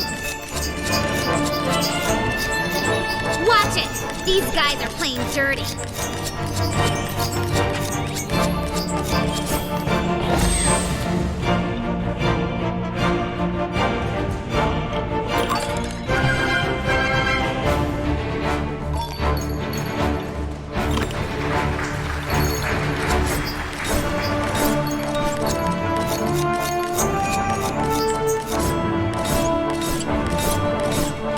It's back! The MBK-21 Lunar Striker, a.k.a. the Bear Striker. Oh, would you look at that mobility! The supple wings, the beauty of it. Get a room with it, why don't ya? We're trying to shoot it down. You see a work of art, and all you think about is destroying it.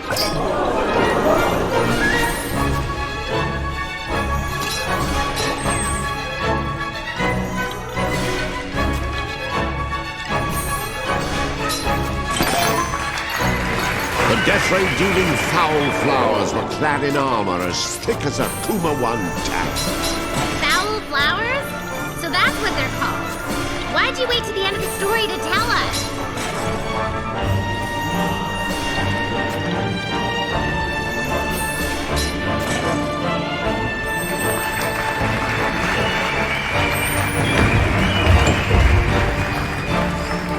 Hey, check it out!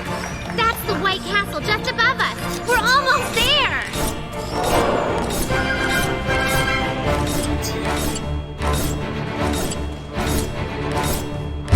Oh, here come the Bear Strikers again! A whole squadron!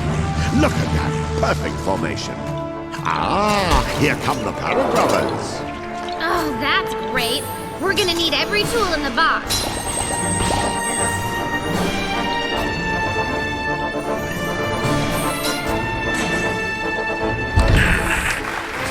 CQ, Katuro. Proceed to point whiskey on the double. Over. Roger that, weirdo.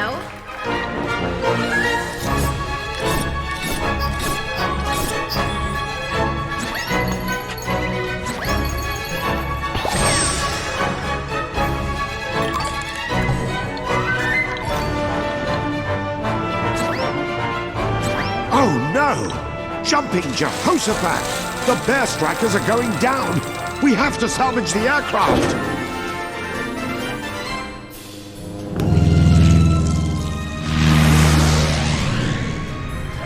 Yes! It still works! Go, Katuro! Take to the skies! If you want to know about human history, just look at human warfare.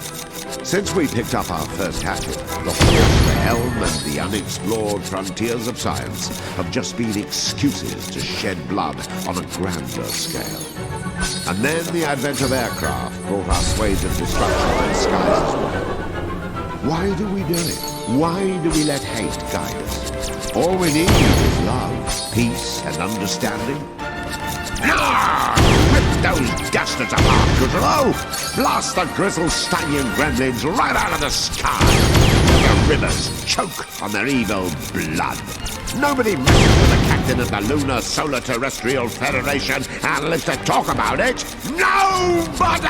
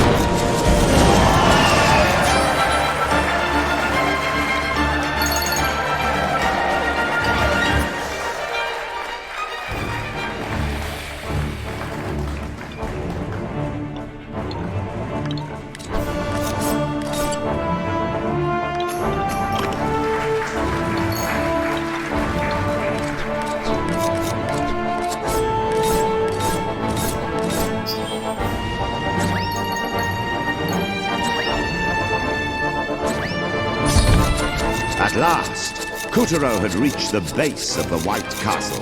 But how much castle was left?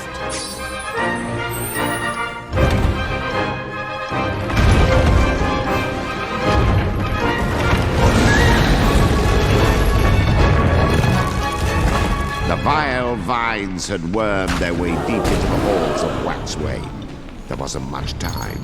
Just make a break for the top. We have to put the Moonstone back together.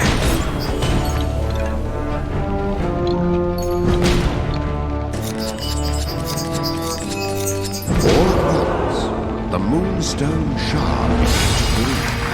Maybe we're supposed to plug them in like this. Oh, okay, let's do the other 11.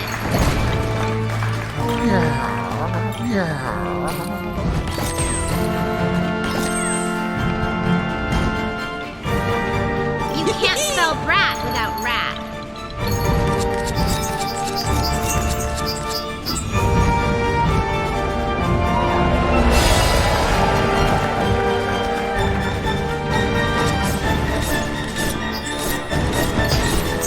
One sandwich coming right up. A little snake is still a snake.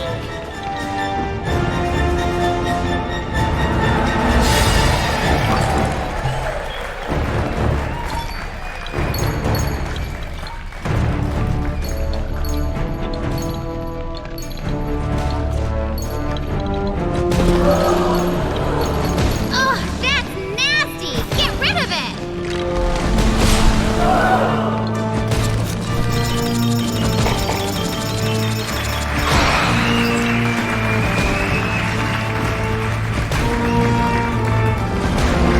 I'd love to know who spoiled this brat.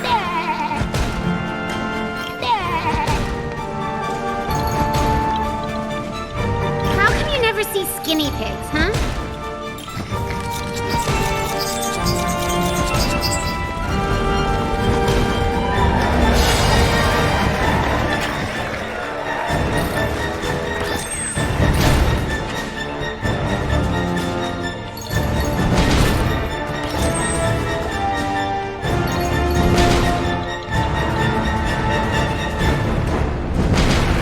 That's half of them. Hey, I want a lollipop.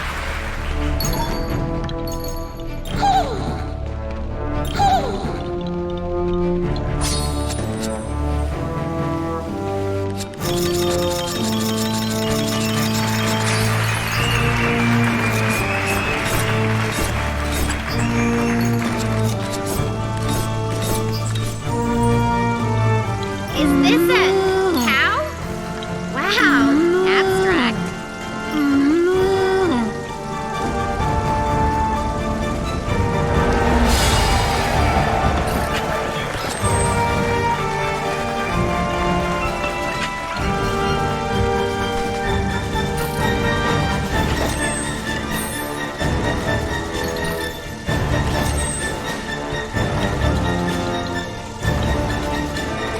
More bile vines are in the way. We'll have to take them out.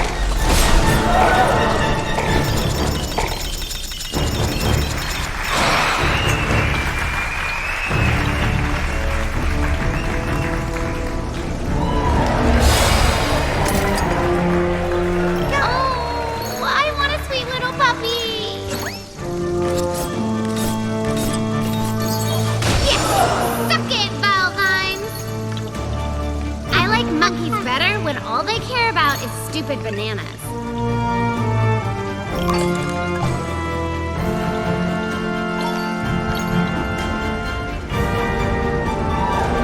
Free to go.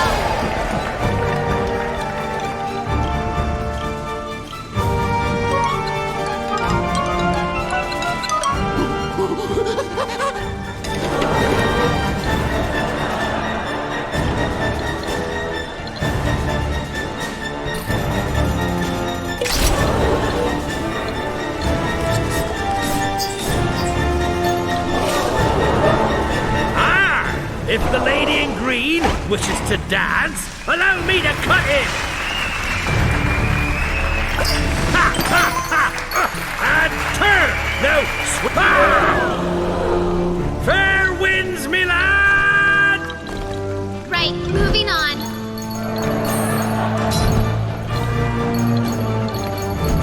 Oh, look at this little chick. Baby-sized chicken nugget.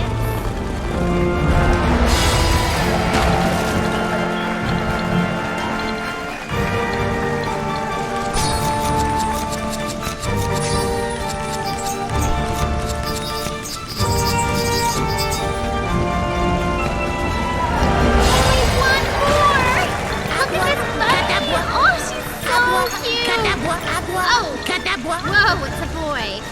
Awkward.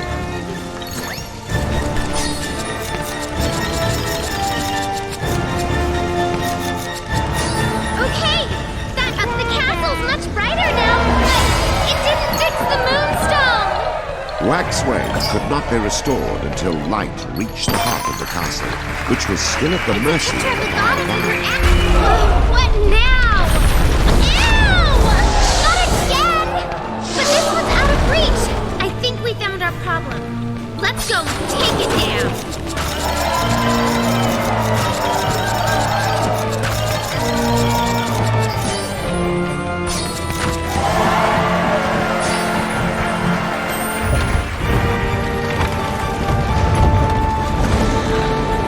Valiantly, Katuro traced the bile vines to their roots at the heart of the castle. This is just plain nasty. Anyone can grow vile vines at home. Just leave them in dark places with plenty of moisture and foul odors to feed on. And whatever you do, keep them out of the light that kills them slowly. Thanks for the hint! Light that sucker up, Katuro! That's it! Keep it up! We're trapped! The floor's wobbly. Maybe you can slam right through.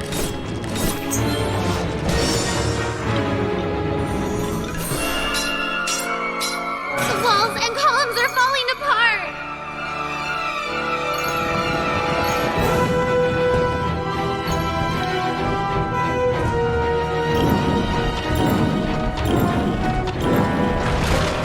Nice! I see a room!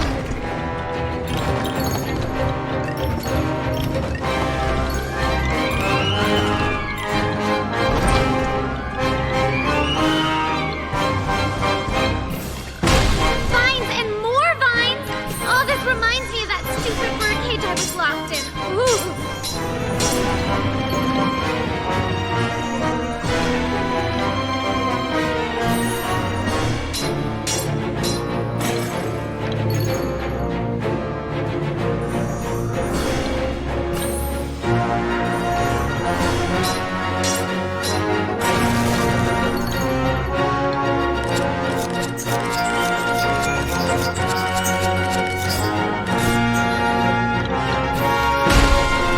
Vile vines have two bulbs. You need to take special care when transplanting. Nicking the bulbs with scissors, for example, would be... The light's getting stronger! I bet that took care of the vines upstairs.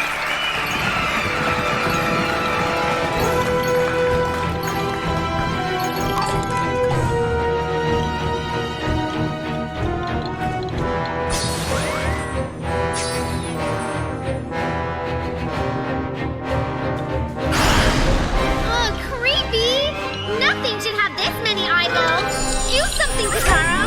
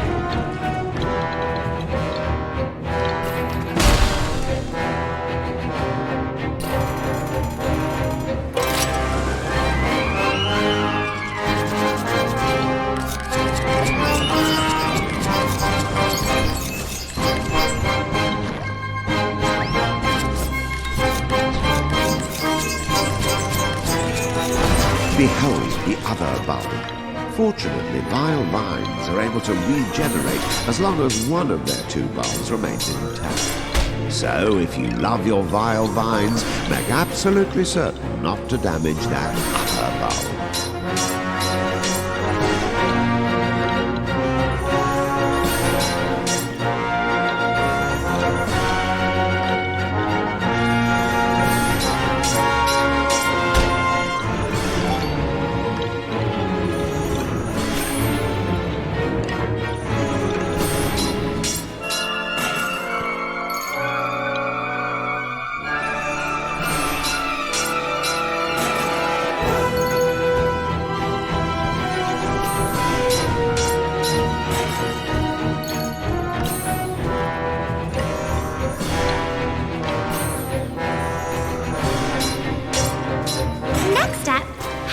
Your garden. Step 1, ready scissors. Step 2, Cut that vine's bulbs off! can we play on the merry-go-round?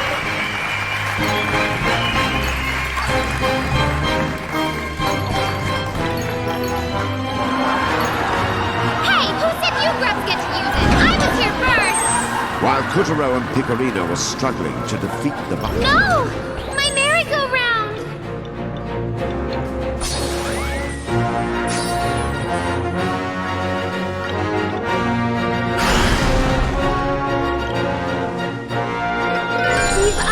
Don't get any prettier the second time around.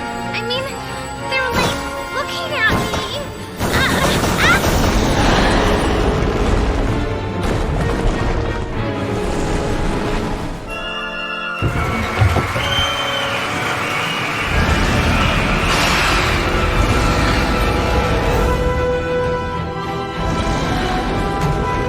Man, this thing sure puts up a fight when its bulbs are on the line.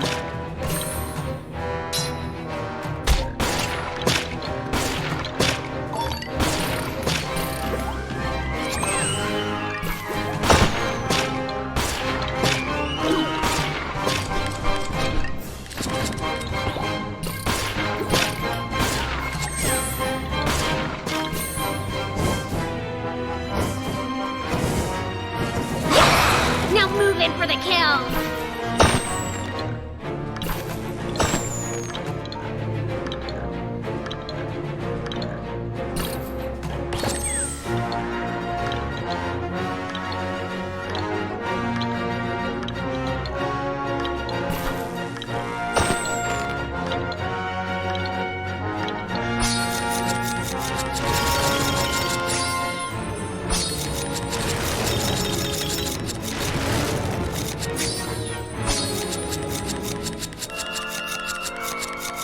This is it, Katuro. One mighty At last, the vile vines, lord of all things botanical, have been vanquished by Katuro. The Moonstone's big moment was just a breath away. Despite the Moon Bear King's countless schemes, the Moonstone was about to be made whole again. Katuro! The white moonstone's pure light was restored, and it rained down upon the moon as power surged back into Castle Waxway. And there was hope. What's happening to me? Did Katuro finally... Wait! I remember now! It's me! I am... My lovely little bear, I have returned, and your machinations must be stopped. The balance must be restored. You wish. Ah! Let me out of here! Now! I command it! Mirror, mirror on the wall, who's the toughest guy of all? You know who the strongest is. Katuro!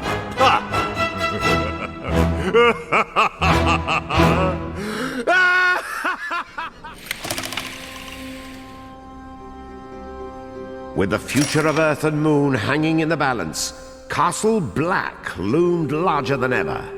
Inside, Katuro must face his mortal enemy, the Moon Bear King.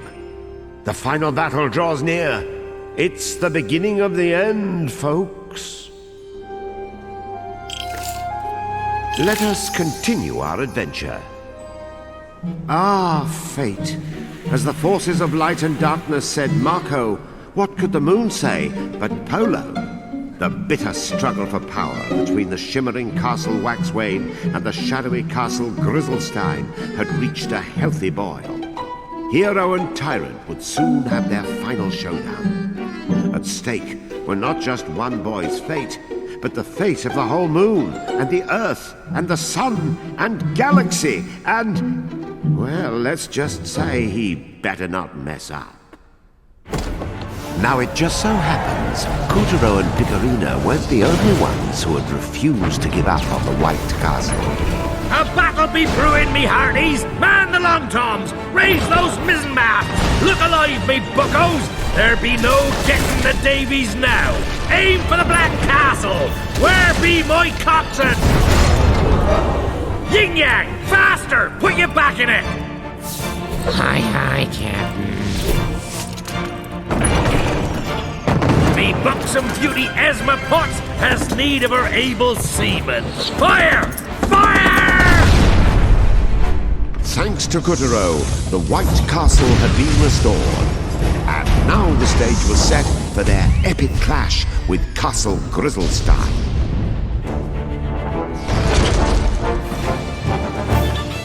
Blimey, that firepower! Katuro, me lad, why haven't you stormed the enemy vessel? You're the pirate! Ugh, all right, fine, we'll do it, since you're obviously not gonna. Handsomely now. Trajectory locked. Fire!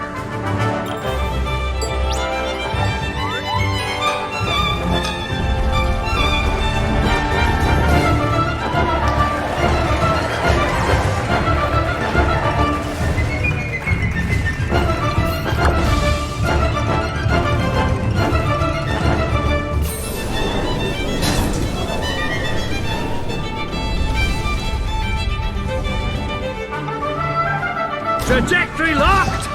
Fire!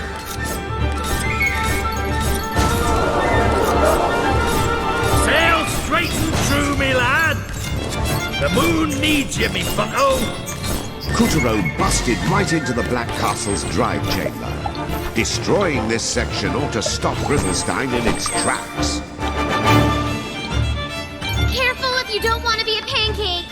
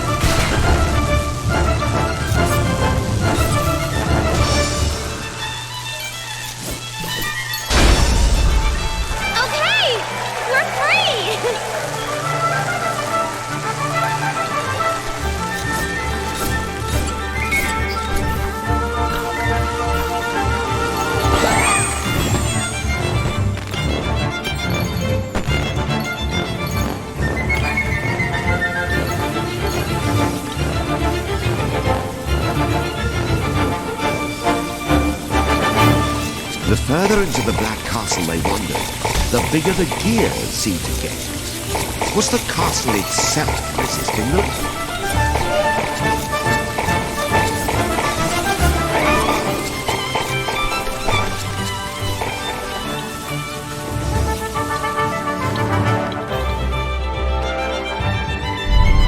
What's the hold-up, lad? We can't take much more of this! It's not our fault we're stuck at a stoplight.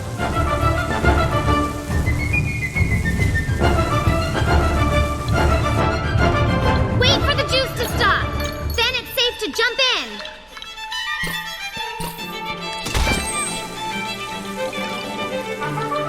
There! If we can take out that humongous gear...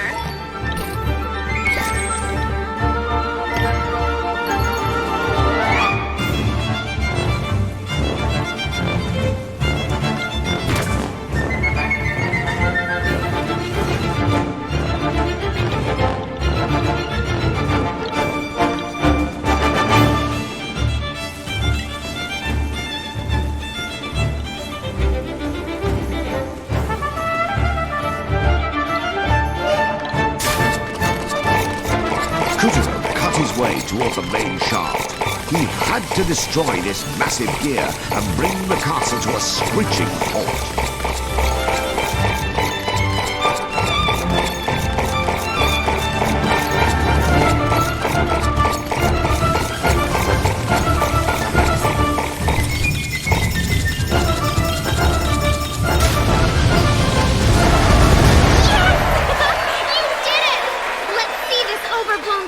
Try and move now. Well done, me bucko! I knew you had it in you!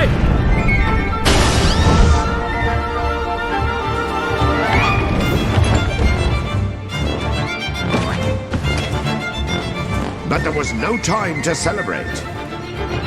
Trajectory locked! Fire! And off our hero blasters toward his grisly target.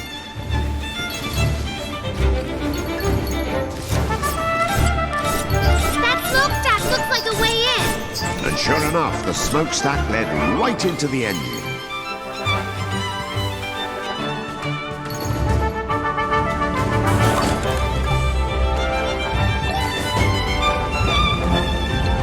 It took the fire and brimstone sort of fire to keep this castle stoked. Katuro jumped over to the cylinders and cut through the belches of smoke.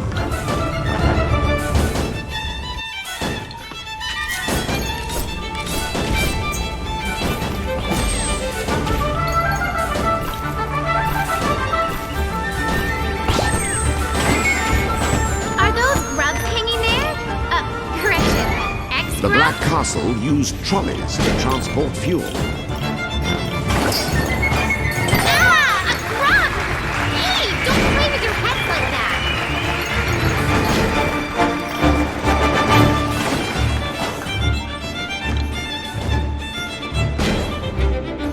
Katuro slid down the trolley rails.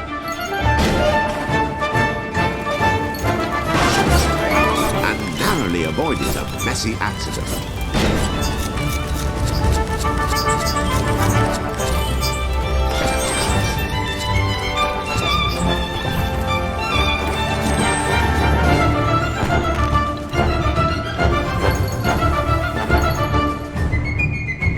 Another trolley waited just past the exhaust pipes.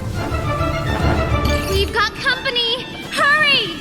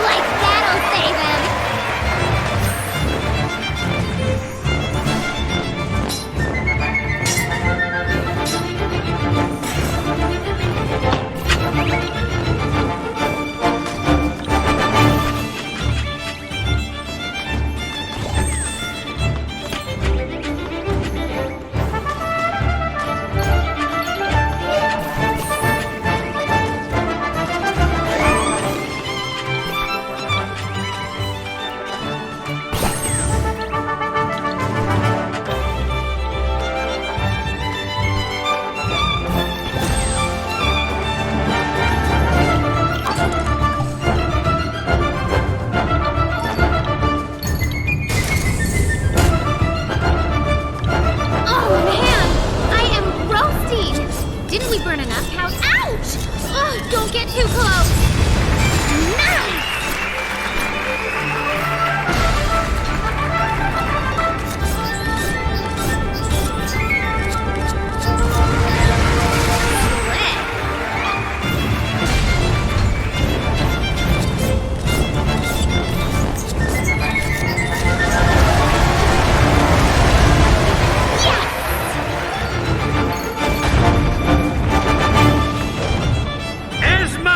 Me sweet, see how me cannons blast for thee. Just crank, you stupid castle! Patience, love. Katuro will save ye. Aye. Save your own dang witch. Crawl into a cannon and go get.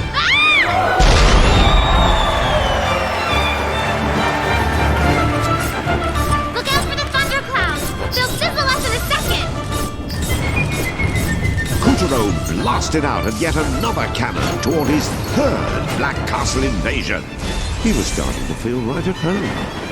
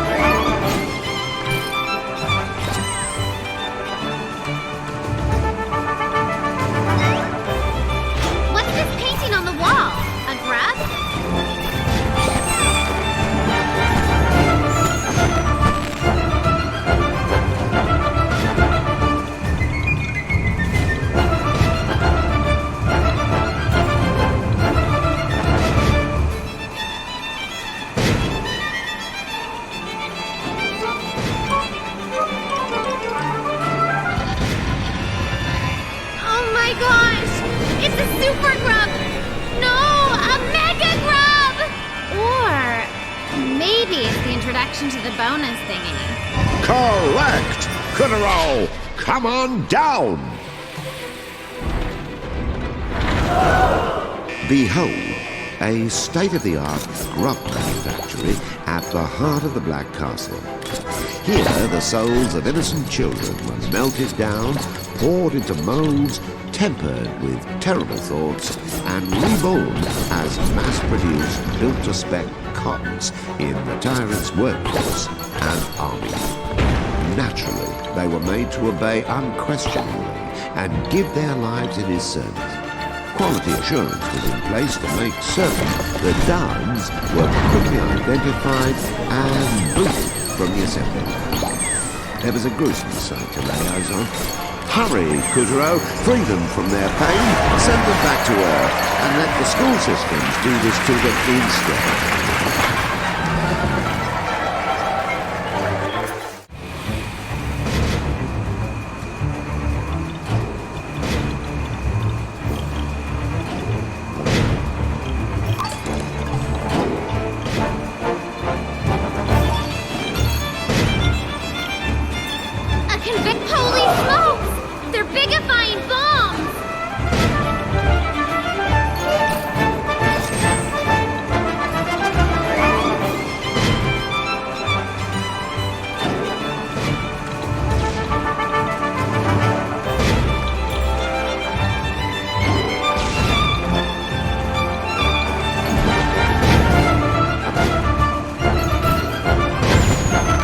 This mechanism enabled the Black Castle to auto-reload its cannons. No wonder they're able to keep counting us.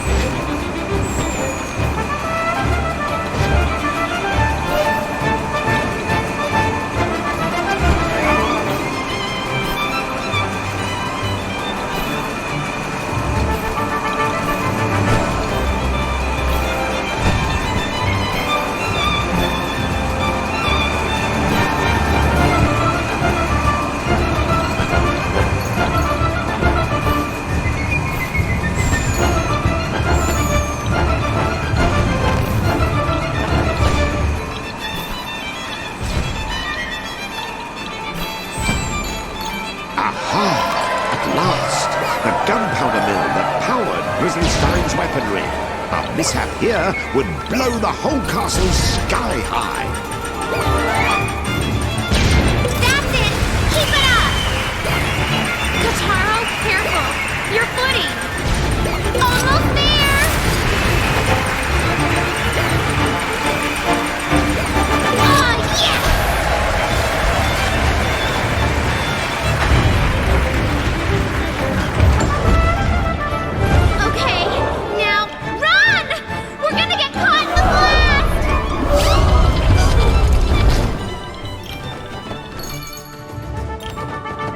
are we?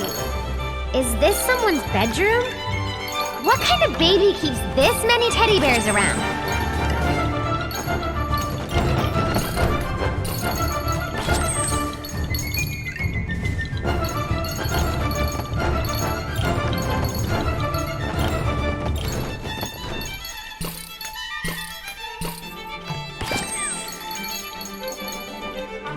Yes! A secret passage!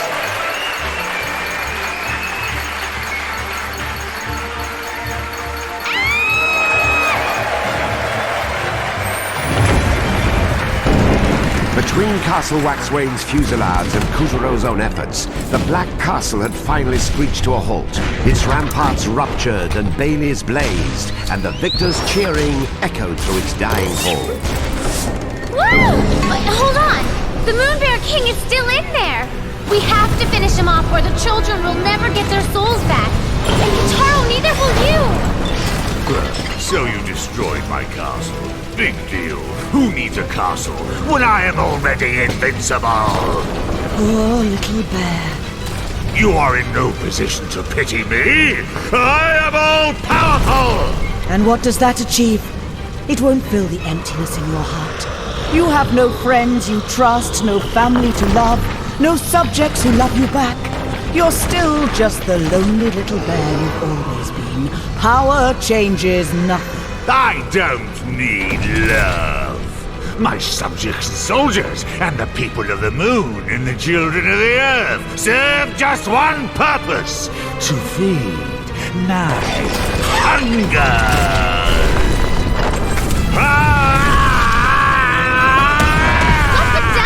That's cheating! Now, Katuro had done a lot of growing up during his journey, but the tyrant had just one-upped him in a big way. And unfortunately, 'tis mathematically proven that nastiness is directly proportional to body mass. Once again, the Moon Bear King loomed before our hero. His sheer size alone puts small mountains to shame. I'll devour the whole moon, if that's what it takes to get rid of you worms! How are we supposed to face him like this?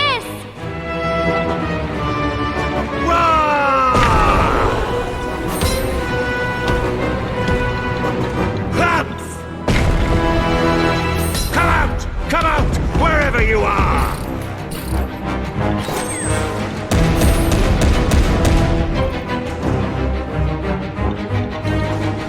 Gotcha!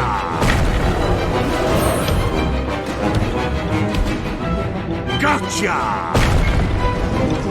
Cosmic power is in my claws! Did you see the bottoms of his feet? Hit back with a bomb!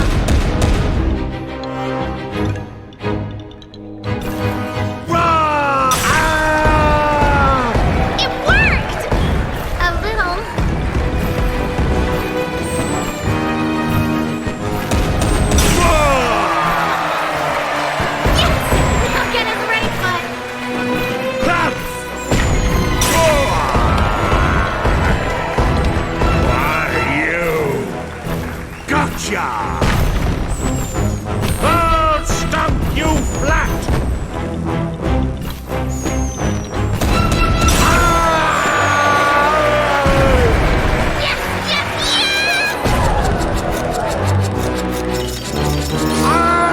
You brat! Aha!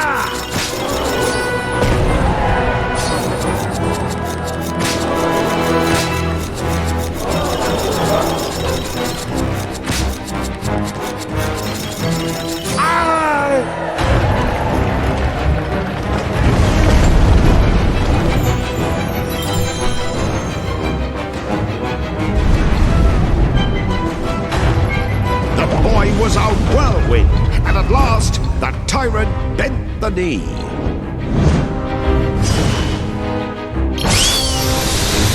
Try Calibras for size, you monster!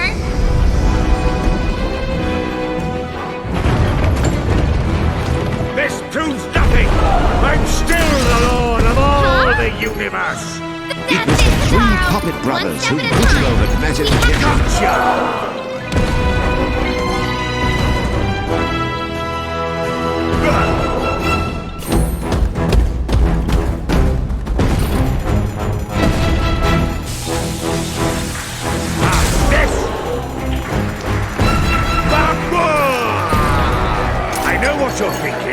but it won't work.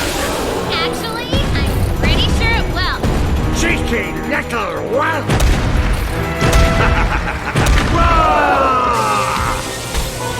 You're finished!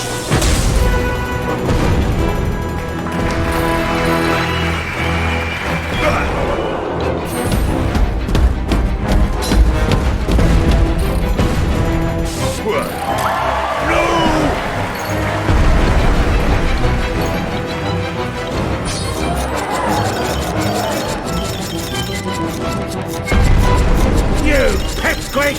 What are you doing?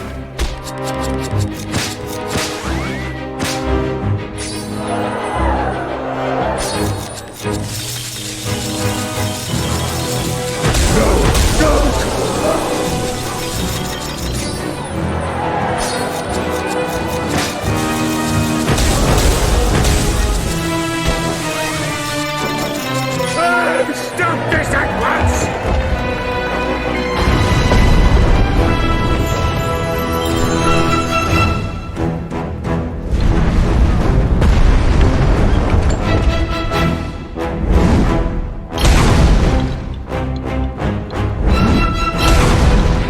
The quote-unquote all-powerful tyrant was getting taken apart at the seams by Calibris. Soul after soul slipped out of his stuffed carcass. That's it! Keep it up!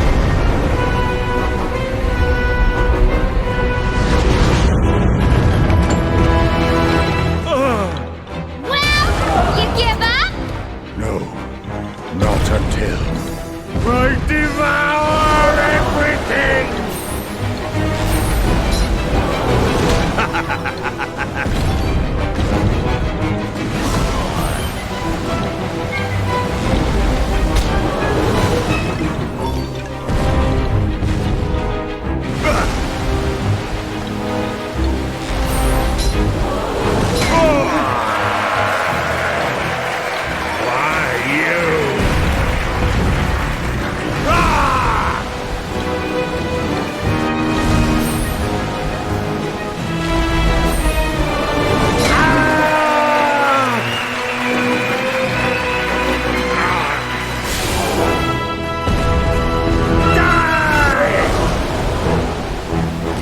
Cut through the plumes of smoke to go down, Katuro, and watch out for the rebels!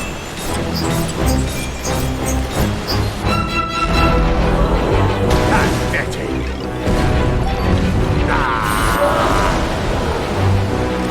Slow down, Katuro! You've got to be careful! The red ones are so hot!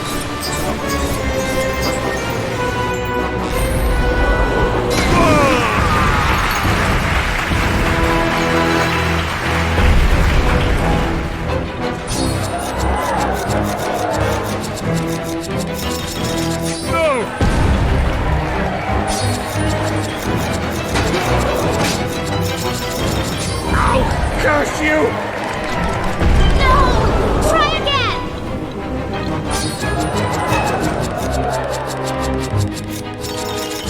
No!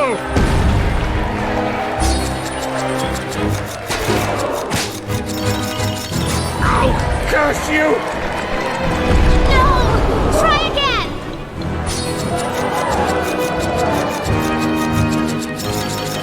No!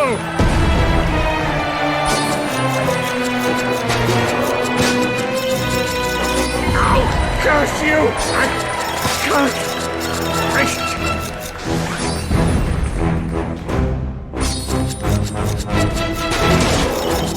I hate you!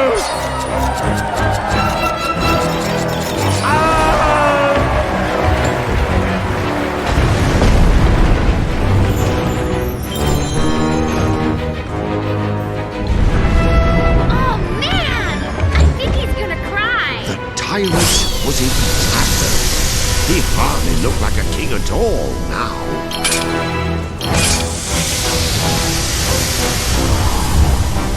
You wait. If I can't have the universe, or even the moon sea, then at least I'll destroy you! Careful! He's desperate!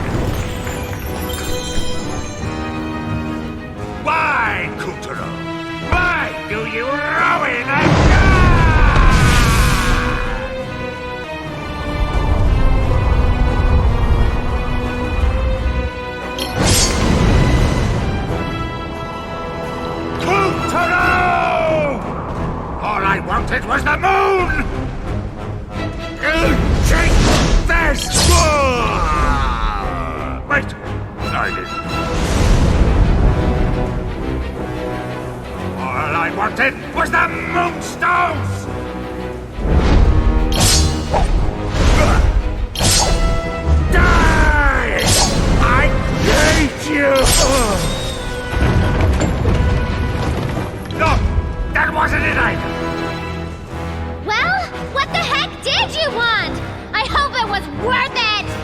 Silence! All I wanted was...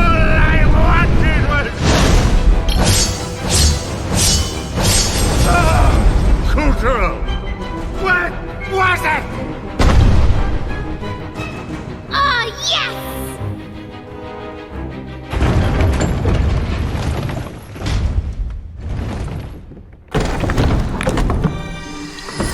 The goddess! Oh, I'm so glad you're safe! Thank you, Katuro. You were very brave. Ahoy! Where be me fair Esma? Right here, Romeo. The Moon Witch, Esma Potts, is really the Moon Goddess. Didn't we go over this? No, you mangy feline, we didn't! Well, it's your fault for not asking. When the Moonstone was shattered, my memories and powers were jumbled, and I was transformed. Captain Gaff, I shall never forget your kind attentions. Soften me timber, the one perfect beauty in this hideous world. Gone! All be darkness! I'm not done with you yet. I don't need their power. The children's. They were my only friends.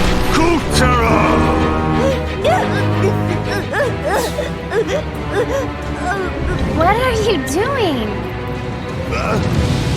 What's the meaning of this? You want to be my friend? Really? You're lying! I will not be mocked if you're really my friend. You can stay here forever. You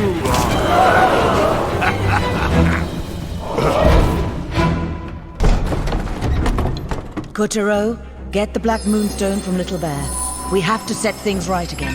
Little Bear, that power is too much for you. Give it back. But without this, I'm nothing. I'd just be me. Would you still be my friend? Pals to the bitter end? Oh, Katuro. And so the two moonstones were joined together, light and shadow waxing and waning in balance, the way the night sky had always meant them to.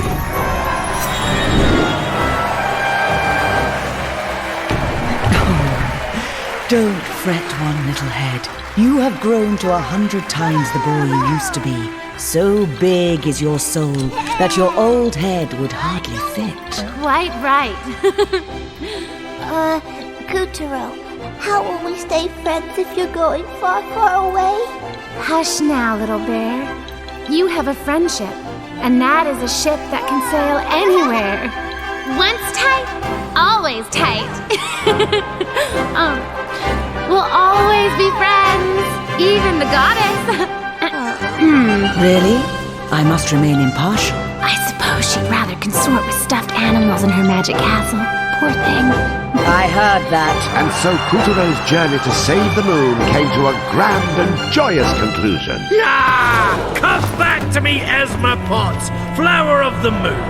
Would that I could pluck you again. Davy Jones, take me. Me world be hellfire. For most of the parties concerned.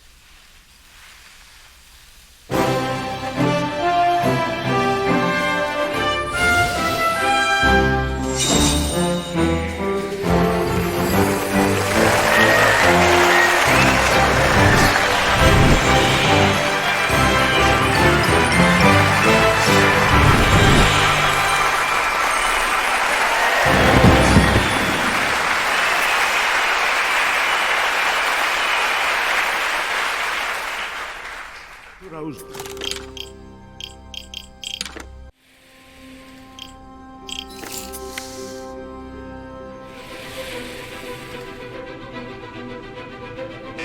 Before the Moon Bear King used his dark powers, the vines were just your ordinary, commonplace garden variety invasive weeds. Vines cling to anything they can get their festering feelers on, until they cover everything. Sneaky, you say? But aren't we all clinging to something bigger than ourselves? Strangling the life out of it?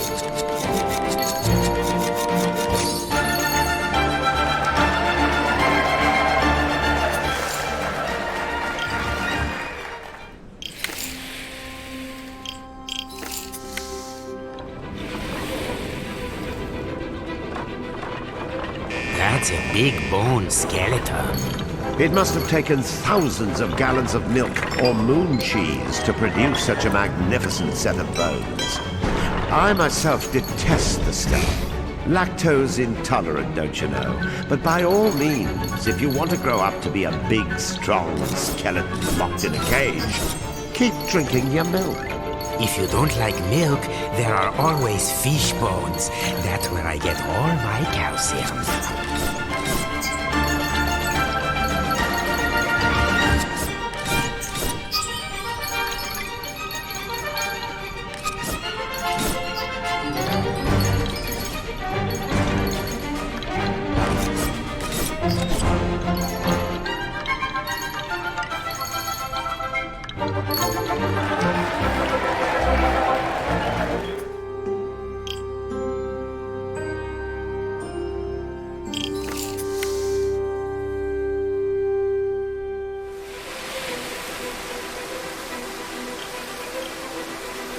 Unlike wild carp, which are a sort of greyish-brown, the koi is a domesticated variety prized for its panoply of colors.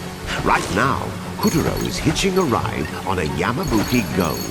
But I'm personally much fonder of the tri-colored Sankei. Something about those sublimely balanced splotches of red and black upon that fishy white canvas. Oh, it sends me into raptures. That's nice, Jock. But this is a streamer. It's made of polyester. Golden polyester, but it still ain't breathing.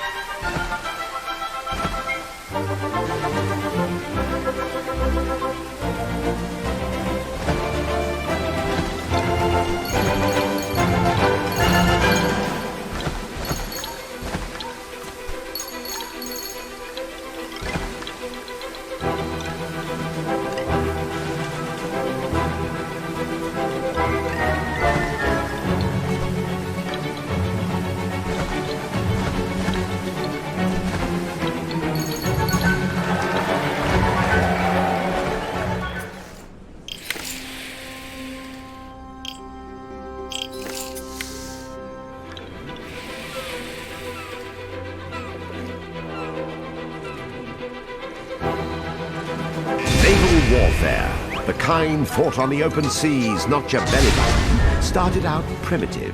You know, ramming, forcible boarding, pummeling with arrows and fire. Then, boom! Along came the cannon, and sea roads took up blasting each other from a distance. Whole rows of cannons, called batteries, were placed along the length of ships as captains cooked up crafty ways to broadside their opponents. Smartly known, mateys! Man the 6-pounders! Fire! Fire! Sink those scurvy sea biscuits! Ha ha! Ha ha ha!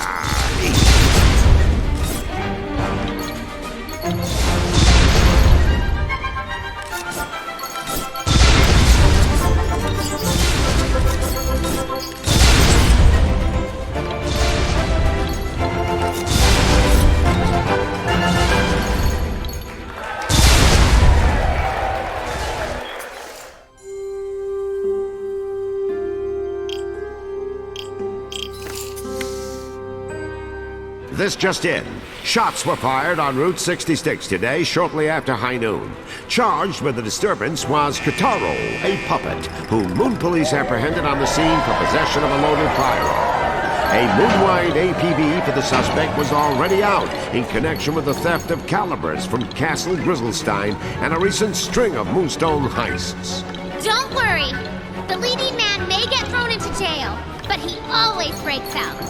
It's like a trout. Breaking news! We've just received reports that accused scissor thief and Moonstone smuggler Katuro has escaped from prison. Police are urging all law-abiding grubs to stay vigilant and avoid confronting the suspect, who is considered armed and snippy.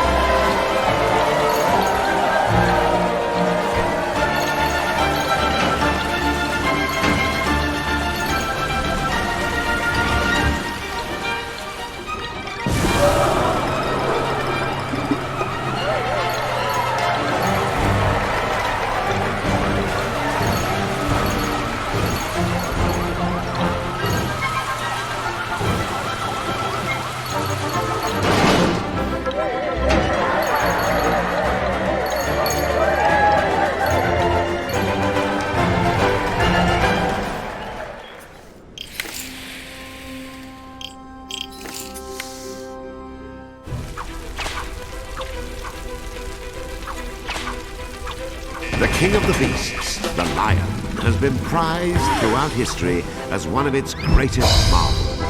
From ancient Roman Colosseums right up to the circus tents of today, crowds have flocked to see ordinary men pitted against this majestic animal. And they usually root for the lion. Now it's your turn, ladies and gentlemen, boys and girls, as the Magical Theatre proudly presents the Circus Gregorius's breathtaking, hair-raising Puppet on Pinata Lion Extravaganza!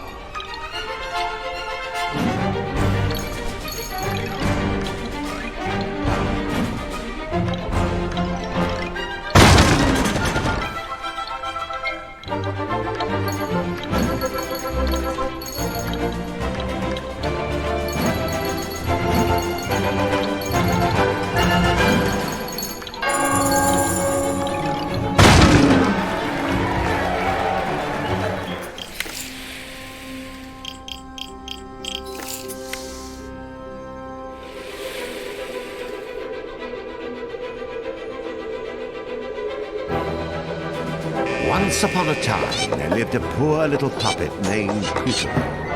From dawn till dusk, a horrible witch worked Katuro to the bone, while his wicked step-friend, Picarina, laughed and called him names. Then one day, Katuro used his fairy head magic to turn an ordinary pumpkin into an impressive coach that carried him right to Prince Moonbear King's doorstep at the Black Castle. But the magic expired prematurely, and as Katuro fled, he dropped his real head, along with his personality and memories, on the castle steps. What kind of goofball Cinderella story is that? First of all, get your casting right. I am so not the wicked stepfriend. There's no such thing as a stepfriend. Besides, I'm pure-hearted and kind and beautiful. Everyone loves me. I should be cast as a princess, obviously. You know, with a tiara. I should be the star.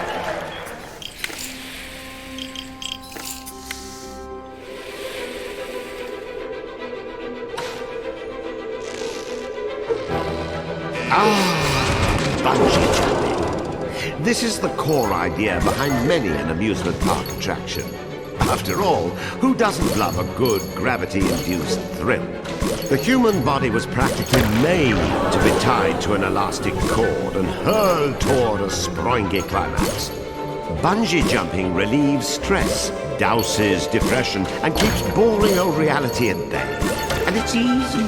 Young and old can all get in on that bungee action. All you need is what? A doorknob and a rubber band? Get to it, kid!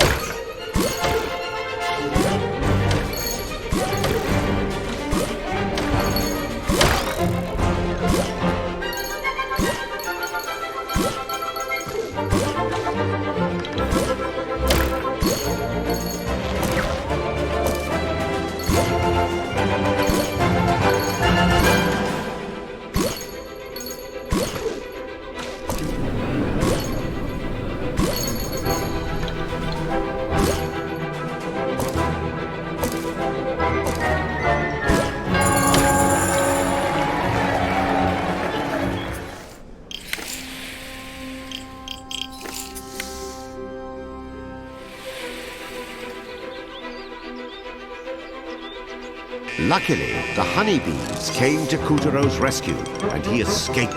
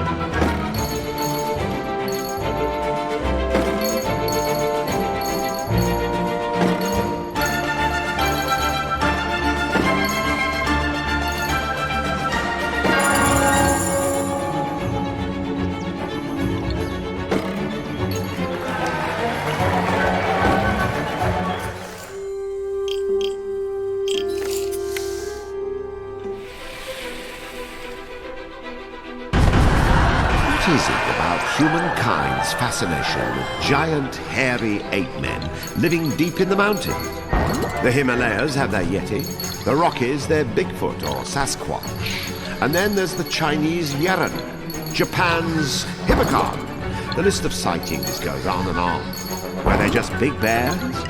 The last remnants of Gigantopithecus, the tallest primate in history? The debate rages on, but one thing is clear. These creatures are very real, and certainly not bald-faced lies concocted by slackers who wanted to get out of work in the coal mines, or half-baked attempts by men dressed in ghillie suits to drum up some extra cash for their Everest climb. Certainly not that.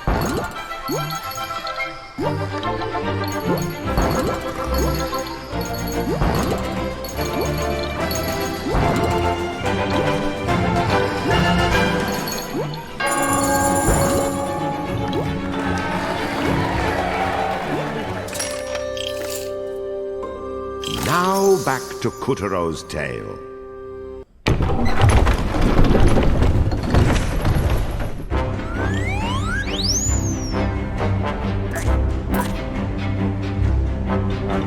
After his narrow escape from the jaws of General Snake, Katuro tumbled to a stop at the tip of the serpent's tail. Come on, Katuro. Let's go rap on this reptile's head.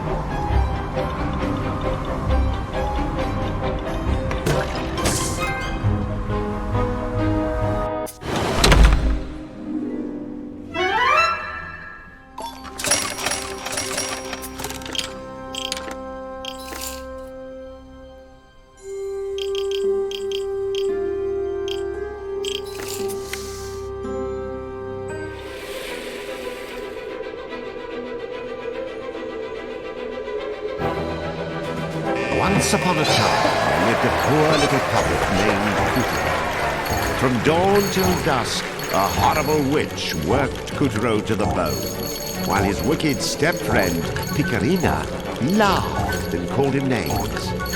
Then one day, Katuro used his fairy head magic to turn an ordinary pumpkin into an impressive coach that carried him right to Prince Moonbear King's doorstep at the Black Castle. But the magic expired prematurely, and as Katuro fled, he dropped his real head along with his personality and memory.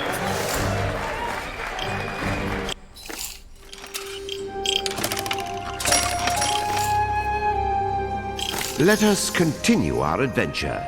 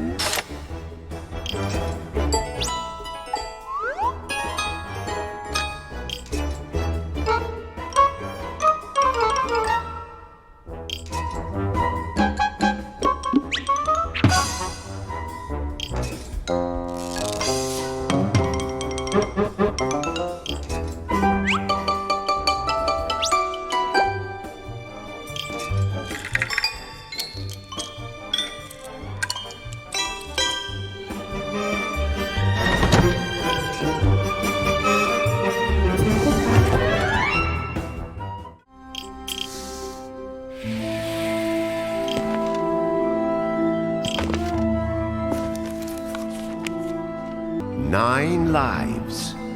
All cats, even moon cats, have 9 lives. Behold, Castle Grizzlestein, aka the Black Castle. Doesn't sound very welcoming, does it? Not that this cat minded. The witch, lucky enough to be his mistress, one Esma Potts, had a nice warm kitchen with plenty of nooks, just the right size for a cat nap. If I didn't know better, I'd think I had a sloth for a pet, said the witch, who was wising up to the cat's hiding places. He remembered more exciting old days when he'd served the moon goddess instead. It wasn't always like this, he purred, signaling a flashback on the next page. Ah, Castle Waxwain, a palace so white you had to squint to find the doorknob. Its ruler, the goddess, had a special place in her heart for one particular feline. So when the tyrants stole Moonstone and Scissors and staged a rebellion, who do you think catapulted into action first? Meow! The blitz may have been cut tragically short, but it was a life worth giving. Even after the whole moon realm had fallen, the cat rallied the goddess's most faithful subjects, determined to kitty-corner the tyrant right in his throne room. "Follow me, you dogs," he shouted to the 4 champions, and all of them, even the young knight who was allergic, did just that. The plan might have gone without a hitch had the knight not been such a hopeless chicken. Well, you can run over a cat twice, but you can never roadkill his spirit. The 4 champions had been slain, their powers scattered, but our dear feline never gave up on the goddess. He spent another life scouring the moon for any ally willing to fight for her cause. Thrice dead but undeterred, the cat tried his luck on the high seas. No danger was too distressous, no horror too heroific. Into the jaws of peril he leapt, and found it quite difficult to get back out. Would none take his side in this cold, cruel world? No, he had but 2 allies now, his feline pride and the love for the goddess in his heart. "I'll tackle that monster all by myself," he meowsed, "no matter how many lives it takes." But alas, what hope had one messenger of justice beneath the beefy legs of evil? Our protagonist quickly flipped to the end of this book in search of a happy ending. The sting of 5 lives lost and the acrid taste of disappointment were just too much to bear. It was then that he met Esma Potts. To be clear, This was no shining goddess. The witch was so ugly on the outside, so nasty on the inside, that the mooncat felt compelled to walk away. Until, that is, he realized they had a common goal. He decided to hold out hope for a special child the witch assured him was coming. Each night he gathered a few puppets and led them up to the Tower of Tribulations. But these were mere children, dreaming children. The brave ones died and turned to grubs, while the cowards who ran were enslaved in the kitchen. It was no use. After 7 messy deaths, our plucky feline had fought himself out. Yes, the goddess was beautiful. Yes, life was better once. But getting all worked up over the paradise he'd lost was blinding him to the joys of mediocrity. Eat up, you mangy sluggard, so you can get some work done for a change. Today's joy was snot-colored soup and a lecture. But at least he wouldn't starve. Home is where you hang your hat. He had 2 lives left, and this mooncat planned to sleep through them to their fullest.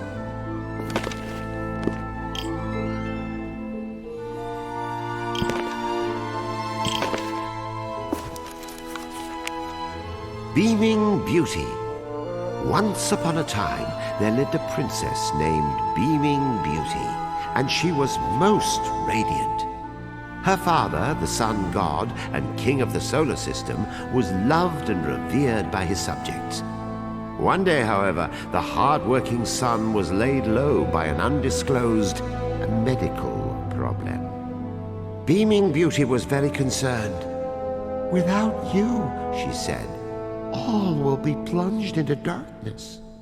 I must light the world for you until you get better." And so she set off.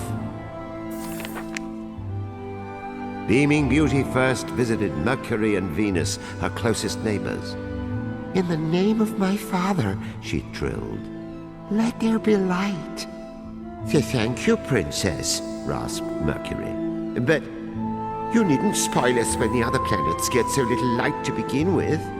Tears of gratitude streamed down Venus's reddened face. "How thoughtful," said Beaming Beauty. "How little a father has rubbed off on you. I shall journey on." The next day, she paid a visit to Mars. "In the name of my father," she trilled, "let there be light." "You are too kind, Princess," groaned Mars. "I feel brighter already. In fact, I think the outer planets deserve a dose of your affections." The emotion in his voice was palpable. "Quite true," replied Beaming Beauty. "The sun's light belongs to every planet." On the following day, she went to Jupiter and Saturn. "In the name of my father," she trilled, "let there be light." "No, please," cried Jupiter. "Save your strength." "We use gas heat," Saturn added emphatically. "Any more toasty, and oh God, stay back! We'll explode! Explode with shame!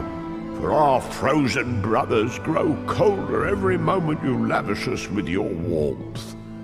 "How awful," said Beaming Beauty. "The last thing I want is for them to suffer. Take care, my friends." Several days later, Beaming Beauty reached Uranus, Neptune, and Pluto. "In the name of my father," she trilled, "let there be light." "Shucks," managed Uranus. "You're melting my heart." "Sunlight is a luxury we ain't used to, miss," growled modest Neptune. "You should go before—" "I'm not even a planet anymore," sobbed Pluto as he shrank away.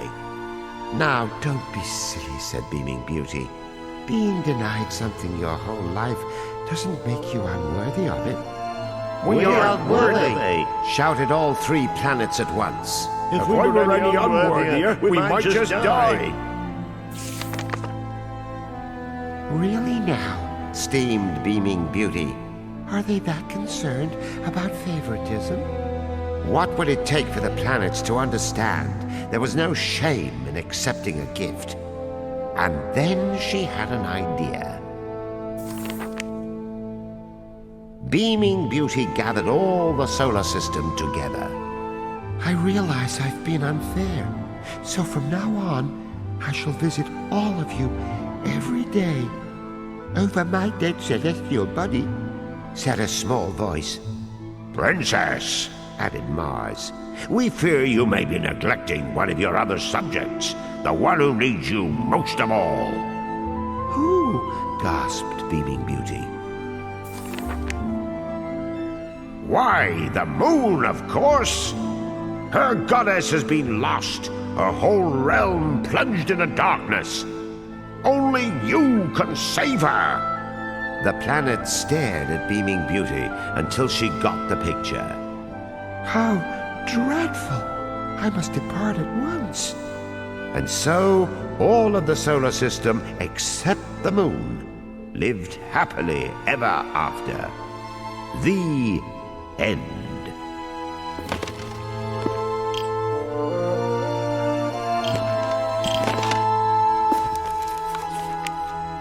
The buxom stops here.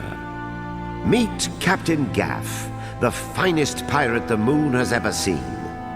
Rakishly he roved the turbulent seas, swashing more buckles and giving less quarter, running more rigs and plundering more coin than any other freebooter before him. Gaff was a legend. He loved battle, he loved treasure, he loved carousing with his mateys, but more than anything, he loved buxom beauties. Oh, yes. Every woman had a place in his heart, so long as she possessed the right visual appeal. Be they domesticated or sophisticated, sheltered or seasoned, royal or wenchly, conjugal or chaste, Gaff lusted after every pretty face on and off the open sea. If plying them with the usual flowers and love letters didn't work, what lovely lady could resist the romance of a good kidnapping? The captain's hideaway, Crabclaw Cove, was bursting at the seams with buxom booty. You see, this was what life was all about. A whole bouquet of pretty flowers to pluck and fresh young vixens to gently caress. To Captain Gaff, the beginning and end of a woman's worth was something to be cupped in both hands. Beauty. They had to be beautiful. No pirate wanted a bouquet of withered flowers. And the sad truth was, even the freshest vixens had an expiration date. All the moon knew of the stain this sea dog was leaving on the realm.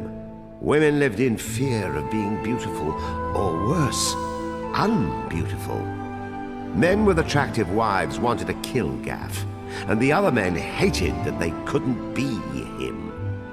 They mobilized militias, assembled vast armadas, but the legendary pirate took this as a challenge. After making off with their women and treasure anyway, he put the rest to the torch. Finally, Gaff's victims turned to the moon goddess. "Help us!" cried lovelies he had yet to lay hands on. "Stop him!" shrieked the concubines he'd cast aside. The goddess decided to cast a spell on Gaff to punish him. "You must atone for your crimes," she said, as 10,000 volts of magical justice coursed through the captain's depraved body. He awoke back in Crabclaw Cove. Fraught with concern, his beloved bevy of buxom beauties barreled toward him. But Gaff's eyes saw only hideous monsters. "Ah!" cried Gaff tragically as he swung his sword.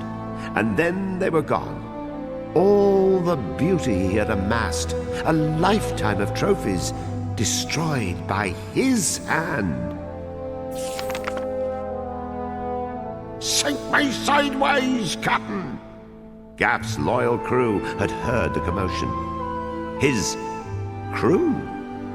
No, even his mates had transformed before his eyes. The captain had been doomed to view every other living soul as an abomination. And so he lost the friends he'd spent more than half his life with. All he had now were his island, his treasure, and his pirate ship.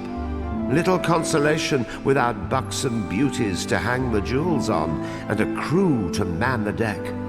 His days of carousing were over.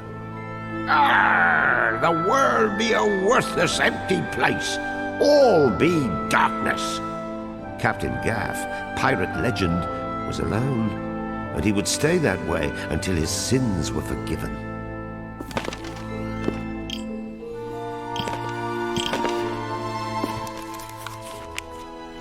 The Witch's Book of Recipes. Live from Castle Grizzlestein, it's Esma Pots and Pans.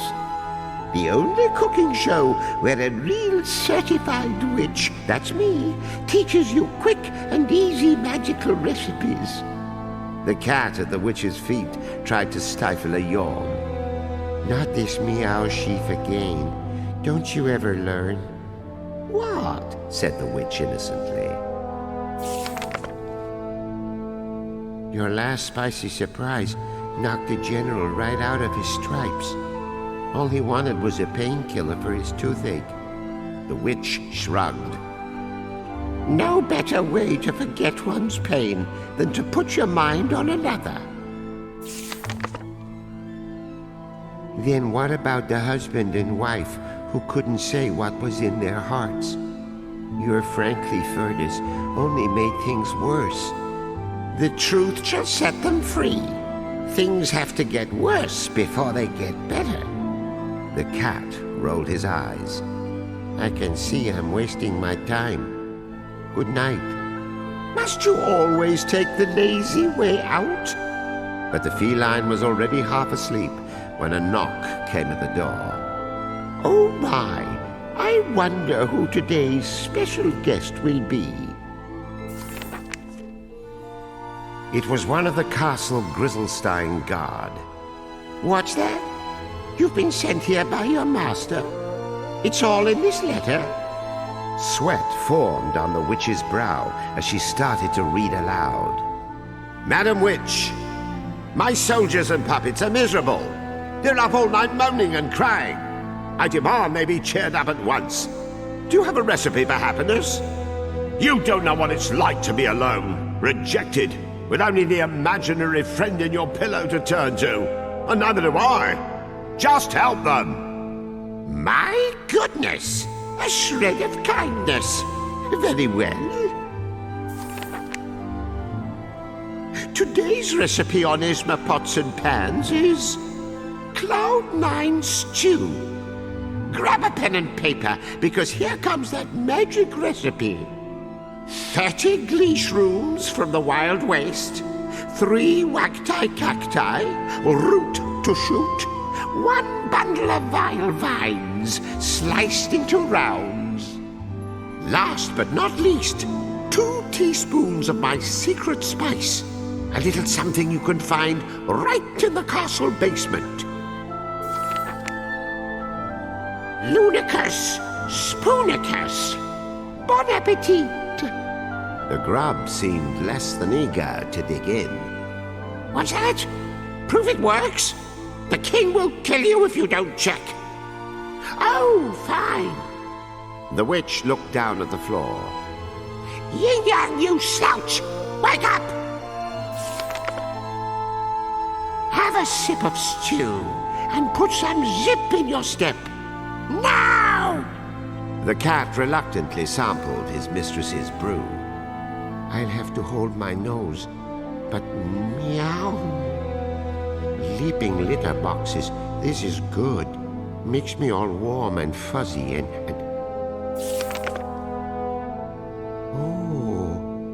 feel perfect.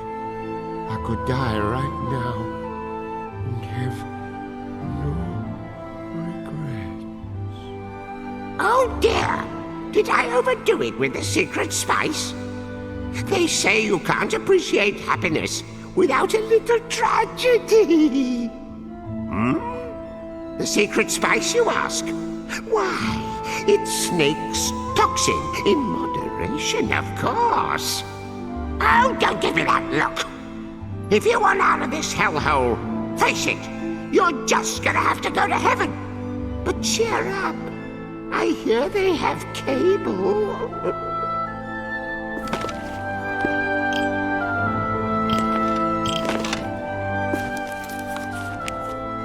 How Nebula's heart sank.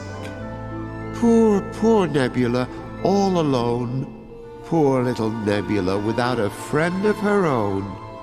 Why is it no one sees things my way? Am I the last idea in a desert of cliché? Outside my house I get stared at and mocked. In the streets I hear snickles and whiskerfaws as I walk. I suppose I'm above them. It's they who are odder.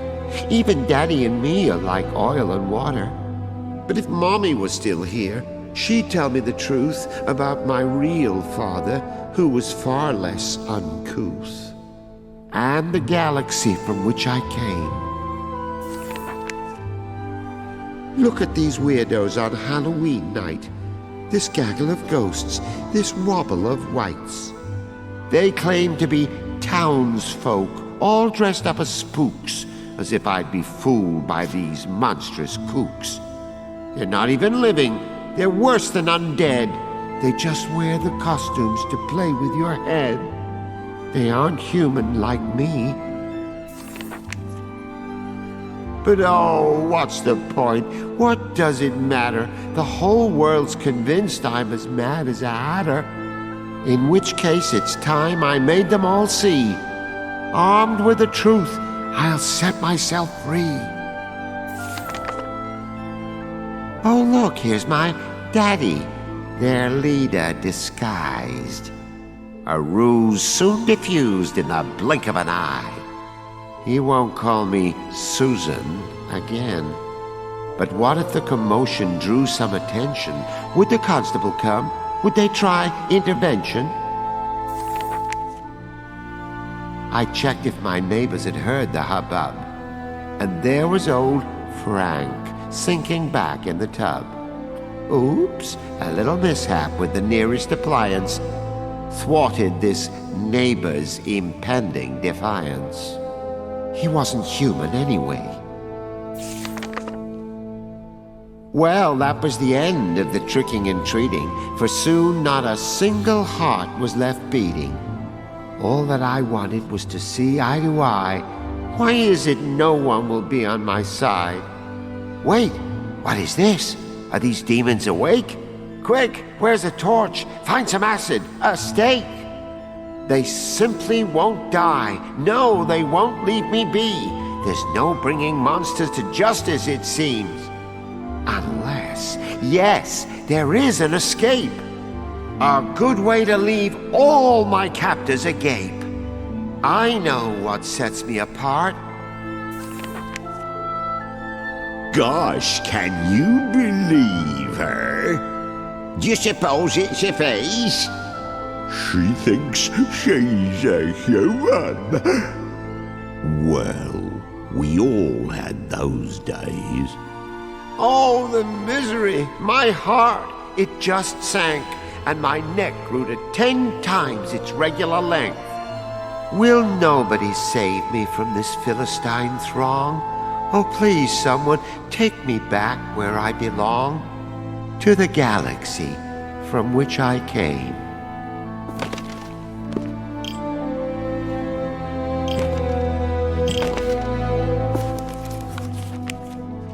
Mr. Pink gets a new job. Galahagrid Mulberry times a Westin, eminent scholar of all things clockological, was out of a job.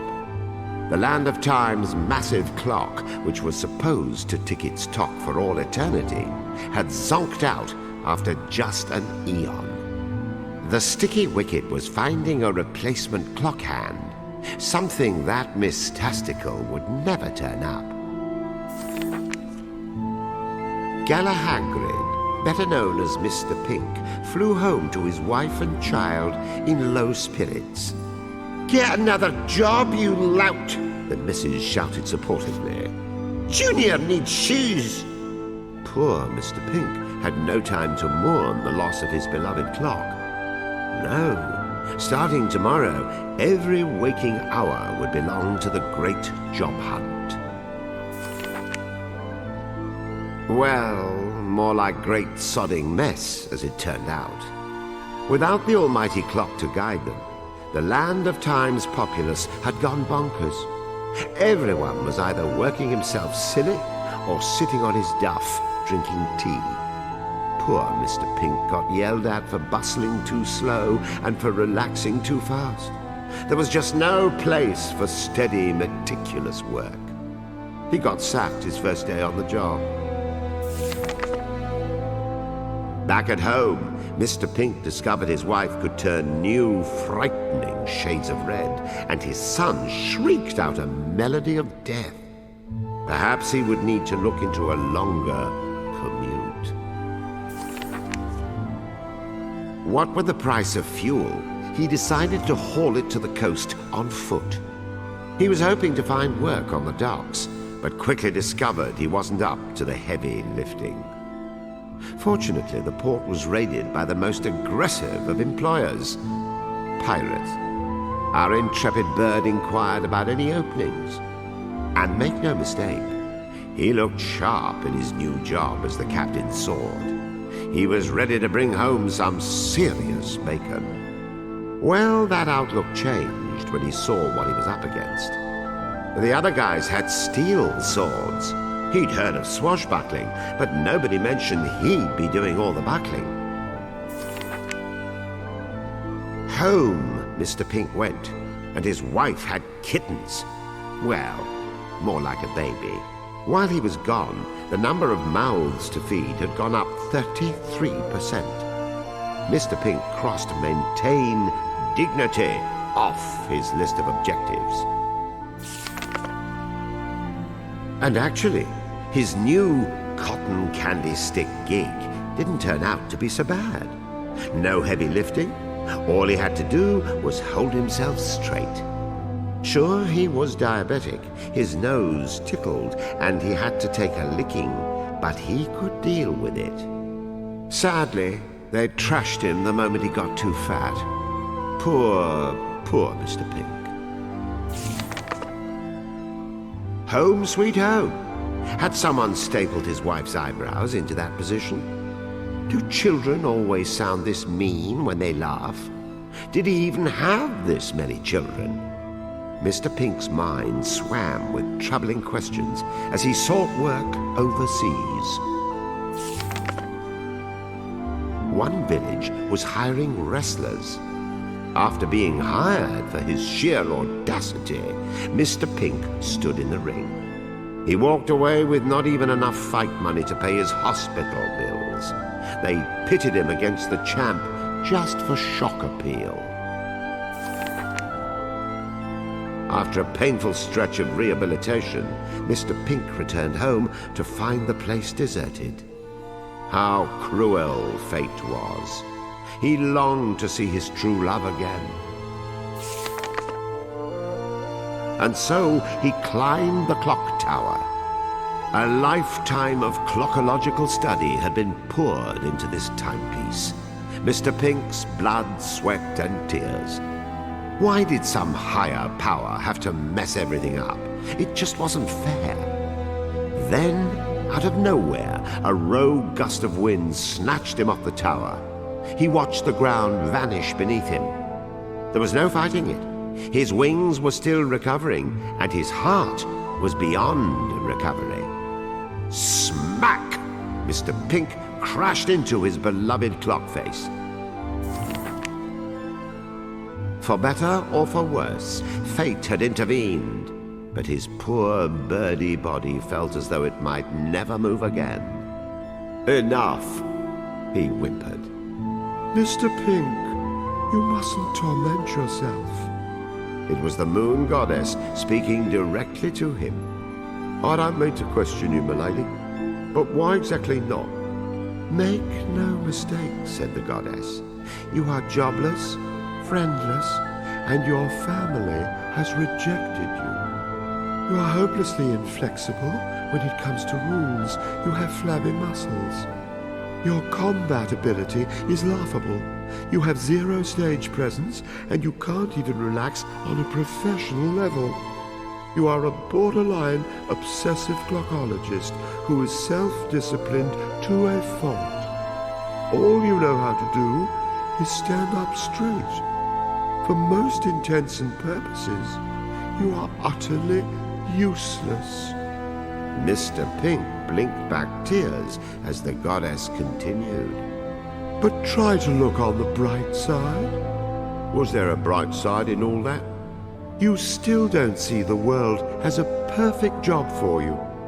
What job is that? Mr. Pink replied. A clock hand.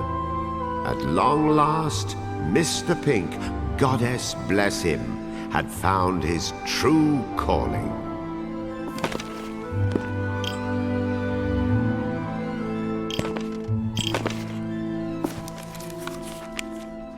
The Little Bear That Could. Once upon a time, a small and lovable bear lived on the moon. The moon goddess called him Little Bear and loved him very much. Little Bear and his 12 animal friends lived in a shining white castle, and they were all very happy. The goddess said to him, Little Bear, you can play anywhere you want with anything you like, but promise me you will never, ever touch these moonstones. I promise, was Little Bear's cheerful reply.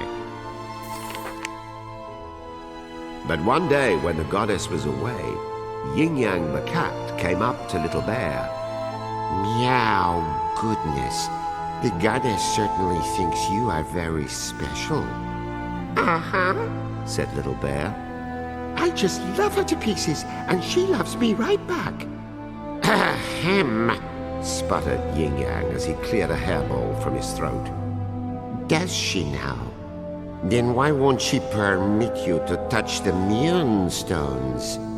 Love shouldn't have any rules.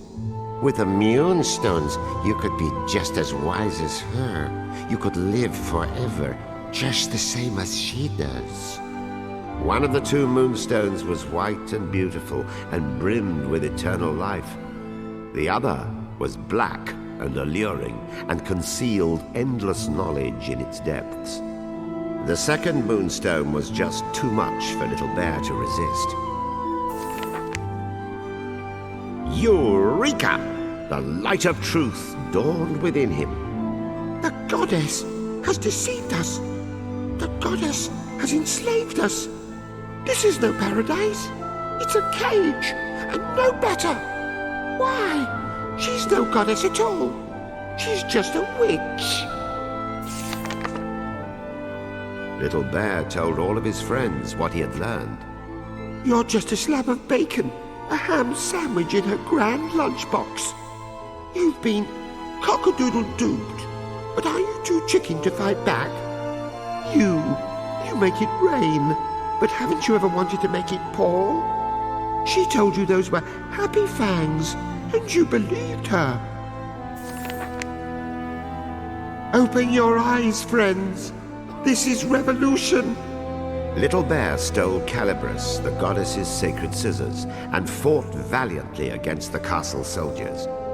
When his 12 friends saw Little Bear's gallant struggle, their hearts swelled with courage, and they too joined the battle. The moon goddess returned when she heard about the brouhaha. Her face was filled with compassion and forgiveness. Little Bear, you made me a promise. Now be a good bear and give the moonstone and Calibris back. Never! cried Little Bear as he slashed wildly with his new weapon. He tried not to look at her. One more second gazing at his dear, sweet goddess, and he might give in. Or worse, ask for a hug. "We're free from you forever," he declared. The other 12 animals ran off after their new leader. "Let's make our own kingdom," they said. And with Calibris, their bright new future, and their happily ever after, we're just a few snips away. The end.